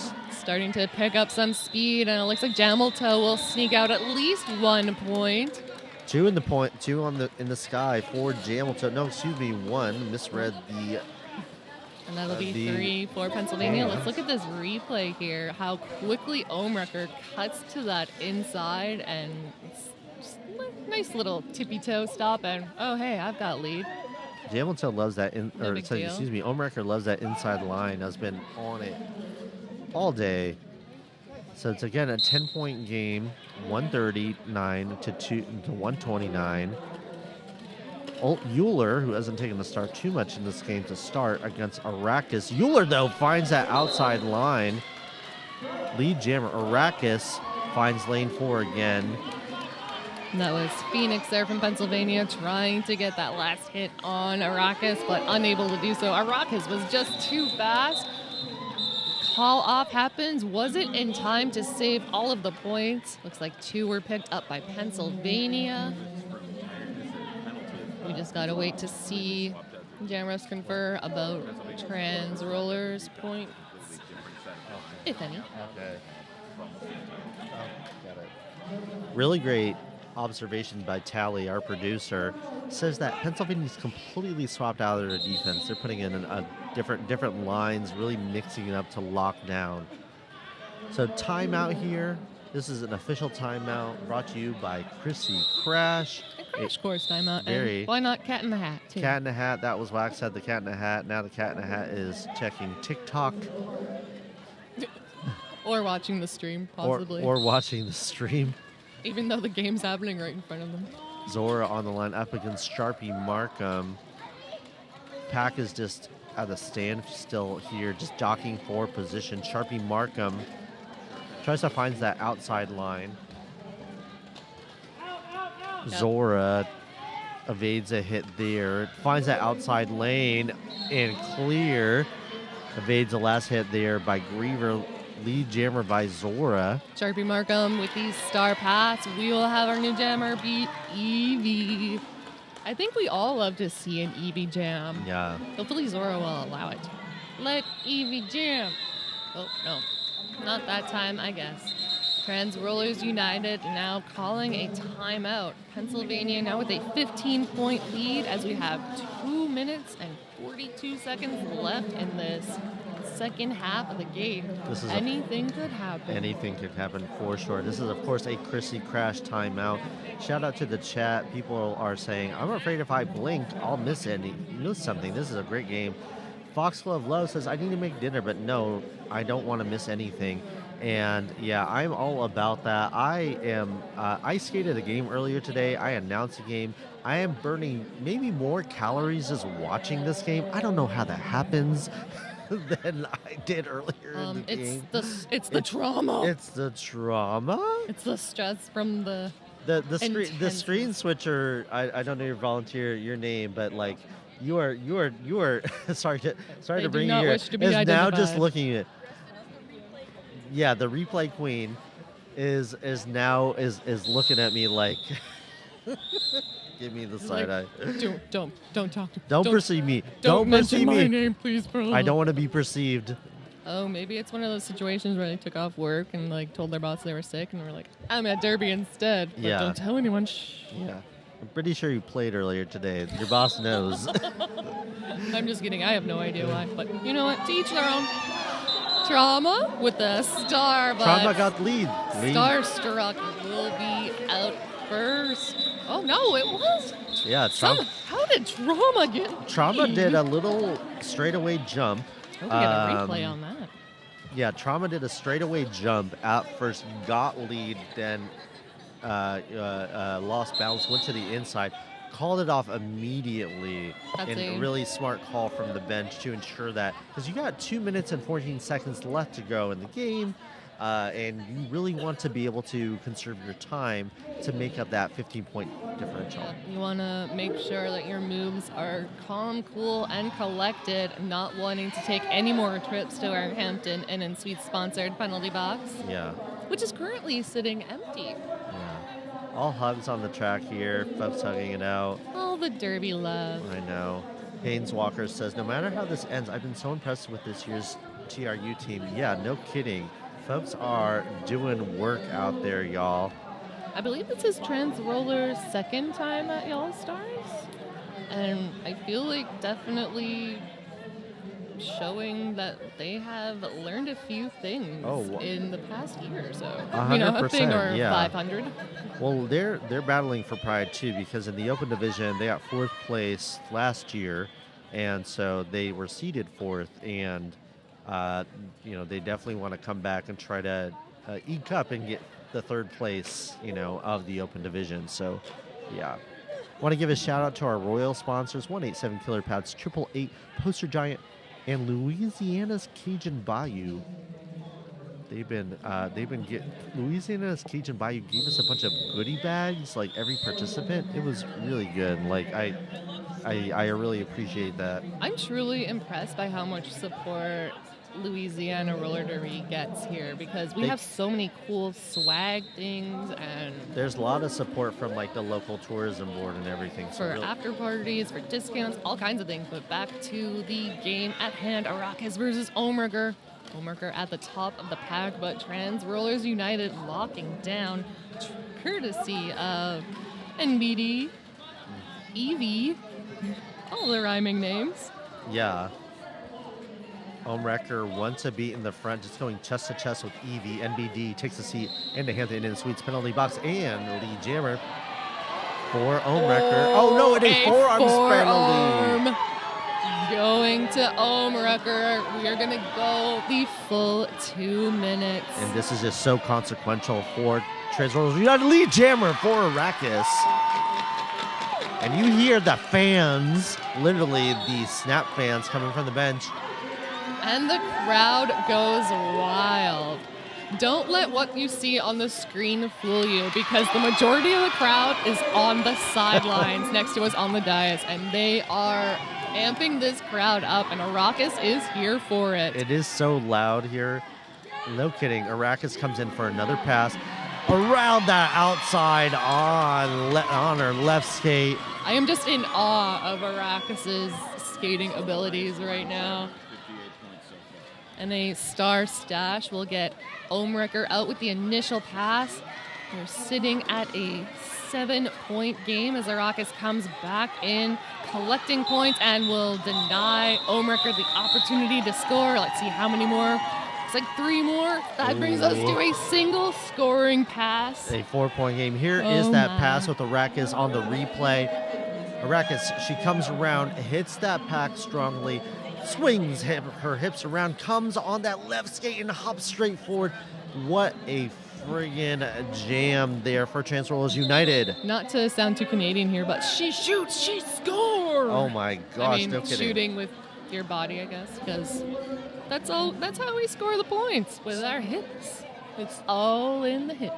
So Tally gives us a stat from that. I believe Arrakis had 58 points, if I heard you correctly. Now the highest scoring jammer, 65. 65 for Trans Rollers United. I think they added just 11 points in that last jam. Yeah, she surely did. Oh my gosh, there is so much excitement in the chat. Holy cannoli, says Ruru. So many people going TRU, TRU. And just exclamation points. Yes, I can definitely relate. Just awesome. And if I'm not mistaken, Arrakis won one of the MVP packages that the skate company sponsored last year. So I think Arrakis is definitely putting that prize package to good use. Oh, 100%.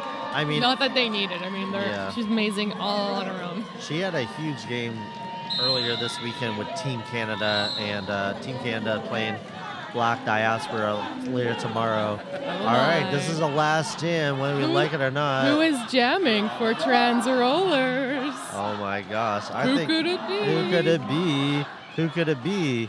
In case you can't hear the Trans United bench chanting beside us, it's Trauma. Trauma. Trying to maintain balance on it inside, but will ultimately be forced out. Zora at the top of the pack. Trans Rollers United, though. Strong formation, forearm being issued to okay. 2 of the... Lee Jammer going to Trauma. two And blockers from Pennsylvania in our Hampton in the Three. penalty box. Three, a about third. to join them And- as Trauma just knocking Trauma. Jackson. Jackson, though, seems partially unfazed. Just gets back up and he's like, I want another one. Give me some more hits. And we have Trauma, a though. tie game Bring here. us a tie game. Get your drinks ready, everybody. As Zora gives chase, they're going to run it. And Trauma calls it off, but Zora gets through as And well. Trauma sitting there on the floor just praying for enough points to come out victorious, giving them that third place spot. And there it is.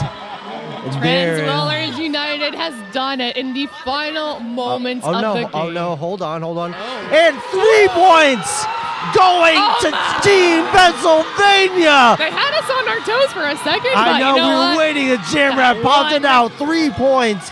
149, 148. Trans Rollers United defeats Team Pennsylvania.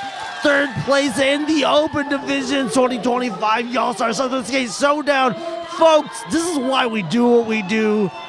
And I my love gosh. all of the energy, all of the love for Trans Rollers. You know what, Ace Fox? I too am traumatized. Oh but my in a gosh. good way. And let's see this. So we're going to get a replay here. So this is after another penalty by Starstruck here.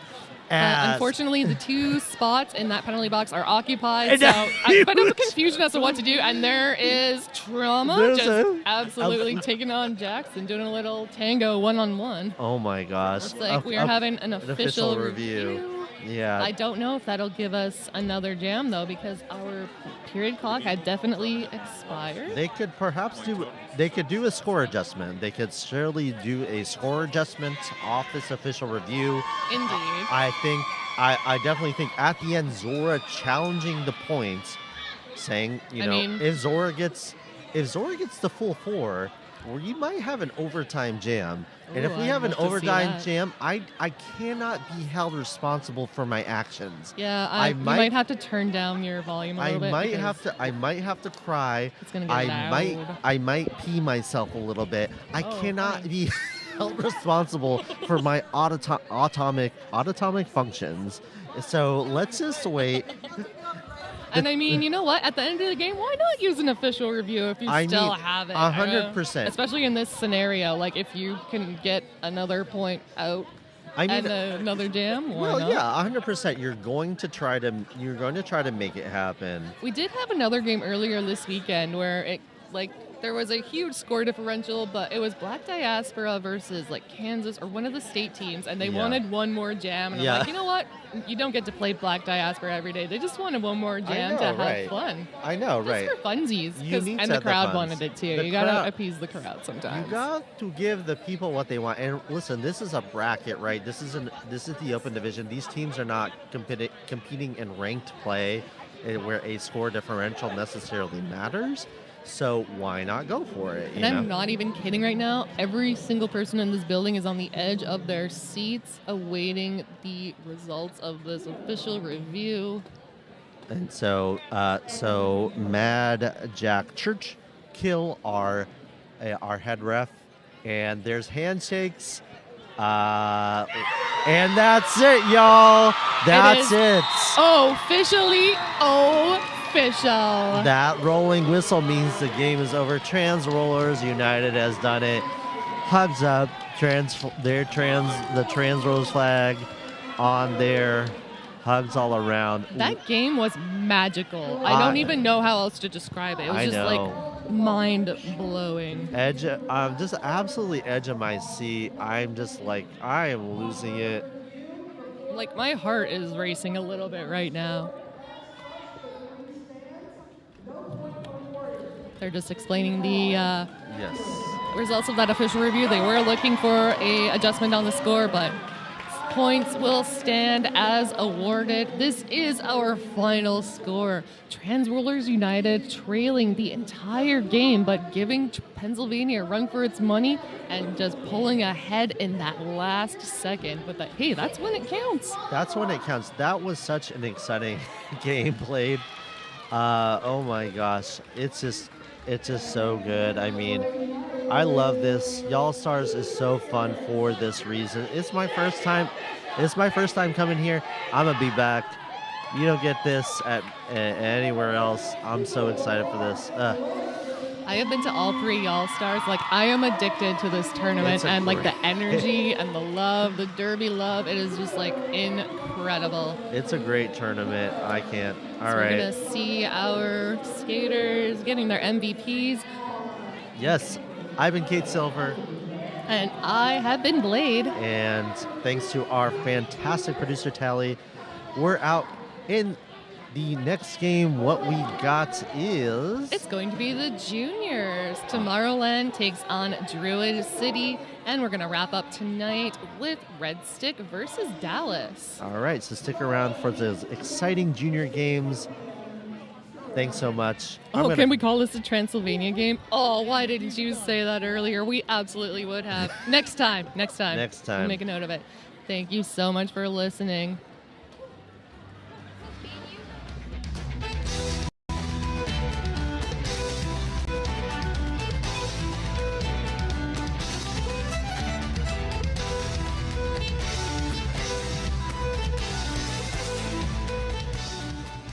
Hi folks, Tui Lin here, and I'm here to ask you if your helmet is cooked. Whether you're on the derby track or at the skate park, your helmet has one job, to protect you.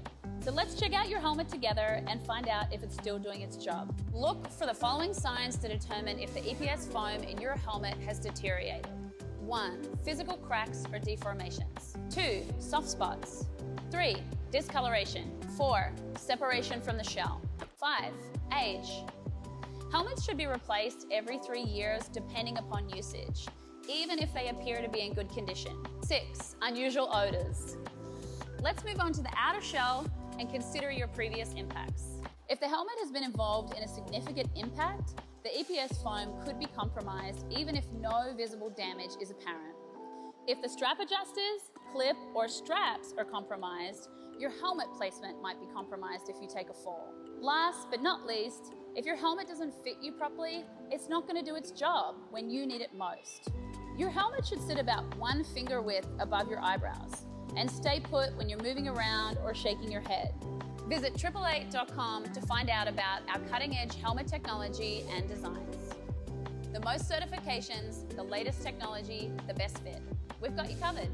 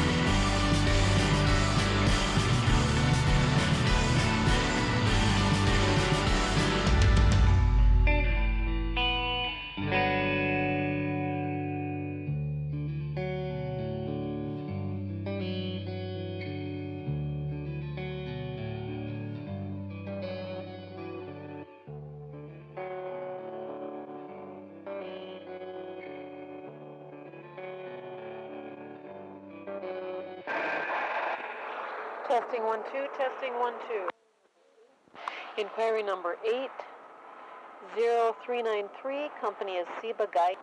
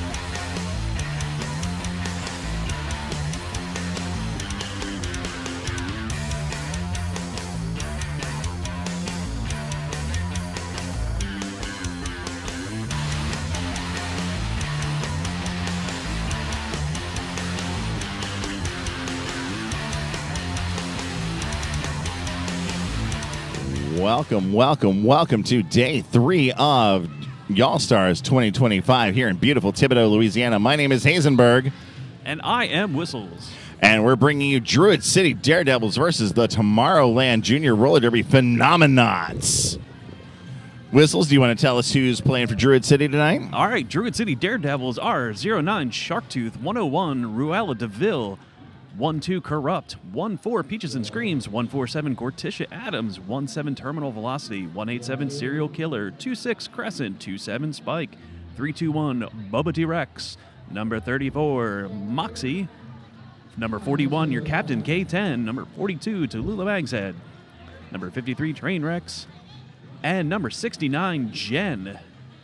All right, and playing for Tomorrowland Junior Roller Derby, the Phenomenauts are 1-0 Sugar Crash, 101 Spider Bite, 150 Starburst, 217 Annalitha, 22 Psycho Kitty, 27 Jupiter, 313 Toucan Slam, 357 Junie Gloom, 426 Comet, 5 Pinky Crusher, 57 Rotten Tomato, 577 Loco, 66 Lucifer, 713 Sherlock Bones, 89 Slytherin, and 909 Chain Champa.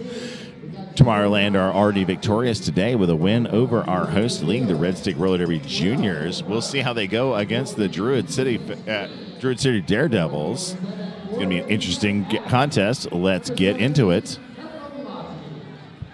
Can't wait for this. I love watching juniors games. I love the ability to live vicariously through somebody else's flailing all over the place.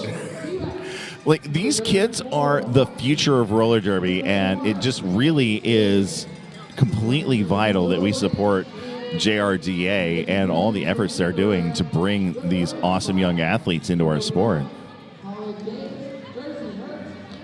Like I said, we're here for day number 3. This is game 23 of the All-Stars 2025. Saw an amazing upset just beforehand. If you saw the Transylvania game, that was Team Pennsylvania and Trans Rollers United. Not going to spoil it for you, but it was a spectacular game. I'm going to go ahead and give a huge shout out to all of our officials, including Fighting Girlfriend, Alaska Blastya, Destruction, F and Ref, Jekyll and Science, Rough Draft, Anus, and Thrillum Defoe, and our non-skating officials, Mother Flippin' Artist, Rose Slambeau, Mausoleum, Mortal Kombat, Fun Police, Identity Crisis, Misery Chop, French Thwarter, and Reeled Assassin. We've got just a couple of seconds left until we're ready to rock and or roll. In comes the rolling whistle, and we will get everyone out on the track.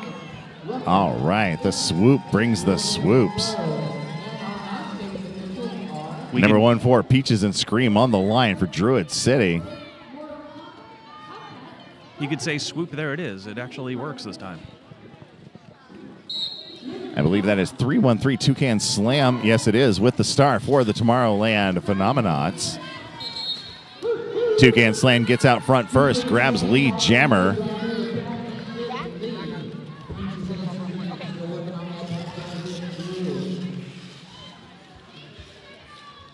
And Toucan Slam attacking the back of the pack, looking for their opening, making their move. Peaches and Scream with the star off. It's like they're doing a quick stash. Toucan Slam putting up 4 points on her first score pass. Oh, beautiful jump. And 4 more points picked up by Tomorrowland. Druid City looks like they had a star pass completed, but nevertheless earned no points on that one. I see number 5-7, Rotten Tomato on the jam line for Tomorrowland. That is beautiful hair. I would love that hair. Nope. Chair down. Folding chair down. All right, here we go. Rotten Tomato versus Corrupt on the jam line. Rotten Tomato shouldering his way out to the front, and here's your lead, Junior. Got to see a lot of Tomato earlier against the Red Stick. That was another phenomenal game. Tomato put up a huge pile of points there, and Corrupt is also through for his first score pass. Feel the breath hot on the back of the neck there. Quick call off. 4 more points in, holding Druid City 0 out. So for our fans at home, where is Druid City? I honestly do not know, but I know Tomorrowland come from Tacoma, Washington. Yes, I took Tacoma, Washington. I had to be sure of that earlier. Took Tacoma where?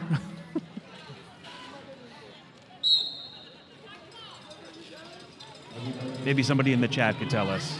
All right, number 66, Lucifer jamming for Tomorrowland. Trainwreck with the star for Druid City.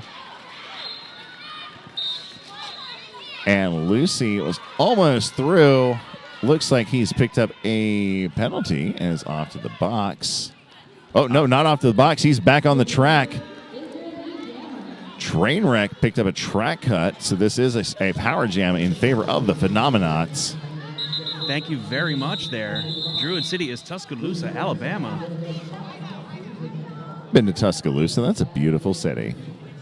It's also very fun to say. It's very fun to say. Looks like Druid's going to start with 2 in the box, including a power start for Tomorrowland. And that's 2-7 Jupiter with the star for the Phenomenauts. Jupiter's one of the highest scoring jammers in their game earlier against Red Stick Juniors.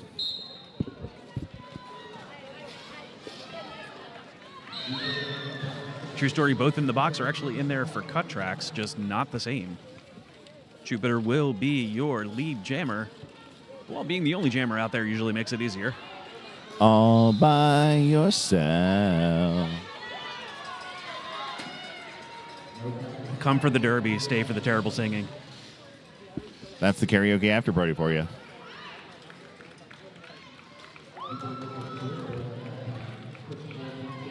That's the 4th lead jam in a row there for the Druid City Daredevils. Just kidding. That's actually for Tomorrowland. Thank you. And Jupiter gets through one more time. 4 points up in the sky. 8 points total for Tomorrowland.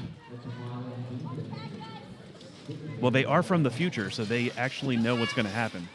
From the year 2000. Thank you, PR Mageddon, for joining me in on that one. Or joining in on that one with me. It's going to date ourselves completely and totally out there. And that's another 4 points picked up by Tomorrowland, courtesy of 2-7 Jupiter.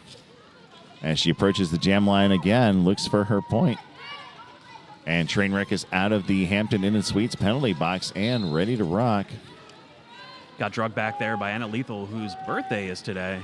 That is correct. She is 18 today. Looks like the Hampton Inn and Suites penalty box is completely clear. Everybody got their continental breakfast and have moved on. I would wreck a continental breakfast night now. No lie. 4 points there for Druid City, putting them up on the board, 28-4 in favor of Tomorrowland. 3-1-3 Toucan Slam up to the line for the Phenomenauts. Here we go, going into jam number 5.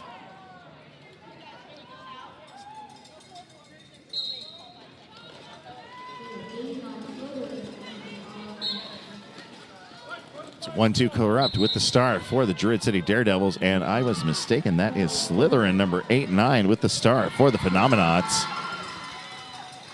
And the lead position scored by Slytherin, and they go through on the inside. Go to the outside. Oh, what a marvelous apex jump. Oh, Corrupt came at it from the air, but 4 points picked up by Slytherin for Tomorrowland. Oh, and Corrupt off to the box on a low block penalty. Didn't see that myself, but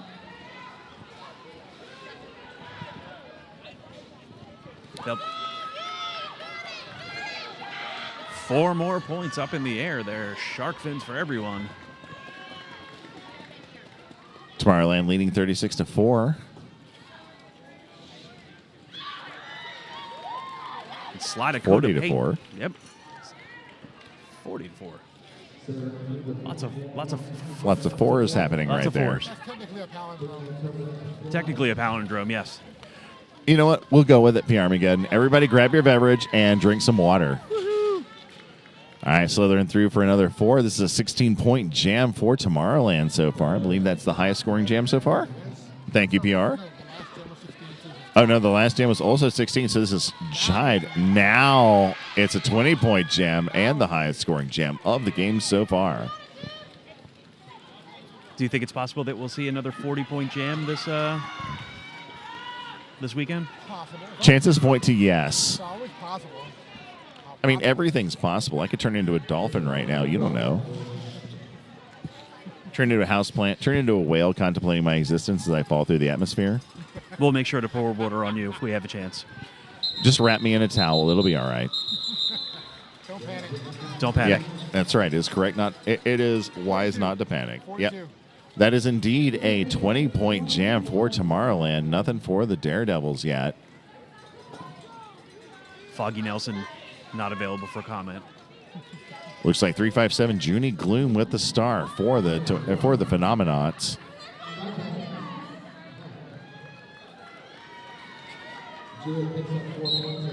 Is that Peaches and Scream there? It is indeed Peaches and Scream. For the Druid City Daredevils out of Tuscaloosa, Alabama. The scoreboard operators have a much better view of the player numbers than we do over here on Announcerlandia. Peaches and Scream, your lead jammer. I believe this is the first time they've gotten lead in this game.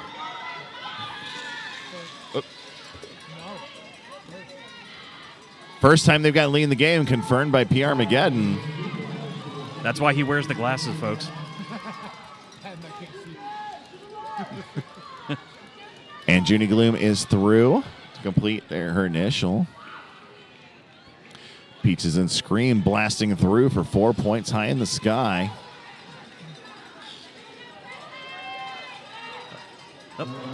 Sorry, 3 points high in the sky. My bad. Looks like there was a star pass over to Crescent. And Junie Gloom is through for 4, and Crescent looks like also through for a pile of points. Yep, 4 points up in the air for the Daredevils.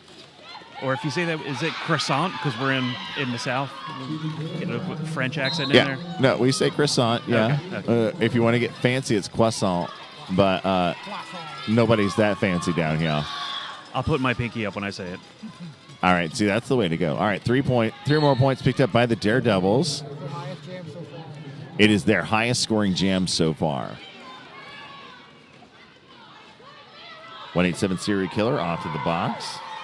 And Tomorrowland's got just one sprung free, so 1-1 in the box. Oh, track cut. And a track cut called on Druid City. Crescent going to sit in the box for 30 seconds. We're going to go the last couple. That's going to freeze them out. Junie Gloom has passed the start to 6-6 Lucifer, who has blasted off for 4 points before the end of that 2-minute jam. Wow, what a brutal 2. 22-61 is the score. Oh, let's take a look at that again. Looks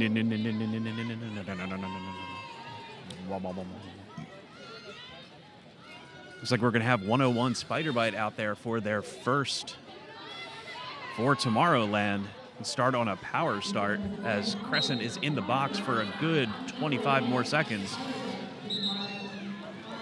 And, of course, we get out. Spider Bite gets out, grabs that lead. Grabs it by the throat, takes it. That has been Tomorrowland's pattern in this tournament thus far. 4 points picked up by Spider Bite.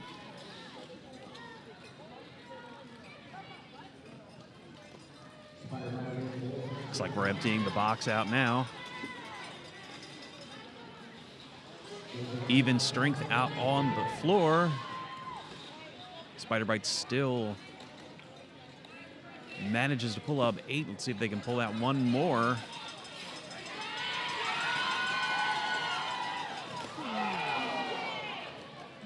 Crescent taking everyone with them there right out to the end.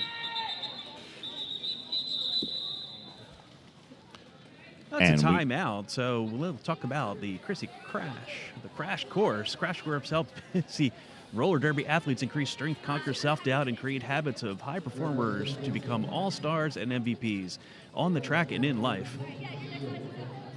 If you want to make 2-minute jams feel easy. That's trippy. Visit ChrissyCrash.com to learn more. Life is a contact sport. Win. I was trying to rip it a little bit with you, but it's all good. Let's go for our royal sponsors here, by the way. 187 Killer Pads, 888 Poster Giant, and Louisiana's Cajun Bayou. That is the Tourism Bureau right here in Thibodaux. You should come here if you're thinking about it. Come for Y'all Stars next year. It's the best tournament. And Crescent got up and was able to leave on their own power. We're just doing some track repair right now in this timeout. I mean, we may as well, right? Might as well. Put it down some more of that bright pink. Look, track tape is not cheap. It takes a lot of sponsorship to make a tournament this big. Thank God we have the Hampton Inn and Suites. And join us tonight at Rotolo's here in Thibodaux for Slice Slice Baby or to Chewbacca's at the Hard Rock Cafe in New Orleans before we go to Chewbacca's, the best parade of the year.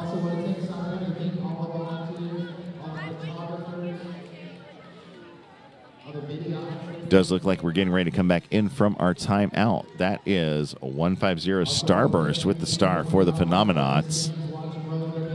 Yeah, it looks like the issue that we're having is actually at the pivot line, and it is being corrected right now. And it's 1-2 Corrupt with the star for the Daredevils. Yes, you're correct. Pivot line needs some love. We've been skating on this tape really hard over this weekend, and it deserves a little TLC now and then.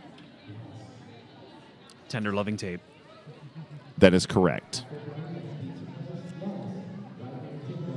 Special thanks to our track repair, our NSOs, our SOs, medics, announcers, vendors, cashiers.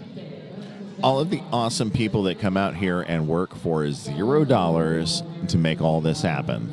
I get paid in love and I'll Skyline miles. I'll pay you in beer. Ooh. Not during the juniors game, of course. No. Must be 20 or older. Boyd in Wisconsin. Whistle goes. That'll be Corrupt and Starburst out there. One in the box for Tomorrowland. Both jammers fighting for some daylight. Looks like Corrupt found that line. And is indeed your lead jammer.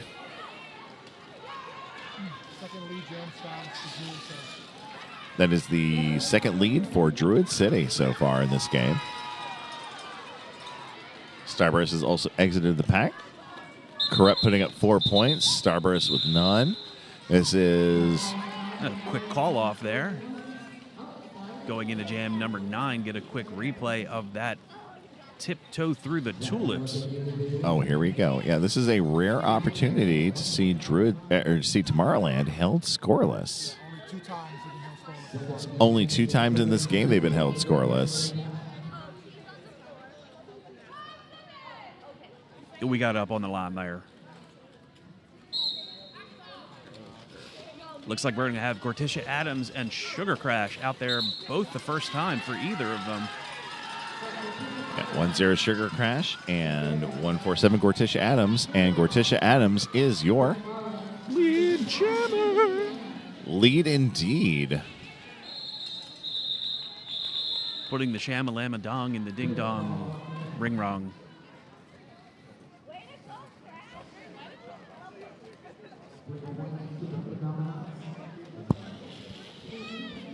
Three points there pulled up for Tomorrowland, 76-26 in their favor.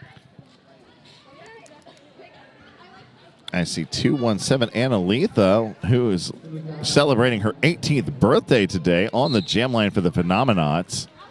And that is Trainwreck number 5-3 on the line for the Druid City Daredevils.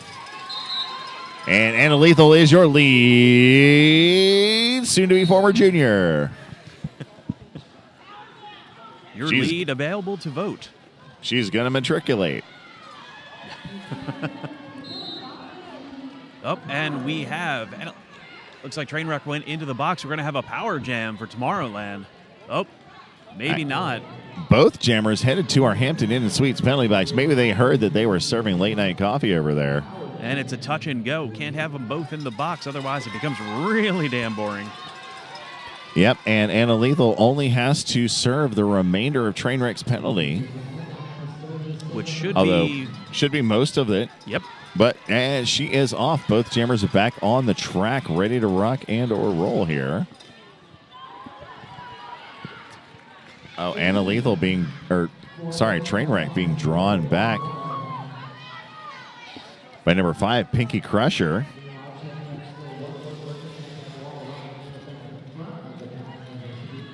Tomorrowland's picked up 4 points. Go the entire 2 minutes here. Anna Lethal picking up another 4.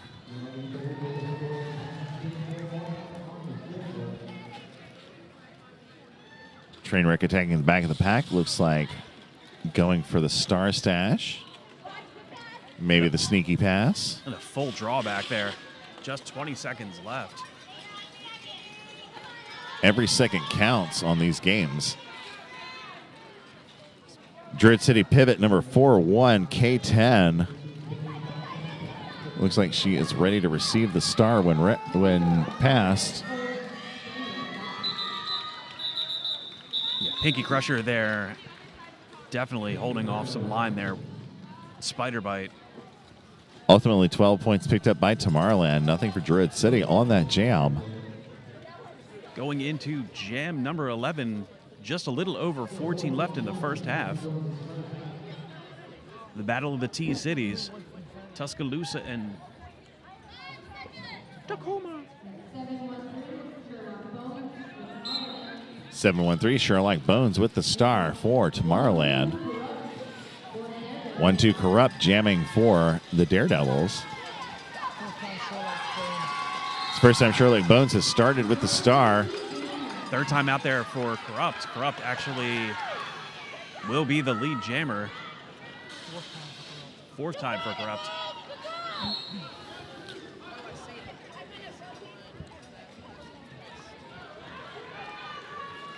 And Corrupt off to the box on a, looks like, blocking with the head penalty. It's the curse of the announcer. Say their name, to the box they go. Tis indeed. Sherlock Bones throwing up 4 points on her way through. Starting his way through. And 4 more points for Sherlock Bones. This is the second power jam of the game, both in favor of Tomorrowland. Like giving up those Janner penalties, that'll wreck your game every time. But Corrupt is checking out of our Hampton Inn and Suites penalty box and ready to rock. Both jammers exiting the pack almost simultaneously, but Corrupt getting absorbed back in. Starburst with a great hit there. Like Starburst is an all-around excellent player. Fast jammer, incredibly tough blocker. Like that kid is going to go a long way in this sport. 4 more points picked up by Sherlock Bones. And 4 also for Corrupt.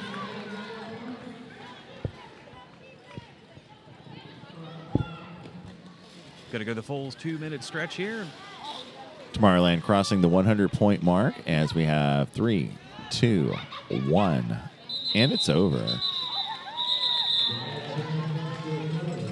1 more point picked up for Tomorrowland. 4 points picked up for the Daredevils. Invisible blocker. Oh, let's have a look at that again. Oh, here we go. And away they go.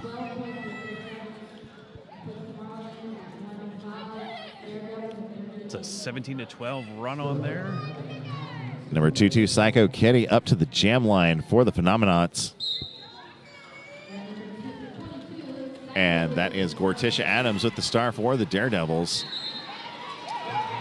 Psycho Kitty grabs that lead like it was a dangling piece of yarn. It is Catterday. That is correct. It is indeed Catterday, right, Meow? And we are going to win by a whisker or a paw. 4 points picked up by Psycho Kitty. And the call off. Oh, got a timeout called there. It's by Team White. That is a Chrissy Crash timeout. And you know, we're going to go ahead and talk about Crash Course right now because Crash Course helps busy roller derby athletes increase strength, conquer self-doubt, and create the habits of high performance to become all-stars and MVPs on the track and in life. They want a custom training plan with derby-specific workouts, nutrition strategies, and athlete mindset development curated by our epic team of coaches so you can level up this year. Visit ChrissyCrash.com to learn more. Life is a contact sport. Win. I also want to thank our fellow announcer, Thin Mint, for letting me use their awesome microphone right here. Check this thing out. That is definitely punk rock action. Just don't swing that around, please. No, indeed. Last thing I want to do is take out the camera lens. Thank you, Twinkle Toes.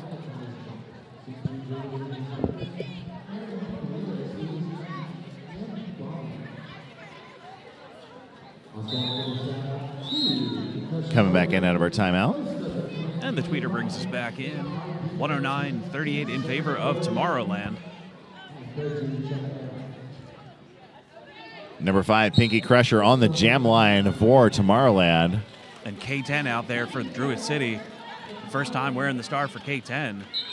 And for Pinky as well. And Pinky gets out front, and they are your lead jammer. Oh, they're also going to be out there on a power. Oh, yeah, K10 off to the box on a low block. 4 points up in the air for Pinky Crusher.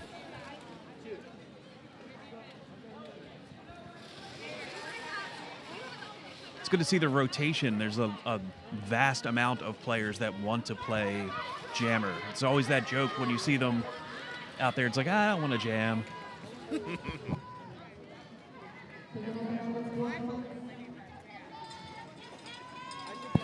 Everybody wants to jam sometimes.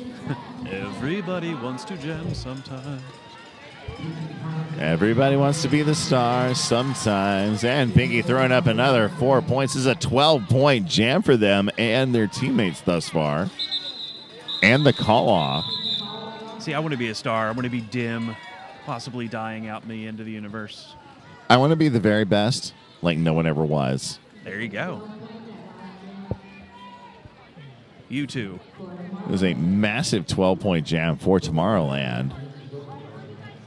5-7, Rotten Tomato up on the jam line for the Phenomenauts. And that is Terminal Velocity out there for Druid City. First time for the TV. It's a great name for a jammer. Oh! Yeah, words. Immediately lead jammer as soon as we talked about it. And into the pack with the call-off because Rotten Tomato managed to catch up and put up 3 points on the board. My eye twitched, and there was Derby. It was just, wow. Just lightning fast. I mean, these kids are just incredible. Hampton Inn and Sweets penalty box is empty. 5-7-7 Loco up to the jam line for the Phenomenauts. This is their first time with, or her first time with the star. I believe this is Gorticia Adams' third time wearing the star for Druid City. Let's see if they can pick up some points. And a quick drag through there. Oh, beautiful. Yeah, beautiful drag, like you said, getting Loco into the lead. But Gorticia Adams hot on her skates. Oh, Gorticia trying to come through on the outside. Loco through the inside. Loco back up to the outside. Loco through first for 4. Lucifer bouncing them out. Adams also through for 4. Yeah, 6'6 Lucifer has been an extremely strong defensive and offensive player in this tournament thus far. And then a call off there. Let's see how the points shake out. Looks like 8 points for Tomorrowland, 4 points for the Daredevils. Start out with 2 in the box for the Daredevils, 1 in the box for Druid City. Tomorrowland. I see 5-3 train wreck on the jam line for the Daredevils. And 3-1-3 Toucan Slam with the star for the Phenomenauts. Slight pack advantage. Toucan Slam busts through first, grabs that L. Just follow your lead. It always leads to Fruit Loops. Inside, outside, upside down. No stopping them. Oh. There's a little bit of stopping them. Just a tiny, tiny bit. Tiny, tiny bit of confusion there in, looked like there was a cut track call, then a non-truck. Yeah, it looked like train wreck thought that a penalty was called on her, but she was immediately released from the box and is back in the fight. Neither jammer is considered to have a penalty according to our scoreboard here. Now there's one. There we go. Toucan Slam. Well, there you go. Train wreck in a much-needed power jam for the Daredevils as we go into our last few minutes of the first half. Whistle blows. Cut track called. Looks like they're going to have one less out there. Definitely time to start pulling those points through. And they do to the inside. 4 more points for the Druid City Daredevils. 8 on this run, evening it out. If you can't outskate him, you got to negate him. But Toucan Slam is through to try to do the former. Trainwreck takes a big collision, but blasts right back off. That train going right off the tracks. And Toucan Slam through for another 4. This is a 16-point jam for Tomorrowland. 8 points for the Daredevils. Oh, sorry, 12 points for the Daredevils. As soon as I said it, of course. The announcer curse, it's real. It's a 20-12 run. Another great set of scores for both teams.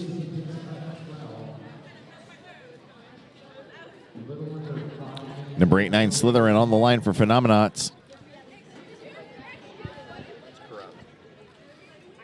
That is Corrupt out there for the DCD. It's a very distinctive silhouette on Corrupt. Easy to spot in the pack, which is a good thing because he is your lead jammer. Oh, yeah. I went to the Hayes School of saying things really awesome. Look, all I'm teaching you is the Southern way. 4 points up in the air for the Daredevils. We noticed that some people have face shields. Corrupt has a hair shield. 4 points also picked up by Slytherin. Corrupt took a hard hit, does get back up though. Slytherin with another 4, forcing the call off from Corrupt. Corrupt grabbed 3 on his way out, though. This floor is unforgiving. It's not polished concrete, it's just concrete. It's gotten pretty dusty after a whole weekend of Derby people beating the crap out of each other on it. Are you saying Derby people are old and their dust goes on the... 357 Junie Gloom on the line for the Phenomenauts, not even taking that bait. More Tisha Adams with the star for Daredevils. Tisha will be out. Lead jam going towards Druid City.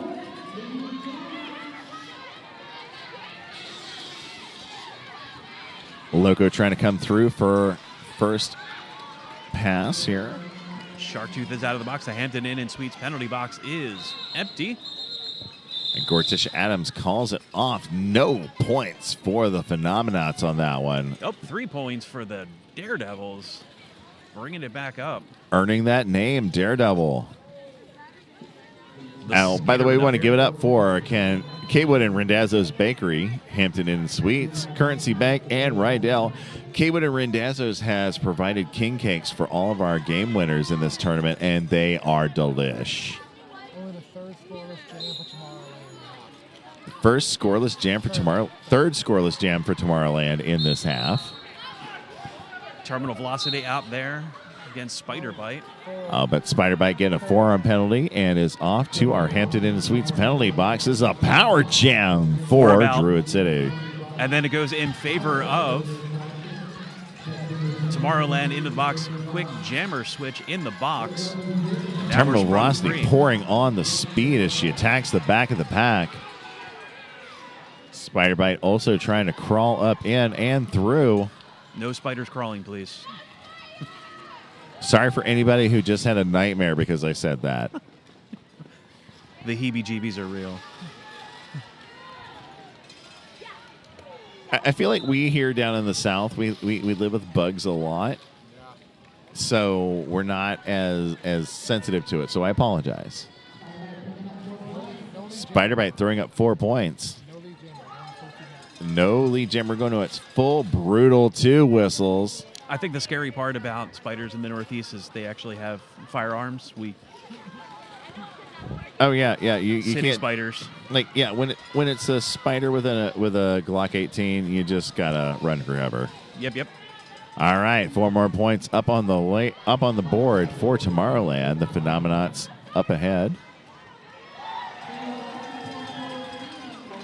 Quick inside apex jump. A little bit clean there. Terminal Velocity making a measured approach to the back of the pack. Just trying to find that opening, but takes a big spill. Safe. Courtesy of 713 Sherlock Bones, it looks like. Looks like we got to have a high block called on a power jam going towards the DCD. Yep, Spider Bite off to the box. We'll start on a power start for Druid City. Let's see who they field out there. Well, we've got 18 seconds left in our first half, so don't think we're going to see that for a little while. Up. But we'll see how it goes. It's roller derby. Oh, and a Here we timeout go. called. Yep. The announcer curse. We're going to have a Chrissy crash course timeout. You ready to make the 2-minute jams feel easy? I am. Tired of second guessing your training routine? Hell yeah. Want to feel more confident when you step on the track? I really do. Then Crash Course is for you. We turn skaters into MVPs. I want to be an MVP. If you started Crash Course today in 4 weeks, count them, 4 weeks, you'd be less tired at the end of the 2-minute jam. I really want to be less tired. In 8 weeks, your footwork would get to the line faster. I really want to improve my footwork, as anyone who has seen me go up the stairs in this arena And can if you surely attest. And in 12 weeks, get this, you'll be the skater that everyone wants in their pack, even if you don't actually skate. I want to be in your pack. Well, life is a contact sport. Win. Thank you, Chrissy Crash and Crash Course, for sponsoring the absolute heck out of this tournament. Next year, we're going to try to get some more.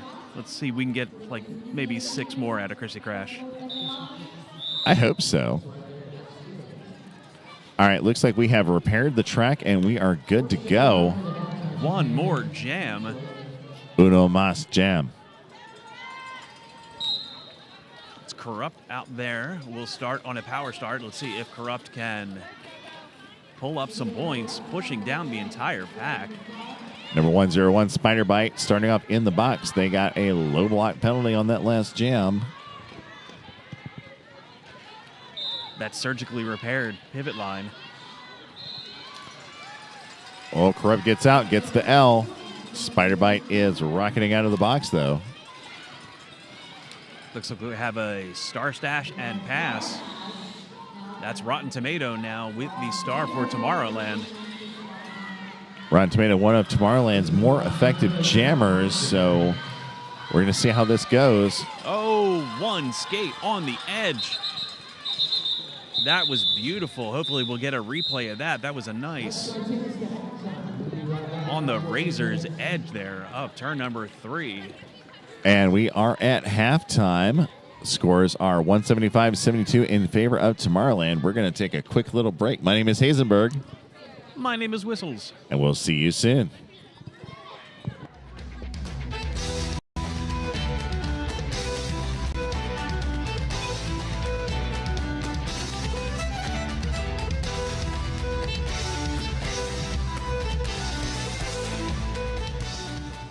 Hi folks, Tui Line here, and I'm here to ask you if your helmet is cooked. Whether you're on the derby track or at the skate park, your helmet has one job, to protect you.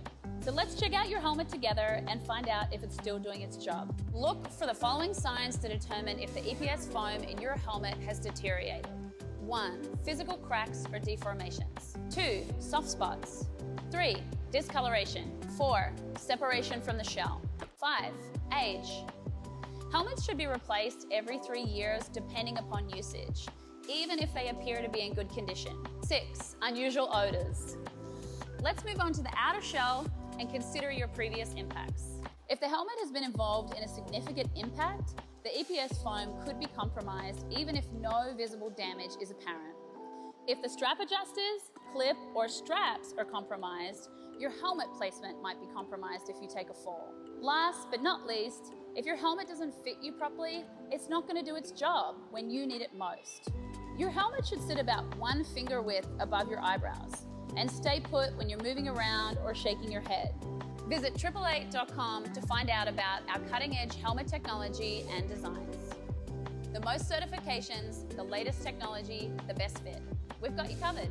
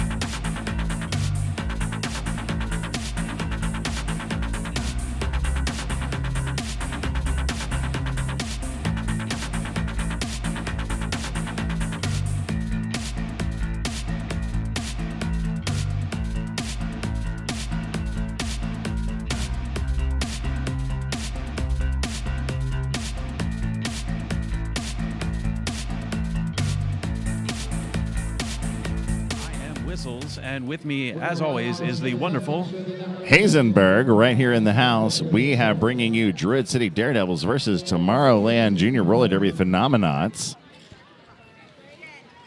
Getting a little bit of stats up here from PR. Looks like Druid City, we've got Corrupt with the top there, 27 points.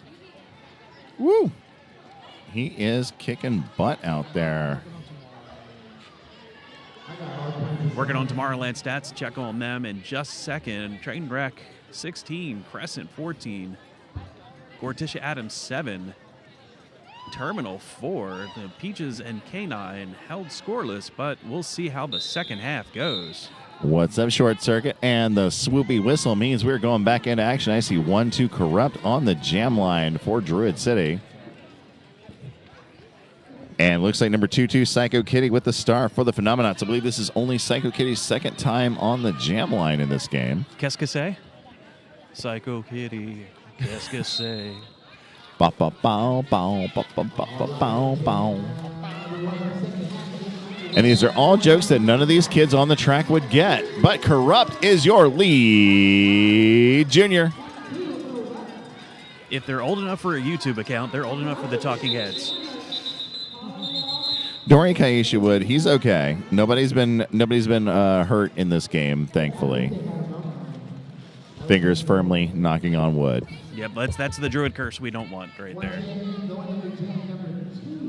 175-72 in favor of Tomorrowland.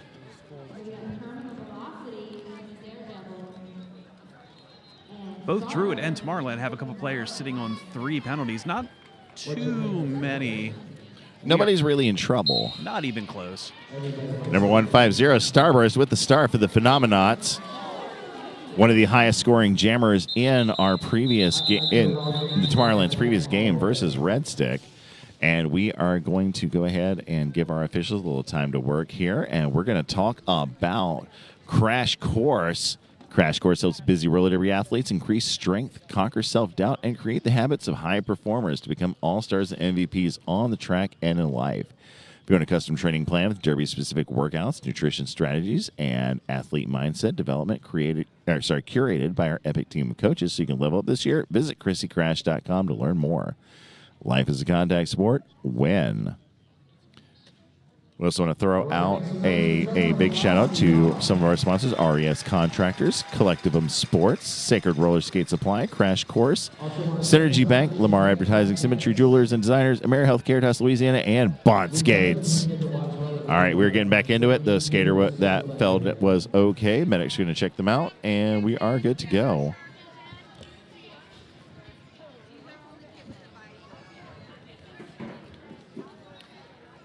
Looks like 2-7 Jupiter with the star for the Phenomenauts. And Tomorrowland's going to start with 1 in the box. It's 101 Spider Bite up on their skates. Looks like 147 Gorticia Adams with the star for the Daredevils. The officials are... Hey, Skisha, we'll actually make sure that everyone is okay. We do appreciate it. Checking in. All of our skaters have been good so far.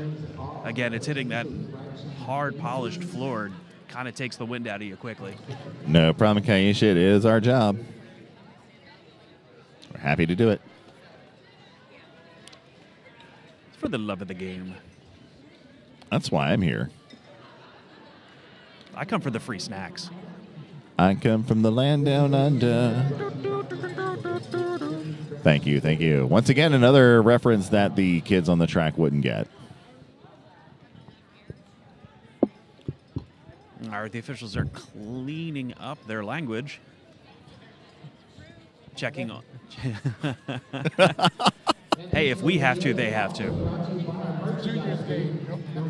It's a juniors game. We got to make sure everyone is keeping it in line. Oh, hey, Lynn Farmer, how you doing? How you doing?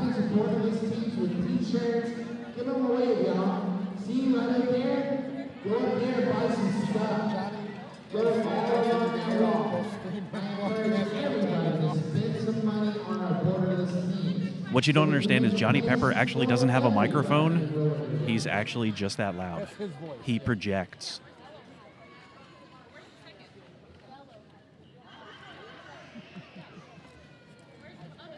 It is quite possible that most people don't understand he's actually out on Canal Boulevard right now. We He's just have on the his door way to open. Chewbacca's as we speak. Yeah, we have the door open. He just, he looks to the west. On the third day, Gondor was saved. The pepper abides.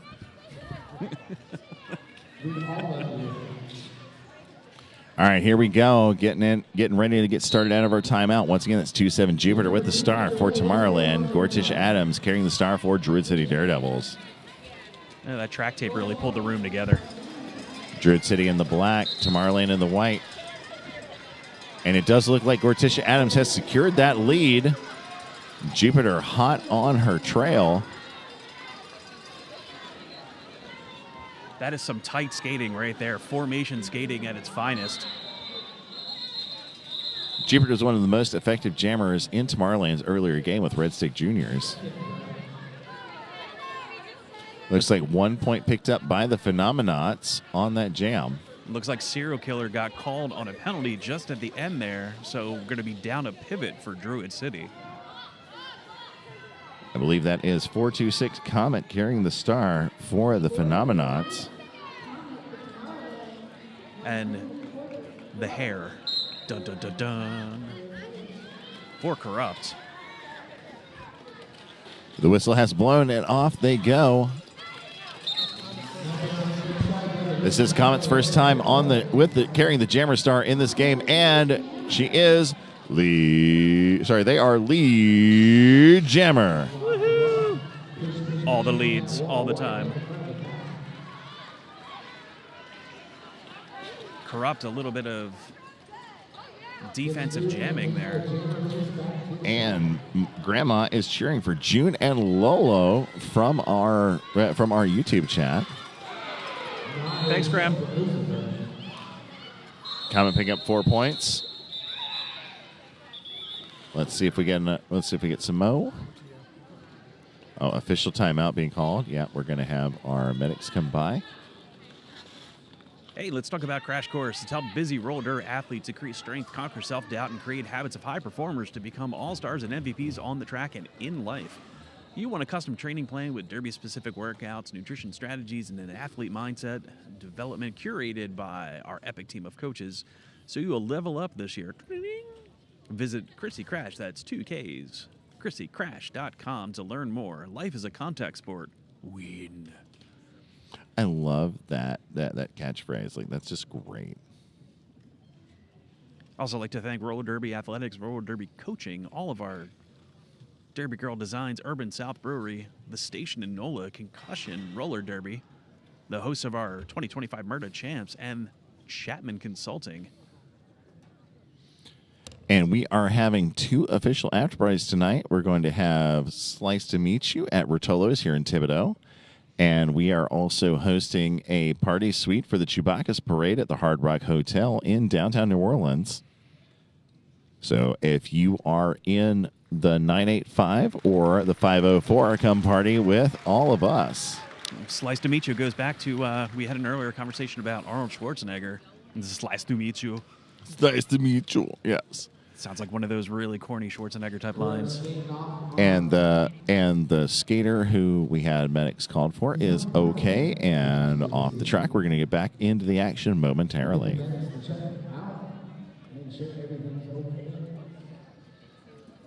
I see cheers in the chat for Spider Bite and for Daredevils number 42. That is Tallulah Bangsheads. 42, the answer to life itself. The ultimate answer to the ultimate question of life, the universe, and everything. You know, it's a fun fact, me and that book turned 42 on the same year. That's amazing. Or we came out on the same year. And our timeout is still ongoing. We're going to have some officials cogitating over here, getting collaborative in the pack. They're stopping, collaborating, and listening. slices back with your brand new invention. Something grabs hold of me tightly, like a harpoon deadly at night. Like, this is the jokes, folks. Yeah, me and Whistles, we're going to be friends. This has happened. Eventually, at some point, we're going to tell a joke to the kids. It may happen, it may not happen. The kids will catch up to the jokes. Don't worry. Google it. They have Google. There you go. Google MF, can you use it? You've got TikTok back. Use it while you can.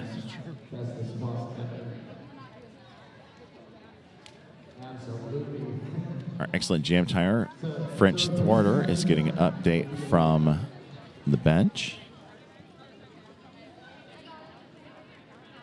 A lot of phenomenal Mohawks this weekend. Yeah, French Thwarter and Domin Asian specifically are the Mohawked jam timers that we've had on our NSO crew.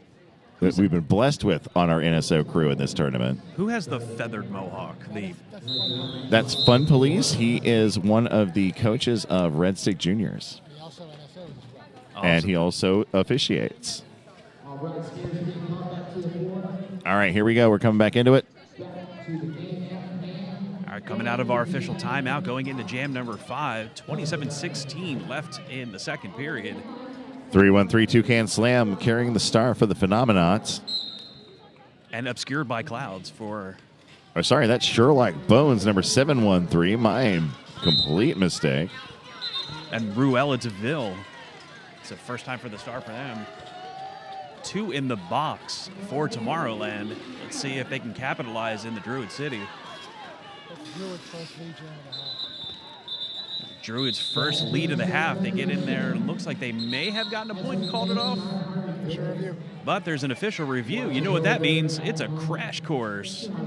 Official review. Timeout. Hey, Whistles. Hey. Are you ready to make 2-minute jams feel easy? Yeah, sure. Sounds good. Are you tired of second-guessing your training routine? Yeah. Do you want to feel more confident when you step on the track? Gotta hope so. Then Crash Course is for you. We turn skaters into MVPs. If you start Crash Course today, in 4 weeks, you'll be less tired at the end of a 2-minute jam. Really? In 8 weeks, your footwork will get you to the line faster. That's a short time. And in 12 weeks, you'll be the skater that everyone wants in their pack. My werewolves will be happy. Life is a contact sport. That is correct, sir. And we're also going to give a huge shout out to some of our royal sponsors like 187 Killer Pads, 888 Poster Giant, and Louisiana's Cajun Bayou. We also have a giveaway here in the house. 187 Killer Pads and 888 have collaborated on a $500 giveaway. You can go to tinyurl.com/y'allstars giveaway to get in on that. You do not have to be here to win. You do not have to be present. You can just do it from home. All is good. Come get in on that. tinyurl.com/y'allstars giveaway. We'd also like to thank Currency Bank. Currency Bank's approach is simple. Provide an exceptional customer experience through personal attention, convenience, and the latest proven technologies. High tech, high touch, Currency Bank. Oh yeah, and we'll give a shout out to Poster Giant. Big thanks to Poster Giant for wild posting and guerrilla marketing the digital campaigns. Poster Giant makes your message stand out. Need to get the word out for your next big event? Visit postergiant.net today and let them take your promotion to the next level. All right, we are coming back in out of our time out, I believe. Oh, sorry, T34 Fighting Girlfriend, our head ref, is briefing the coaches and captains, and then will hopefully brief us after. Oh, here we go.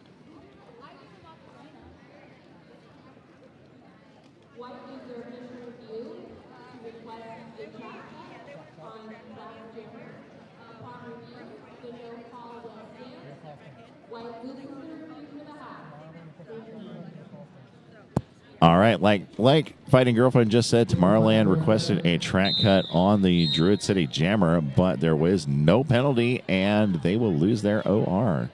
Druid City got 3 points on that. I see 150 Starburst on the jam line for the Phenomenauts. Everyone took a little bit of a question there whether the whistle blew or not. 147 Gortish Adams carrying the star for the Daredevils. Tomorrowland 2 in the box. to start out this. Starburst explodes to the front. It secures the lead. Junior. Starburst is like taste the painbow. Oh, wait, that's Skittles, right? No? All right. I got to Google it. Forearm penalty being issued to Starburst, making this a power jam for the Daredevils. No, but I think that's in Oh, reverse. sorry. Oh, sorry. The other way around. My bad. Gortish Adams got the penalty. This is a power jam for the Phenomenauts. Starburst putting up 8 points in this jam thus far. Oops, sorry. As soon as I said it. Another 4, 12 points thus far for the Phenomenauts. Living up to that name. They're going to get higher, baby. 4 more points up in the air. This is a 16-point jam for Tomorrowland. It's like a quick penalty called there on Trainwreck.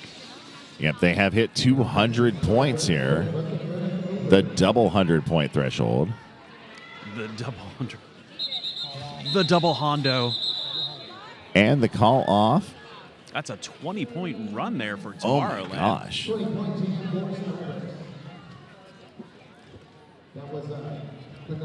I believe that is... Was that close to our highest point, or was that our highest point? It's tied. It's tied. Yeah, tied.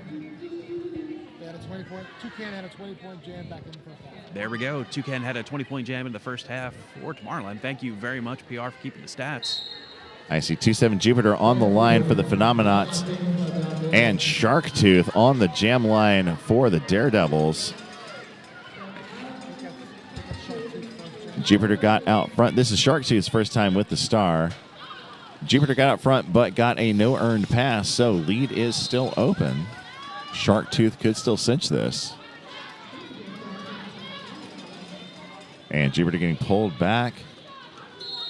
Looked like a direction of play penalty there. Oh, and a cut track has been track called. cut penalty issued to Sharktooth, so this is a power jam now in favor of the Phenomenauts. Jupiter putting up 4 points.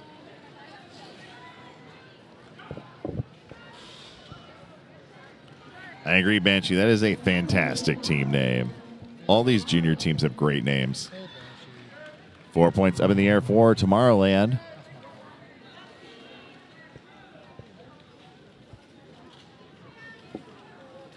And another 4.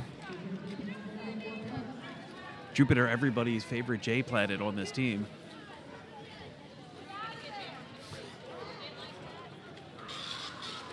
True story. Jupe through for another 4. 16 points picked up thus far for the Phenomenauts. That is a long drag back there by Pinky Crusher. Oh, and an attempted apex jump denied. Number 5, Pinky Stairway to Crusher with another drawback for Sharktooth. We're going to go the full 2. We got 25 seconds left in our jam. No lead assessed. Let's just try to get as many points as possible for both sides. Yeah, it is indeed a Scorapalooza. Jupiter taking a big spill, though. All right, we are going to just go ahead and talk about... We're going to have another crash course timeout over here. Hey, everyone. Have we talked about Crash Course over the weekend? I mean, we have, but we can do it some more. Oh, that sounds like a great idea. Crash Course helps busy roller derby athletes increase strength, conquer self-doubt, and create the habits of high performers to become all-stars and MVPs in the track and in life. It's an after-school special. The more you know. Want to make your 2-minute jams feel easier? Visit Chrissy Crash to learn more. And everyone is fine on the track, just for those folks at home. Yep, Jupiter got her bell rung, but is okay. We're going to get right back into our action as soon as our officials are ready. Thank you for the Jupiter run. We're going to get Jupiter checked out. Very thankful for our medics. We don't like to use them, but we love to have them. Very much appreciated. I always tell the medics, I hope you're never bored, but I hope you're never busy. not the term for may you live in interesting times. 1-0 Sugar Crash up to the line for the Phenomenauts, their first time with the star in this game. All right, coming out of that official timeout. I believe that is 101 Ruella DeVille carrying the star for the Daredevils.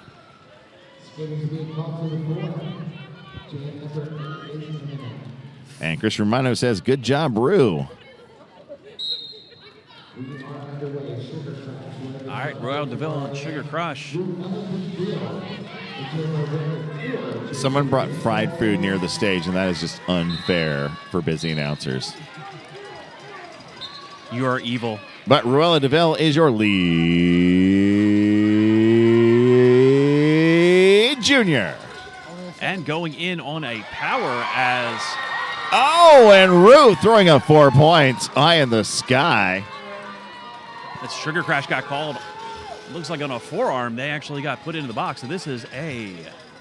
Power jam. First power jam for Druid this half, only the second lead jam itself. First power jam for Druid City in this half. Only their second lead in this game. In this half? In this half. Yep. Thank you, PR Armageddon. 4 points up in the air for the Daredevils. 8 points total picked up. Holding the Phenomenauts scoreless. Come for the Derby, stay for the power jam. Power jam. Oh, we're going to watch that again. Let's go. You'll get all 4 wheels, but you only need the toe stop. All right, Ruella goes into the inside. He makes his move, and there he was. 224 to 88 in favor of Tomorrowland. We're going to have Toucan Slam going up against number 69, Jen. This is Jen's first time wearing the star for Druid City. Toucan Slam grabbing that lead.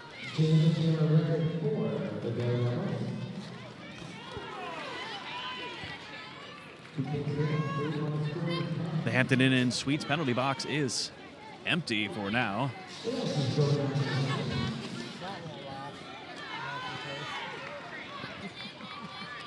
Four more points up in the air for the Phenomenauts, courtesy of Toucan Slam and her pack. That is a beautiful through and through. Oh, and the curse of the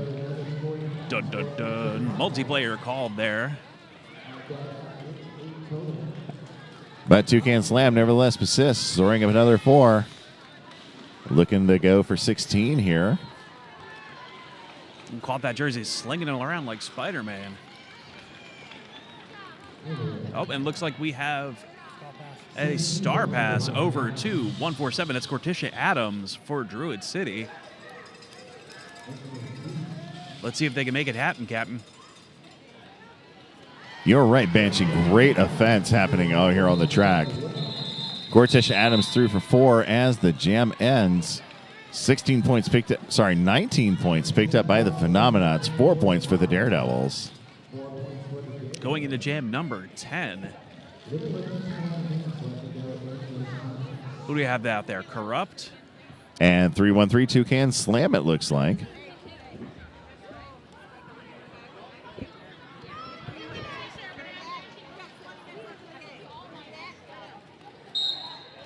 Whistle Starch Jam number 10. That is Sherlock Bones out there for Tomorrowland. That was entirely my bad. And not the first time I've confused the two. They say forgiveness is divine. For everything else, there's Hampton Inn and Suites. Corrupt is your lead jammer. Gets out. Looks like the call off. Let's see if there's points. 1 point picked up by the Daredevils on that one. Hotel Travago.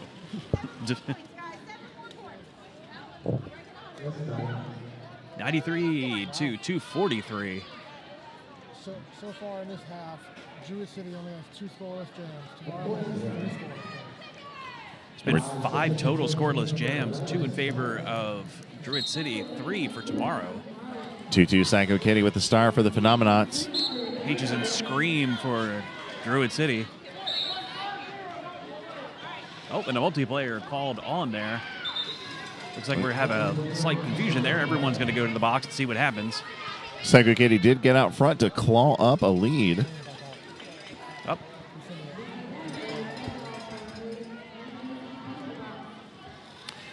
You are correct, Rudy.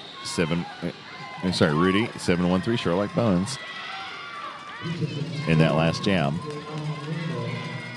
Peaches and Scream blasting through. Psycho Kitty with 4 points and the call off.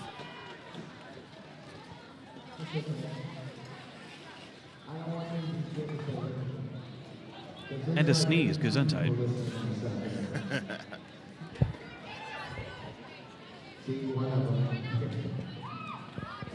Looks like we got some fresh faces out there.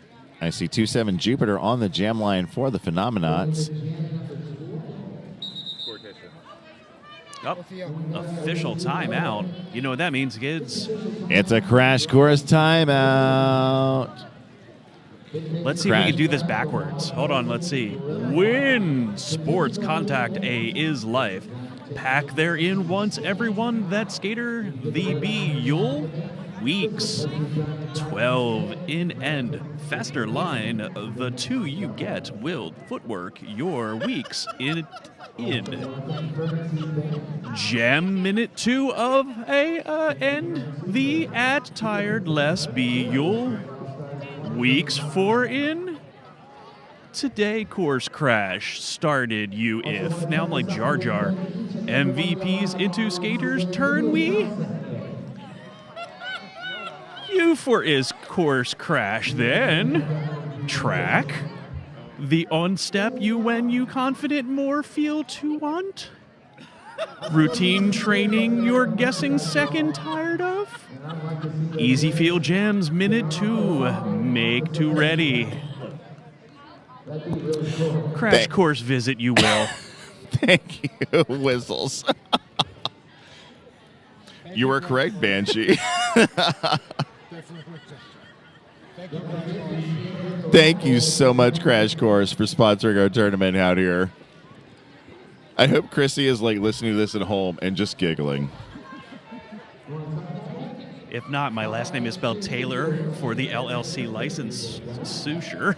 And my name is P. Armageddon. Spelled that with a capital N. All right, we are getting back into it. Looks like Gorticia Adams on the line for the Daredevils. Although I have been wrong before. Look, if nothing else, we made Banshee giggle. Yes, that's always a win. That's a good thing. Always a win. Let's talk about Rydell. Step into the action with Rydell roller skates, where passion meets performance. Trusted by skaters for generations, Rydell combines classic craftsmanship with cutting-edge design. Discover your perfect pair now at roller.rydellskates.com. Rydell, built for derby, made for you. All right, getting back into it.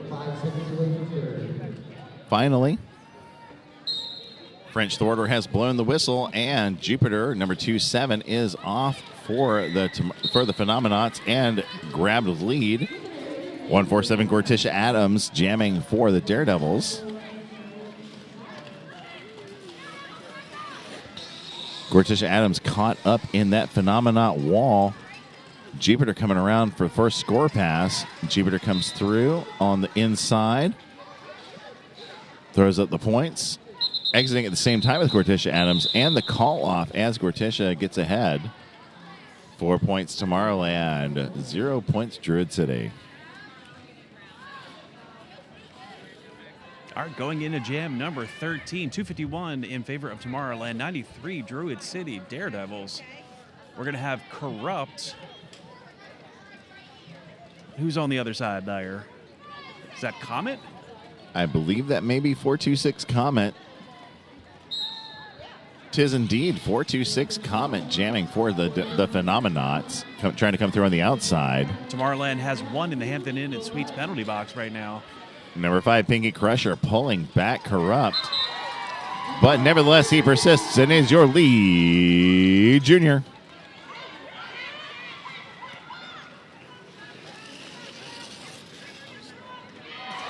Oh, amazing jump. And another one. DJ Khaled, another one. And another one. Another one. Congratulations, you scored yourself. 4 points for each team there. Let's go back to that replay. Let's watch that whip. Watch me Corrupt come up from nay, in the nay. mid-side. Oh, with that beautiful apex jump for Corrupt and that perfect landing. 6-point jam for Druid City. 4 points for Tomorrowland. 15 minutes left in our game. Jam number 14. Looks like we have a clean Hampton Inn and Suites penalty box. 713 Sherlock Bones carrying the star for the Phenomenauts. And that is Ruella DeVille out there for Druid City. And Ruella DeVille is your lead jammer. He's approaching the back of the pack, looking for his opening. Oh. That's Druid's fourth lead jam for the half. Looks like he got through. Did he get any points out of that before calling it off? 4 points. All right. All right, a full shark spin in the sky. There we go. Over the century mark. Everyone hydrate. Oh, yeah, grab your beverage and drink. I see 313 Toucan Slam on the line for the Phenomenauts.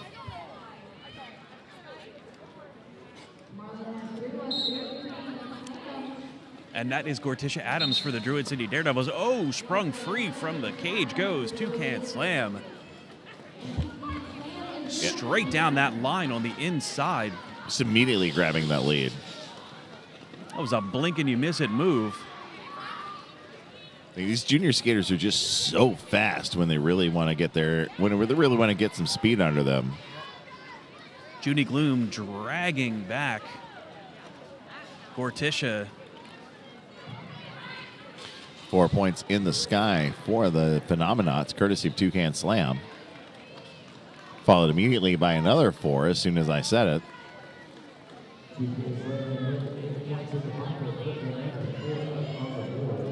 I haven't seen this many 4s in the air since that last Four Horsemen concert.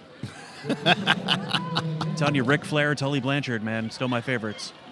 Woo! Oh, and a forearm called. Yeah, this is now a power jam in favor of the Druid City Daredevils. Only their second power jam out of this half. Let's see if they can capitalize. It's a bold strategy. It's bold strategy, Cotton. See how it plays out. Dragging them all the way back. And Gorticia Adams getting pulled back, way back by 2-7 Jupiter and 150 Starburst.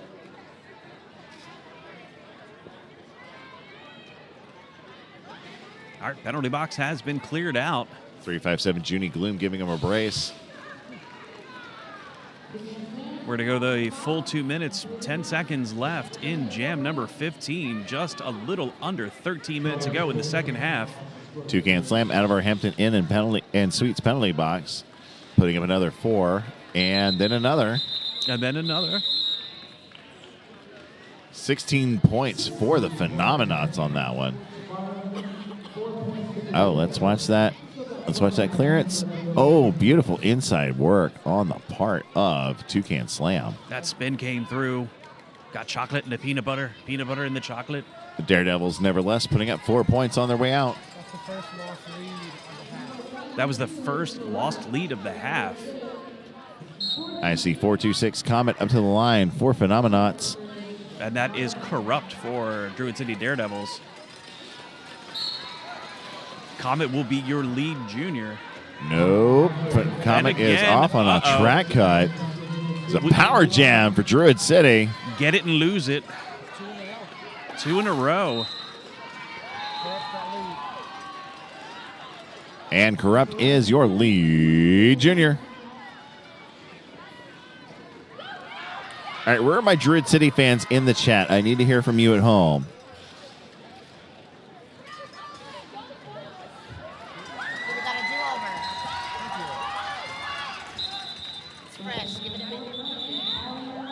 Wonder Dog Rudy has definitely shown up with the Tomorrowland families.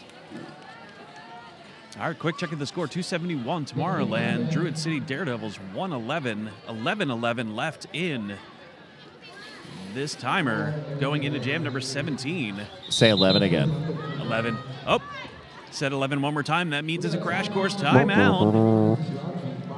That's right. Crash Course helps busy roller derby athletes increase strength, conquer self-doubt, and create the habits of high performance to become all-stars and MVPs on the track and in life. If you want a custom training plan with derby-specific workouts, nutrition strategies, and athlete mindset development, I always mess this one up, curated by our epic team of coaches so you can level up this year, visit ChrissyCrash.com to learn more. Life is a contact sport. Win! I'm going to go back to my hotel room, and I'm going to practice that in Spanish. Oh, yeah, I see the DCD fans popping up in the chat. Banshee cheering on everyone. Yeah, I hope both teams just have fun, honestly. Chris Lawrence, woohoo, DCD, Antisocial Social Club, let's go Druid City. And Kaisha Wood, Druid City, go Corrupt. David Barnett, you got this, train wreck. Train wreck. Of course, the skaters can't hear us at all, but, you know, we're passing your cheers on in spirit, I guess. I don't know. When they watch this, they'll remember. Looks like we're about to come in out of our timeout. Druid City with a power start. Well, either we're coming back or French is actually turning into a Power Ranger.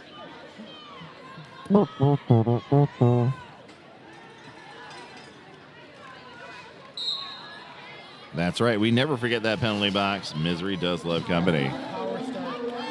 And it is indeed a power start. Ruella DeVille is on the jam line. He is trying to grab up front, but Comet out of the box and securing lead. Oh, we got a star. Looks like Ruella, he has the star off. Gets knocked out, gets pushed back. 4 points picked up by Comet.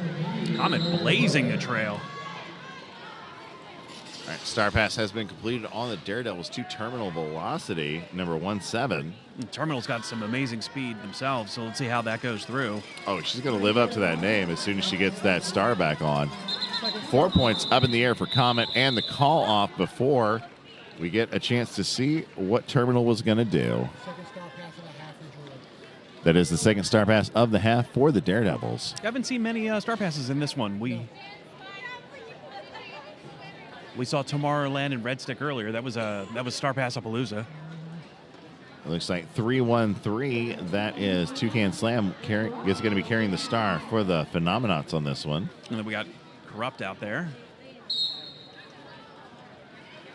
All right, the jam is on.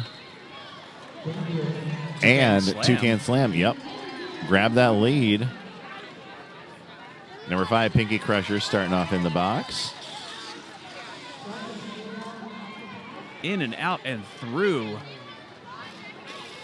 goes Toucan Slam. All right, 09 took a big hit, and we're going to just go the heck away and talk about Crash Course.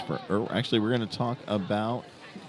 Hey, let's talk about everything. Let's talk about all the things. Hey, 187 killer pads. You know, industrial strength materials, unmatched ergonomic design, unparalleled excellence. Also, we can talk about 888. You know, we talk about deep cover helmets. We talk about upgrading your safety, derby-driven innovation. We love the pads. We wear the pads. Wear the helmets. You are so right. Look, when it comes to your safety and your physical integrity while you play a rough sport like roller derby, you cannot spend too much money on your equipment. Like, you cannot, getting the best is worth it every time. And speaking of spending money, if you actually go right now to tinyurl.com/y'all stars giveaway, that's stars plural, you can enter a 888 and 187 Killer Pads massive $500 giveaway. You too can get some great gear, bags, helmets, and more. Enter to win now. Again, tinyurl.com/y'all stars giveaway. Yeah, heck with spending money if we're just going to give it to you. Come on. Get you some 187. Get you some 888. All right, when we come back, there'll be one in the penalty box. But hey, let's talk about Poster Giant real quick. Need to make your event or brand stand out? Poster Giant has you covered with wild posting media, buying, guerrilla marketing services, from creative design to bold installations. We'll make sure you're seen. Visit postergiant.net to learn more. Let's create something unforgettable.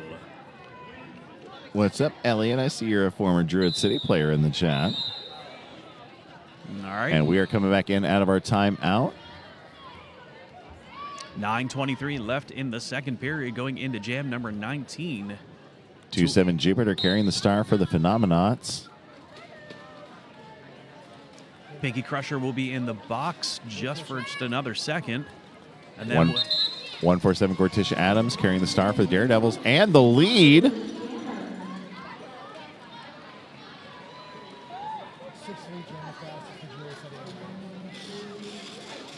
Jupiter is flying up the track, though. Druid City has gotten lead 6 times in this half. Attempted apex jump there. Didn't make it. 4 points up in the air for the Phenomenauts, courtesy of 2-7 Jupiter. Pack stuck out there at the edge of turn number 3. Oh, going low, going high, coming up, pulling those 4 points out is Jupiter. Count Blackula says, let's go Phenomenauts. And Off-Gridish Matt says, let's go Psycho Kitty number 2-2 from the parents. And we did see Psycho Kitty out there earlier jamming. All these kids have just been incredible in this tournament so far.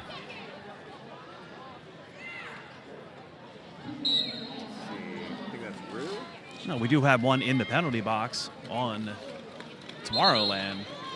3-1-3 Toucan Slam is out front, grabs lead. Ruella DeVille is looking to make his move. Looks like a cut track has been called, though, on Rue. Yeah, he's making that move to the Hampton Inn Suites penalty box. You can check in, you can check out. Hampton Inn and Suites penalty box. For all your 30-second needs. Apparently, this is only the 3rd power jam for Tomorrowland in this second half. And Corrupt went into the box as well. Did not want Rue to sit there by themselves. It's like, hey, guys. All by yourself. And Toucan through for another big handful of points. This has been a 12-point jam for the Phenomenauts thus far. Oh, but a head block called late on Toucan Slam. They will go into the box, going to reverse it out and get a minute on there. It'll give Rue a chance to score up some points. I'm sorry, Alana. The Phenomenauts are Tomorrowland. They are in the white. Specifically, they're the Tomorrowland Junior Roller Derby Phenomenauts from Tacoma, Washington.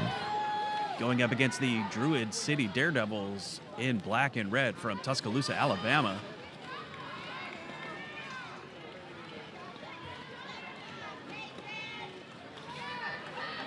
And Toucan Slam out of the box, still leading 12-0 on this jam.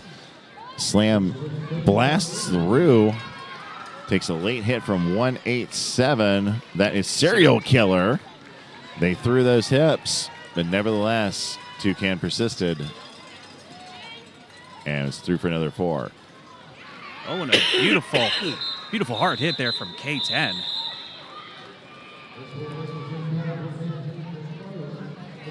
See if we get that replay. See that cut through, come back. Yep, slide on the inside-outside line. Actually, 5-3 train wreck on the jam line for Druid City.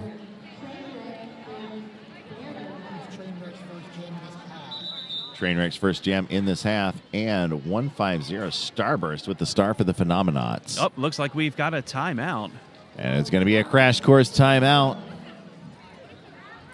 Crash K helps Busy.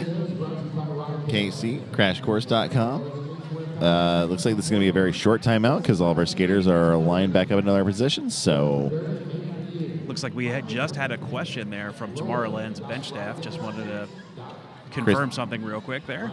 ChristyCrash.com. Life is a contact sport.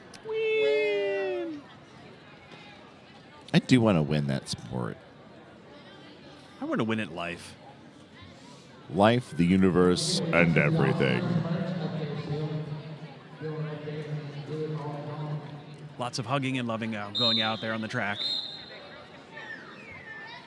Ain't no party like a roller derby party, because the roller derby party does not stop hugging each other until the whistle blows.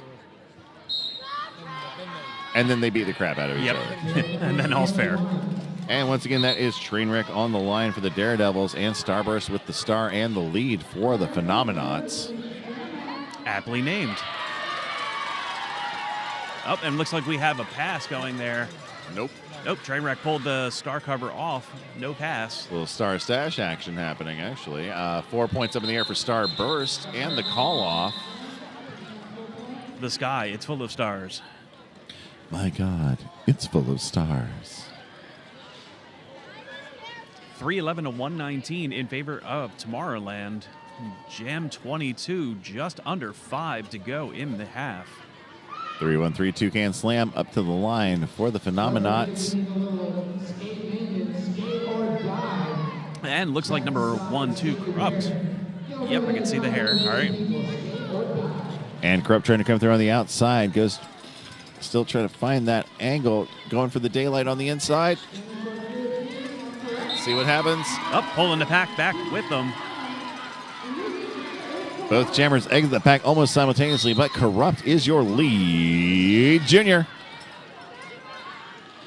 Speed, agility, and alacrity being put to use right here. 4-on-4, points up. Called off by Druid City. Yeah, if you can't outskate him, you got to negate him. And if you can't negate him, you got to reset him. 4 points picked up by both jammers on that one. We'll start out with Lucifer in the Hampton Inn and Suites penalty box for Tomorrowland. I see 5-3 Trainwreck on the line for the Daredevils. And I believe, yeah, that is 2-7 Jupiter with the star for the Phenomenauts.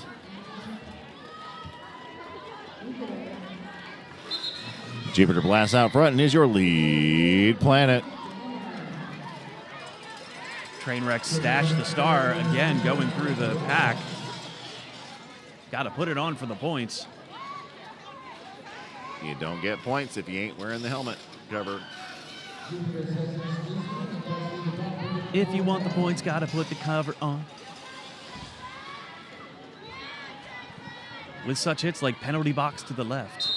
If you want it, got to put a cover on it. There you go. Something like that. I don't know. I don't know.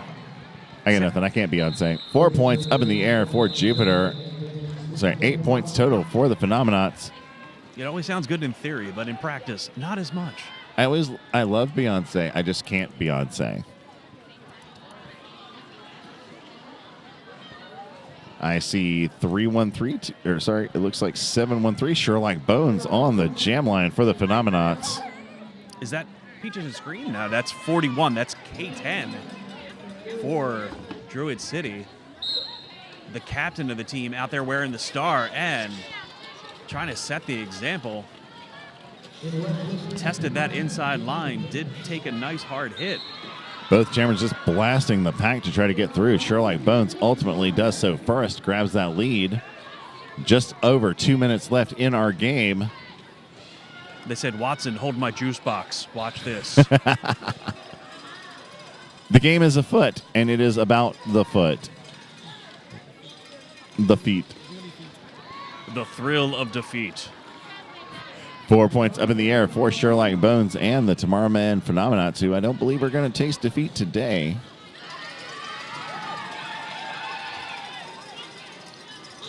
K10 also out. Sure Like Bones with a wide open gap there, just grabbing those points. Oh, everyone's fine. Just had a quick roll over there. Looking good here. Just a little over 1 minute going into jam number 25 of the weekend. You are correct, Banshee. We have one more game after this. What game is that? That's going to be another juniors game. That is Red Stick Juniors versus Dallas Rolling Rebellion. That's going to be here at 8:30. And it's a Crash Course timeout. Crash Course helped busy roller derby athletes increase strength, conquer self-doubt, and create habits of high performers to become all-stars and MVPs on the track and in life. You want to increase your strength, conquer self-doubt, and create the habits of high performers? That's what they do at Crash Course. If you visit crashcourse2ks.com, it's ChrissyCrash.com. And once our officials all get get everything they need to do together, get all their T's dotted and their I's crossed. Lowercase J's. Lowercase J. Also, I'd like to give a thanks to Currency Bank. At Currency Bank, we create meaningful partnerships with our clients built on strong personal relationships, our core values, and the right contribution, the latest proven technology, and personalized service. It's not just good for business, it's who we are. All right, here we go. Getting back in. 1 minute left in our game here. That is Terminal Velocity on the line for the Daredevils. 3-1-3 Toucan Slam with the star for Tomorrowland and the lead. Taking a quick look up at that scoreboard, does Toucan picking up the time.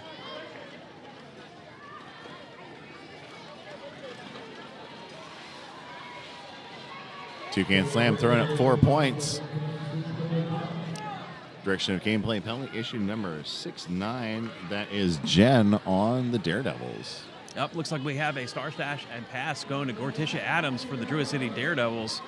Let's see if we can get that on before time expires. Toucan Slam throwing up another 4. Only 15 seconds left in our game. And or a minute left. We'll see how it goes. And Toucan Slam with the call off. 12 points picked up total. And they called it off with 5 seconds left on the clock, which does wind down in our unofficial score. Currently, Tomorrowland 343, Druid City Daredevils 130. We're going to take a moment and see if we end up with another jam. Meanwhile, we're going to figure out our MVPs.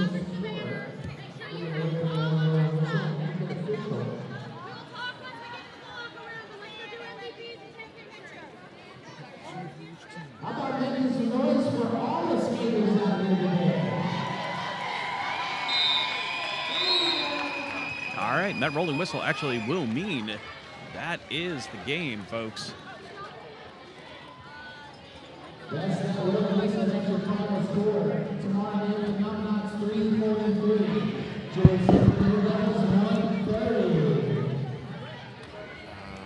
Johnny Pepper, and I'll see you tomorrow for Championship Sunday. Stick around. We got the Fair of Kids and Dallas coming up.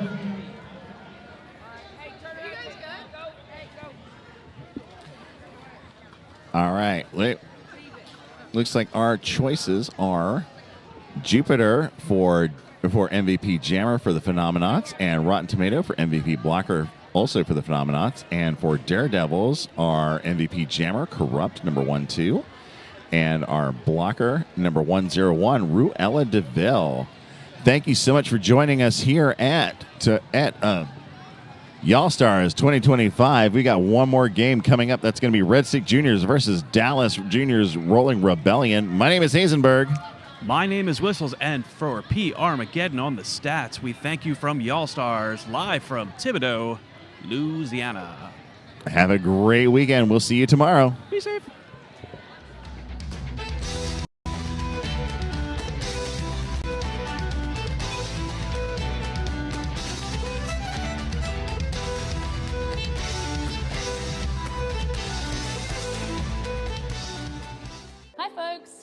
Here, and I'm here to ask you if your helmet is cooked. Whether you're on the derby track or at the skate park, your helmet has one job: to protect you. So let's check out your helmet together and find out if it's still doing its job. Look for the following signs to determine if the EPS foam in your helmet has deteriorated. 1. Physical cracks or deformations. 2. Soft spots. 3. Discoloration. 4. Separation from the shell. 5. Age. Helmets should be replaced every 3 years depending upon usage, even if they appear to be in good condition. 6. Unusual odors. Let's move on to the outer shell and consider your previous impacts. If the helmet has been involved in a significant impact, the EPS foam could be compromised even if no visible damage is apparent. If the strap adjusters, clip, or straps are compromised, your helmet placement might be compromised if you take a fall. Last but not least, if your helmet doesn't fit you properly, it's not going to do its job when you need it most. Your helmet should sit about 1 finger width above your eyebrows and stay put when you're moving around or shaking your head. Visit 888.com to find out about our cutting-edge helmet technology and designs. The most certifications, the latest technology, the best fit. We've got you covered.